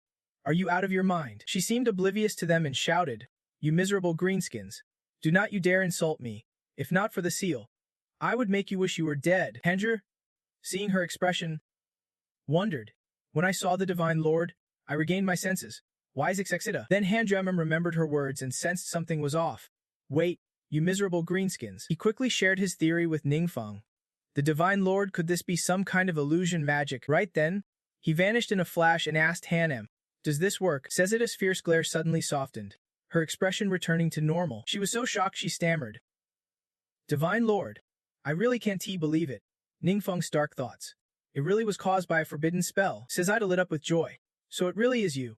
And there is more. Hanem cheerfully cut her off, and me, suddenly. Sizita snapped, teeth clenched in anger. And you? And that damn blue-skinned brat of yours. Then she unleashed her inner power like she was about to devour Hanem whole. She kept glaring at Hanem, muttering, that blue-skinned bastard. Ningfeng noticed her expression and asked, Hanem, what is going on here? Could Sizita's hallucinations still be lingering? Hanem explained. Nothing much. Divine Lord, maybe you forgot, but blue skin is just a nickname Hente gave me. Seeing Ningfeng show no memory at all, she frowned. Divine Lord, are you alright? Hanem recounted. For some reason, it seems the Divine Lord has lost all memories from before. Sizita immediately suspected. Annoyed, could it be those fake gods did something to you? Hanem continued. Sizita, I was still alive when I died, so I think your info might help the Divine Lord. Enough joking around. Sizita fell to her knees. Divine Lord, Hente wants to return, but under the spiritual seal's protection, the subordinates here can leave. Little it recounted. The spiritual seal suppresses our powers, turning us into monsters trapped in the secret realm, killed again and again, only to resurrect and suffer torment both physically and mentally. Sizita was overwhelmed with pain and hatred. Divine Lord, please save us. Ningfeng pondered. Her situation's different from yours. Not sure if the last method will work. Hanem reassured. Don't worry. Divine Lord, whatever you decide, I will follow. Then Hanum quickly explained to Sezida, Divine Lord must kill you first, then use a method to save you. You will be reborn that way. But we can guarantee it will work for you. But like Hanum, she trusted her master completely. It is I trust the Divine Lord, he calculated. This place is influenced by other divine weapons. We should not delay too long, we need to leave ASAP. Just as he finished thinking, Ningfeng drew his weapon. Swiftly, he thrust his sword into her. Ningfeng's face darkening. Soon, Sezida's body began to transform. Both stood inside a magic circle, glowing symbols pulsing with intense light. Outside, a fierce wind stirred as the blue-skinned crowd panicked. One of them shouted in alarm. Forced teleport. What is going on? They shouted orders.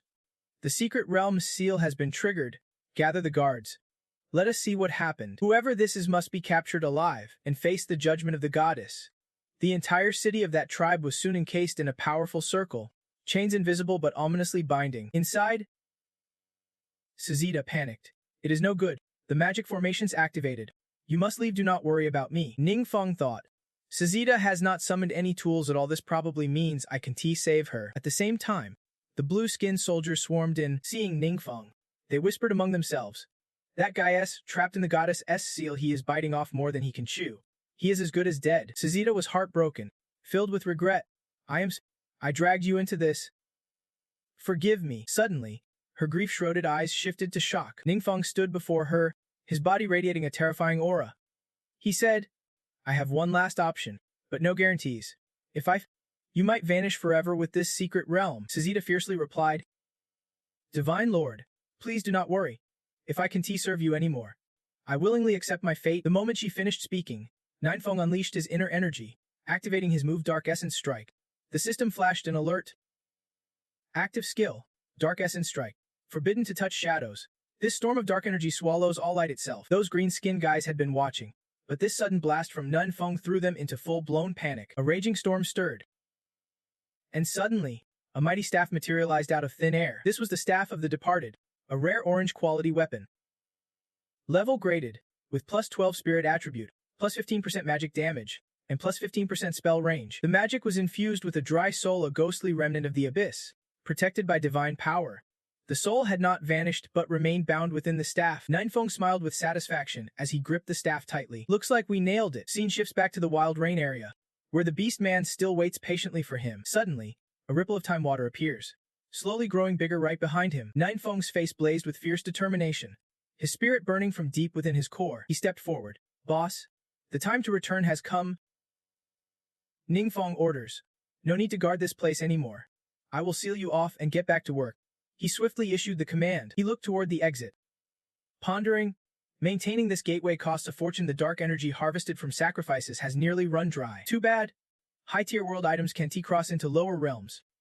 Otherwise, I could snag some killer gear from there. But at that moment, Henyin grinned ear to ear.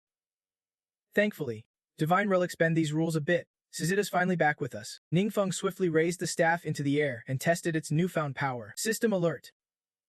Sezida's soul, protected by divine power, remains intact within the staff, untouched by oblivion. He calculated inscriptions, directly upgraded the relic from raw divine artifact to full-fledged divine weapon. But to resurrect Sezida, he would need to locate the world core. The world core usually appears in higher realms. Looks like we will have to head up there eventually to hunt for clues. Scene shifts to the Divine Hall, the Eternal Godstar, home to the primordial essence. The green-skinned tribe swiftly arrived to report, kneeling reverently outside the grand hall. Upon hearing the news, Eternal Presence instantly seethed with rage. What happened? One of the messengers stammered. Great goddess, forgive our negligence. An unknown entity infiltrated the sealed secret realm you had locked away. The goddess sensed a powerful shadow energy that even shattered her seals. She questioned, a demon infiltrated. The messenger trembled more. Begging forgiveness? Yes. My goddess. The intruder's origins are unknown. Eternal Presence exploded in fury, shouting, fools! Doesn't the secret realm have magic arrays that record everything? Why have not you sent someone to investigate? His voice faltered as if death was near. But the secret realm has been lost. Scene cuts to Ningfeng's secret base. Everything around remains eerily calm. He's inside his room, pacing while clutching his network device. Standing before a chamber, Ningfeng nodded approvingly. This room works. Spacious enough. I will settle here. He pulled out a key and unlocked the door to the chamber. System prompt. Would you like to recreate the staff of the departed S secret realm here? Yes. He thought back only the holy science skill could recreate what the demon staff had last time. Turns out it works like this. It can fully restore a destroyed secret realm. Ninefeng quickly clicked yes, but in trying to save Sezada, he would already caught the attention of another god. If there is a way to take them down one by one, that'd be perfect. Scene shifts to the Haohan starframe, the domain where the eternal god star holds sway. Eternal presence chewed her finger anxiously, lost in thought. What is going on? What the hell is happening? Such powerful shadow energy, strong enough to shatter my seals. Could a demon god have returned from the dead? She quickly calmed herself, letting out a deep sigh. It has been so long since I felt this intense unease. Reminds me of the last time, during the great battle with the omnipotent god. Suddenly, it hit eternal presence omnipotent god. The great battle. Cecilia's seals. Panic surged. Could it be seen cuts to Haohan starframe? Home of the noble Braith. After hearing Veen Hiu's story, he was puzzled and worried about the return of the almighty magic god. She was confused. I do not know. Koateg reassured her. The almighty magic god disappeared long ago. No one is sure if he is even alive. Koatevrichi could tell right away that Veena Thunsa then trusted her deeply, but her anxiety was pushing her to the edge. It seemed the battle against the almighty magic god left her haunted by shadows she could not shake. Then he tried to stay calm, saying the almighty magic god is just a lucky stray dog who barely escaped death, hiding out all this time. Even if he is back, what can he really do? Back then, his followers died or fled. Even if he regrouped, could he really stand against a united front of gods alone? Like she said, breaking the seal was due to dark forbidden magic. Surely, we can just call him a god again. He is no longer truly one. Only then did Viu calm down a bit and admit, you are right. I was just being too sensitive. Han continued. Let us figure this out ourselves first. Losing a temple and a secret realm is not world-ending. No need to freak out. Veena Hiu switched topics. What about the sacred origin essence? Kwokut replied. Still in seclusion. Merging divine powers is not easy. Scene transition. At Tengvong City, the entrance to this place was opening up and was thrilled. It really is a divine relic. When Sisida revives, her world will remain intact. She will be over the moon. The books in Sezida's library, collected over years, are a treasure trove of knowledge and experience. To her, they are worth more than anything. Suddenly, Ningfeng called out his name. Han. Quickly. Great divine lord. Is there an order? Ning said calmly. I promise to restore your world as well. Suddenly, hearing that, Han's eyes welled up with tears of emotion. He could not hold back and burst into tears. Thank you for your grace, great divine lord. Please forgive my rudeness. I truly miss my homeland. He thought to himself. I totally get Han's feelings. Looks like in the future, besides collecting world cores, we will need to focus on actual physical power too. Actually, this trip brought many valuable gains, not just the part related to Cecilia. Speaking of which, he remembered his achievement badge. Ningfeng told Han. Passing through a secret realm instantly boosted me to level 120. I am about to prestige, Han said. In a high-level world, experience points are huge. This is definitely a fast track to leveling up. Ningfeng, exhausted, said, after causing such a ruckus, we will definitely draw attention from other gods. They might come after me. Even when leveling up outside, I will have to be more careful. Let us head to the transfer hall and pick up the next mission first. A notification popped up. Almighty Magic God System Task. 4th Prestige Pre-Mission with the following requirements. Enter the secret realm Spiritual Resonance Abyss. To retrieve the mission item, Mind Seal Chronicle. Collect 150 transformation stones, 150 malignant crystals, and 150 seconds of tranquil flame. Time limit. 20 days. Difficulty. Rank. Ningfeng frowned, recalling that the spiritual resonance abyss was a nightmare that constantly threatened to give him peace. Ningfeng sighed in relief.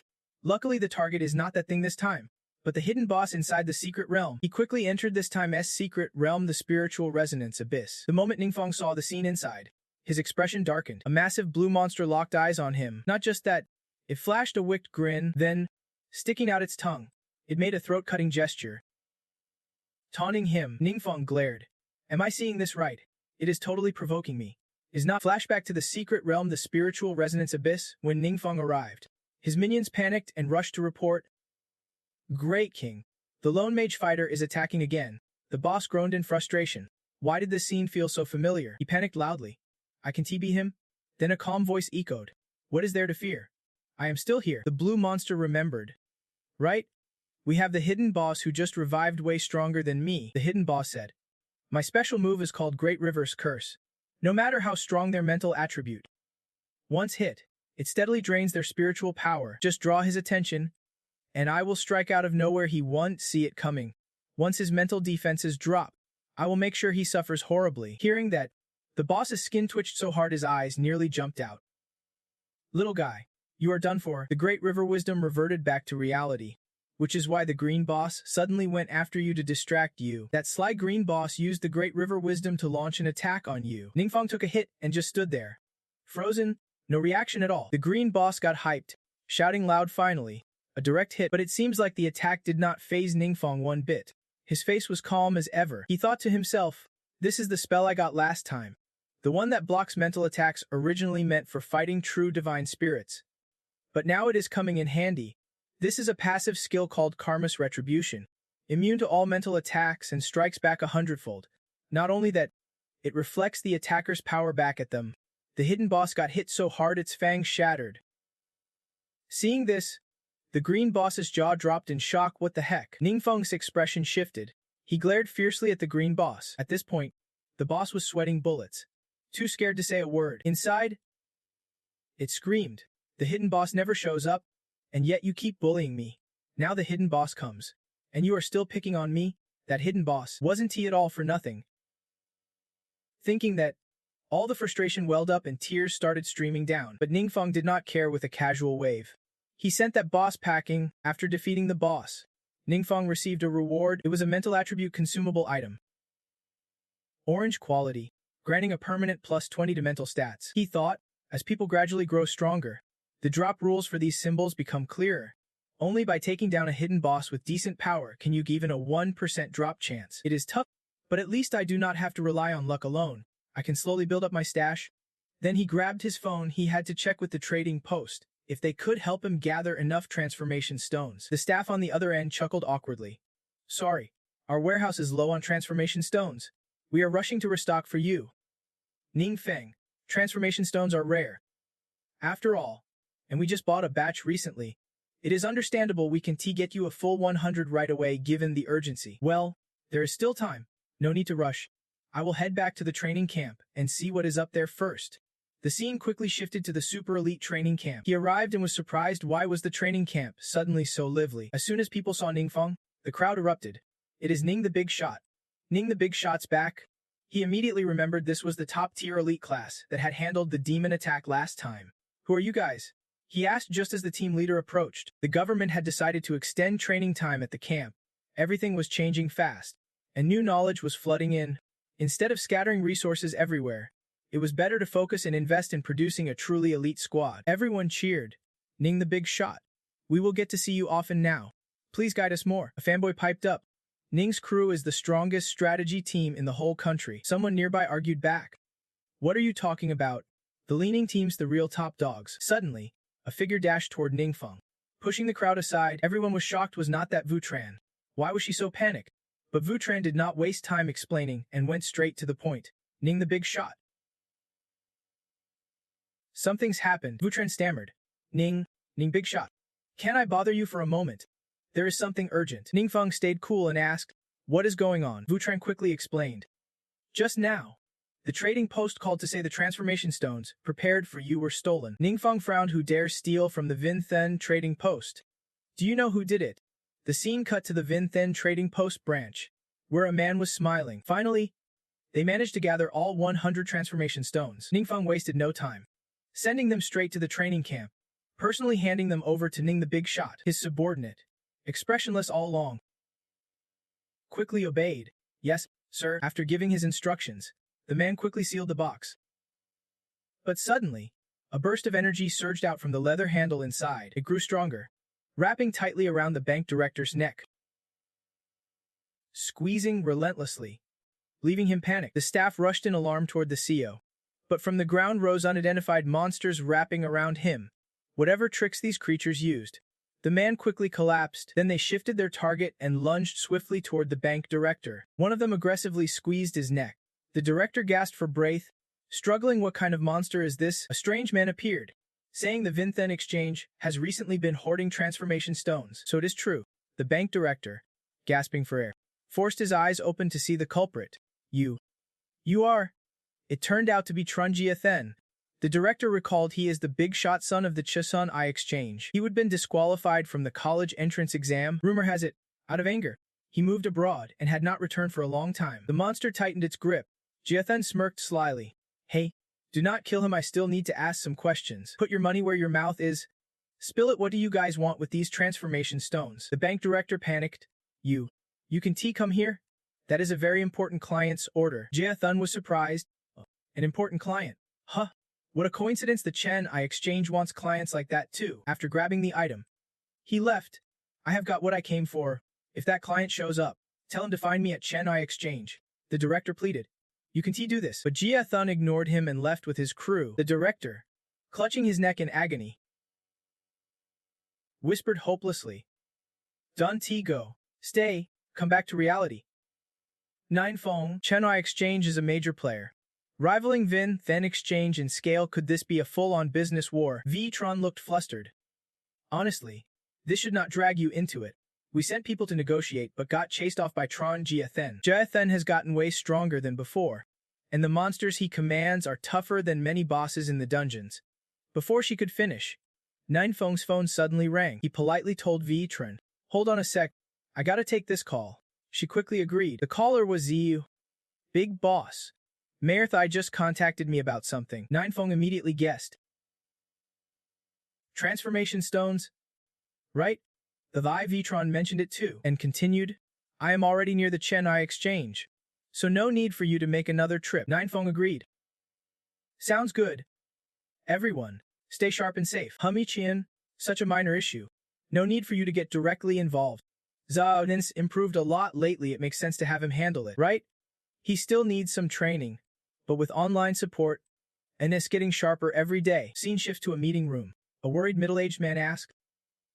Jiathan, you stole from Vin Then exchange, are you sure you are okay? The other guy arrogantly replied, relax, uncle.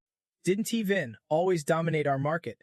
I just gave them a quick lesson. The man, concerned for his spoiled nephew, sighed. Jiathan's reckless reliance on his strength stirred trouble everywhere. Hard to believe this kid just came back from abroad and already caused a major mess. Yet, he gently warned him. I am worried the 7 great guilds have been teaming up with Vin Then lately. What if Vin Then calls them for backup? Jiathan stubbornly snapped. 7 great guilds. Just a bunch of losers. Uncle, the world is ruled by the Divine Brightness sect. You know that, right? The man nervously replied. I have heard of them. They were only discovered recently. Jiathan proudly introduced. My master is a disciple of the Divine Brightness sect. The man glanced over, deep in thought. Jiathan's master is a strange character. The kid brought him back from abroad. That guy looks more like a cultist than a divine disciple. He is definitely not someone to trust. Jiathan explained. My master hails from a higher realm, a world overseen by the Divine Brightness sect. The god he worships is called the Horned One, a mysterious deity, the Wandering Soul. It turns out that the one named Sung is the spirit of Min, who once fought against Nine Feng. He went on to say that this time, Master is traveling the world to spread faith and recruit more followers for the spirit of Min. Any nation willing to worship the Great Spirit Lord will receive Master's protection. But those who refuse to bow to the Great Spirit Lord will be wiped out by Master from this world. Hearing his wild claims, his uncle was shocked. This kind of arrogance, even from the higher realms, is just too much. Jiathan added, you have never seen Master's true power firsthand, so you probably have no clue what he is capable of. Just as they were talking, the phone on his uncle's desk rang sharply. Jiathan quickly reached out and grabbed it. As soon as he heard the voice on the other end, he cut straight to the chase. What is the situation? The voice reported. Sir, there is a visitor claiming to come for the transformation stone. Jiathan ordered. Let in. Then he glanced at his uncle and asked, where were we? Tapping the phone screen, sweating, his uncle answered his reckless nephew. We were talking about Master's power. Jiathan continued. Exactly. To put it simply, the highest level any adventurer can reach in this world is level 300. That is the 10th breakthrough, but Master's level is at least 1,000 or more. That gap, you can T-bridge it just by numbers, he shouted excitedly. Soon, Master will answer to the Great Spirit Lord, bringing blessings and protection to this world. When that happens, I will be the first believer to receive the Spirit's grace here. His uncle felt reassured. Then you have nothing to worry about. Even the 7 great guilds are like insects in the eyes of the Great Spirit Lord. At that moment, a harsh hand slammed open the door, startling Jiathan and his uncle. Jiathan spun around and yelled fiercely at the newcomer. Who the hell are you? Zion gave him a cold glare and cut straight to the point. I am here for the transformation stone. Jiathan smirked slyly. I have been in this country too long. Are all these punks this arrogant these days? Then he stood up, stepping forward threateningly. I told you to wait outside. Didn't you hear me? But Ian is hotter-headed than even Ninfeng, except for his boss. No one's ever seen him scared of anyone. Jaethun was quickly overwhelmed. His body trembled uncontrollably. Well, Ian's cold glare said it all. Without wasting words, Zayn fired back. Already transferred? Jaethun refused to accept it. No way. I have always had the best training, gear, and skills. How could he have completely missed every move? Then Ian shifted his gaze toward Jaethun's master. Standing still, the master smiled mysteriously. Around him were countless indistinct monsters. Men was perched on his shoulder, lazily dozing off with a little snore. The disciple smiled slightly. Not bad skills. Are you a follower of the true essence spirit? Zayn's expression did not change as he replied coolly. I know. The disciple did not give up and pressed on. If not, then prove you know about the existence of the true essence spirit. Did you come across some miracle that boosted your power? But I really do not like your answer, because there is zero respect for the divine. That is pure blasphemy and arrogance. The disciple was clueless about his own disciple's danger. Jaethun panicked inside, silently screaming, Master, we're dude. But no sound came out. He continued speaking. Though our faiths differ, I will discipline you in place of the spirit of Min. My guardians will show you what it means to be outmatched. Suddenly, a strange sound echoed, making the disciple spin around, searching for its source. It was Men, now awake, running toward them. No one saw what it did, but a loud burp proved it had just eaten its fill. The disciple panicked. When did this thing get here? Where are my guardians? In a blink, all his guardians were devoured, none left standing. Only then did Jaethun realize that Master's guardians were transformed from high-level demons. Incredibly powerful beasts. What kind of monster could swallow them all? Duan guessed that Mang seemed to really like that scent. The little beast gently reached out and lightly touched the cultist's hand. He spoke up for it, saying if the man was still alive, maybe he could tolerate a little switch. The guy did not trust his own hands talking about this low-tier world. How the hell did he end up in some terror zone like this? At this moment, he was still silently cultivating inner power. Thinking that he had to take a gamble and find a chance to escape, Mang gently touched his hand again. That aura vanished instantly like it was never there. This shocked the cultist so much he jumped back. But Mang was not about to let him slip away. That easily she charged forward and punched the cultist right in the face. The hit looked weak, almost powerless, but it left the guy bruised and scratching his face in disbelief. Soon after, the cultist Lin Kuai was crying and begging, Please, spare me. I am just a small-time adventurer. He explained that during an expedition into a secret realm, he got caught in a chaotic time rift, which swept him here. Duan recalled that the time rift chaos was something a senior named Hanum had mentioned before, some rare event that can drag people from a high-tier world into a lower-tier one. Curious? He asked more. He heard someone wanted to undergo the divine exchange ritual. This was Hans' story. And he said he intended to use the world's heart to hold a worship ceremony, hoping to catch the divine's attention. If recognized, he would become the divine's representative in this world and gain even more blessings. Duan and Mang did not need words to understand each other. Their eyes sharpened as they stared at Han, the one with the world's heart. Cut to the divine realm. Min Diu Fengbai and Tran Nguyen Than Line were focusing on absorbing Vin Hu's power. Min Diu Fengbi spoke up. Congrats. You have succeeded. Kuai Tuk praised him too, as expected of Tran Nguyen Than Lin. The divine way harmonized at 10%. No wonder it is tough to overcome the Tran Gaian mindset. After harmonizing the divine way, the injuries inside his body eased significantly, and the dark powers that once raged uncontrollably finally settled down. Suddenly, he looked at his two fellow cultivators, sparking their curiosity. Tran Nguyen spoke. There is something you all should know. After hearing the story, Vinho grew even more worried. The Almighty Law God. Kuai Tuk chimed in. Could it be that last time it really was him saving his loved ones? Tran Gaian asked. What exactly are you two talking about? Kuai Tuk recounted. Not long, during his seclusion, something happened. Vinho tensed up. The Almighty Law God was not like this before. He never stirred up conflicts on his own. Both of them instantly thought the same thing. Could it be he really has become the god of death? Kuai Tuk's face darkened. I have an idea, maybe it can deal with him. Tran Gaian was super excited. If there's a way to handle the Almighty Law God. Vinho couldn't wait to hear it. But seeing how worried they were, Kuai Tuk suddenly fell silent. Then he said, Right now, it is all just guesses. Nothing's confirmed yet. Let me run some tests. Then I will explain. Tran Gaian thought. That sneaky guy's definitely up to something shady. Even if it is just a guess. He is already testing it out. Kuai Tuk had his own thoughts. That Hothid will rush to confront the Almighty Law God. Until I am sure, I can let him mess things up, Vinho interrupted. But where exactly is the almighty law god? Can we just let it be? Kwaituk was full of confidence. Don't worry. No matter how strong the almighty law god is, when he is all alone, the resources in the low-tier world are so scarce, they are not enough to hold off other gods, and without the care of a divine, that so-called azure star will never become a high-tier world. That is right. It is part of the cosmic rules to prevent one divine from monopolizing a world, whose expanding power would throw everything off balance. So the almighty law god's heady-out will also become the cage, where he destroys himself. Cut back to Jia Xing's classroom. Ning Feng was happily petting Mang. He panicked internally, wondering who this young guy was. His magic was even stronger than my master's. Yet Mang was so obedient in front of him. Ning Feng asked Du, "Has the profile of that one-eyed guy been confirmed?" Duan quickly replied, "Confirmed." Duan recounted, "About a month ago, he appeared in a secret realm in Legia." Ning Feng realized, "Legia is a small state in Eastern Europe." "Right," Duan responded. "That is right. The Ledia government has glorified that one-eyed guy as a national-level powerhouse and even formed an adventurer alliance under his name, forcing other nations to join, but when they reached out to our country, the government flat-out refused. This one-eyed dude's goal is probably just to flex his muscles here." "Du? Elder, does anything sound off to you?" Henim spoke up. "That one-eyed guy always claims to be a disciple of the soul-returning sect, but the rituals he just mentioned. Honestly, Shen Ming's been snubbed, the almighty law god." Hearing that, Ning Feng was left speechless. "You are clearly frustrated. Hey, kid, you are still not going to spill the truth. Who exactly did you pact with?" "Shen Ming," that refined Den read nervously. Practically squeaking. The great soul. Ning Feng's curiosity piqued. He then kept bowing repeatedly. I was wrong. I was wrong. The god I pledged to is a divine being called the almighty law god." Duan glared. "Shameless. Who told you the almighty law god is just some minor deity?" He twisted awkwardly. "Sorry." But quickly caught on to the one-eyed guy's agitation. "Almighty law god. Huh.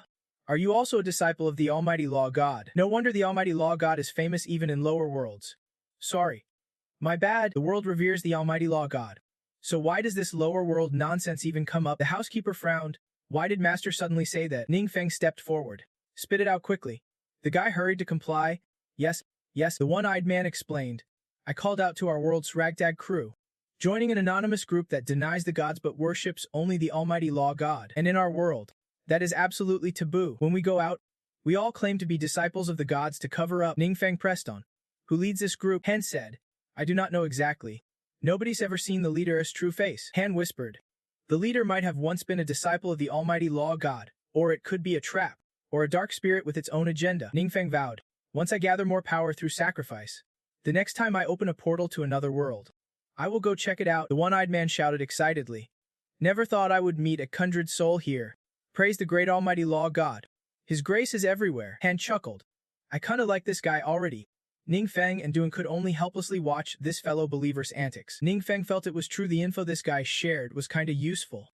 Just 2 more world points to collect. He was thrilled that he could finally awaken Sezida. Cut to Soul City. Sezida joyfully grabbed him. "Great divine lord.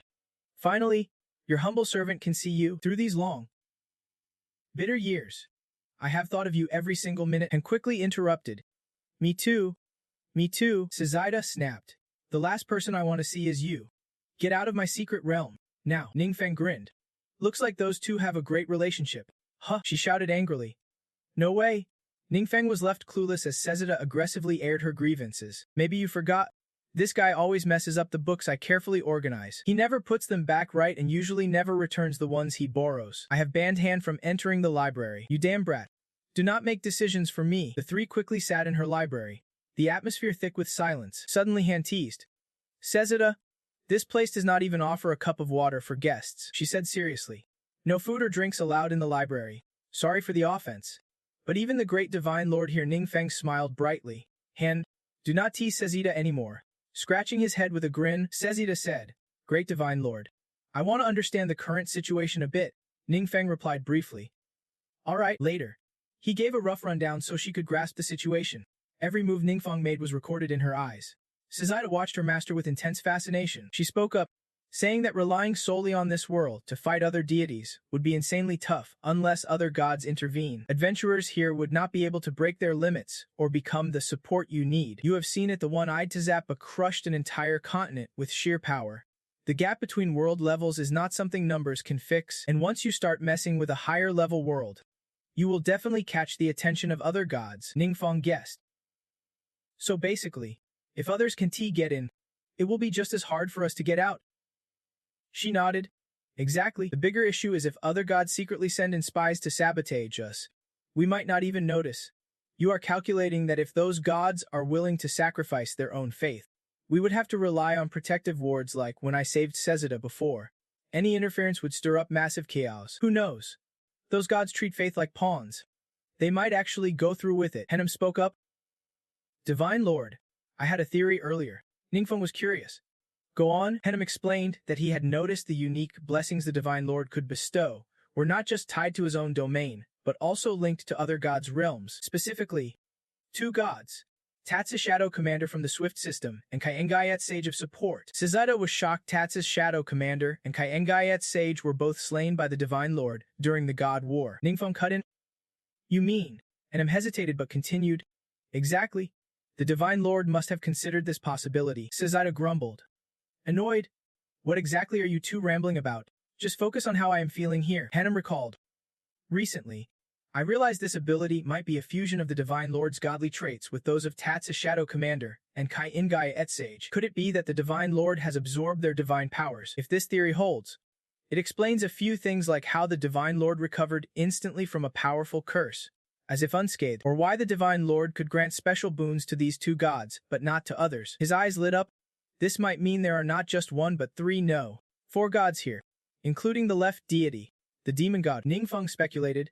In other words, if we defeat these gods, we might be able to merge their divine powers. Henem cautioned. This is just my guess.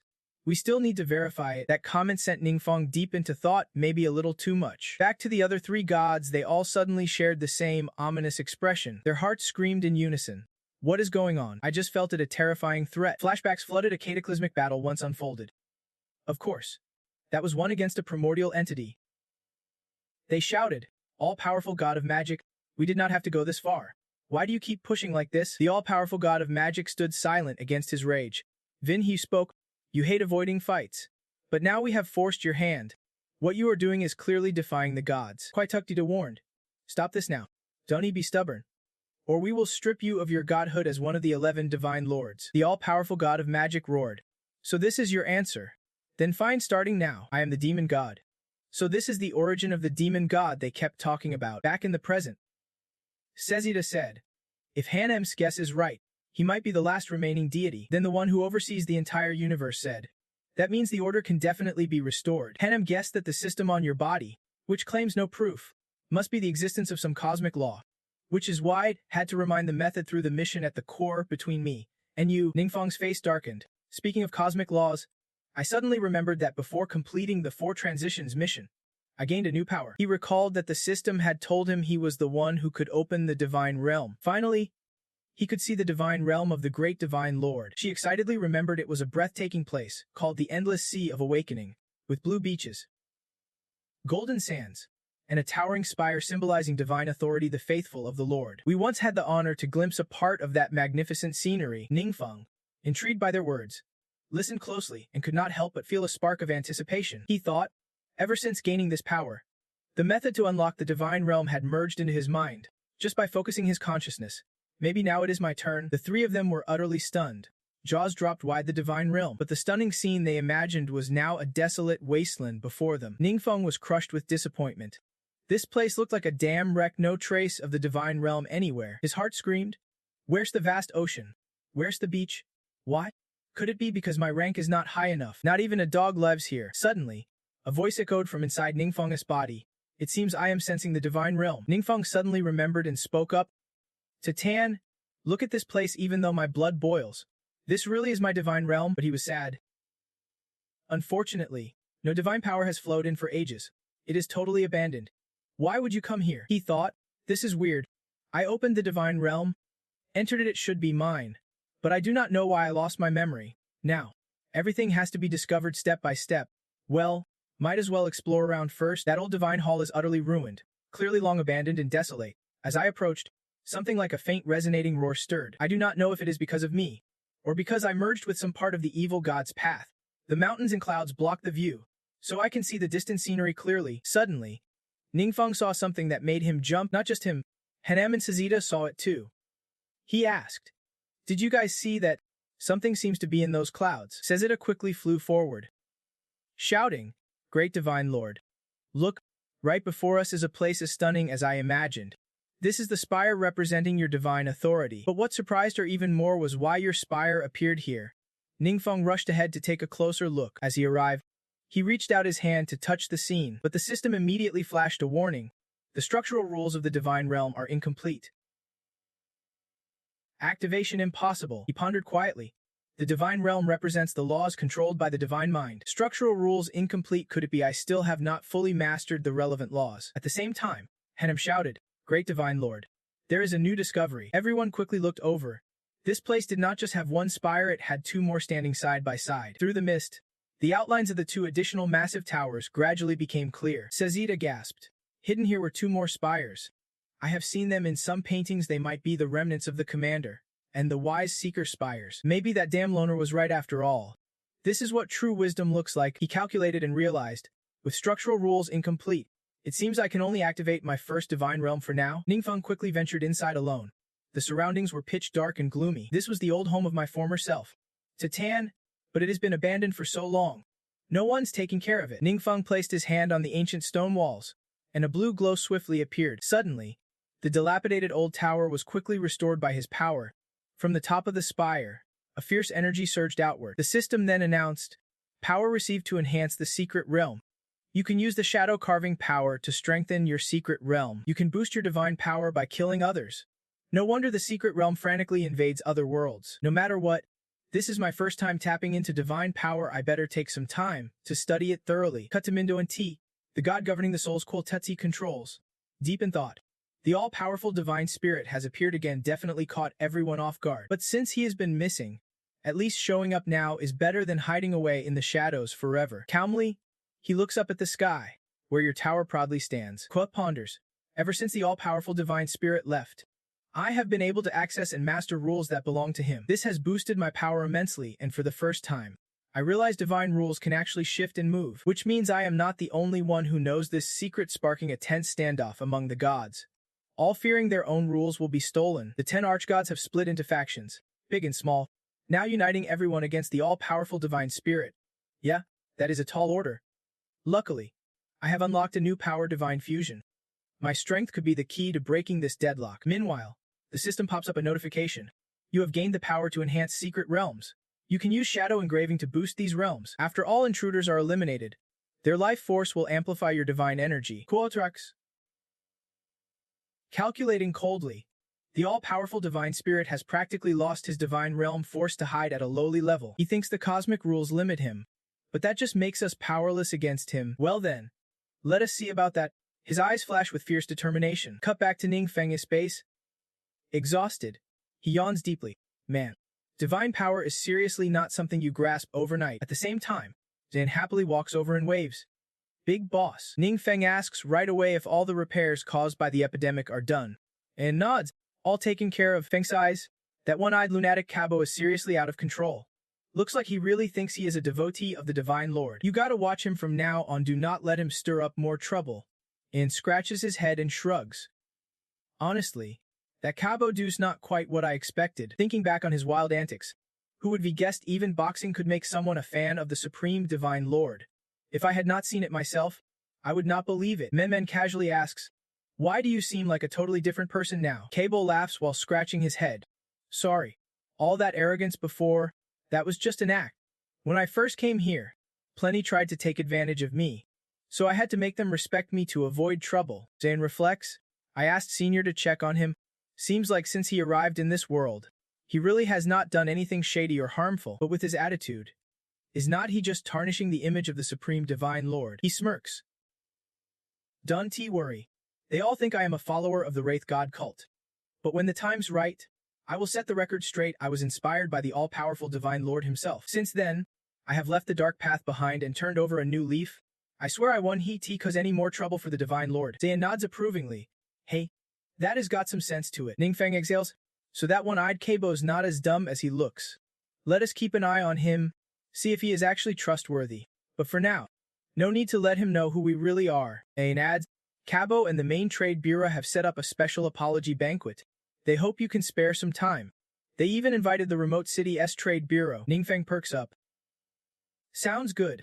I could use a break anyway. Cut to a grand villa. The atmosphere heavy with solemnity. Cabo stands alone, talking to a crowd of strangers. Someone whispers, "What is going on over there? Why's that crowd so big?" Another replies, "Heard 2 major trade houses are hosting VIPs, but no one knows who those VIPs are." Suddenly, a luxury car speeds up to the grand estate's gate. Ningfeng lazily sits in the car with men and men on his lap. Just passing through the hotel's entrance takes forever, definitely living up to that high-end hotel flex. The moment he saw you walking into Cabo, he happily shouted, "Ning, you have arrived." The 2 receptionists whispered to each other, "Is this really the VIP from the 2 biggest exchanges? He looks way too young." One of the girls quickly recognized him and gasped, You are the great hero who defeated Boston and saved so many lives. My family was trapped back then, so your video left a deep impression on me." Another girl, surprised, ran over. "Wait, so you are that great hero? I have seen your video too. Can we get your autograph?" Cabo spun around, scolding Jiathan, "You damn fool. Everyone dares to mess with you. And now I am paying the price." Then he bowed deeply and cheerfully said, "Ning." 10 days. At the banquet table, everyone ate and laughed joyfully as the most lavish dishes were served. The hotel girl was playing happily with Mammon, amazed that he actually liked ice cream so adorable. Jiathan stood up, raising his glass. "Everyone, this whole mess is my fault." Cabo gritted his teeth, sweating, as his mentor. "I am also partly to blame for not teaching him properly." Vutran was silently shocked Jiathan was actually taking the blame for him. This was the first time ever, and he was still basking in Assistant Ning's spotlight. Jiathan's eldest uncle also approached Ning to show his respect.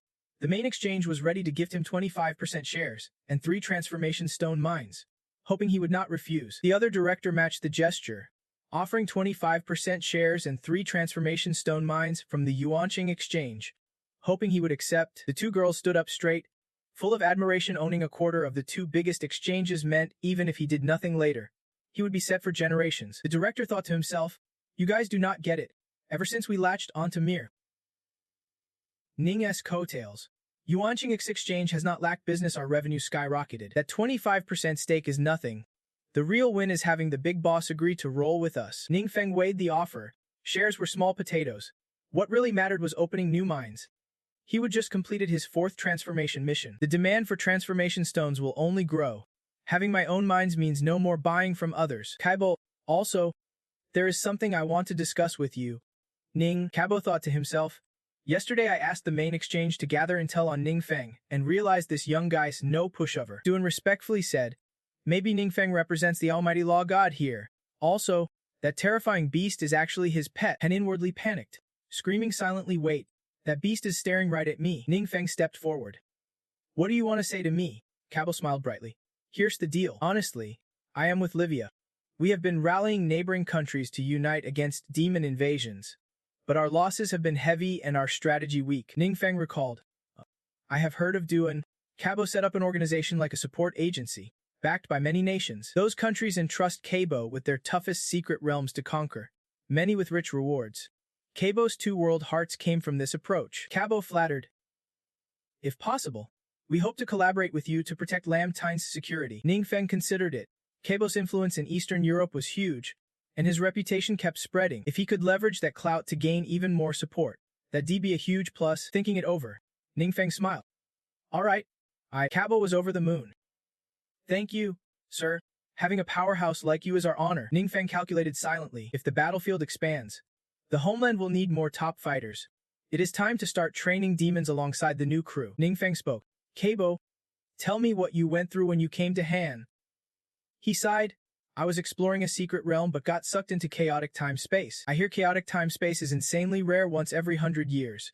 Don't know how I got caught in it. Looking back, it is terrifying. Time and space are so unstable there.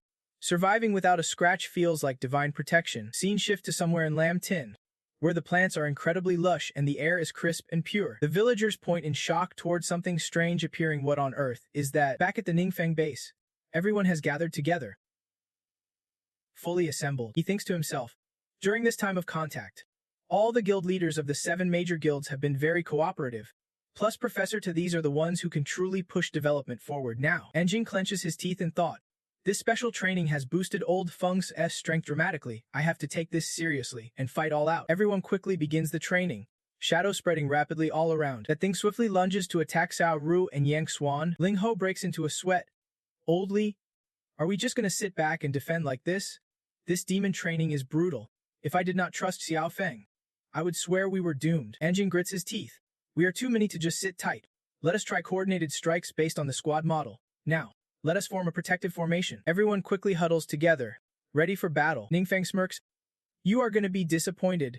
The Dainai Guild already tried this tactic. It is useless. But after studying divine powers in the god realm and reconsidering this combat method, they gain even deeper insight. No wonder these seasoned adventurers have so much experience working together. Everyone unites to unleash the skill. Earth Shield Agony Suppression. Suddenly, Professor Ta freezes as if remembering something.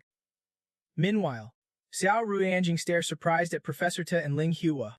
The system quickly chimes in, area restriction on buff enhancement. Scholar and priest classes both present. When forming a protective formation, defense effectiveness increases by 20%. Professor Ta looks at the golden light shining on her. Astonished. What is this? Over by Teacher Luck and Yu Ning, the same effect appears. In the no wandering zone, 2 assassin classes are present during the formation. Evasion plus 8%, defense plus 15. Henyin and Cecita are stunned, activating area bonuses through team synergy. There is even this. Anjing S pumped. Squad tactics really work. Guys, we gotta get serious now, but the price is steep. Holding out so long means the pain only intensifies. Curious? Henyin steps forward. Lord Deity, that was a divine imprint from when you smiled earlier. Watching everyone coordinate sparked some ideas in my mind. Looks like those fields activate at the moment of enlightenment. The system immediately announces, your mastery over the universal rule has increased. Ningfeng frowns deep in thought. So that is how you can master the universal rule. The next day, his base is bathed in the fullest light and the air is icy fresh. Feng Gak spots his friend's face and quickly stifles a laugh, his expression twisting comically. Finally, he bursts out laughing. Anjing growls, man, your face looks ridiculous. Old geezer, do not get too cocky. The old man trembles. Barely standing. Come on, help me up a bit. You did not just come here to laugh at me, did you? Feng and Jack laughs loudly. I am not that free. Xiao Feng called everyone here, said you have uncovered something big. Anjing smirks slyly. You are saying we are that awesome. Before he can finish, a sharp pain hits him. Hey old, slow down. You are torturing me on purpose, are not you? Don't just watch the surveillance screens. Feng Gak shouts. Professor Ta, how's the progress? Professor Ta replies. We have assigned groups to run experiments and found that different squad fields produce varying effects. Right now, the fields we can activate mostly involve agile, magic, and support classes. The number of fields activated depends on level and the team's tacit coordination. Feng Gak responds. So basically, with training, adventurers can stand a chance against tougher foes. Professor Ta nods. Exactly, Ningfeng thinks. But since the beginning, the things I can grasp are fewer and fewer. Could it mean I have reached some threshold? Ningfeng looks surprised at him. He continues, a message just came in from the one-eyed. Ninefeng was puzzled, saying, didn't Kabo say he would send me all the waterfalls so I could pick? And replied, because this one is seriously special. Ninefeng grabbed his phone, eyes glued to the strange phenomenon photo that just popped up. His jaw dropped in disbelief. What the heck is this? Some kind of new secret realm. Zayn panicked, explaining, Kabo says it is a time-space distortion. Humichian, Kabo's been here through one of these distortions for a whole month, even though it feels like just a blink. And now, another one just popped up. Ninefeng stayed silent, studying the photo of this supposed time-space distortion carefully. Suddenly, he gasped. Something's emerging. Oh man, what even is that? Cut to Kabo's bedroom. He would move there for convenience. Hun said, the time-space distortion is in Winken province, Austria. I have wrapped up all the paperwork. We can use the space travel scroll to get there directly. Ninefeng nodded confidently. All right, let us roll. Kabo looked flustered, stammering. Wait, are you going alone? What is up with that? Kabo insisted. No funny business. But these time-space distortions, they are insanely dangerous.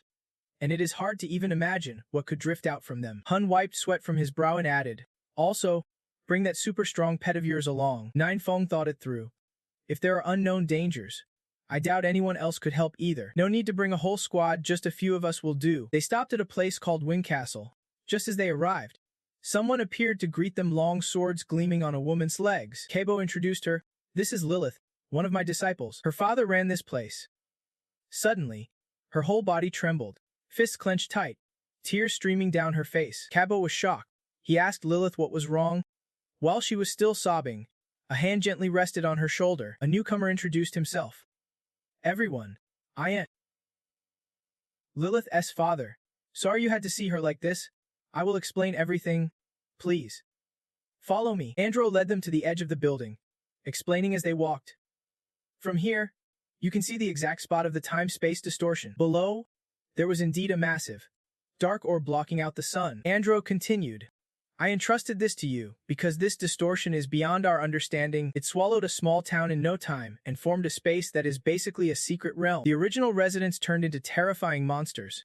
We sent battle squads to cleanse it, but despite heavy losses, we could not destroy this realm. The squad Lilith herself formed was completely wiped out. Only through all her strength did she barely escape. We owe Kabo a lot for training her. Or she might not have made it. Lilith finally steadied herself and bowed, apologizing deeply. Those fighters were my closest friends. That is why I just could not hold back my emotions. Jiathun watched, stunned. Lilith's always been tough, but this was the first time he would seen her this broken. Kabo's curiosity got the better of him. Lilith, are those monsters in the secret realm really that strong? She nodded slowly. That is just the start. It is a time-limited secret realm with 2 paths. You have to finish both to win. They are like mirror images but completely separate. Finishing one path does not mean you can make it to the other in time. You still lose in the end. Each time, the notification board flashes blood red, announcing, time's up. Conquest failed. Kabo rubbed his chin thoughtfully. So basically, the safest move is to send 2 teams at once, one for each path. Lilith argued. If that is the case, the strength requirement for adventurers is crazy high. Right now, we can't even gather 1 qualified squad, let alone with the situation clear. Ningfeng made a proposal. Kabo can lead 1 combat team, and I will leave the other team to you. Everyone stared wide-eyed and open-mouthed. You are going alone. Ningfeng did not answer right away. Inside, he was calculating if Lilith can still break free. With Kabo's power, even if things get dicey, at least they can retreat safely. In this form of his, Lilith was a bit skeptical. The master did say he would bring a powerful ally to help out, but this guy looked like just an ordinary dude from Lam Tun. Probably younger than me. No matter how you slice it, relying on just one guy feels way too risky. Capo panicked, shouting, Brother Ning, this one T-work. But Ningfeng just brushed it off, saying, don't he worry about me. You all just focus on your own paths. After that, they stepped inside the massive sphere. Ningfeng said we have 2 hours on the clock, every second counts. Left side. You all go right side. Lilith voiced her doubts to the master. Brother Ning, is he really okay? But Capo admitted he was not sure either. Honestly, I have never seen Brother Ning throw down before. But his pets can take out all my guards. She froze upon hearing that. Lilith's mind raced. Master's guards are insanely strong, capable of crushing any powerhouse in the world. What kind of beast could possibly wipe out all those guards? Who exactly is the kind of person to treat a monster like that as a pet? Then she wondered, did Brother Ning choose to act alone because he is hiding some big secret? The deeper they went, the darker and damper the place became. Capo's team ran into their first obstacle, a pack of reddish-brown beasts, massive and deadly with lethal glints in their eyes. Without a word, they charged at Capo's group. Instantly, he unleashed his soul devourer to fight back. 2 giant serpent spirits burst from Capo's hands. In a blink, they wiped out 2 monsters. Jetha watched in awe, praising, as expected from the master. Meanwhile, Capo wondered, so this is what monsters look like after evolving from humans. These beasts are definitely tougher than typical dungeon monsters. But honestly, I can still handle them, as long as Ning's power outmatches mine.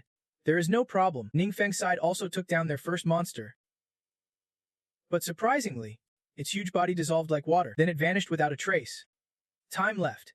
1 hour 51 minutes 43 seconds. Thanks to Soul Devourer, Capo was able to slay many monsters on the way. But soon enough, he hit a hard counter. The monster that ate the Devourer did not flinch at all. A Capo gasped. This is not right. Since earlier, the same skill damage to these monsters kept dropping. It is completely useless now. Could these monsters be linked somehow? Maybe they evolved through constant fighting. Just then, Lilith shouted, Master, the monsters are rushing this way. In this emergency, He had no choice but to use Death Break technique to fight back. A surge of pale purple energy blasted a monster away with one strike. A capo muttered, "But to fight these beasts, we gotta use skills. If we keep this up, we are only helping them evolve faster." All communication here was dead. He could not reach Ning. No clue if Ning can hold his ground. Meanwhile, Ningfeng is also battling monsters, slicing through them with just a few swings. The monster screamed in pain before collapsing silently, then vanished into thin air. The overseer watching their every move noted, "This guy's attack power is insane. The monster's evolution speed. We can keep up. There is no way I can stop his evolution." Luckily, another path was still under my control. Time left: 26 minutes 31 seconds. The monster's evolution speed was making Capo's job tougher by the minute. Lilith asked Han, "Master, you holding up okay?" He replied, "Just a bit tired, but I am still managing." Suddenly, his aura retracted. Just moments ago, his body seemed overtaken by something. Lilith transformed, suddenly striking down her own master and taunting, "How about this?" Capo broke free, clutching his blood-soaked chest because of Lilith's sudden move. Jia then panicked and yelled, "Lilith, what are you doing?" She gave a sly smile. "Sorry, the mercenary you hired was way too strong, so I have to leave you all right here." Capo was certain the person in front of him was not Lilith anymore, but she denied it. "Of course, I am still Lilith. I have just found a way to get stronger, and you all just happened to become my sacrifices." Situation's critical then. Use your power to back Cabo up, Master, and stop. You better move fast. Two shadowy figures lunged at Lilith, but she did not even flinch. Just a few simple moves, and she effortlessly took down those lackeys. And while she is at it, she spits out insults, morons wasting their energy. From the moment you stepped in here, do not even dream of walking out alive. Cabos is just realizing now, so she was lying from the start when she said she was the only one escaping. This was her trap all along. She never intended to let us leave. While Lilith was still smirking, "Master, your shocked face right now mirrors mine back then. Too bad. I am just smarter." Turns out, after entering that secret realm and watching his comrades fall one by one to a demon far more brutal than those Zozias, terrified by the monster's overwhelming power, Lilith raised her hand and begged nonstop, "Wait, please. Just wait. I understand your immense power now. Please spare my insignificant life. Can you hear me? If you want to conquer this world, I swear to be your most loyal servant." His comrades, outraged at the betrayal, shouted, "Lilith, what are you saying? Glock and the others sacrificed themselves to give us a chance to escape, and yet you, before they could finish, Lilith killed them cold-bloodedly." A chilling voice cut through the air, ordering, "Shut your mouth." This sent chills down everyone's spines. From above, a mysterious light shone down, accompanied by a voice, "You are too weak, unworthy of loyalty. I would rather use you as mere offerings." Then, that mysterious force sent Zozias to clamp down on everyone there, ignoring their teammates being restrained. Lilith sneered coldly at the leader. "Of course, you can treat us all like sacrifices, but if you grant me power, I promise to deliver even more offerings to you just like now." Silence fell over the sky. Then the voice continued, "Praise be, a despicable and lowly tribe indeed. But strangely, I find this quite entertaining." Lilith did not catch the meaning at first, so the voice clarified it wanted to see what kind of offerings she could bring. Knowing the leader was giving her a chance, Lilith beamed with gratitude. "I am deeply thankful, Your Highness. I will never disappoint you." Back in reality, she told Cabo and Jia Thin, "I do not have time to waste with you. Just obediently become my offerings." The two found themselves cornered, gritting their teeth and bracing for the fight. Suddenly, the system announced, "The left path is complete." They could not hide their excitement and cheered, "Ning, this is it." But Lilith sneered, "It is useless. Those two paths do not exist in the same time-space. Even if he completes one, there is no way he can finish the other." Unexpectedly, the system then reported, "The right path is complete." Lilith's face froze in disbelief before she finally screamed, "No way! How the hell did he pull that off?" Cut to Ningfeng, who, after sending the monster to meet its maker, sighed in amazement. Just like Lilith said, these two paths are perfectly mirrored, like reflections in a mirror. So all he had to do was use the void path technique directly to bypass the route, no need to backtrack at all. Looks like Akoma's about to be teleported somewhere else. He is greeted by a strange secret realm bathed in mystical pink light. Lilith, still puzzled, wondered how one person alone could possibly complete both paths. While the three were still confused about what was happening around Ningfeng, a strange vortex suddenly swirled in, blurring the area where they stood. Jia Thin looked around, wondering where this place could be. Even Lilith, who had been here twice, had no clue. Both paths were sealed by power and redirected to the owner's independent space. But this was her first time here before, because of failed power. The owner deemed her unworthy to enter. Just then, she noticed something strange. A spiral-marked stone appeared on the cliff beside her, likely belonging to the being Lilith called the Master. Witnessing this, Jiathan stammered, "Master, is that the final boss of this secret realm? With pressure like that, it has got to be at least a demon-grade monster." Everyone secretly thought that Demon Lord was the strongest under the demon god's domain. They were doomed to die here. Only Lilith laughed gleefully, rubbing her stomach. "Is this the face of a real star? Just watching from afar inspired. Oh, without seeing that kid none. He was probably already wiped out." Quickly, she pointed at two prey and sweet-talked. "Master, I am Lilith, your humble servant. These are the offerings I brought into the battlefield, hoping they please you." The huge boulder rumbled. "What are you babbling about?" Lilith was suspicious in her heart. This master's voice did not sound like the one she heard before. Just then, a shadowy figure appeared atop the boulder. Features obscured. When the light swept over, they recognized him. It was Ninefeng. He looked like a living saint, commanding with authority. "Lilith, explain yourself," the crowd murmured. "Is that 19?" She was terrified. Why was that Nine kid stepping over the master? And why did the master not react at all? I thought this guy just had decent attack power, but turns out he pushed it to the limit just by casting a single forbidden spell. He wiped out the guards I had to handle personally. Then he used another forbidden spell, bypassing time-space barriers, appearing at a guarded path before anyone could react. They were already obliterated. The Jia by forbidden spell. Only the great demon gods of old could perform that. Who the heck is this guy? Gripping desperately, Jia Thun barked. "Lilith, your schemes have nearly failed. Tell me why you betrayed your master and deceived us all." She sneered coldly. "Why? Because you are all idiots. Master, I told you your power alone could conquer the world. My clan and I were ready to be your biggest support, willingly plotting for you. But you rejected us without a second thought." Ninefeng recalled when Kabo grinned and said, "Sorry. All that tough talk before was just a front." Now he understood why Kabo said that. Lilith rambled on. "I do not get it. Why? Isn't it so satisfying to be on top? The strong rule the weak. That is just how it goes." He simply replied, "Because the gods I worship hate those who are both greedy and stupid. Coincidentally, you and your clan have both." Spinning around, she was confused. Who is the rice now? And who is the green bean? Lilith stammered. "What did you say?" Ninefeng's followers marveled. "That is the style of the Divine Lord himself. Even this capo gets it." Lilith clung to hope, pointing at the group. "Master, there must be another way. Right? Kill them all." "Kill them." A gigantic hand appeared, scaring Lilith into silence. The space echoed only with heavy thuds and harsh clashes. "A task complete," Ninefeng said calmly. "It has been a while. Let us finish off this giant and call it a day." He spun around and activated his skill unexpectedly. Waves of power rained down from above. Another similar symbol appeared, making Ninefeng suspicious again. In a blink, he focused and threw something. A glowing spirit stone radiated brilliant light, an unexpected prize. At the same time, the system alerted the poison was detected and absorbed, affecting both Ninefeng and his followers. Henem warned, "Time-space chaos is unstable and usually disappears quickly.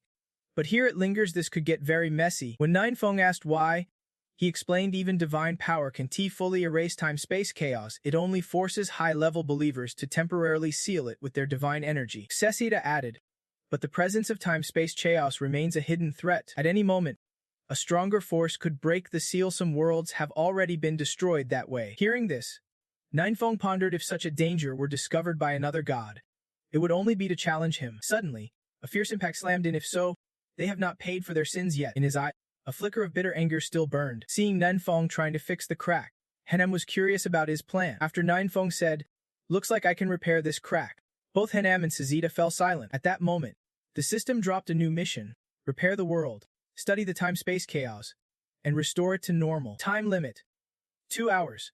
Fail, and the host will be erased. He thought to himself, even my powers can destroy the time-space chaos.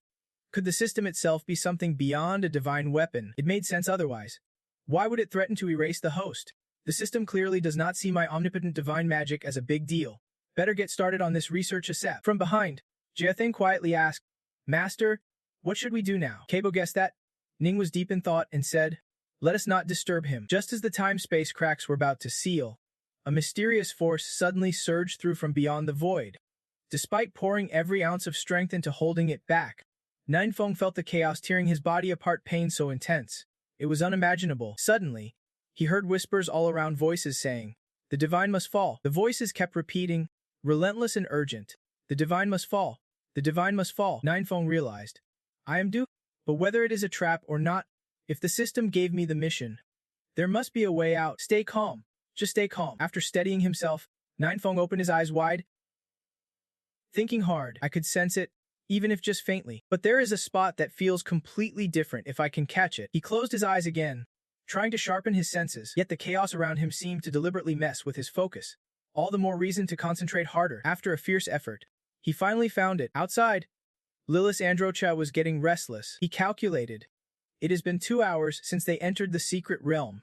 Looks like Lilith's plan is working. He sneered with a savage grin, hoping the demon lord in the secret realm would be pleased with this offering. With the demon lord's support, no one would stand in his way to conquer this world. Just then, a subordinate rushed in with news. Master Andro, the guild alliance is surrounding this place. He mocked arrogantly. These clueless fools finally woke up.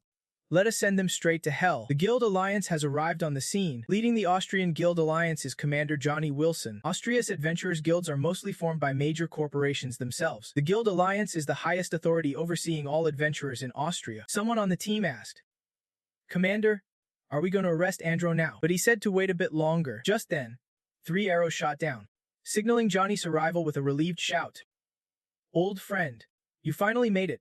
Inside the secret realm right now. Ninefeng kept calculating. This is the origin of a time-space flow. I can use my divine power to stabilize it. Once stabilized, this Section 1T spiral out of control. Then, a second bright spot appeared elsewhere. Following this method shocked Hanam and Sazita. These cracks really were closing. This is the overwhelming power of the Divine Lord himself. It took a while, but Ninefeng finally exhaled in relief.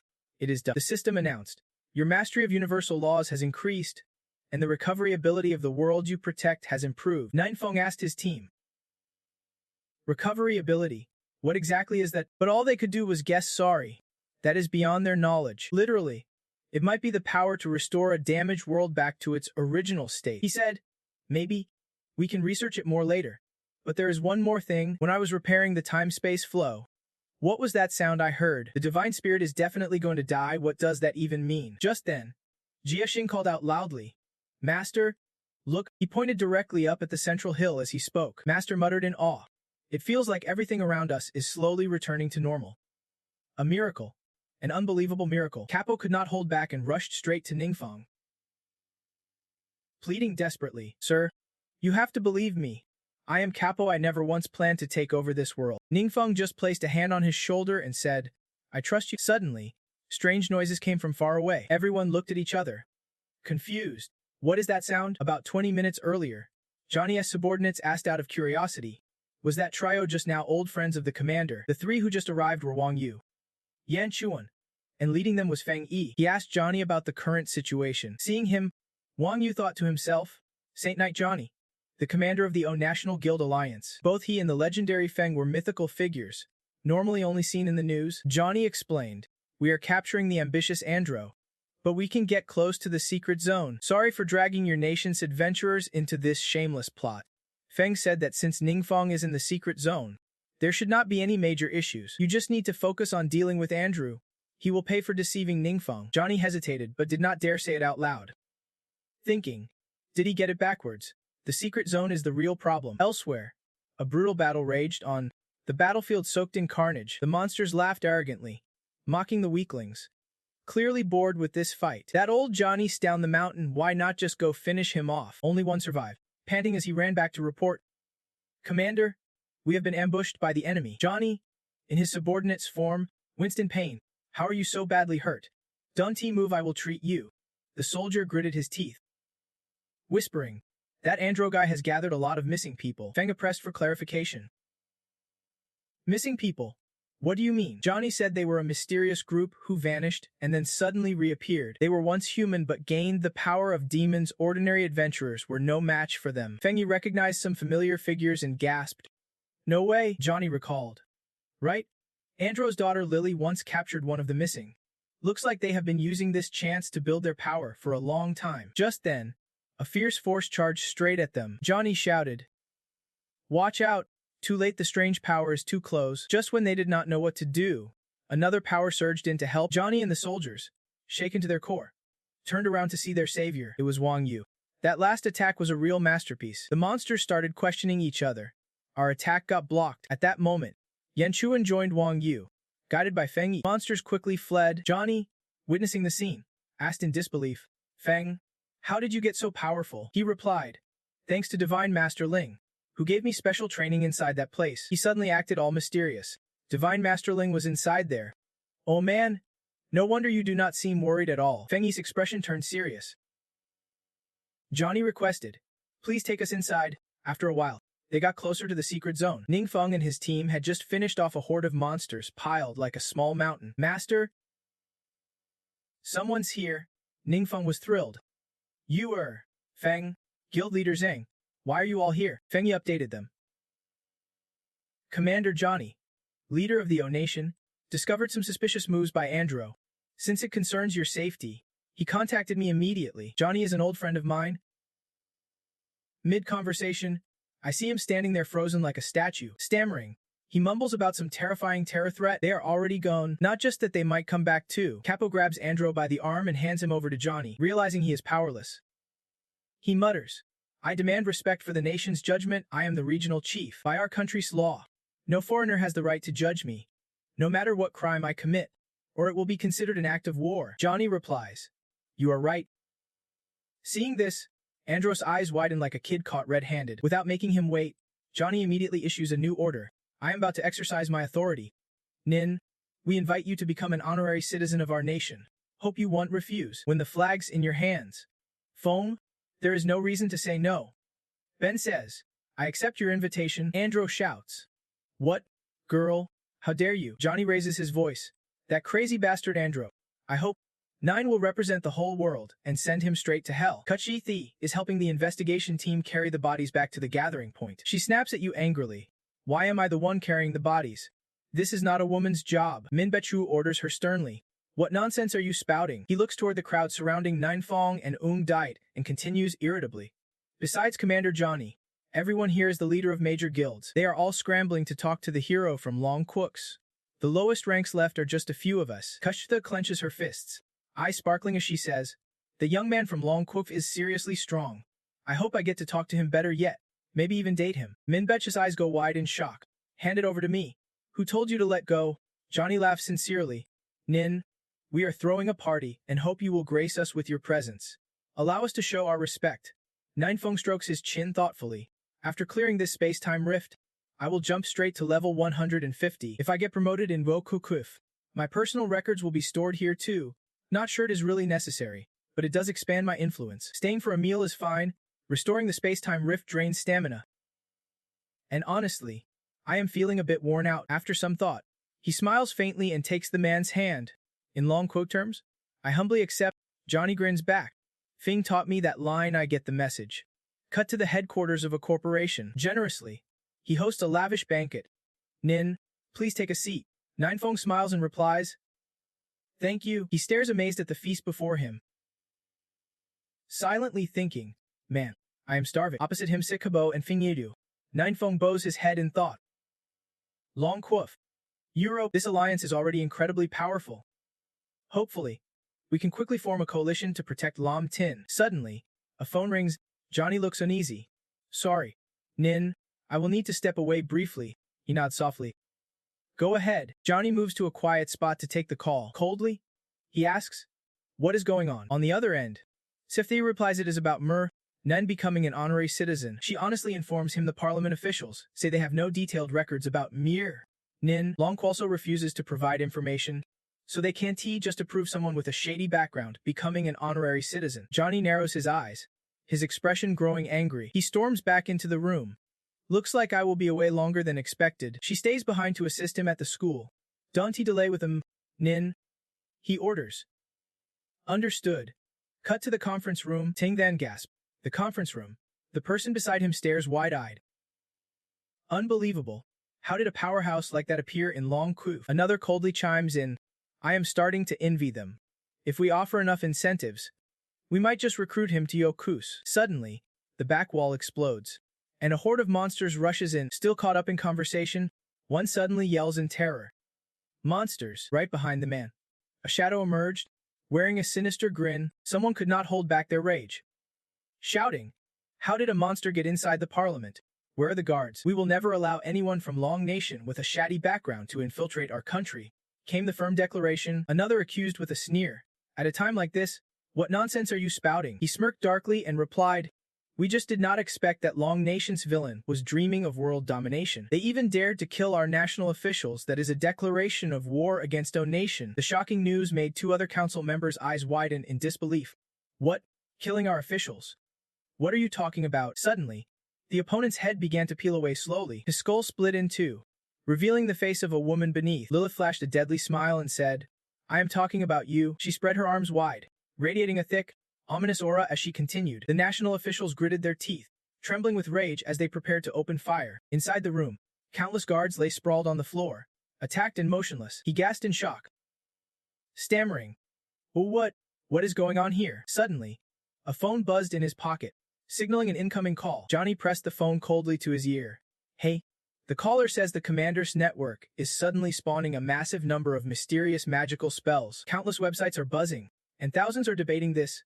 The voice on the line added with concern. "They claim that foreign adventurers killed the Austrian guild master, but Austria's major guilds, out of cowardice, want to cover it up. The parliament refuses to let such a culprit become an honorary citizen. Yet everyone fears the tyranny and comes together to suppress them. Already, many have voiced support online." He glared furiously. "It is definitely Andro and his clan. Those guys really are like restless spirits, haunting us." "That also means the countless guards who were attacked came from that same clan." Grinding his teeth in rage, Johnny said, "They are trying to use public opinion to attack Ning, even if it sparks a war. If the truth does not get out, things will spiral completely out of control." He looked at the chaotic scene before him and said bitterly, "This place has been seriously damaged. I am afraid finding clues will be impossible." Suddenly, a hand grabbed Johnny's pant leg.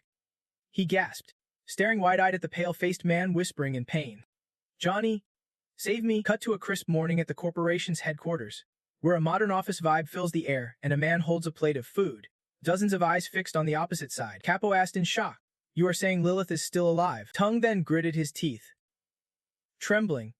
"I saw her unleash monsters and slaughter everyone. I only survived because I faked my death." Sitting at the table, someone looked up and asked, "Where did she go after that?" He hung his head apologetically. "I was pretending to be dead, so I did not see." Ningfeng ate while asking, "Does Lilith still have any survival skills or resurrection powers?" Capo quickly answered, "Not that I know of, unless she learned them later and kept it from me." Tung then knelt, tears streaming. "Ning, please, you must become our honorary citizen. We need your protection." Suddenly, Johnny appeared, radiating fierce energy, striking him on the head. "Enough. Shut up." Ningfeng looked up thoughtfully. If she survived a demon army attack, Lilith really is not someone to underestimate. We will have to keep a close eye on her moves. Outside the corporation headquarters, a few birds happily fluttered about. Ningfeng and Johnny moved to a quiet spot to talk, and he hesitated before speaking. "Sorry to bring you so much trouble. If you need anything, we will do everything we can to help," he said earnestly. Johnny leaned on the railing, coolly replying, "Actually, I do have one request." Ningfeng tilted his head with a sly smile. "I need some special magic system skill books from Austria." Johnny bowed his head, smiling warmly. "No problem at all. I will immediately tell the guilds to send skill books that fit your requirements." Soon after, a thick book was brought over. Ningfeng eyed it with a complicated expression. He awkwardly explained, "Special skill books are extremely rare and not easy to find quickly. If we get more later, we will send them to you right away. Of course, I can personally enter the secret realm to look for you." Ningfeng grinned, raising a finger. "Got it, but I still have other matters to handle, so I will need to return home for a while." Capo said he would stay behind to help with the aftermath. Hearing this, Johnny felt grateful. "Thank you so much. Hope to see you again soon." 5 days later, still at the corporation's headquarters, Johnny and Capo waited at the meeting spot. He exclaimed, "Ning, did not expect to see you back so soon." Ningfeng scratched his head and smiled brightly. "Neither did I." Ningfeng thought silently. Who would have guessed the secret realm mission for the 5th round would be in Austria? A desolate wilderness flashed in Ningfeng's mind as Johnny gave the update. "The secret realm you want is located in the western wilderness. We have never conquered it, so there is no detailed intel." A monster was greedily devouring the last bits of food in a bowl when suddenly a slash came out of nowhere, shattering the bowl to pieces. The demon Trial's gaze was puzzling. Still holding the bowl tightly with both hands, a car sped down the road, and a voice inside exclaimed, "What? You guys have never seen anything like this before. Johnny sneered. Sorry. When we switch ranks, we only use transformation stones. As for this essence of transformation you mentioned, we have honestly never heard of it. Keibo's eyes widened in shock as he explained. Essence of transformation is just the higher form of a transformation stone. Back in my old world, that thing existed too, but here on Lam Tin, never seen it before. Nine Feng's face darkened in frustration. Silently thinking, who knew the 5th transmission mission would come with such weird demands? So much of my accumulated strength drained fixing the timeless water damage. Now I am too weak to find a way out. The system board flashed mission info. Divine Artifact System. 5th transmission mission priority condition 1. Enter the secret realm Dung Nguyen Lykoff and receive the mission item marked them Ion. 2. Collect 10 Essence of Transformation Stones. 3. Gather 200 Blue Obsidian. 4. Obtain 200 Hellfire Crucible Fragments. Time limit. 30 days. Difficulty. 6 stars. Grades, sitting in the car. He could not help but worry. Only 1 month. If we can make it, we will just have to pull some overtime. No matter what, in a place where molten lava surged fiercely through rocky crevices, called the Secret Realm Dung in Lykoff, each whip crack landed sharply on the demon trial sprawled on the ground. The fire flame demon gripped his spear and shouted angrily, I just saw you dragging your feet. You have barely mined any ore yet. Who said you could rest? The demon trial stood, clasped hands pleading, Master, please have mercy. The workload suddenly doubled these past few days, and we have not even had enough to eat, so we are drained. Before he could finish, the master swung his spear hard at the demon trial. The fire flame demon bared sharp teeth, fury blazing uncontrollably. If you useless lot did not know how to mine, we would not even be alive today, and yet you still dare to mouth off to me. The master glared at the nearby demon slaves and declared, You idiots!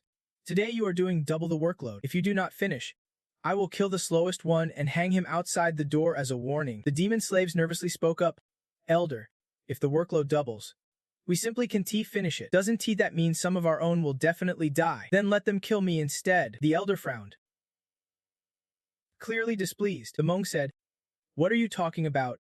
We can just abandon you. Tears welled up as he spoke with a broken heart. But sacrifice is inevitable. Is not. We are too weak even to fight back. The demon slaves exchanged sorrowful glances. Silent, elder, he said. The monk said, I will lead everyone to work first. You rest a bit and come back quickly. After that, they left, following her lead. Once they were gone, the monk collapsed, utterly drained, and fainted on the ground. Suddenly, someone approached and exclaimed in surprise, There is a monster corpse here. Could there be other adventurers trapped inside this secret realm too? Meanwhile, lava roared down like a waterfall. The mineral overseer sat observing the stone altar as it absorbed ore. Sensing someone's arrival, he asked, Where's the ore? Why has not it been brought here yet? The fire-faced demon lowered his head and apologized. Sorry. I had them working already. The rest will be brought soon. The overseer ground his teeth angrily. If not for those idiots still being somewhat useful in refining or quality, I would have wiped them out already. Suddenly, the stone altar reacted violently. The overseer shouted in shock. It worked. The great demon lord has responded to the ritual. The fire flame demon whispered. Great overseer, do we need more ore? The overseer barked orders. Quiet. Don't disturb me while I am listening to the prophecy. From the stone altar came a broken voice.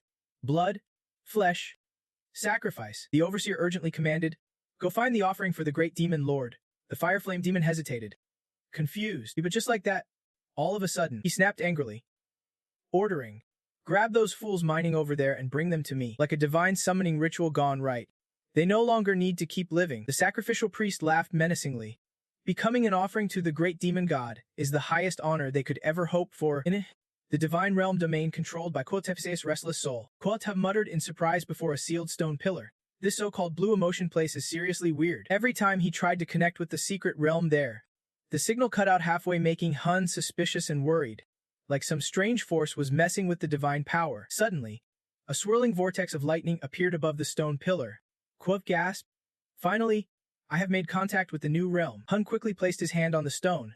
Quoth immediately started communicating in their secret language. Inside the secret realm, the fiery valley was filled with scattered flying sparrows. The sacrificial priest stood listening as the stone-headed sacrificial statue continuously demanded blood, flesh, and offerings. Suddenly, a group of test slaves was brought in, their limbs bound and shining painfully. The fire flame demon cheerfully announced, Great sacrificial lord, the offerings have arrived. Hun raised both hands excitedly to the sky and declared, Great demon god, Please enjoy your offerings. The test slaves trembled in terror as the stone-headed sacrificial statue prepared to strike. Then the elder arrived. The test slaves anxiously called out, "Elder!" They screamed in fear as they got closer and closer to the statue's massive gaping mouth. The elder vanished in an instant, using a skill to rapidly shrink down. His body slowly disappeared, sinking deep into a pool of blue liquid. Suddenly, the stone-headed sacrificial statue lost all its power and went dead silent. The elder was flung out and landed painfully on the ground. He lay there, stunned, gasping for breath. The sacrificial priest, confused and furious, shouted, "What is going on?"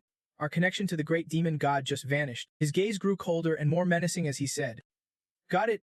These low-level creatures definitely are not worthy as offerings." The priest pointed sharply at the test slaves and yelled, "Fine. Then I will absorb your power and go find better offerings for the great demon god." He raised both hands high, unleashing his demonic aura to the fullest. He thrust his hands forward. The test slaves squeezed their eyes shut in terror, but nothing happened. The priest's expression twisted into deep suspicion. Meanwhile, at the shop, Ningfeng suddenly appeared alongside the iron butt. He quickly raised his hand and used a spell. The test slaves looked down at their freed limbs in astonishment. The binding magic just disappeared. "Hey, look, it is Iron Butt." Seeing Iron Butt happily running over, they asked, "Iron Butt, who is that human?" He smiled brightly and replied, "That is the great demon god who just came to rescue everyone." The test slaves looked puzzled and asked again, "Rescue? Demon god? Iron Butt? What are you talking about?"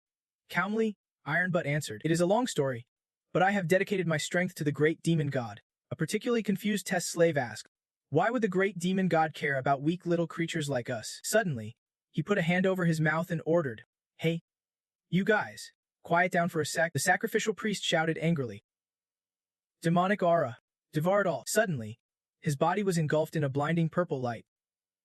Bewildered, he said, "What is this?" The priest's body was tightly bound by the dazzling light, disappearing in shock, but countless tiny shards fell from his armor, scattering everywhere. Fire Flame, shocked, exclaimed, "What kind of spell is that? Didn't I expect it could trap the great sacrificial lord?" Iron Butt calmly conjured an illusion to communicate. Outside the secret realm, Johnny quickly issued orders, "No problem at all. Immediately tell the guilds to bring skill books that fit the conditions here." In an instant, a skill book appeared in his hand. The system displayed the book info: short-range teleportation, metamorphosis, active skill to fix outdated spells, no restrictions on using dark power to distort reality, fragmentation, fusion of near-world level realms, consuming thresholds based on world rank. Ningfeng smiled slightly, thinking to himself, "No kidding, this is a really useful skill." Suddenly, something fell from the sky at breakneck speed. A glowing badge appeared floating in midair. On the badge was a fiery symbol. The system introduced it as the Shadow Flame Emblem, a consumable item that grants a permanent boost to spirit attributes and a 50% permanent increase in critical damage. Ningfeng clenched the emblem tightly, muttering, "Got the emblem. Now what is left?" Suddenly, his eyes snapped wide as he looked down. Ahead, the elder and the test servants were kneeling with heads bowed in gratitude. Ningfeng glanced over, puzzled. "What is this about?" Quickly, the test mong explained, "Great Demon Lord, our clan pledges loyalty to you. Also, may we ask what kind of tribute you desire?" Then Test Mong loudly announced, "Everyone, the great demon lord has spoken. We must gather all kinds of gems and minerals for him." Ningfeng smiled wryly. "For example, right now I need 10 transmutation crystals." The elder nodded firmly. "No problem. Just provide us with 100 transmutation stones, and we will immediately craft 19 transmutation crystals for you." Ningfeng chuckled, casually tossing a sunstone forward. "Only 100 stones. I thought it would take way more than that." Test Mong carefully accepted the sunstone. "Crafting the transmutation crystals takes time. If you want more gems, I can lead you to the treasure vault." Without hesitation, Test Mong offered, "Follow me, great demon lord." They stopped before a massive gate, which he effortlessly swung open. Inside lay a mountain of treasures.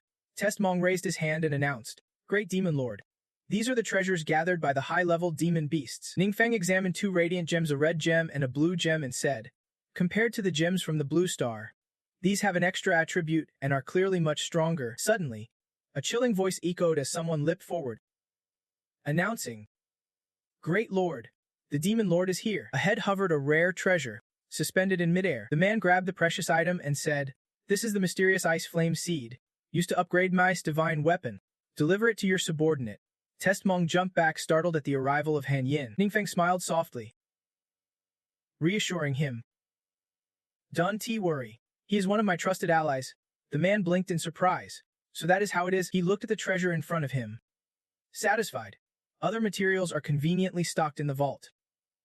Much easier. Suddenly, a mysterious force surged from both sides toward Han Yin. His eyes blazed with power as he extended his hand forward. Testmong's eyes widened in shock as he stared at the approaching energy. He thought with relief, the dark power is truly strong. The great demon lord has accepted my offering. Ningfeng looked at the heap of dark items before him and said, "This vault holds many precious treasures. I accept." Testmong said, pride swelling inside him as he absorbed more dark energy. He smiled brightly and knelt sincerely and said, "Thank you, great demon lord, for your blessing." Ningfeng silently thought, "I have gained the power of sacrifice." Then, coldly commanded, "Testmong, check on the progress of the transmutation crystals." Immediately, he obeyed and ran off. Yes, Testmong muttered gleefully. My speed and strength have definitely improved. Meanwhile, near the sacrificial altar, a shadow suddenly appeared. The test servants trembled with fear. Breaking into a sweat and stammering, the fire-faced demon sneered cruelly, grabbing an elder and demanded, "Where did everyone go? And what exactly are you guarding?" The test servants stood firm in front of the stone altar, shouting, "This is the great demon lord's transmutation crystals. We absolutely cannot let them fall into their hands." Testmong's eyes blazed with fiery hatred. Without hesitation, he lunged forward and punched the fire-faced demon straight in the face. The test servants below gasped in shock. Testmong just slammed him into the ground with one hit. Another fire-faced demon shouted in disbelief, How is this possible?" Brimming with power, he sneered, "You punks. Let me clean this mess up for the great demon lord." Before them swirled a tornado-shaped tail moving at dizzying speed. They all kneeled, bowing in gratitude. Sezida and Hengyan also appeared. Ningfeng frowned. Puzzled, "Hey, why does it feel like their tails are wagging even faster than before?" Testmong bowed, tears streaming silently, thinking, "Thank you, great demon lord, for granting us strength. We will never be oppressed again." Ningfeng held up the crystal bead, marveling at it. This was the essence of star transformation. Compared to ordinary transformed stones, its form followed far more complex rules. Henem suddenly spoke up. "The higher the world's rank, the more powerful the gems rank, and their forms differ too. These tiny feathers, if you learn to use them, you will have a whole arsenal." Ningfeng smiled faintly. "Exactly. Luckily, many of them helped me find jewels to upgrade my divine weapon. That is when I realized the system popped up info. Henem's necklace. Accessory. Red-grade divine weapon. Upgradable. Attributes. Spirit plus 2400. Spell speed plus 200%. Energy recovery plus 200%. Magic resistance plus 60%. Magic storm plus 30%. Eternal equipment that never loses durability. Normal attacks gain water element with 25% chance to trigger chain effect. Water element can move freely in water. After 30 Henki saves, enemy speed within range reduces by 15%. Double the stats by 10%. Added spell. Solid ice wall. Storm blow. Cold freeze ray. Henem's swirling soul was shielded by divine power, preventing it from dissipating, and it was embedded inside the necklace. Ningfeng grinned excitedly. A red-grade item. Huh. Henem beamed with pride. Still my divine weapon. Even more powerful. First level. Sizizida is furious. Looks like you are begging for a beating. A mysterious beam of light appeared before Ningfeng. Shooting straight at him, Ningfeng gasped in shock, thinking, "Wait, what just happened? Feels like some of my divine power was siphoned off." Ningfeng bowed his head, lips pressed tight. The divine power loss was not huge, but it vanished insanely fast. I could not even track where it went. Then he waved and left. The test servants could not help but cheer.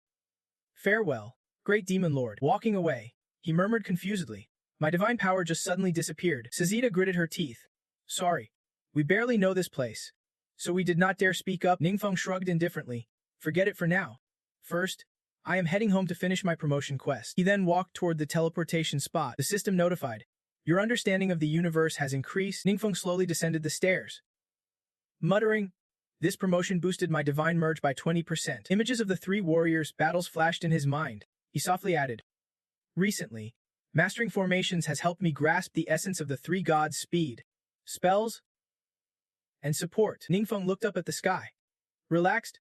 "Besides the last D-clan member I just obtained, who carries the demon army's last memories before death, I will need some time to process all this." Back in Ningfeng's divine realm, eyes closed in focus, he practiced his deity powers as a surge of energy flowed out from his body. His eyes snapped open in shock.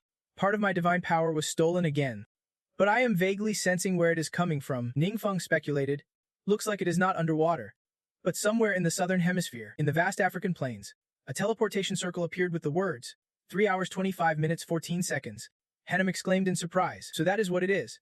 He asked curiously. What is this place? Before him loomed a bleak, dark mist that was the Mingdu Angxi. Gazuk's eyes lit up as he laughed heartily. Finally, I have succeeded. A mysterious circle appeared above his head as he chuckled, murmuring, devouring time in a silent world. This is a special secret realm, lasting 3 hours 25 minutes 14 seconds.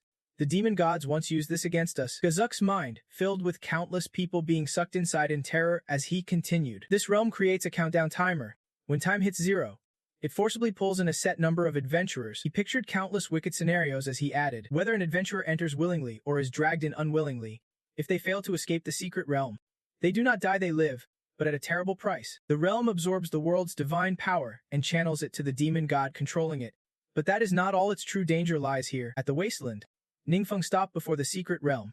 3 hours 23 minutes 6 seconds remained. He placed his hand on it. Ningfeng frowned in confusion. Why can't I enter? The system immediately notified. Law profession cannot enter. Ningfeng chuckled, puzzled. Why is there still a profession restriction? Sazita quickly jumped in to explain these mysterious realms usually appear in high-tier worlds. Kinda like when a demon god throws down the gauntlet to a deity. They come with a set of special rules, like restricting certain classes from entering to crank up the challenge. How exactly? Even the subordinates are not sure. He bit his lip, guessing maybe the demon god itself is messing with this realm. Or perhaps it is like I have merged with the demon god's power. She and Hanem exchanged shocked looks, both agreeing. That is definitely possible. Ningfeng's eyes sharpened more than ever. He fell silent, thinking hard. This is getting messier by the second. The top priority right now, figuring out how to crack this realm. Images of familiar faces flashed through his mind. Kabo, Hanem, Sazita, and Feng. Their strategies echoed loudly in his thoughts. Most of our top players are magic classes. If they can get in, our power will take a serious hit. His eyes narrowed, a sly grin flickering as he snapped his fingers. What if we just form a new squad and see how that goes? Ningfeng immediately thought of the group in Chan, Lun Ho, Tiuda, Du and Ong. Ningfeng staring off into space, reflecting. Everyone's gotten way stronger lately. Diet Hai and Tiudi are almost at the 4th transformation, and guild leader Luthi has already hit the 6th, excluding magic classes. This might just be the strongest lineup in Lam. Ningfeng tightened his grip, confident. Don't worry. This realm won't kill any explorers. We can give it our all. Everyone he just thought of appeared, answering in unison. Got it. Then Ong Diet led the way into the realm, with the rest following. Inside the realm, a land of towering stone mountains and thick fog, and Chan ordered the team to form up, coordinating closely with Duan and Ong Diet. They nodded and moved out, but suddenly, an assassin sprang out of nowhere, aiming to ambush Chan. Ong Yi and Zhang raised his hand to block. Visibly annoyed, the assassin vanished, then flickered in and out of sight, circling Chan. Duan was also hit by an eerie light attack. Ong Yi and Jiang anxiously checked his armor, which was cracking under the assault. Lin Ho and Ong Yi and Jiang seethed silently. This cramped space is no joke. Suddenly, the assassin appeared from behind. Hanem thought quietly, exactly as expected. Ningfeng's brow furrowed with confusion. My mana's being drained again. We have been in here less than 10 minutes, and the enemies are already this strong. Just then, a bright figure appeared, and the team gradually regrouped. Ong Diet stepped forward, apologizing sincerely. We are sorry about that. Worried? Someone asked. No rush, anyone hurt? And Chan looked puzzled. That is weird. All the wounds healed as soon as we left. Ningfeng sighed in relief. Good, take a break. Then we will go back in. Someone asked worriedly. Hey, do you have a way to help us out? Right? He replied coldly. Not sure yet. Need to dig deeper. Suddenly Chan interrupted. No way. Tiu Feng, why do not we just do this? Moments later, he sat down before the teleportation vortex into the realm. Ong Diet frowned. Worried? Ningfeng. You okay? His face sweaty but calm. He answered. I can handle it. Ningfeng smiled slightly, thinking to himself. Even though I burned a lot of mana, the goal's been achieved. He stood and suggested. Diet Nai. Help me across. Ong Diet stepped up, supporting Ningfeng forward. They exchanged smirks as they faced the realm's circle. Ningfeng confidently declared, Let me tweak this realm a bit. The 5 of them stood by, waiting for Ningfeng to rework the realm. Ong Diet hesitated. Is it ready now? He smiled and quickly replied. Yeah, you all can try entering again. And Chan frowned, puzzled, thinking. Looks like the realm's entrance is still intact. What the heck did Tiu Feng do? They approached the realm's circle. She stared at the system screen lighting up in surprise. The screen displayed options. Easy Molus V. Worse loot. Normal average XP and loot. Hard more. Better loot. Torment tons of XP. Great loot. Nightmare mass XP. Top tier loot. Ong Diet hesitated. Which one do we pick? Duan chimed in nervously. Easy or reward? Deep inside the realm. In some forest, assassins were on patrol. Suddenly, energy arrows whizzed in from behind, piercing each assassin. They were wiped out completely. Diet smiled faintly and said, the easy mode is basically equivalent to the normal secret realm level on Lam Tin. So adventurers ranked 3rd tier and above should be able to clear it without much trouble. And Tran replied smartly. Though honestly, our experience is pretty limited. Once we are out, we need to fill Xiao Feng in on all these details. Outside the secret realm, Ning Feng stood with Hanam and Sisida before the realm's circle.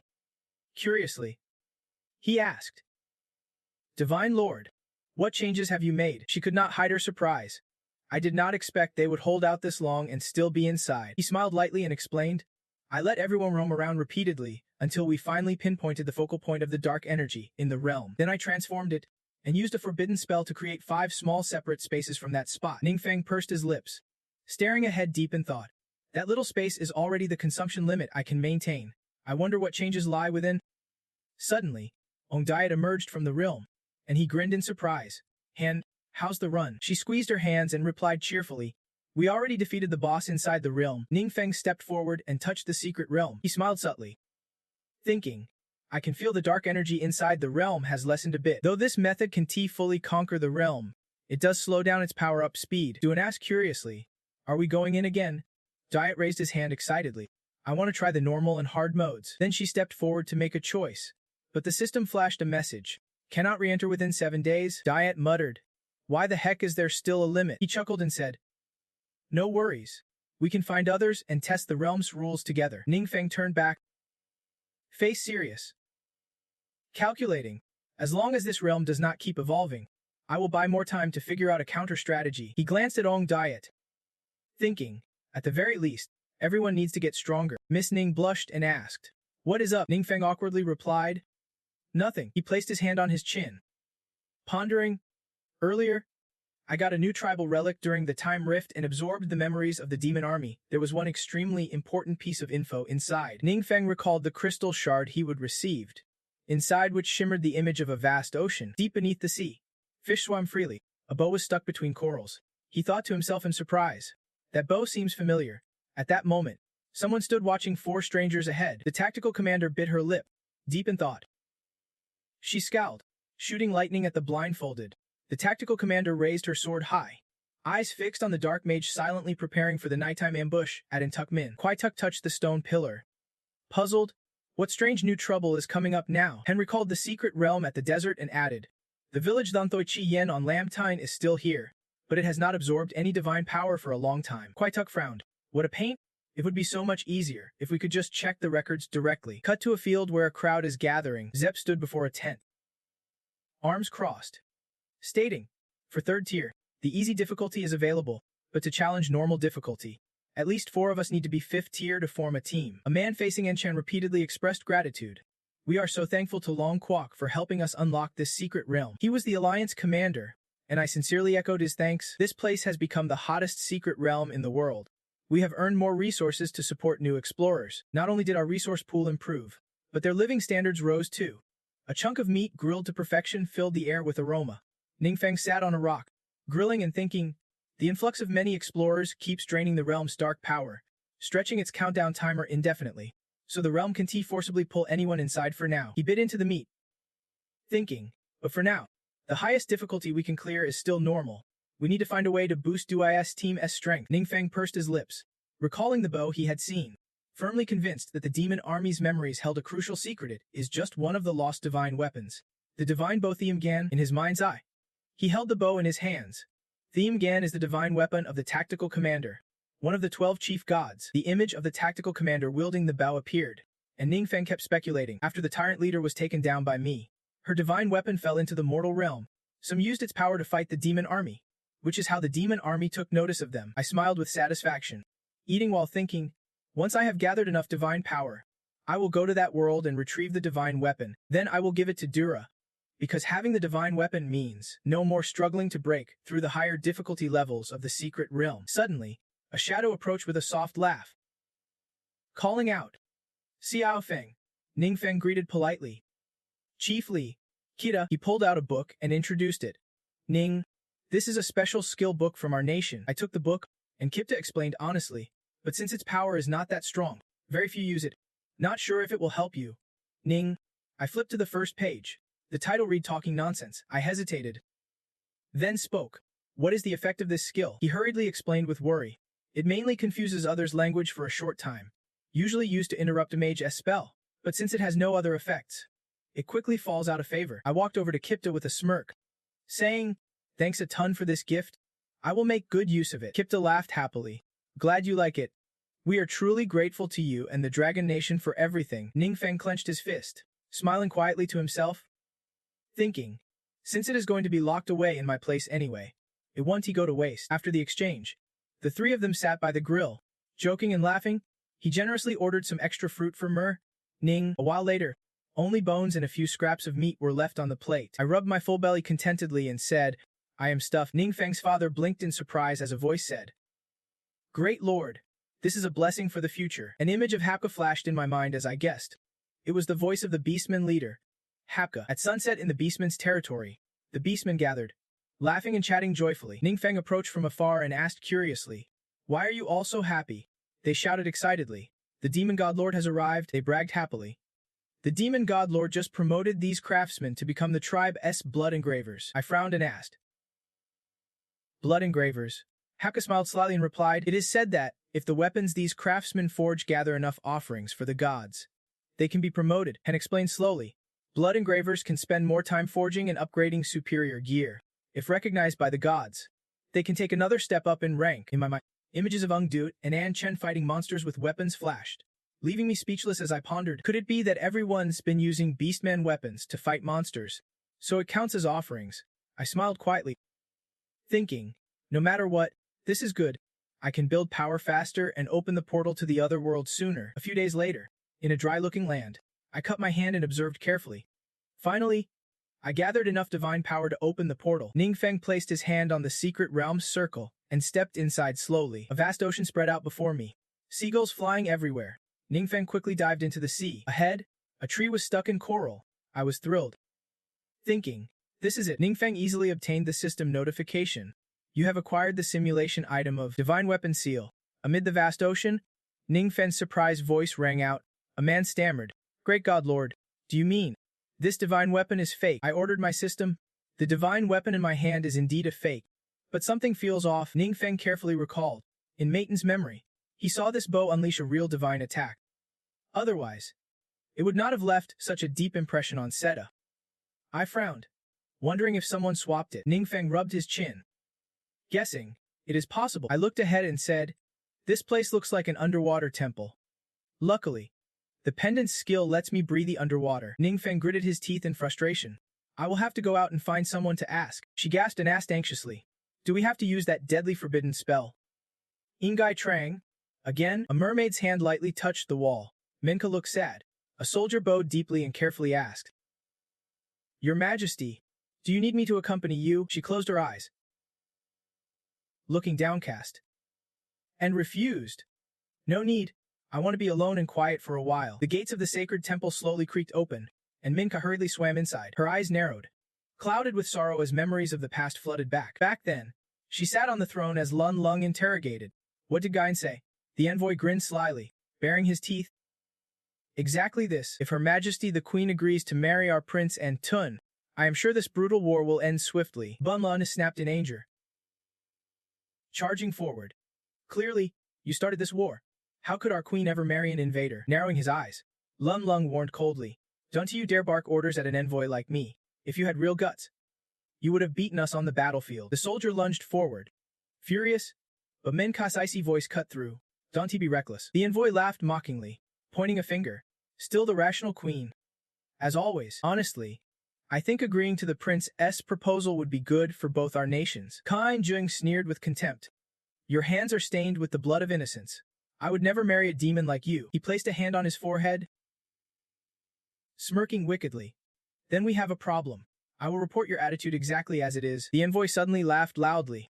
Hope Prince and Toon 1T take this too hard. The soldiers gritted their teeth, Furious at his arrogant tone, the envoy spun around, walking away with a scornful smile. He stepped out of the sacred temple, clenching his fists to hold back his anger. Minka ground her teeth, glaring at the departing envoy. Back in the present, Minka muttered sadly.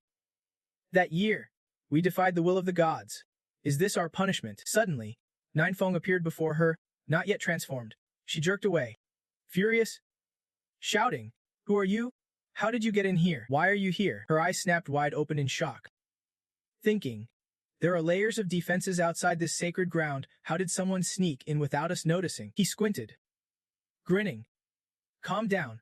I am here to gather some information. But Minka raised her bow, aiming it at Ninfeng, lips pressed coldly. The arrow flew swiftly toward him, but Ninfeng was quick, using Earth Shield to block it. Minka gasped. What? He showed a cold glare, asking, now, can we talk? The queen's hand is trembling, her teeth clenched tighter as she stared at the distant purple breach. Is he coming through the secret passage from over there? Minka's expression was all alertness and worry now. Her attack just now was completely useless. This guy's got some powerful dark energy defenses, and he is after the divine relic. To her, Ninfeng was nothing but a tyrant cloaked in shadow. Could our kingdom really be on the brink of annihilation? Yet he calmly raised his weapon and asked, this divine relic is just a copy. Do you know where the real one is? Hearing that, Minka hurriedly replied, a copy? I do not know where the real relic is. Sazita appeared faintly beside him, whispering, Great Divine One. She is speaking in code, probably treating us as intruders. Immediately, Ninefeng flashed a friendly smile and raised his hand. Hey, no need to rush. I mean no harm, just want to borrow this relic for a bit. His words only deepened Minka's confusion. He is basically calling it theft. Sazita whispered again, saying she seems even more tense. Now, Minka's fire blazed, pointing fiercely. Our kingdom is under invasion. This relic is our last hope. I will never hand it over to you. But her fierce words quickly faded, leaving only shaky fear. What am I saying? If we anger them, we are as good as dead. Yet Ninefeng showed no anger. Just curiosity. Invasion. Can you tell me what is really going on? Suddenly, a shout caught his attention. Your Majesty the Queen. Your Majesty.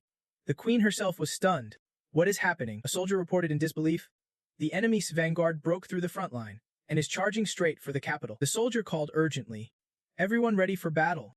Please give the order. The news hit Minka like a stone. She froze, unsure how to react. She collapsed in despair, whispering, Am I really the queen of a kingdom on the verge of collapse? A foot slowly steps forward. Ninfeng reaches out to Minka, catching her off guard. Come on, let us go see this together. She is momentarily stunned, but then grits her teeth in determination. Minka places her hand firmly on her chest.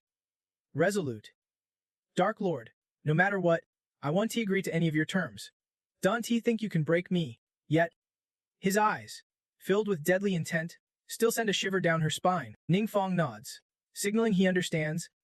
All right, I want to interfere. At that moment, another soldier rushes in to arrest her, but then the soldier freezes. Spotting Ninfeng, she is baffled. Your Highness, who is this? He remains calm, but Minka's face flushes purple with confusion. It is a long story, handle this first. Saying that, she dashes off, while the soldier keeps staring at him. Puzzled, suddenly, a group of heretics appears before her. Your Highness, the Queen eyes them curiously. Why have you come here? The heretic leader steps forward. You and your ancestors have protected us. If these outcasts face invasion, we must fight alongside you. The heretics shout in unison. Their will unbroken despite waning strength. Moved to tears, even Minka feels their conviction deep within. She bows sincerely. Thank you, everyone. Sazita watches silently, then speaks up. My lord. These heretics. Ninfeng and Hanum watch the scene intently. The heretics' serious eyes lock in, all seeming to be followers of Lorda. The envoy bows nervously. Your Highness. Here's the Queen's reply. The prince, arrogantly perched atop a sea monster, sneers, an innocent woman. Does she really think she can stop my army? Below him stand deadly warriors. One warrior folds his arms, pondering. Your Highness, could this be a trick? Either way, he says, they still wield the divine weapon controlling the shadows, but the prince shrugs it off. Behind him, the dark god's shadow looms, an army of restless souls. His eyes burn with arrogance. No worries. It is just a fallen god. How could it compare to the Lord I worship? His palm pulses with power. Lately, I feel my strength growing stronger. Must be a gift from the Lord. Let us test Queen Minka a bit. Shall we? With that, The prince commands an attack.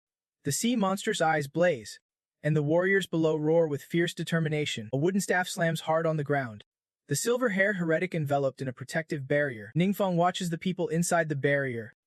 Puzzled, what are they doing? Sazita quickly replies, they are setting up an enhancement formation to boost their strength, but it is not working at full power. Suddenly, Queen Minka's eyes widen in terror. Well, what is that? Savage sea monsters and warriors charge forward. The old heretic raises his staff, shouting, attack! Everyone channels their power in unison, but their strength is brutally cut off by the ferocious sea monster. The heretic trembles in fear. No effect. What is this thing? The prince stands atop another sea monster, unleashing dark magic from both hands in a frenzy. With a wicked grin of triumph, he laughs aloud. Even the heretic disciples dare to fight. Minka, looks like you have got no one left to rely on. His sinister smile grows wider as the sea monster unleashes thunderous dark magic from its jaws. The attack effortlessly tears through the barrier the old heretic created. Inside, people watch in horror as the shield shatters. The defense it is broken. Suddenly, a commanding voice booms. Royal Blast. The sound halts the old heretic momentarily. Ningfeng steps forward, shouting, quick, use the Royal Blast. The old heretic's face twists with helplessness. But, I can touch that sea monster. Meanwhile, Minka freezes, her eyes locked on Ningfeng as he negotiates with the heretics. When did he get here? A soldier bursts, breathless. Your Highness, that sea monster is attacking again. The news startles her. Queen Minka urgently shouted orders, telling everyone over there to retreat. There is no way to stop it. Meanwhile, the sea monster took a brutal hit right to the gut. That strike left it completely immobilized. Both the soldiers and Minka could not believe their eyes. What the heck? Now, Ningfeng leaned on the old heretic's shoulder, praising him. Nice hit. The old, stunned, muttered, did I really just make that move? Saito was bursting with pride. The divine lord himself orchestrated the formation. He murmured, lips pressed tight. I am so jealous. The crown prince clenched his fists, staring at the scene in disbelief. No way. This can be happening. Furious, he bellowed. Absolutely not. You think this is enough to beat me? Think again. The sea monster's eyes flashed dangerously as dark magical energy swirled on its chest. The crown prince grinned, baring razor-sharp teeth. These rotten sea beasts. I will be the one to crush them all. Did you hear that? A heretic stammered back. I did, but how is he so loud? Another heretic doubted. Who would openly reveal their weakness like that? Now, his face turned serious yet intrigued. This new forbidden spell was actually kind of interesting. In the system space, a chaotic scroll of incantations appeared. Active skill fourfold will. Dark curse. Enemies caught in the curse radius suffer continuous damage, and you can see and control their minds.